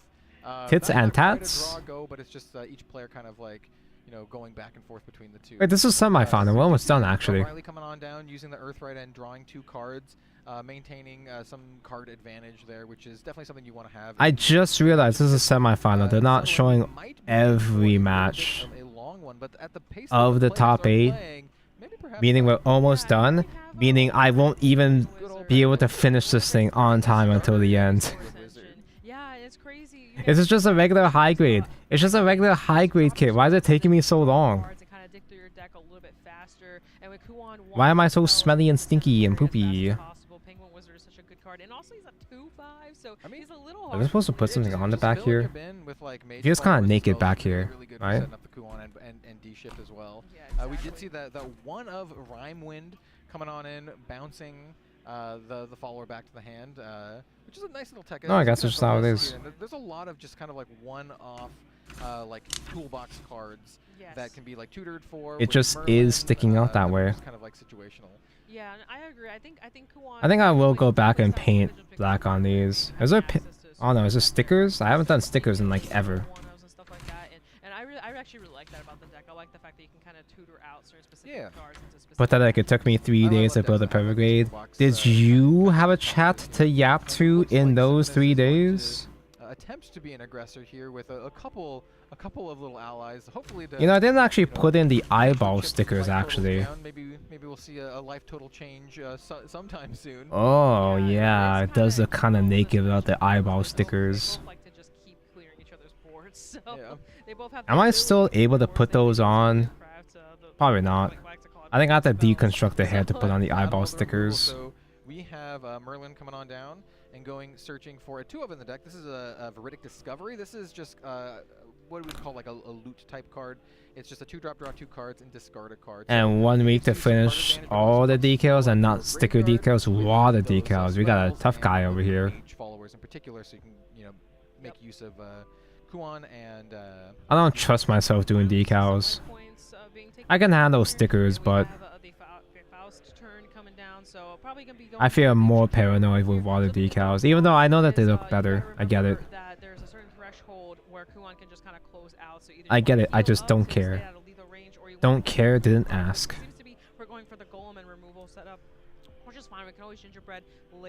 I haven't reached that level of Gundam autism, though I'm largely concerned about that stuff yet. Yet. Soon, one day. Yes, I completely agree. And also, Foss is a little bit harder to deal. And looks like we're getting the summoning drill out here as well to get the double golem. Now, are we gonna discard? I always support the discard, but maybe it's just how. Okay, I just need the hip joints. Riley's easy discard. The perfect discard. You want her in your cemetery to begin with. Now we have God, Dirt makes so many wide boards, and all this stuff is like turn 5 and 6. Setting up the perfect Dirt turn. Oh, this is. This Dirt deck is pretty good. Drop in another 1-drop too, and this is what you want to do to Kuon. So how you beat Kuon is you just want to flood the board as fast as possible. You don't even care what's on the board. You just want bodies on the board that Kuon has to keep answering, and that's just how you. So that way you can win the game off of that and win the race, so they don't Kuon you in time. Yep, exactly. Basically, Symphonus has identified himself as board good, stats good. Down in this situation, and wants to pressure Kuon enough. Tonka help. I'm losing motivation to play Blue Archive. Kuon multiple. The news story with Deca is nice. It's not one of those decks where you just automatically win on turn 7. I can kind of feel that too. It does get a bit less. It does get a bit more deflating once there's less events for you to catch up on. So it looks like here we have a surefire coming down. I haven't seen that. Just waiting for next big event is not overly exciting. I mean, Surefire Bullet's just really, really efficient. But I like it. Just 4 damage to Evo followers. Yeah, it's just, I feel guilty when I miss a day. it's really I feel guilty when I miss one single day and don't say hi to my students, my parasocial students. Looking at his deck list, has a lot of ways to actually deal damage to multiple followers in a turn. I was gonna say Witchbolt is a really good answer. Supposedly, Blue Archive is supposed to be doing a Saturday release schedule, just like Shadowverse Evolve. So supposedly, wait, what am I missing? We have a little bit of, there'll be less of a wait between updates, but I guess we'll see. This Surefire Bullet is going. I'm going to get impatient waiting for the rest of the Decker story. I actually play Blue Archive for the plot. This is a little tough. It just depends on what's going on. Good evening, Tongo. How's the Kun in this tournament? Vampy is meta.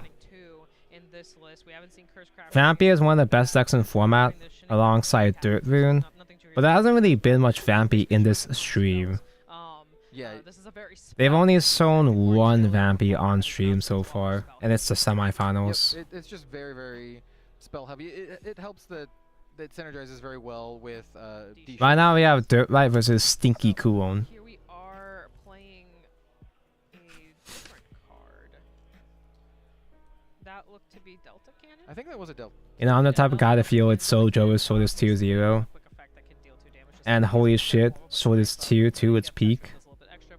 And this is coming from a Sword main. Yeah, so here's a Surefire to clean up the Golem. Sword is tier 2 this format. So this is, the Splendid. You've seen a whole bunch of aggro Sword players, but they all jobbed. Or damage to multiple followers. Even the one Sword mirror, the quote-unquote mirror that we saw, wasn't even a mirror match. Player obscure named an enemy after the Tonko. Bongo saw you. Thanks for the 2 cents, no golem.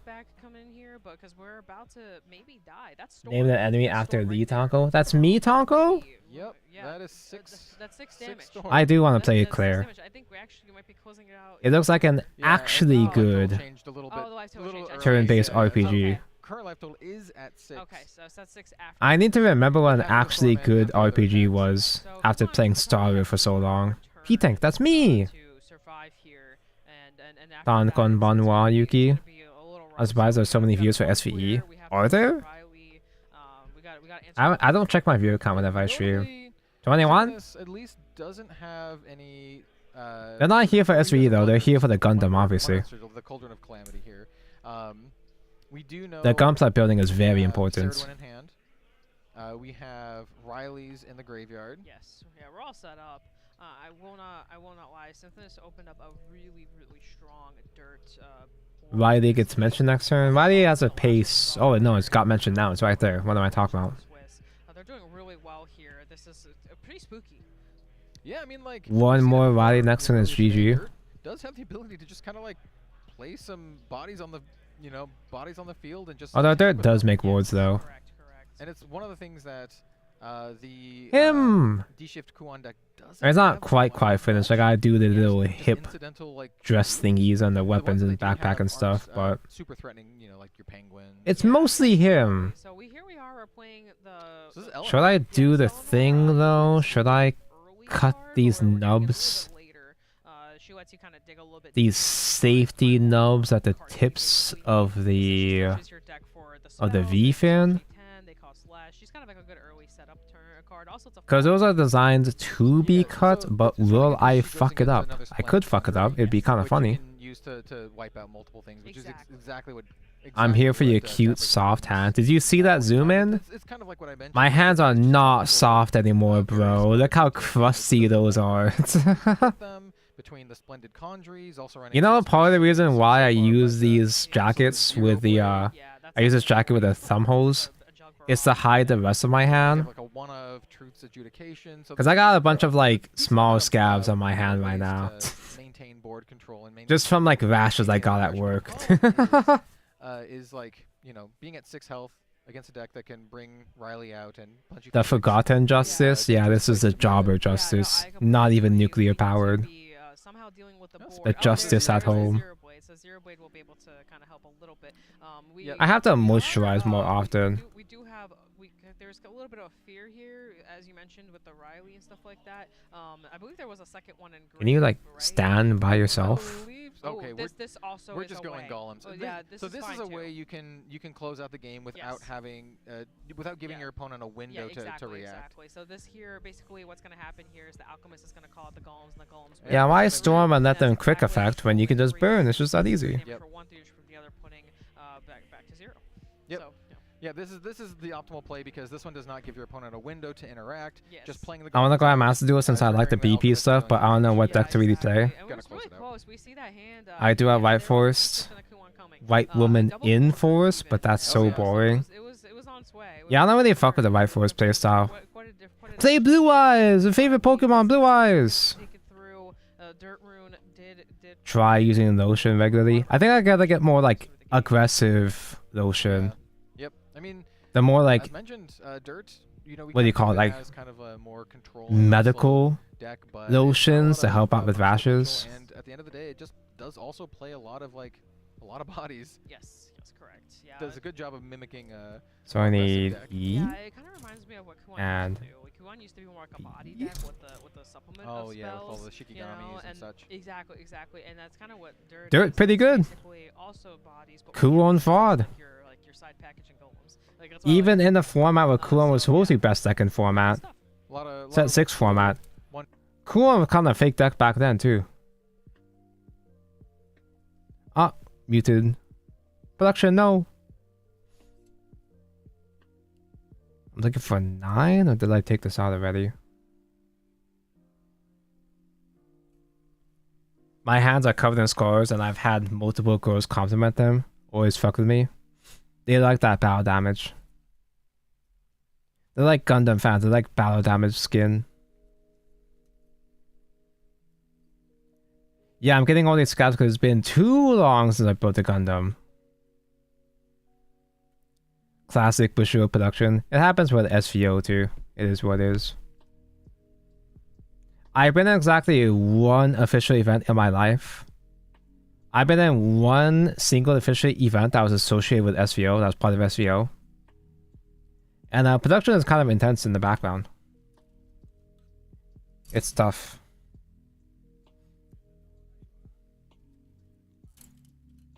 Wait, Tonka, you're planning to build a second Gundam? I won't. I was thinking like it'd be nice if I could. I won't. It's not happening. But if I did, I have Infinite Justice too. I keep forgetting the trivia. Even in the finals, we have trivia. We still have trivia, so let's go see over what the the trivia is. Because I have Immortal, Infinite Justice, and I do still have Rising Freedom and Mighty Freedom. The 4 guys from the funny movie. OMG, no better high. This is a tricky question. This Yeah. is a tricky question for those No better who know what's mentioned. coming up. This one might be a little bit easier. I had to for those who unsub from the don't fan know. box because I'm broke. What a shame. Tricky. Advanced is a new card type coming How out tragic. in an upcoming set. Yes. How many copies of Advanced cards can you have in the Evolve deck? There's a limit? I actually didn't know that. They're very 3? sweet. Such an added addition to the game. I love it. Yeah. So let us know in the What chat the fuck is an advanced card? What your guess is, or maybe you know the answer, and we will tell you the answer once we get back. Advanced card is like a... It's like a super token. It takes up the space in the Evolve deck. Yeah. So They're like cards you have to go through certain conditions to summon out or spawn. finals for Shadowverse Evolve Worlds. Donko was Destiny. I couldn't find, like, the only Destiny I can find is the one with a huge fuck off, like, space station cannon on his back. I don't want to spend money for that extra shit. I just want Destiny by himself. But the only good Destiny kit is just the high grade, the new high grade. And I haven't found the high grade, the regular ass high grade, the regular ass remade high grade from like 2019 or so.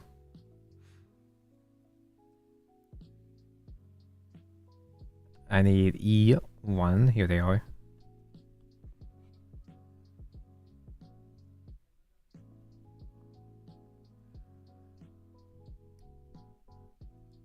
From what I've seen, it seems like most of the Destiny kits are kind of scuffed. The No Better fan box is gonna probably transition to more Flame Witch fan over time.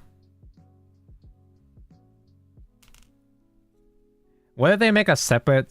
No, they're gonna make a separate Patreon for both. Double dip on both of them. They're gonna keep making No Better support. And until you've actually played Fwoof, you're not gonna be as attached. Probably not. Fran isn't quite as uo as No Better. But she is a woman that she is very short. So like they announced a new game that's in the same quote-unquote universe as No Better. But it's not No Better, it's Flame Witch Fan, and it looks fine. I don't care as much about Fan so far. But like just let the devs cook, I guess.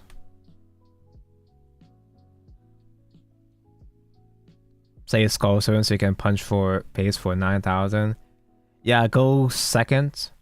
Try to fight through 18 interruptions to get 9k to face. Only 2 centimeters and 1 kilo bigger than No Better, but also that's yeah. She is short woman, which is good too.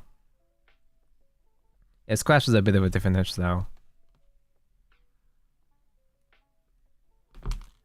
Should I swap into my OST?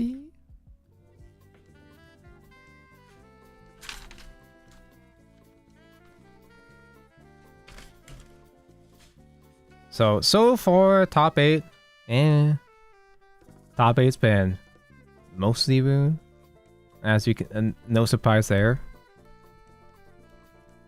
I already forgot. Vampy won the first round, the quarter final, did she? It's been so long, I'm getting too old. I already forgot the previous match we saw. How many rounds was Swiss? I think it was 7. I'm guessing, but I feel like it was 7. Did you roll for Zani or are you saying for Carthia? I can never pronounce the name correctly. I've been trying to roll on Zani, but I'm starting to think, like, do I even need Zani at this point? Because I have a fully invested Phoebe. Yes, I have Phoebe, therefore I can use Phoebe with Zani. But I like main DPS Phoebe though. Main DPS Phoebe is so much fun. I also just like Phoebe way more because she's cute. Zani is cool and all, but I'm starting to think, like, do I even bother going on my way to get her? The only thing I don't like about playing Phoebe is that I gotta play the fucking rover. I still have to play main character with her. I can play Zani, Phoebe on like a sustain and just go with that. But I feel like the moment we get another Spectro support, the moment we get another like Spectro, Phaso support or amplifier, I'd want to just go back to playing pure Phoebe again. Zani is okay, but I don't feel very strongly about her personally. She's cool. She's alright. I feel like part of me though is kind of sick of like the fire hair. And by that, I mean, I think Mavrika made me sick of Super Saiyan girls. Because like it kind of does feel like Zani is just supposed to be like a Mavrika kind of thing where super form with fire hair kind of thing. Obviously, way different character. Zani actually has a character, unlike Mavrika, but it kind of feels like Mavrika is supposed to like appeal to that demographic. And I am not that demographic.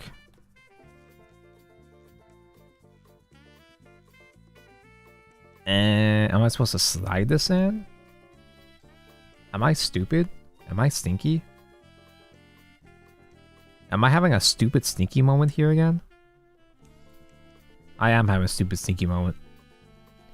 When in doubt, just flip the piece upside down. I'm saying for card. I probably might as well say for card. It's implied that card is gonna be Arrow. Because, you know, the boss was Arrow as well, so... Technically, though, I do have an Arrow DPS. Because I pulled Gion on release, but I've never actually used him. I've never finished building him. I just pulled the man just because he was the only thing to pull at the time, you know? How'd I even have his weapon? And it's like easy to build. It's easy to finish the team because I have the Mortefi as well too, whatever his name is, Mordecai, whatever.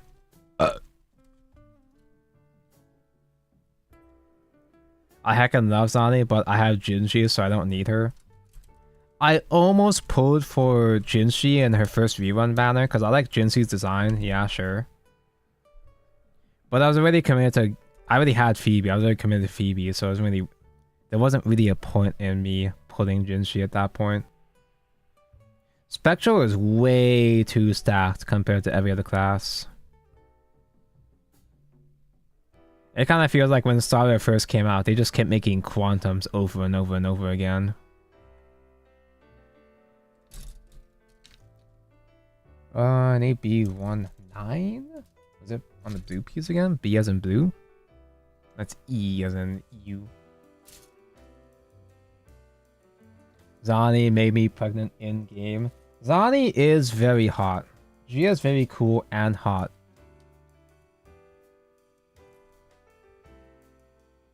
Here we go. Just not in necessarily the manner that I personally need. And by that, I mean she's a hag! No, I'm kidding. I like that 1.1 character is still good in 2.0. Yeah, Gion is like a launch character, but he's still perfectly fine. He still works just fine. Wuthering Waves has been pretty good dealing with power creep so far. For now! Let's not get too excited, but so far they've done a really good job. A lot of people were overblowing how hard Zani needs to have Phoebe for the team to work. A lot of people have been acting like Zani is completely unplayable without Phoebe. Therefore, Kuro Games is greedy. Kuro Games has changed. But it's just the same thing as any other DPS where you ideally want to have a premium 5-star to bring out the full potential of so-and-so character. That's just kind of normal. It's been like that the entire time. The only exception being Gion using a 4-star, but for Jinshi and Caldada, you're expected to use Judja. For Camellia, ideally you want to use Roshia as opposed to Sanwa, you know, so on and so forth. Because Zani actually does work fine with Spectral Rover. As far as I can tell, Spectral Rover Zani is actually still good. Like, it's not just cope, it's like actually good. It just feels bad. It just, like, I just don't like playing Spectral Rover. Because Phoebe is designed to amplify Zani's spectral damage. But like Phoebe in support mode does like no damage herself. Spectral Rover can do actual damage to make up for it as a sub DPS. I guess, apparently. That's what I've seen. And by that, I mean that's what the Kura bots have told me. So this goes like that. Kura is known for making all characters still relevant after 2 to 3 years. Oh, so after 3 years, then my Gion's dead. Oh no, what a shame. My Gion that I never use. But yeah, I guess they have a good track record with PGR, so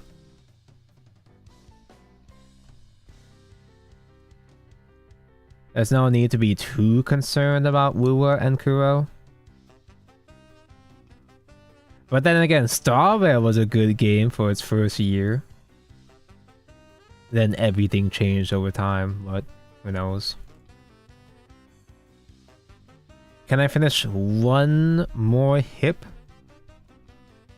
before the finals end in like 40 minutes? I know there's going to be like a closing ceremony kind of thing. I'm not sure there's going to be anything super interesting for that, but I'd probably be still working on the backpack for this motherfucker, so. Quantum fell off so bad, Castor Rice doesn't count. Does Chibi count? Does Chibi and Castris count as Quantum coming back? But no, they were really pushing Quantum all the way up to Sparkle. And then Sparkle didn't do anything. Because the game and its focuses just changed way too much for Sparkle to be useful. I actually already cut off one of these pieces way earlier. There we go. The players just make the game look bad by digging dirt. A lot of Wuthering Waves fans have been really fucking insufferable over the past couple weeks. But part of that might be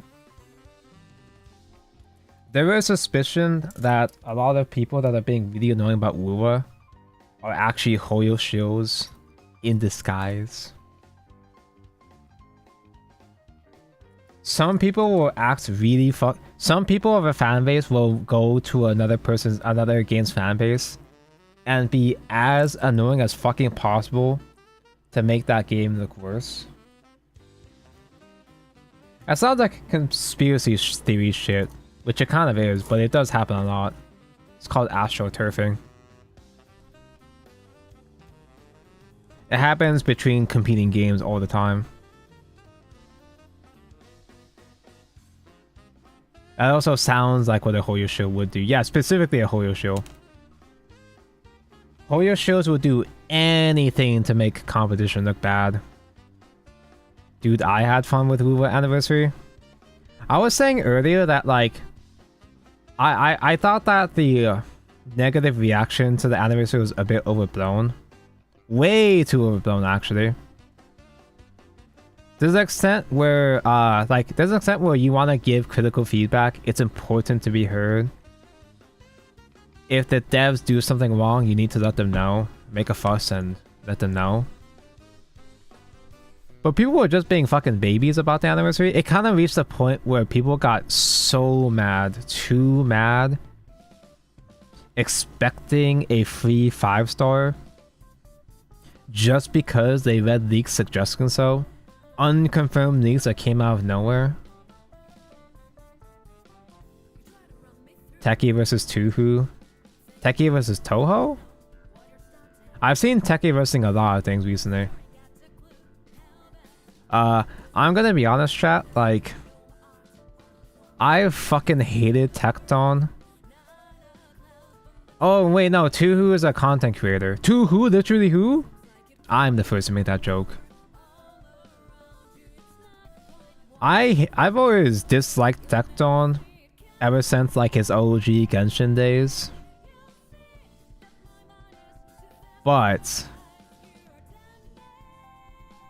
I'm not gonna lie. I kinda don't mind Tecton as much. Like, he's still an asshole. He's still very annoying about a lot of topics. But he's kinda funny.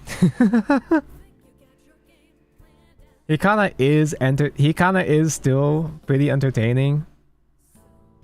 And I feel like there's been so many scummy Hoyo content creators I've seen recently that I think I'd rather pick Tecton compared to a lot of other people at this point.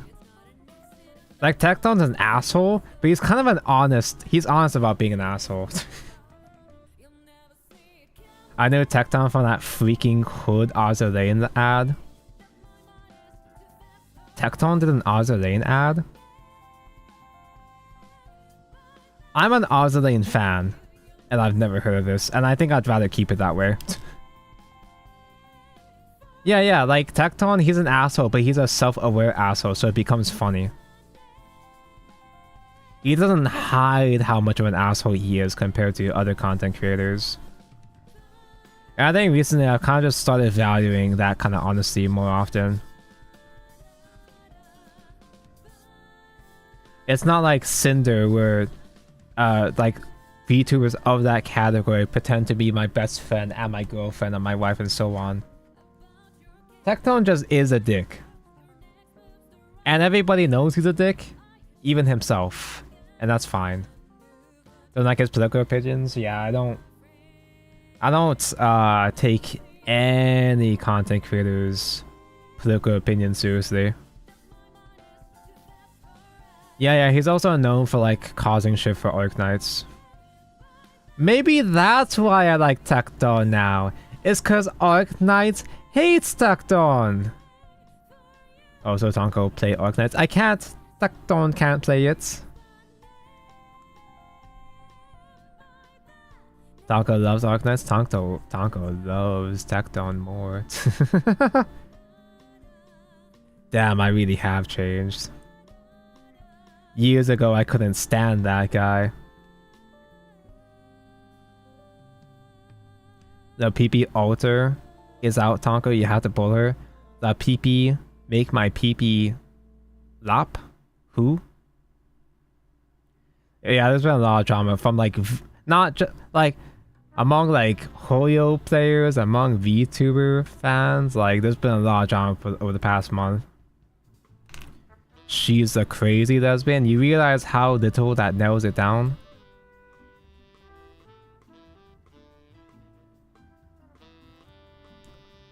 I'm trying to burp right now. I burped. Isn't that like the whole OTK thing? I don't know anything about OTK. Just like it was one of those groups. It was one of those content creator groups, and I never trust those things. There's always some kind of petty drama behind the scenes for those kind of things.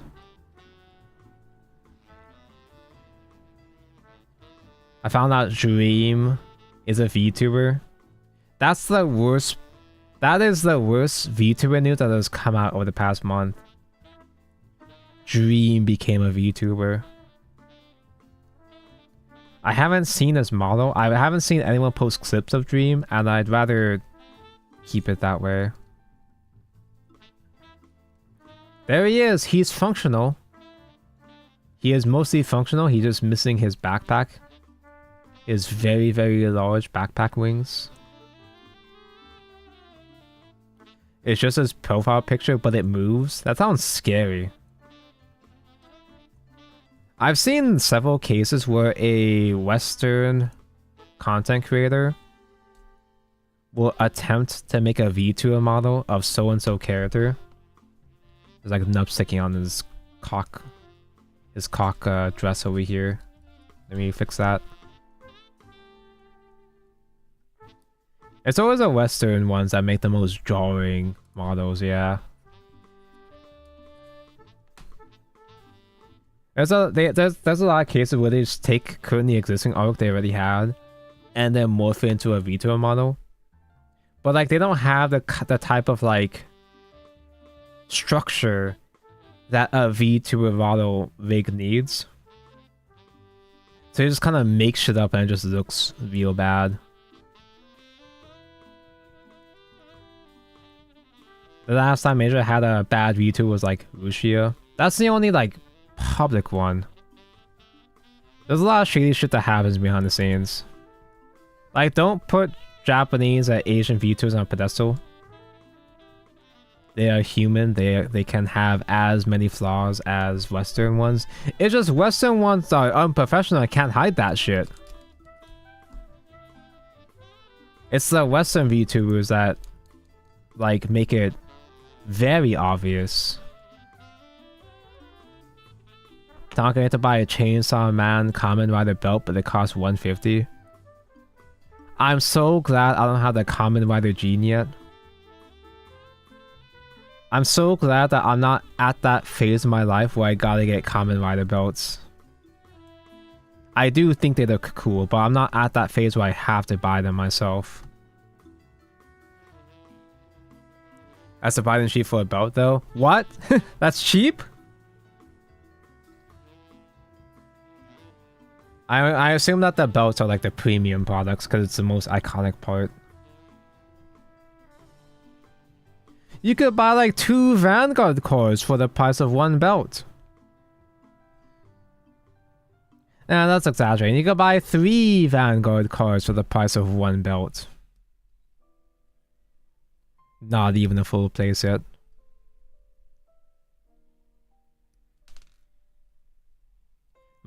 My friend bought Kamen Rider Decade and Dub for less than 100 each. It probably would be cheaper to like import them from Japan, unless if you're American like me and have to pay for tariffs now. There's a lot of anime figures that have pre-orders starting, but like I can't. I'm that meme with Squidward looking out the window. I see all of these figures that I've been waiting for years finally getting posted for pre-order. And all the non-Americans can buy them just fine. The EX or Chainsaw Man? Is CSM not Chainsaw Man? Is that a different abbreviation, a different code in the Kamen Rider culture?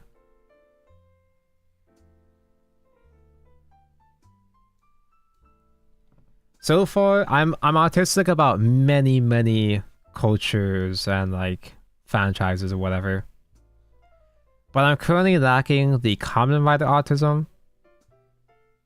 I am lacking the kaiju autism. Like, I like kaiju stuff, but I've only really watched Gridman anime and that's it. Tonka, which Kamen Rider would you start with if you did? So chat convinced me that I should start with Kamen Rider Zero, or at least that's the one that we decided that. I did say that I'm interested in doing a watch party for Kamen Rider Zero. But I kind of just don't feel like doing watch parties. Like, I feel like I don't have the right mindset to do watch parties still. I don't feel confident I can make a watch party for Kamen Rider like into bangers the way that I did with Shadowverse Flame. Not just me being insecure, I'm just being a pussy. That's just a skill issue on my part.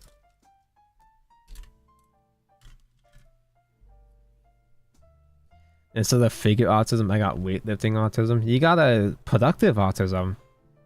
Couldn't be me.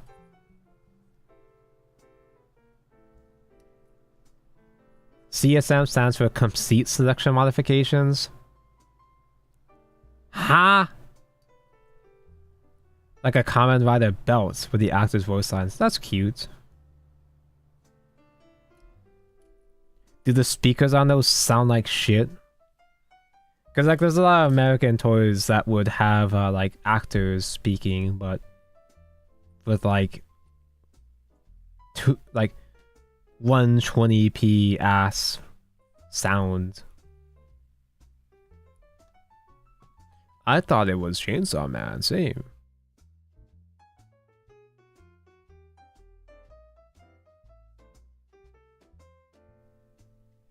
The speakers are actually good? Nice.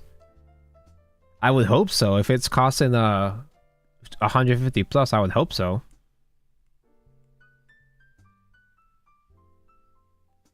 Tonko should start with DX Evo. There's a deluxe a deluxe like director's cut expansion of Zero.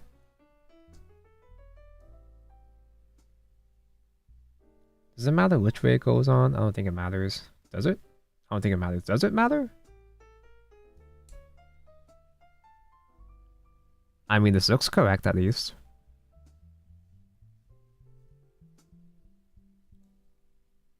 Narrow and wide? What?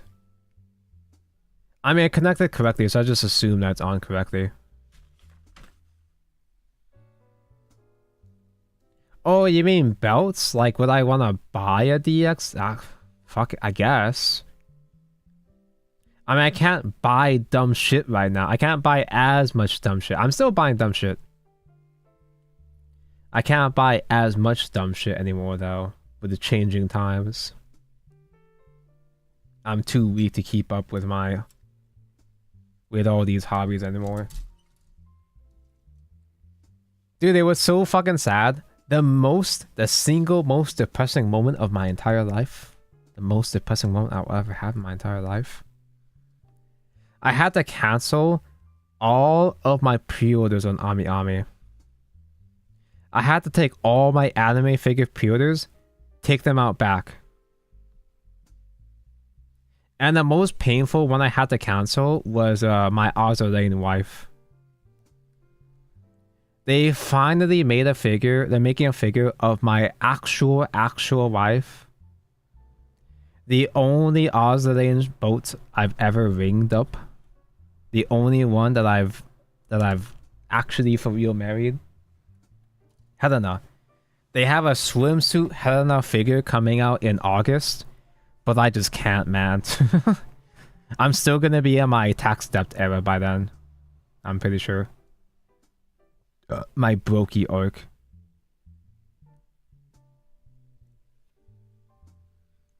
You didn't buy the Helena figure? On the bright side, right before all this tariff shit, I got the Helena Daki. Just before all this shit started changing, my Helena Daki just barely made it on time. It's an official Daki Makura as well too. So it's not lewd, but it's official art. It's got armpits. That's all I needed.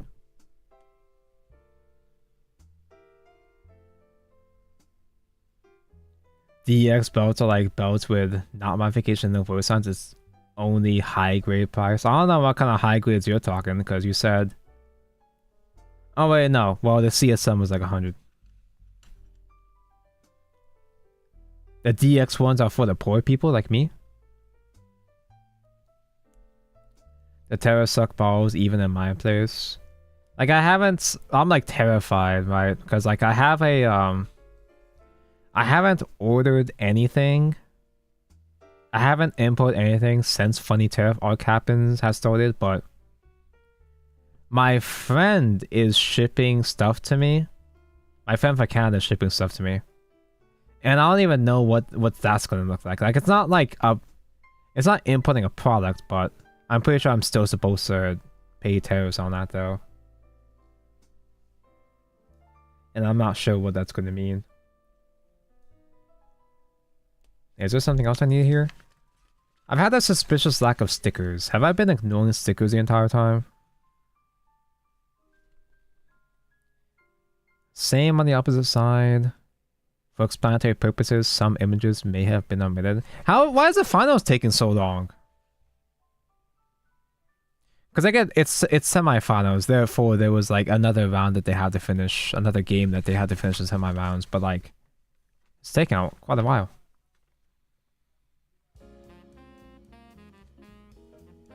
Like Canada is so fake. It's more real than Canada is gonna be more real than America within the next year probably. Like 20 bucks a high grade Rising Freedom. Well, I scanned myself. I think I had to pay like 40 bucks for my Rising Freedom. I supported a local store to get my Rising Freedom, but it ended up being a scam. I'm pretty sure so this was when I was visiting Oahu for like a weekend and last winter, right? This past winter. And I went on my way to go to a Gumsa specialty store. The prices were kind of whack. And then the very next day, I went to a Don Quixote because I kind of forgot that Don Quixote actually has Gundam. Like, it actually has Gundam in this location. And it was cheaper at Don Quixote. It was still like money. It was like maybe like 27 bucks, but like still, it was significantly cheaper.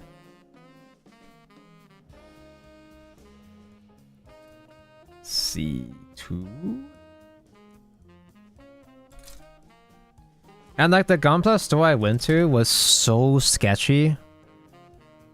Because they didn't have a proper storefront and actual physical location. The Gunpla store I went to was using a self-storage space. They just rented out a section of a self-storage unit and just have that as a storefront. But the self-storage place was like locked on the outside, so you have to directly contact the store. You have to call them, text them, or Facebook message them to let you into the self-storage unit so you can get to the store. Like, it was so fucking sketchy because I had to wait for like 20 minutes. I thought I was getting set up to get mugged. Imagine preying on poor, unsuspecting Gunpla fans.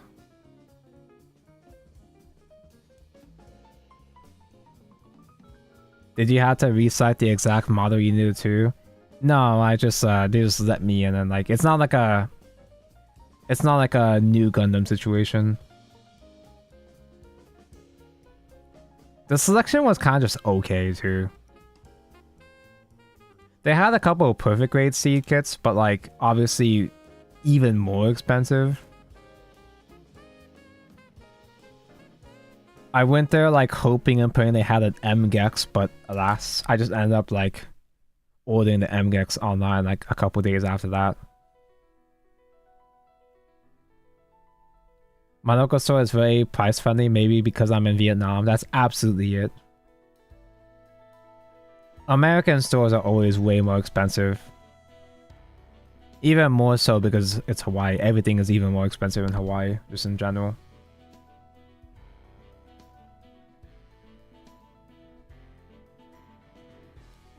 Like the high grades, I might be exaggerating. Maybe the high grades are like 30 bucks, but like I know that the Nor, this is when I got the Strike Nor.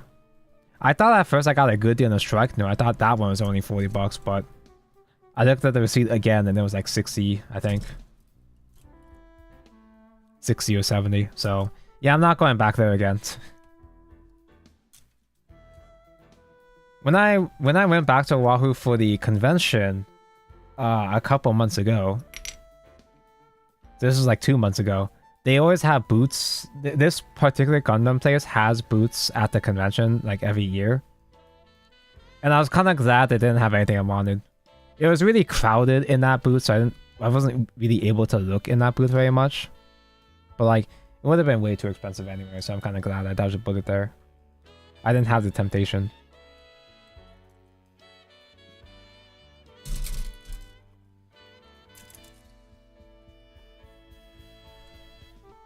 Every time I call the price of some products, I have to add like double the price. Damn. For Hawaii, they literally, like, people call it, like, literally we call it, I don't know, we unironically call it Hawaii tax. Everything is way more expensive in Hawaii just because it costs more to like import it to the island, you know? Let me hydrate.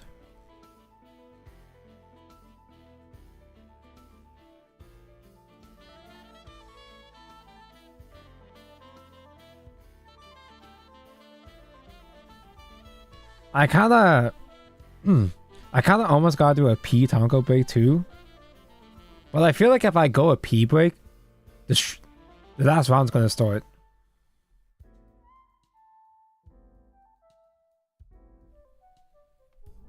So CSM Ixa will cost like 300 in Hawaii, see? You're joking, but it probably would, unironically. What was I looking for? 1918? I was just kind of like touching plastic for a while, just blanking out. My throat is starting to give out. What about 10 hours in, right? Has it been 10 hours? What time is it? What year is it now? Oh, they're almost back. 40 more seconds. Yeah, it's almost midnight, damn. We're 9 hours in. Let's go for 9 more.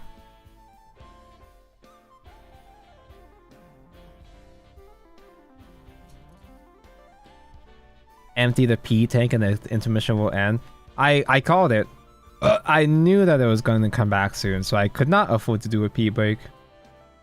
I'm so smart. I'm so smart and mindful.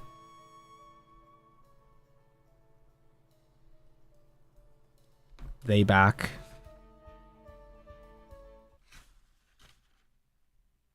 Rogue, and I am joined in the booth for perhaps the last time of the day with Orange here. Is it last time or is there wonderful, wonderful. We post are game? officially here. We have gone through so much, but we are officially now here going into finals. This was the last match of the day and the most important one because this is the one that's fighting out for the first place prize, which is obviously we got the bragging rights, we got the cards, we got everything. This is what we're all here for. We spent all year getting here, so we gotta. First place prize gets auto mono. We are about to crown our second world champion for Shadowverse Evolve English Edition. Dano Orange plays SVE. Well, so She actually does make SVE videos. So this is the question that we asked before we cut to the break. So how many copies I know that she does like an overview of every deck in each expansion just based off of like she goes over like the deck standard blog posts. But it can't be 5. There's no way it's 5. It can't be 4. It has to be 2 or 3. So I'm guessing 2. Okay, 2. Let's see. I didn't even know there was a limit. It is 3. Very close. It is very close. I kind of figured there was 3, but I didn't realize there was a limit. 5 just sounds too insane. So, I just thought you don't play that many advances because it's like too bricky for your Evolve deck. Yes, yes. But for now, we have our finals. Because like obviously every deck plays Zavarudo as one of their advances.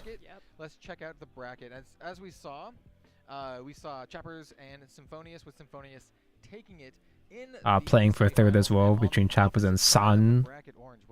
we have Wibs and Sun, and Wibs ended up taking that. So we're going. I don't remember any names from any guys we've seen on stream so far. Also third place Chappers, fighting for third place with Chappers and Sun. And keep it, guys, this is gonna be. What is an advance card? So in set 10, for the final, so the best they're releasing advance cards, which is like a special kind of Evolve card. ending it with dirt and bats. But they have a lot more like specific conditions to activate or resolve them. They kind of feel more like super tokens that take up space in the Evolve deck. Yeah, we get to see But like, I don't know the exact effect, but say like take Zelganea, Zavarudo for example. And I think it's going to be an interesting Something like at turn 10, you put the advance. You take the advanced copy of Zelganea from Evo deck, which is the Evo form of Zelganea, but it's like categorized as an advanced card. You put it into your EX area. At the end of turn, if it's in the EX area, it does AoE. And then you can pay 10 to fanfare summon it as a guy to do more AoE or some shit like that. Got like aggression and just constant board swarm versus kind of a control. So they're like more specific cards that have like harder conditions to summon out. Players are also running a jug barrage to answer bats a little bit here to kind of deal. The main things to look out for is out. Zelganea is the most prominent advanced card. Orange Dragon has 3 different advanced cards because of the different dual modes. And, most importantly, Spinaria! The Spinaria and the Seal token is an advanced card in set 10. The one single Vampy player we've seen made it to finals, nice. I'm waiting for Wibs because he's the only Vampy we've seen. It's like a super evolve. I imagine that super evolve is going to be more accessible than advanced cards are going to be. so very, very good. And also on over But here you on can the think of it that way. Since this, we are able to search out our cards. We're starting out It's like a more specialized evolve with different conditions, maybe. we also noticing bats did start us off, which is really good. Like most of them are like just simply evolve forms of the guy, like how Zogane is. But like with Lucille, it's a token that becomes advanced, so it is different in that case. We can keep going with this momentum, or if Synthus can start kind of eating through some of this board here. Chip on in with one. Vampy aggro, good. The 1/2 Raven that heals, so it's just gonna be a little bit of poking damage here. But this is like kind of what you want to do. Like you want to set up. Guys, I don't think I'm gonna finish this backpack on time. I've been yapping too much. Wibbs' version of It is my job to yap, but deck like does excel pretty well into the mid and late game, running. 9 hours in, 10 hours in, I am starting to lose my steam a bit. And it's also just a really, really good. It's gonna be a good. And I do have work in the morning too. We saw Foss being picked up for the future turns to kind of maybe gingerbread out some of the damage that we're currently taking. Yeah, exactly. We're gonna need it. Oh my gosh, we have another really strong play here. Being. Well, I shouldn't have a stressful day at work tomorrow. That's a lot of bats. That's stressful. Yeah, no, 4 bats on turn 3? What is this? We're able to draw some cards, and we can still chip in some more damage. So really, really. This Vampy deck is pretty good. I think more people should play it. A really good advantage going on for our bats player, choosing to pass without even swinging here. So we'll have to see sort of what happens. I mean, definitely Keep it standing up. The Raven here, because if you attacked into So the opponent can't trade. like a free trade with What the fuck am I looking at here? Take out the Raven, but you know definitely has to evaluate. We are poking down a little bit of those bats a little bit, but Did I even connect these correctly? No, I didn't. Right? If we get a Vania out somewhere, this was a really good way to What? utilize the bats at the maximum power. There's also a lot of just like team board pumps, like just like pump the squad. Yes. So anything from a it's the Last Daylight, which is the one that can deal 3 damage to the roller and then pump all of your 1-drops by +1, which is really, really good in this situation. Yeah, because I agree. that would take care of the Beast Face Mage and pump the squad. But there's a lot of other like team pumpers too. I can't see. Vania, which is good. We want to be able to find this Vania. Can I see? New Vania, so we'll want to see her a little bit later. Oh, okay. But here we have the team, the Vampiric Fortress coming down as well to kind of help us to solidify. We can also crack it to get ourselves a bat, which is exactly what we're doing. I know that these joints are supposed to like bend around for the wings. It's just hard to visualize right now. We just talked about this buffer, so now everything is 2-2, and luckily enough that the bats on the right side, the first 3 can swing. Notably, they're 2-1, so they are still vulnerable to barrage. Yeah, but we don't have mana open, so now's the perfect time to no utilize play points this. open for some. No mana open. We are blasting through this life right now. We don't do that around here. An Angelic Barrage. We need to get a Medusa. We need to get something going here. We have 4 mana to play with. We still need one more turn to. Speaking of Hololive, no more Gura. Damn, dude, what the hell is happening with Hololive, man? Yeah, it's for the Medusa play. So I guess It's one thing that there's been a bunch of graduations throughout the year, both in English and JP. But the fact that pretty much every single one has cited disagreements with management and the direction of the company has like issues is that's very distressing. Rituals on the bats, but you gotta do what you gotta do. Like these, you can't have these bats just get pumped up turn after turn. Yeah, exactly. No, I haven't felt too strongly about the whole Gura debacle because I've never like watched Gura that much. Because she doesn't stream? Nah. Yep, exactly. I was never particularly attached to Gura. I feel like I dodged the bullet. Oh, we got the Bloodkin. Gift for Bloodkin is kind of cracked. Yeah, especially since we have the bats on the board, we're able to utilize the full engine. Of Like whenever Gura did stream, it was nice, but so we are swinging in for 2, and we're gonna swing in for another 2. Again, it's not really a surprise that she ended up graduating. Close that lethal range to burst through. So and being at 23 life too. Oh my goodness. I'm back. Who put the teaser for a trailer? Who? Yep, this is the aggressive power of the bats deck, and you know. I'm more sad about the moon. I was even less connected to the moon. I dodged 2 bullets. And this card is so good. Yeah, That's why my Oshi is Ina, and nothing will happen to Ina. Yes, agreed. She even stated herself that she's. Don't worry, guys. I'm not gonna be leaving for a while. We got burning going on. How long is a while? Maybe double gingerbread. Out here is For Limbus Company, we don't do that around here. I am not a Limbus Company sympathizer. Earthright player here has been finding a lot of stacks, but what we really need is a way to answer this board. Also, Shadowverse as Kendrick Lamar is really cute. Also noticing we have one play point open. I also don't care for the Shy. Nah. We chose not to call out a bat from EX. We're just holding off that play point. I've been streaming for so long that I just feel nothing but spite for everything right now. Medusa in hand, it would have been jammed out immediately because Medusa would have been like the perfect play. Agreed. Here's the Riley. Although within the sphere of the popular Western VTubers, Shadowverse is nice. So this is gonna be a 2-for-1. So we're gonna draw 2. She is nice. She is harmless. She would never do me wrong, right? Trying to get that one of Angelic Barrage. Yeah, exactly. But yeah, this is. I just finished my Mastergrade V-Door. It's Mastergrade Barbados, but more drip. Yeah, trying to see what we could do. Yep. I've never seen Mastergrade Barbados. We officially have. Damn, that was fast. I guess we're done. Wibs just won the absolute bats. Yeah, aggro just be like that, huh? Congratulations. We have our Hi, Tango. Hello, Igni. You having fun? 24-25 World Finals. Yes, our I'm leaving the venue right now. Cool day. Yeah, so Igni, what do you think about the combined sets for Evolve? And little Chirps Bats was able to take it. Didn't even need the Vanias. Interesting news. Just token spam, as I like to call it. Sometimes damn, bats are crazy. We didn't see any bats until top 8.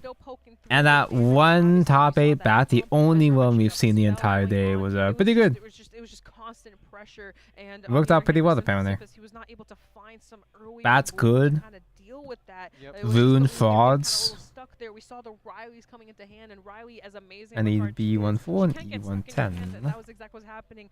So it was such an interesting match there because it could have also been going the other end. Yeah, it's been best of one. It's always been best of one. Potions or anything like that, but it kind of got a little stuck there. But you can't really trust Bushiroad games to do best of 3. And even in some situations, especially since this is a one-day event. It just happens to be that had a lot of bat swarming hand. You would think that I kind of just assumed that they would do best of 3 for like the final top 8, but nah. They don't do that kind of thing. Was able to keep up the pressure. Yeah, exactly. But overall, obviously, congratulations to both players. Evolve is my main game, but I don't mind spending for it. But for side game, man, you understand why they'd be a bit mixed. I'm not even as concerned from an investment point of view. I mean, I am, but the bigger thing is that like the meta is gonna go by so fast with the extended release schedule. It's gonna be a lot harder to enjoy a bunch. No, I was mostly. I spent like a whole hour ranting about combined sets, but it was mostly. I'm lying. I'm lying right now. I'm fucking pissed off from an investor point of view, from the money point of view. It's going to be so fucking difficult to keep up with Evolve. Even as a main game, Andy. Even as a main game, Andy, it's monthly releases now with 4 main boosters within 3 months. It's kind of a lot. Maybe that's how it's gonna finish off, like Dirt ending it all, but actually we ended up on Bat. Just make us a whole channel just for Shadowverse Evolve at this point, like. I am a diehard Abyss fan. There's gonna be a lot of content to make in the extended release schedule at least, so that's something to work with. Fantastic event with a lot of varied decks. Like it hasn't fully hit me because I don't know all the cards that are supposed to be from set 12 to 15 or whatever. The only decks I know I wanted to make were like Ilgano and update like Machina, Rune, and Haven maybe, and that's it. But like, man, like, how the fuck are they going to squeeze in 2 main boosters into 1 booster.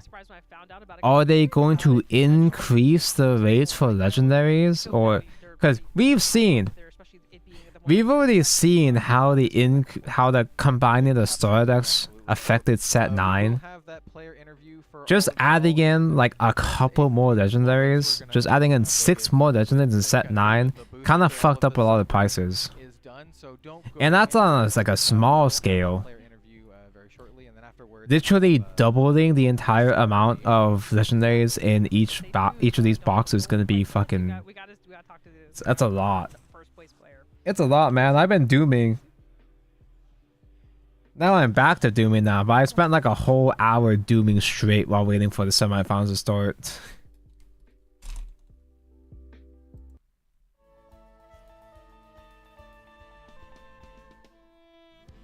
What did I miss? Vampy won Worlds. Vampy Saikyo won BCS Finals.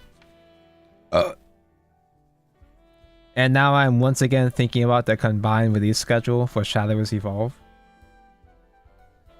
Combining things. You've been playing Dafani Digimon. Vampy won so fast. It is aggro Vampy, so that's what they're supposed to do. They kind of won too fast because I'm still barely dented this backpack and I probably won't have time to finish it since it's midnight for me already. Yeah, there was like hardly. I mean, there were other abysses in the finals, just in general, and like there were other abysses in this event. They just didn't show them on stream. We finally saw the first Vampy showcased on stream for semifinals. And that same Vampy was the one that won Worlds, so... Yeah, it seemed like Vampy was pretty good the entire time. The YouTube thumbnail is not bait. Do you work in the morning tobacco? I do work in the morning tobacco, but... It should be an easy day for me, so I should be fine. Only November and January have combined sets, right? Yeah, but like, it's going to be like, it's still like a really, really short gap. It's just going to be Uma Musume as filler in December. We've gone from having releases every 3 months or so to like a monthly release.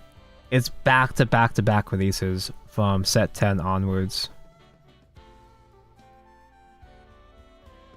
Which is like, it is nice in the long run for them to catch up, to like try to catch up with JP. But 6 months feels like way too fast. Because we were talking about it with the Digimon Andes, with Digimon Andes were talking about how they had accelerated release schedule to catch up with JP, but they were spread out a lot wider. Maybe not a lot wider, but instead of combining 2 whole entire expansions, they kind of like spread it out across 3 separate expansions. So they did accelerate release schedule, but they didn't like jam it all out within like 2 releases. Digimon did this and everyone loved it, so I'm not entirely sure why people are mad. It's the fact that it's like a lot more clumsy. It's done a lot less gracefully, where jamming 2 entire expansions instead of putting cuts of expansions in each release is a bit of a more how should I say violent solution. Because the pull rates weren't so gracious. The pull rates were already not that gracious in set 9. So literally doubling the amount of legendaries per main booster is gonna really fuck up the pull ratios. And even if they do double the pull rates, make the boxes bigger, that also means that the base costs of those boxes are most likely going to be more expensive than what they already are. And boxes are already increasing in price as is because of funny tariffs, at least for Americans. But, like, That's a me issue though, not a... It's not, obviously it's not going to affect everybody. That's a skill issue on my part. Oh hi Aiden, Digimon card game mentioned. Yeah, Digimon did it differently. Digimon seemed to have done it. It was a bit of a smoother transition, as far as I can tell. You beckoned? Premium is cooked, holy shit. One of the best decks is literally just mine August loop. Oh boy! Another loop discovered! I love premium format. We are not going to see premium format again next year.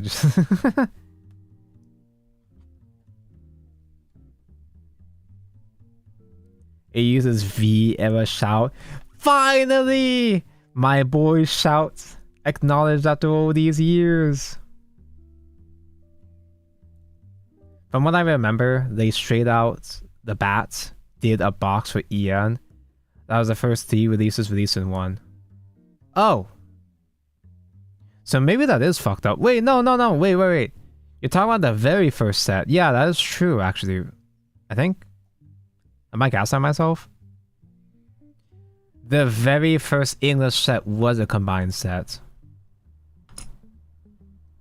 Tom just played it on Sim with me. There was actually a good Sim now. Then once the release schedule is caught up, you can do singles. No, it's not like for me, it's not just like the money issue. That's obviously a huge factor, but it's also gonna heavily warp the gameplay of it.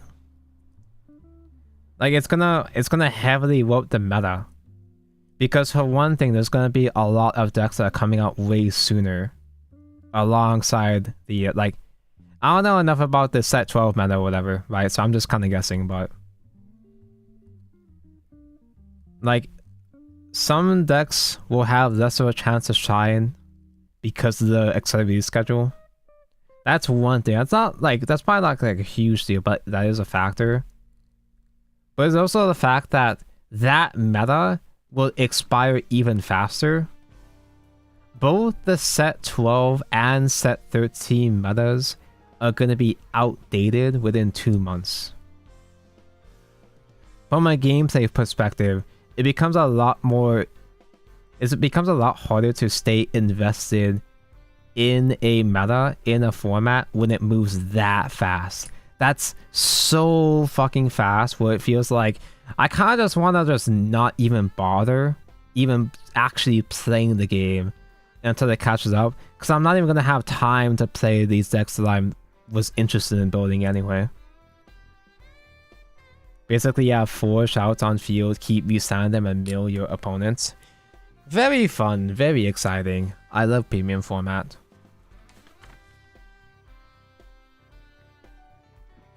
Shadows has a good sim now. Is it the same sim?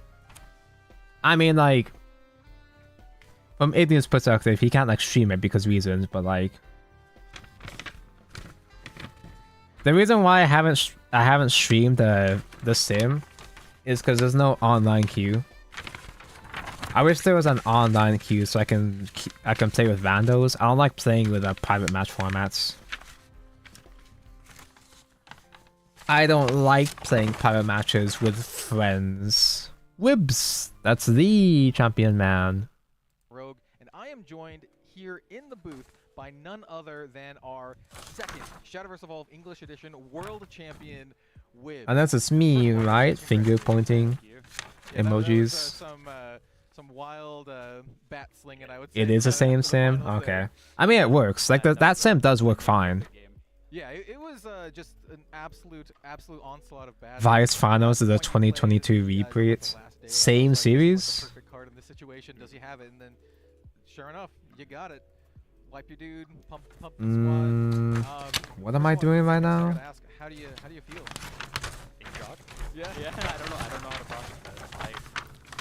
Yeah, there's no way I'm finishing these wings. I'm tired from the tournament. 10 rounds is a lot. It is a long day. Yeah, absolutely. But I can try.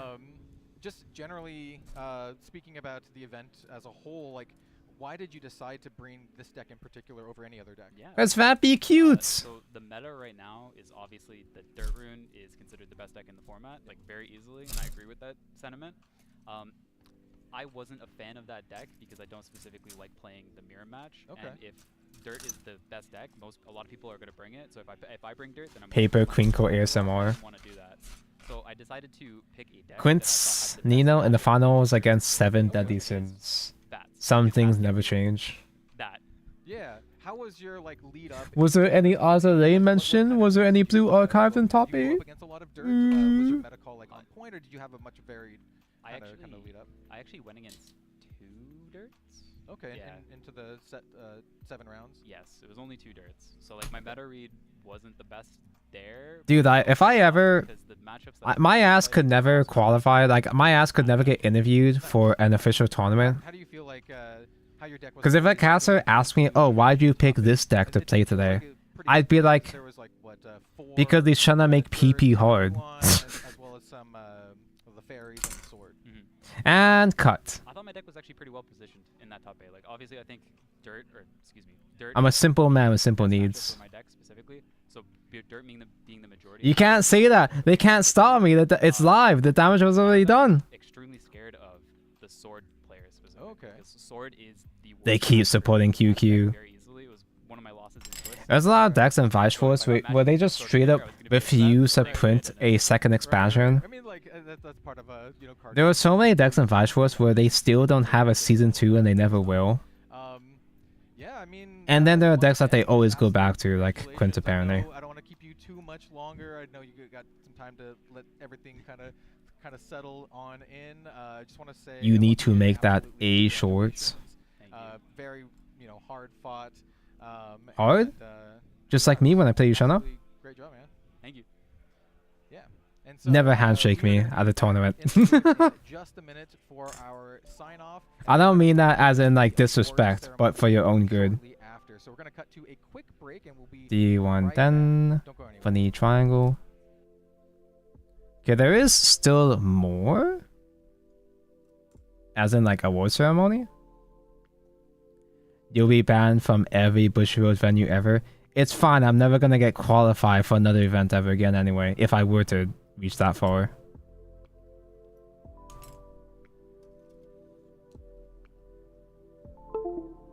Huh? Well, that's distressing. That was my light. Is my light overheating? Let me check. Let me just check. Let me just check over here just in case. Top 8 had Bunny Girl, Nikke, Nino Bochi, Macross. I should watch Macross. Waifu mecha shit. That seems like my kind of thing.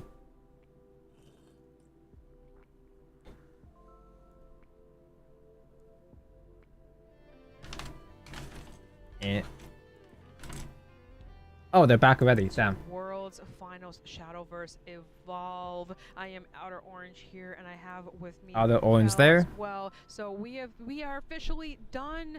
This is it. But it was quite an experience, quite a journey, and I think it was a wonderful experience. I saw the interview going on as well, so that looked really fun and just really enjoyable. We are crowned second Shadowverse Evolve player, so this is just quite an event. How do you feel overall about the event? How was your experience overall? How are you feeling? I personally actually really enjoy the current Shadowverse Evolve meta. Well, that's I think there's a lot of concerning. really interesting and fun decks to play. As Wibbs was saying, Bochi the feels that, cock. and I agree that Dirt Rune is like the strongest deck in the game, but it's not like the end-all be-all, Yeah, right? 100%. And like you have like a lot of. This is maybe out of topic, but Cinder's CPR cover was not that bad. I didn't hear the whole thing. Super fun, and we saw The clip that people have been posting has been. It was that bad. We saw basically every single class except for Haven. Shoutouts to I- all of the Haven faithful out there. But I feel like I am meant to be the target audience of a cover of that nature because I am Gooner. Sad about No Haven. Yeah. But It's okay. like It's okay though. But stuff like that was trying so hard to be Gooner that I wrapped around to be completely unsexy to me. Just a really really good experience. I think the players really fought it out, really tried their best. I think Trying so hard to be so hot has the opposite effect on me personally. A lot of thinking is involved, a lot of magic numbers and all this setup. So If I'm thinking the right thing, I might be thinking of something It's else. fun interviewing everybody from round to round, being able to get the personal experiences going in, being able to play out their turns and just seeing how they were thinking and why they brought the decks that they brought. Just a lot of really fun. I'm thinking back to all the little, little interactions to everybody. I think it really brought the whole experience together for 24-25 Worlds Finals. Yeah, So, yeah, absolutely. And I do want to give a huge thank you and shout out to everyone. Jitter was who, like, joined "Ah, us today Cinder's." for the stream. Thank you for hanging out with us and watching some the best Shadowverse Evolve players in the world. Yeah, of course. Play some excellent games. Sorry, I was sneezing. And Now that Cinder's cancelled, can we say her shit was shit? Her cover was shit? Really appreciate it. But they were shit. In general, thank you to players for coming out to this event. Obviously, flying to Japan, it's a bit, it's a bit. I have no strong feelings about Cinder because I never watched her. I have no bias towards or against her. Watching it with us, I'm already seeing. But the thing I saw was pretty shit. Excited about how it all was going, and I'm just saying seeing facts. and there's just a lot of Just fun. is- So it's really, just how it was. Really wholesome. Abyss Yeah, One Abyss. I don't see that If often. it smells like shit, sounds like visually shit, it's everything like probably that. So shit. It's been like dragging all this stuff. So it's really nice to see. But it was so just the Abyss one shine song I heard that so people were yeah, really, shitting on, really, so. really wonderful stuff. Very wholesome, very cute. I love it all. So I'm really happy to be here, and thank you for having me. And you've been an amazing Yes, podcaster. absolutely. Thank you. Yeah, it was really nice having you Good here. job, And I guys. think we Good did an job amazing doing job today, thing. and I think our team, our You must staff, be everyone here, extremely everyone fucking worked tired at together this really point. well. We all did really good. 100%. Absolutely, absolutely. We will have the awards ceremony, which will also happen very, very shortly. So don't go anywhere for that. But that is coming. for I won't go myself anywhere, I'm and still for busy. Orange, that's going to be it for Yeah. us. Once again, thank you all so much for joining us. Thank you. And yeah, we'll see you next time for another Shadowverse Showdown. Yeah, of course. See you next time. Thank you for your hard work. Thank you, thank you. Did good. Good thing did. I actually do feel like I understand the format just a little bit better after watching it for 9 hours. So what does Dirtwhite even do again? What do Dirts even do again? I forget already.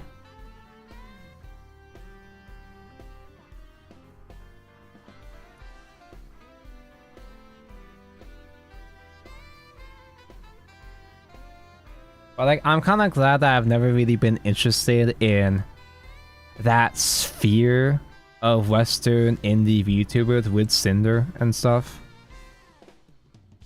I've never really cared for that circle.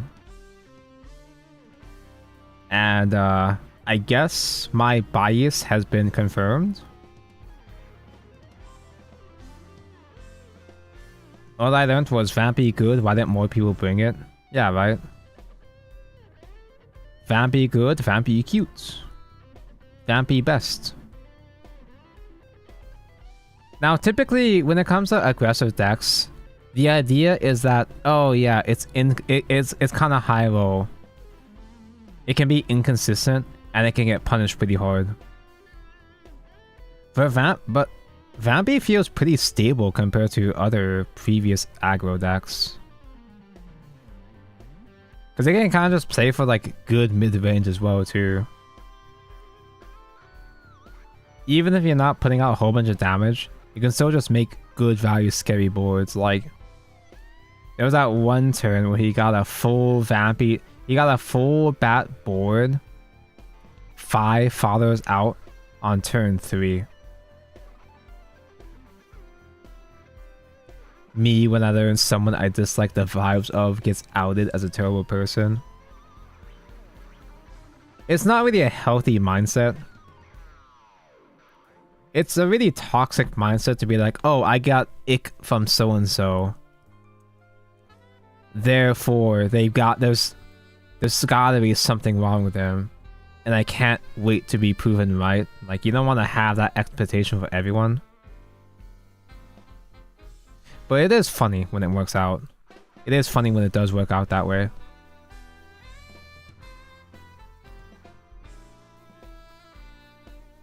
I do kind of feel like the drama has been overblown, where It's really not the biggest VTuber drama ever. It has a lot of notable names, but like, it ultimately does just feel like high school drama shit. It just feels like petty mean girl shit. Like there's not actual crimes being committed. There's no laws being broken. It's kind of just a couple, like, a VTuber and her manager being dicks, and that's it. There are no crimes or harm, like actual physical harm being done. Yet. When doesn't VTuber drama get overblown though? The Ike drama has not caused that much drama. Cause Niju Sanji, it's actually kind of brilliant. Niju Sanji just like graduated Ike instantly. No graduation stream, deleted the channel within like an hour of announcing the graduation. They just instantly snapped Ike out of existence. And barely anybody's been talking. I mean, it has caught attention, but not that many people have been talking about it because it's been buried among all the other VTuber news. What they did was that they speed ran Ike's graduation amongst all the other news so that people would be too distracted by all the other drama. They'd be too distracted to really talk about it. Actually brilliant. Crew responded to it and almost got out of hand. I do... Ooh, have I heard about that?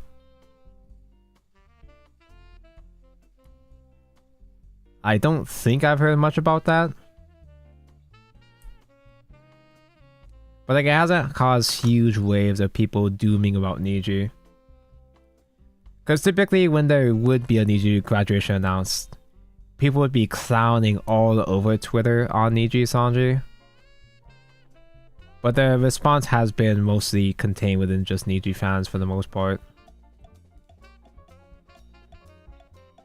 He co-treated with Firen being hanged, it was kind of funny. Oh, that was Kuro. I did see that. Kind of funny. Although I have seen some Ike fans in the wild. I have seen some Ike fans like glaze across my my Twitter feed. And some of them have not been there's been some intense crash outs that I saw amongst the Ike fans.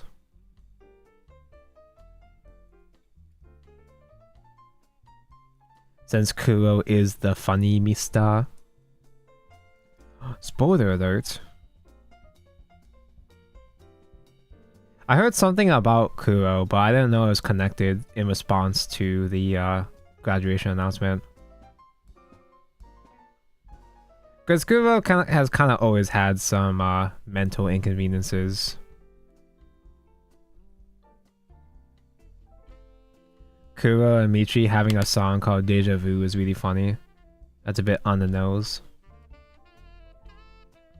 They are aware.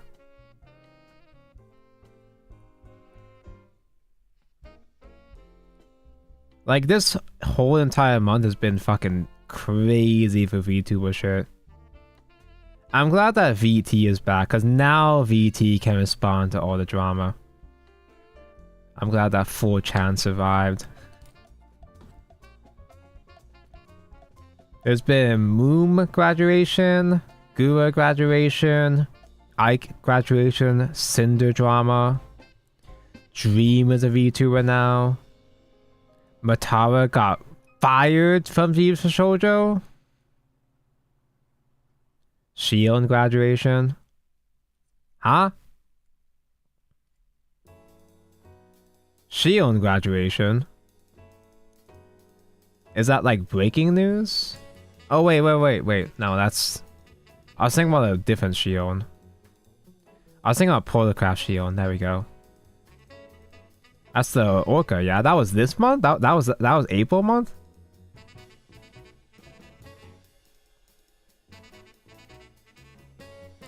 Also, there's been a whole shit thinking of the whole shit swinging with Shondo. Shion is the brat, yeah. Speaking of brats, the Shondo stuff has been fucked up.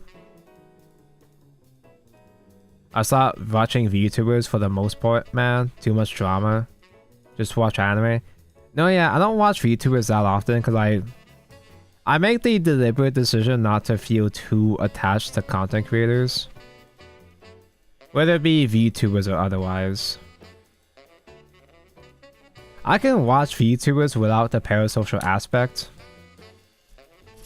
I can make that, like, separation in my mind, but I've learned the hard way not to get too attached to any content creators just in general. Like, it's nice to support people, obviously, but I don't put content creators on a pedestal. I don't have any actual for real Oshis that I will do anything for.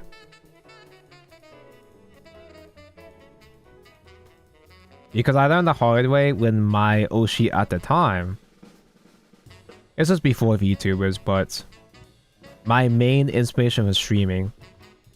The entire reason why I started streaming in the first place, my inspiration, that guy, a particular guy, got cancelled, outed as a groomer / abuser. You know how it is. Many such cases. This was before, like, people getting cancelled was super duper common, though. I think this was still, like, early pro-Jared era. Many such cases, yep. It's like, oh, my main guy was an asshole. Oh, their whole group of friends were never really friends anyway. Oh, well, that's cool. I like to believe that with most VTuber cases, with Hololive and stuff, I'd like to believe that they do get along. I like to believe that they are being treated decently. I like to believe that the vast majority of content creators, of VTubers, and so on and so forth, are good, great people, and they deserve the best. But when someone does get outed, when someone does get proven to be an awful person, don't be too surprised. Like, you can be disappointed, but don't feel like shell-shocked over the twist. I just kind of like look at it and be like, well, that fucking sucks. Yeah, anyway. Part of Expo Audition is a gameplay audition, where an existing member plays with the auditioner to see if they vibe. Or you get to see if they have actual synergy with other members. That's a good idea. Tonker, do you know about the Gamer Sub sponsoring a VTuber that supports the Great Replacement Theory? No? Because I don't watch Kyushu. I'm assuming it has to do, that's a meme about Kyushu, but I'm assuming that most of the opinions about Kyushu that's not even how I pronounce her name. I'm assuming it's a Twitter moment where most of it is like overblown or like misrepresented, just like how they treat Shondo. Oh, so and so VTuber has a thing that they think that's different from what I think, therefore they're a terrible person. Oh, this person makes annoying, edgy jokes, therefore they deserve to lose everything and destroy their entire career. And the existing VTuber members give their own feedback on whether they think the new member is a good fit for the group. Vibes-based interview. I guess most interviews are basically vibe based anyway. And it's kind of difficult to like, what's the one I'm looking for? Quantify? That's not the word I'm looking for. A vibes-based format is kind of like not really reliable, but I mean it just works. Feastboat works, so I guess it does work.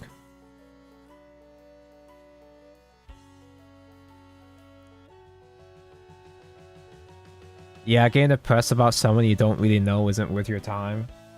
I'm gonna be honest, even getting depressed over someone I actually know, even if there's a huge twist in my personal life, I'm like, well, that's fucking suck. That's shitty. I just move on with my life. The great replacement theory is very racist. But was it as a joke? Was it joking? Because if funny joke, then funny. Then funny fine, right? What am I looking for? This thing goes in here.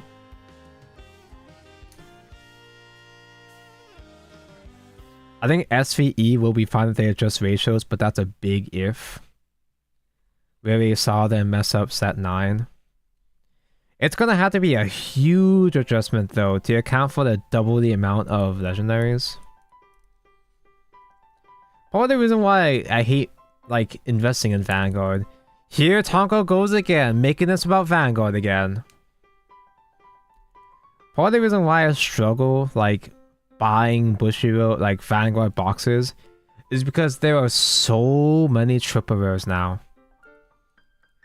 They put so many different triple rares that it's extremely hard to pull for the ones you're looking for. It's the reason why generic cards are extremely expensive. So the triple ratios in Vanguard are shit.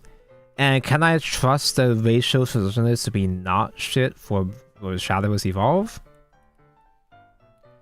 It's kind of like a bit different. It's kind of like it's partly under side games, so I would hope that they make some slightly better decisions compared to actual Bushiroad.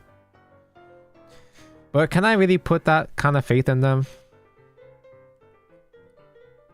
Holy shit, Vice Finals ended crazy. Did they combust? Did someone die? I can finish one singular wing at the very least. Yippee. I think.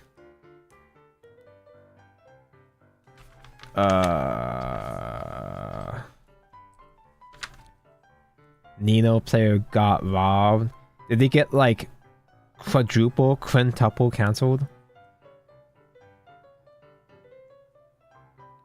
Did I even build this thing correctly? It looks kind of stupid and stinky.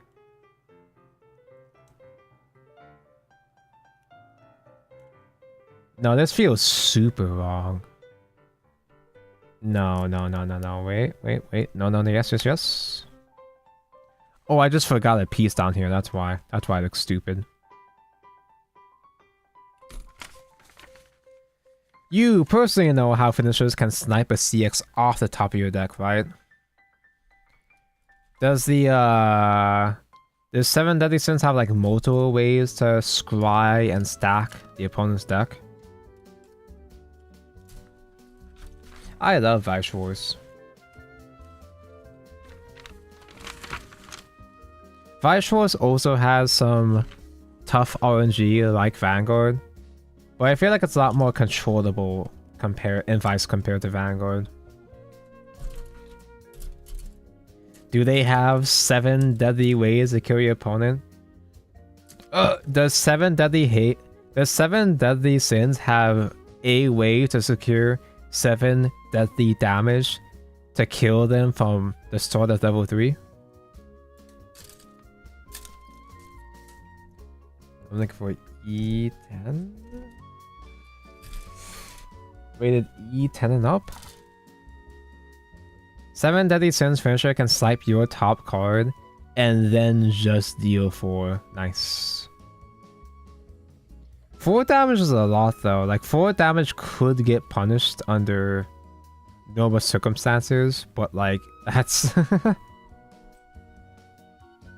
getting your top cancelled and then just taking 4 to face is tough. He sniped on twice? Oh my god, that's so tilting. He died at 2? 2? Holy shit, I'd be so fucking salty. I'd say that the Vice RNG isn't as bad compared to Vanguard because there's a lot more factors that you can control to help you survive and not get totally cucked by RNG. But it is what it is. It was nuts, yeah.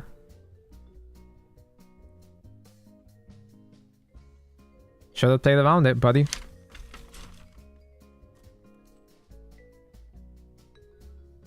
What the hell did I just make? I feel like there's a lot of painting I gotta do to make this look okay. It's alright. It's okay, but I can paint in like the inside of these boosters or not. Wait, is there not something else to like put on here? Because this feels really loose.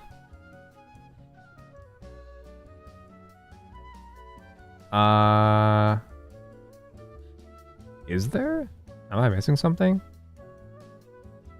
It can't just be this, can it?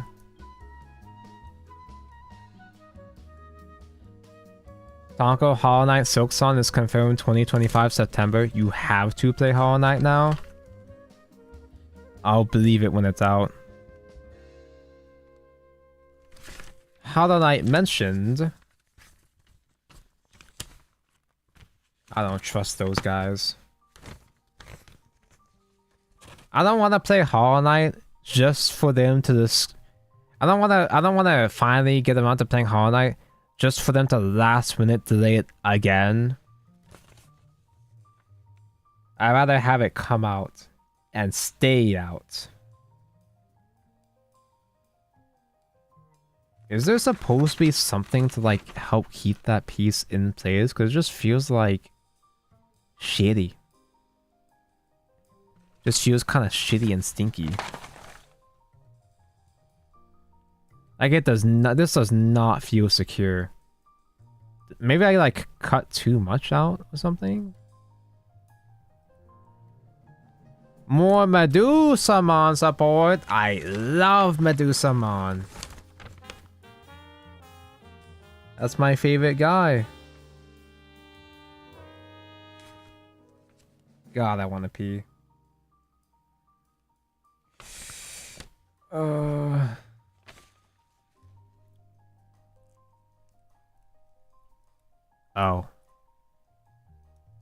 When in doubt, just like flip it upside down. Like it still feels a little bit loose, but I guess it's not as bad. But this is bad. This nub here is bad. Mako, did you show Tonko the Medudumon, Matt? I'm pretty sure he did. Tonko doesn't read his DMs. If a baddie single in my area DM'd me, I would never know.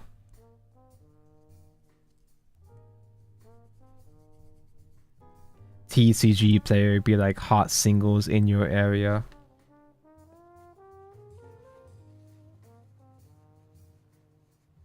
I did link him, but of course he said what he said. I did say that.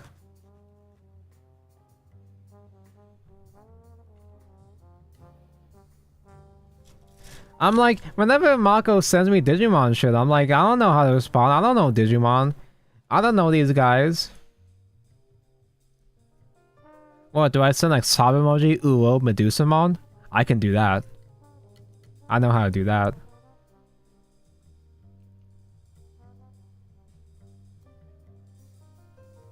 Yeah, go ahead. Hell yeah, brother. Uo, Snake Uo. Although Medusa isn't like quite a Kuni, but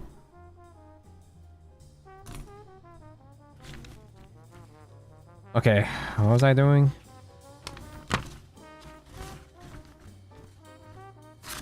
Oh, brother. At this point, do I just keep going until I finish the wing entirely? I guess that's just how it is. I guess this is just the wing entirely, so... I'll move on to the second half. I gotta hydrate, though.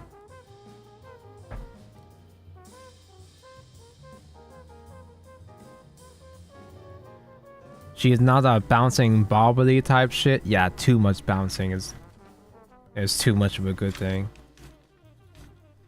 I still have the picture of Sayu's armpit open for some reason. It's very important. It does not surprise me one bit that Sayu has the highest quality armpits in the business. Ugh. Whoever suggested that sub-goal deserves happiness in life. Ooh. Ooh. Chat, I am starting to reach the limitations of the flesh over here. But I have to watch the reward ceremony, obviously. Hey, who won Vanguard? Who won Standard Vanguard? Who asked?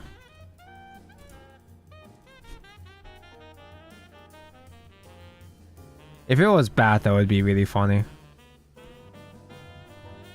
Because people have been dooming about Edo Gamma this entire time in EN.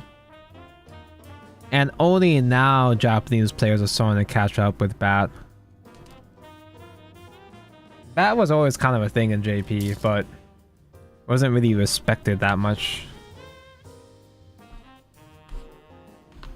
Oh, I've got so many microplastics in my room now.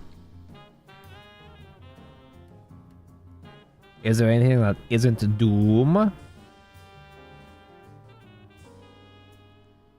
I like Doom. I like the way things suck. I've never played Doom though.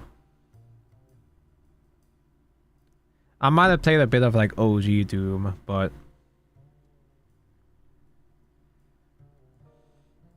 Doom is just a lot of action for me personally.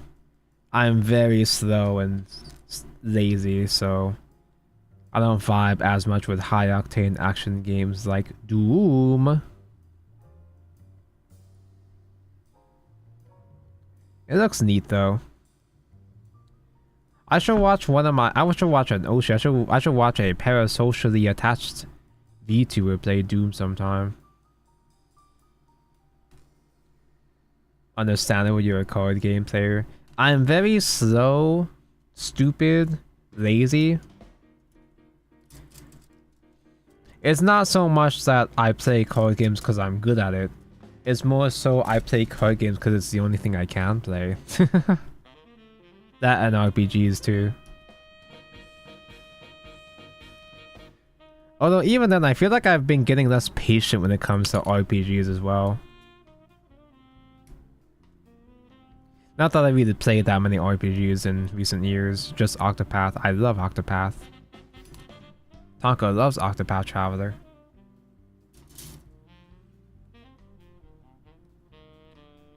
Tonka is just a kill guy? Sorry, Freudian slip. Tonka's just a chill guy that plays chill games. I was a 14 player with a global cooldown is 2.5 seconds by default. My ass would not survive in an MMO. Maybe my like early COD's ass would have the patience for that, but nah. Need the instant gratification now. I'm not as brain rotted as other people. I still have the patience to sit through. I have enough patience to sit through the fucking Starville story, so I might not like it, but I can still survive playing through the fucking Starville story. But I will complain a lot about it though. Get yourself a Lalafell waifu in Balamung Quicksands. Now, I might be a Uwo Sabamoji kind of guy. I've made that very clear in my past, obviously, but Lalafell is kind of too short for me. I have limitations. Lalafell is too potato. Like, I accept the appeal of it, but like, it's not for me specifically. I'm more of a Vieira kind of guy. Those are the bunny girls, right?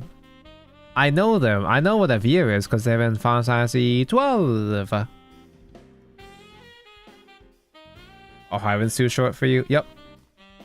I like Charlotte. Is her name Charlotte?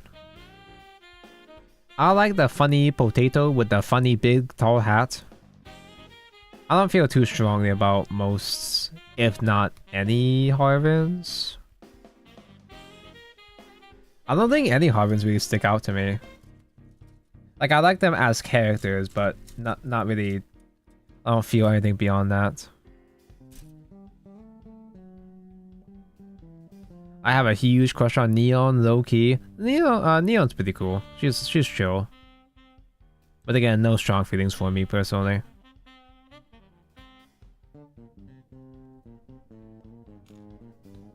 Drafts though. Now I might be more of a Petanco kind of guy, but I do fuck with drafts. At least to an extent. Depends. Chat, he doesn't know about Magliel because he hasn't played Relink. I have seen a bit of Relink gameplay because I watched some of Igni's streams. I do like Maglio. If I remember correctly, I don't mind Maglio. She's fine.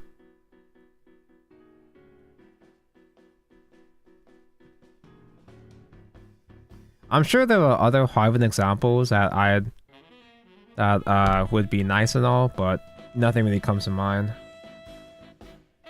But I'm also a fake Grand Blue fan. I'm something of a tourist myself, where I only really play during the anniversaries for the free summons.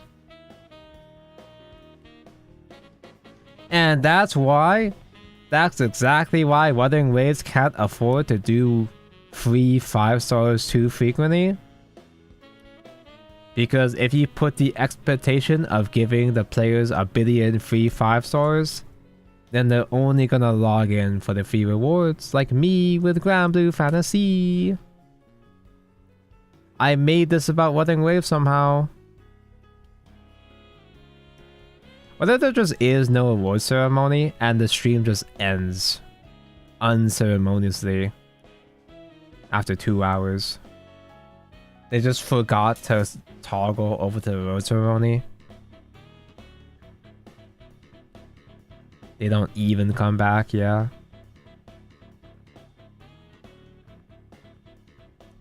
My eyes are starting to hurt. So if I somehow actually do finish their backpack before they come back, I'll just call it after that. There you go, Bushiroad. I put a ultimatum against you. Shut mouth, Kurobot. Sorry. Actually, I'm not Kurobot because I'm the one criticizing game. Actually, no, I was defending game for not doing free shit. I am Kurobot. But man, though, I kind of do wish there was a bit more. I didn't need a free standard. I didn't really need a free 5-star of any sort from the anniversary, but oh man, logging into anniversary and there not being a whole lot was kind of a bit deflating, not gonna lie. Much like Starvale, the best part of anniversary is the top-up reset. The best part about anniversary is you get to spend more money.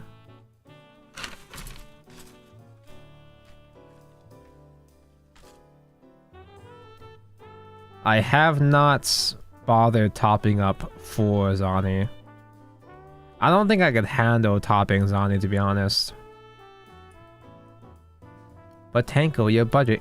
That's right. I have 2 budgets to get more gunpla. I've got the gunpla itch again. We're so back. At this point, I gotta catch up, finish up my backlog for gunpla though. Finish up all my seed kits. And by that, I mean wait for the next huge tournaments for me to do another seed build. So I can catch up on my backlog in like 3 years.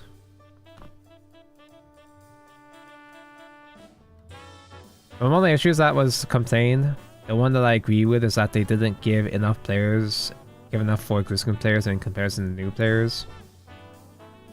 I was kind of I'm kind of confused on that point. Where what's the part that really benefits new players specifically compared to current players? Is it just that like returnee thingy? Cause like I never do those fucking things anyway. Those returnee campaign rewards. Oh, here we go. Oh, recruit so-and-so friend. Groom your friend into installing weathering waves to get things. That's about that is a wall. I'm not really a big fan of grooming friends to install weathering waves just so I get bonus things. And that's not something else, because that's a thing that like pretty much every gacha game does.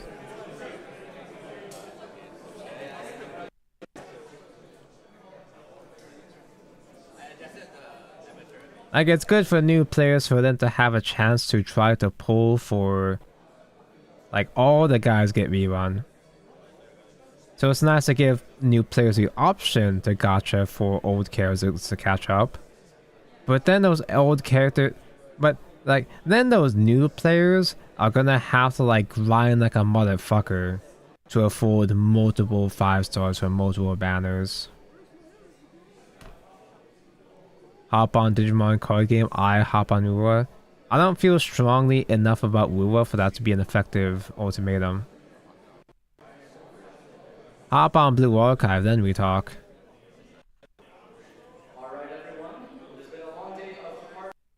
It has been a long day. Audio issues. It's been a long day of building Gundam. Woo. Woo, rah.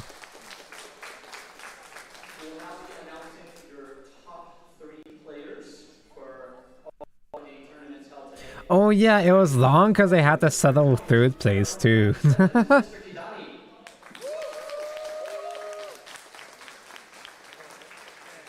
It's him! It's Dad! I don't like my dad. Shadowverse Evolve results first. Our 3rd place. Misaka Mikoto birthday. I don't have Misaka. This is the guy. This is the guy that he causes everything. The source of all my problems.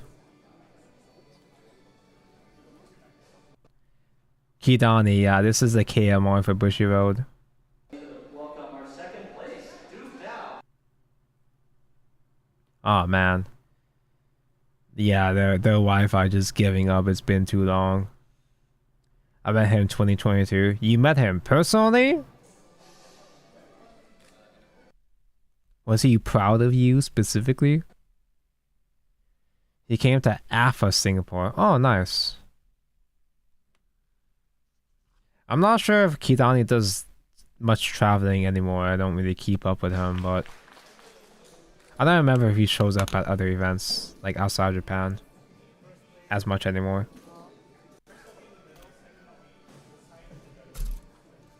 He never went to my Hawaii regionals back then.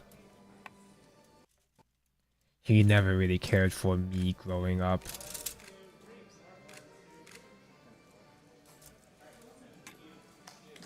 Let's go Wits! Let's go Wits. Why did I stay for this if there's gonna have audio issues the whole time? Oh, that's a good game. I love Vice Spots.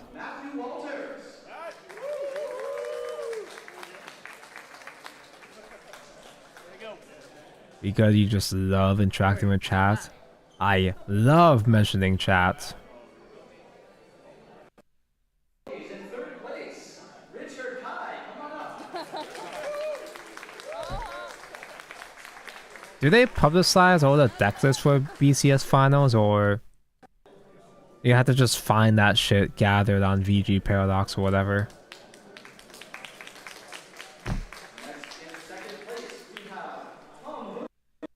Like, I don't know what other decks made it to top 8. I was kind of hoping that the Fairy player would get to top 8. The one singular Amatas player still on the planet. They post top 4 at least. Top 4 gets mentioned. I think... Ah, I see. I think that guy might have been the Nino player. I just got a vibe. I just got a suspicious feeling that that guy might have been the Nino player that was mentioned earlier. Best girl. I say that as a guy that was a Mika main at the time. I liked Mika, but even then, as when I was reading, I just accepted that Nina was best girl, regardless. She might not have been my favorite at the time, but she was still best girl.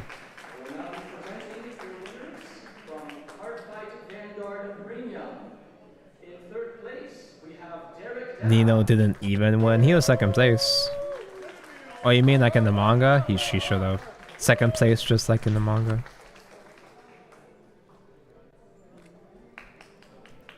Dude, like Quince was one of the only manga I actually sat down and caught up with. And like when they were releasing the festival arc, as it was releasing, I got spoilers on who won, and I immediately lost interest. Like, typically, I don't even care about, like, the actual results usually for these harem series. I don't actually care that much if my main girl doesn't win. That's not a big deal.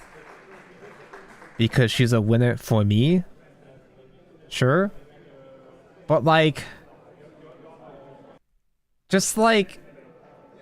oh, yeah, the childhood one won. Like, the childhood girl did win, actually. So it kind of felt like, yeah, sure.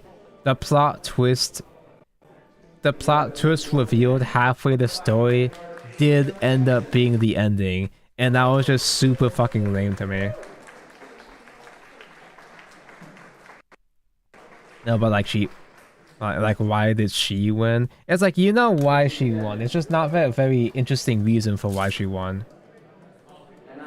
Like, the character that they established to become the winner, the character established to be the winner from the very start, ends up being the winner just unequivocally. Hey, we're talking about Quince? I'm talking about Quince spoilers, yeah. It's been long enough. People know the spoilers, surely, right? I have strong opinions about that. Like, I've never, like... it feels like kind of a pussy move on my part. But I never even bothered to actually finish the manga because I was so disappointed by the outcome. And I don't... like, I like the girl.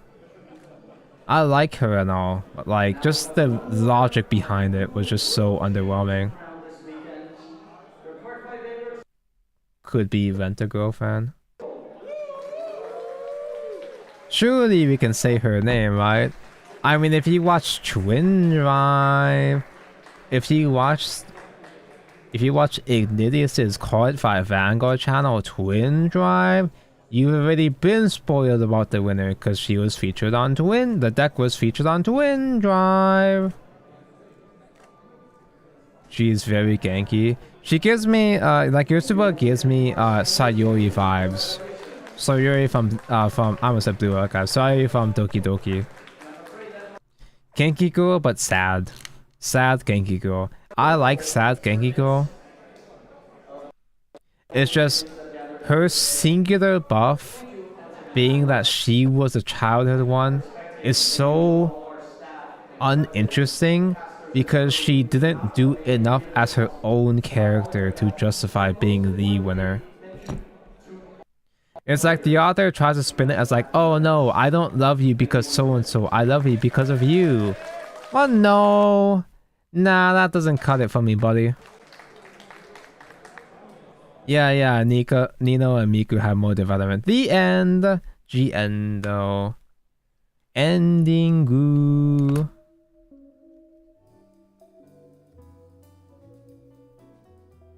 But now that I've gotten ranting, now that I've started ranting, I'm gonna keep ranting until I finish these wings.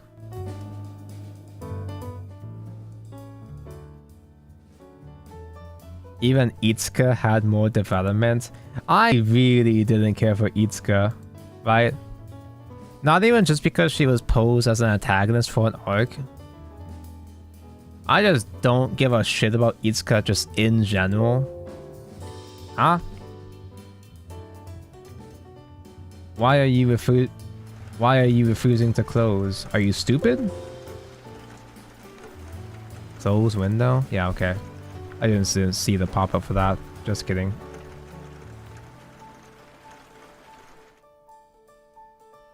I guess I think I might as well just keep going until I finish these wings somehow. I had my out. I had my opportunity to leave now and just refuse.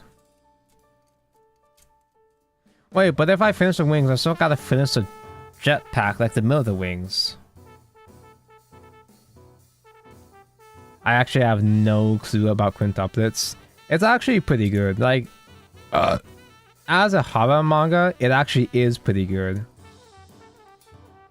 I did generally enjoy the journey of it.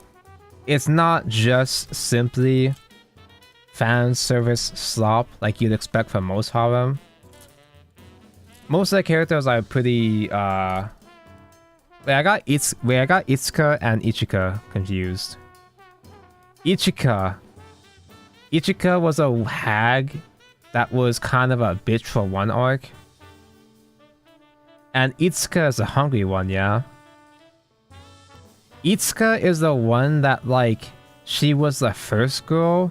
So she's the one that, like, she's kind of like the bait one where people would expect her to be the winner because she's the first girl, but that would also be boring. The two most boring answers to a harem series is for the first girl to win and the childhood friend to win. And granted, by that nature, there's like a category of losing heroines where a lot of childhood friends do lose just because it's a bit too obvious, right? First girl shown is the last girl one, yes. Like, Itsuka had the least amount of content compared to any other character, and I don't know why. Because Itsuka does have good scenes. She does, like, lock in a way that the other girls didn't in some scenes, if I remember correctly. But the author just straight up avoided doing as much as possible. It feels like the author, like, deliberately avoided having Itsuka do anything. Because first girl winning is too obvious. So then they went with the next obvious thing of establishing childhood winner, establishing childhood friend, and then that childhood friend being instantly the winner just from that point. Itsuki was robbed. Like, is it Itsuki or Itsuka? Ichika is the hag, the oldest of the quintuplets. Itsuki is the hungry one. Itsuka, I keep getting them. Is Ichika or Itsuka? Itsuka that was never in the race. Itzy was never in the race, which is a shame because so when I was reading quintuplets, my main girl was Miku, Which sounds really boring because everybody loves Miku, right? Because she's the gamer girl. I like Miku, but growing up, maturing as an adult is realizing that Nino and Itsuki are best girls.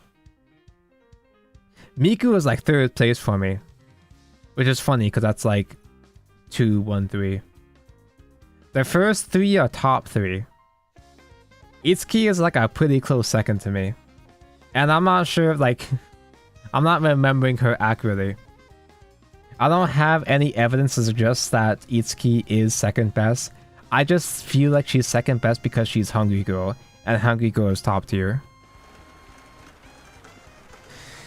Anyway, I don't have the strength to rant about quintuplets for the entire rest of the night. Like, it is almost 1 AM. I am pooped. I am die. Thank for watch. Thank you for sticking around. There were people in this chat that I believe have been here the entire fucking 9 hours. Why? 10 hours now? 10 hours now. We just hit the 10-hour mark. See you tomorrow. Oh my god, I'm gonna have to come back tomorrow. We're playing World of Buddha tomorrow. Although I actually like World of Buddha format. We're gonna be playing actual regular digital Shadowverse tomorrow. The bad Shadowverse. But me being contrarian Tonko, I like World of Buddha, kind of, sort of. I almost like World of Buddha format. Just because it's a pretty good format for Portalcraft. Everybody hates playing with and against Nam. Everybody is going through Nam PTSD right now. But I play the one deck that didn't play Nam. We can play Monster tomorrow. You're playing Heaven's Gate Belf? Yeah, that too. Both Modesty Artifact and Heaven's Gate Belphamit are actually competent decks. Belphamit was a meme deck, but like he's an actually decent, competitively like competent meme deck, you know? Okay, I am reaching my physical limits. I'm going to end stream now. I'm not even going to entertain the concept of a raid right now. I'm just going to leave. I'll see you guys tomorrow. Bye bye.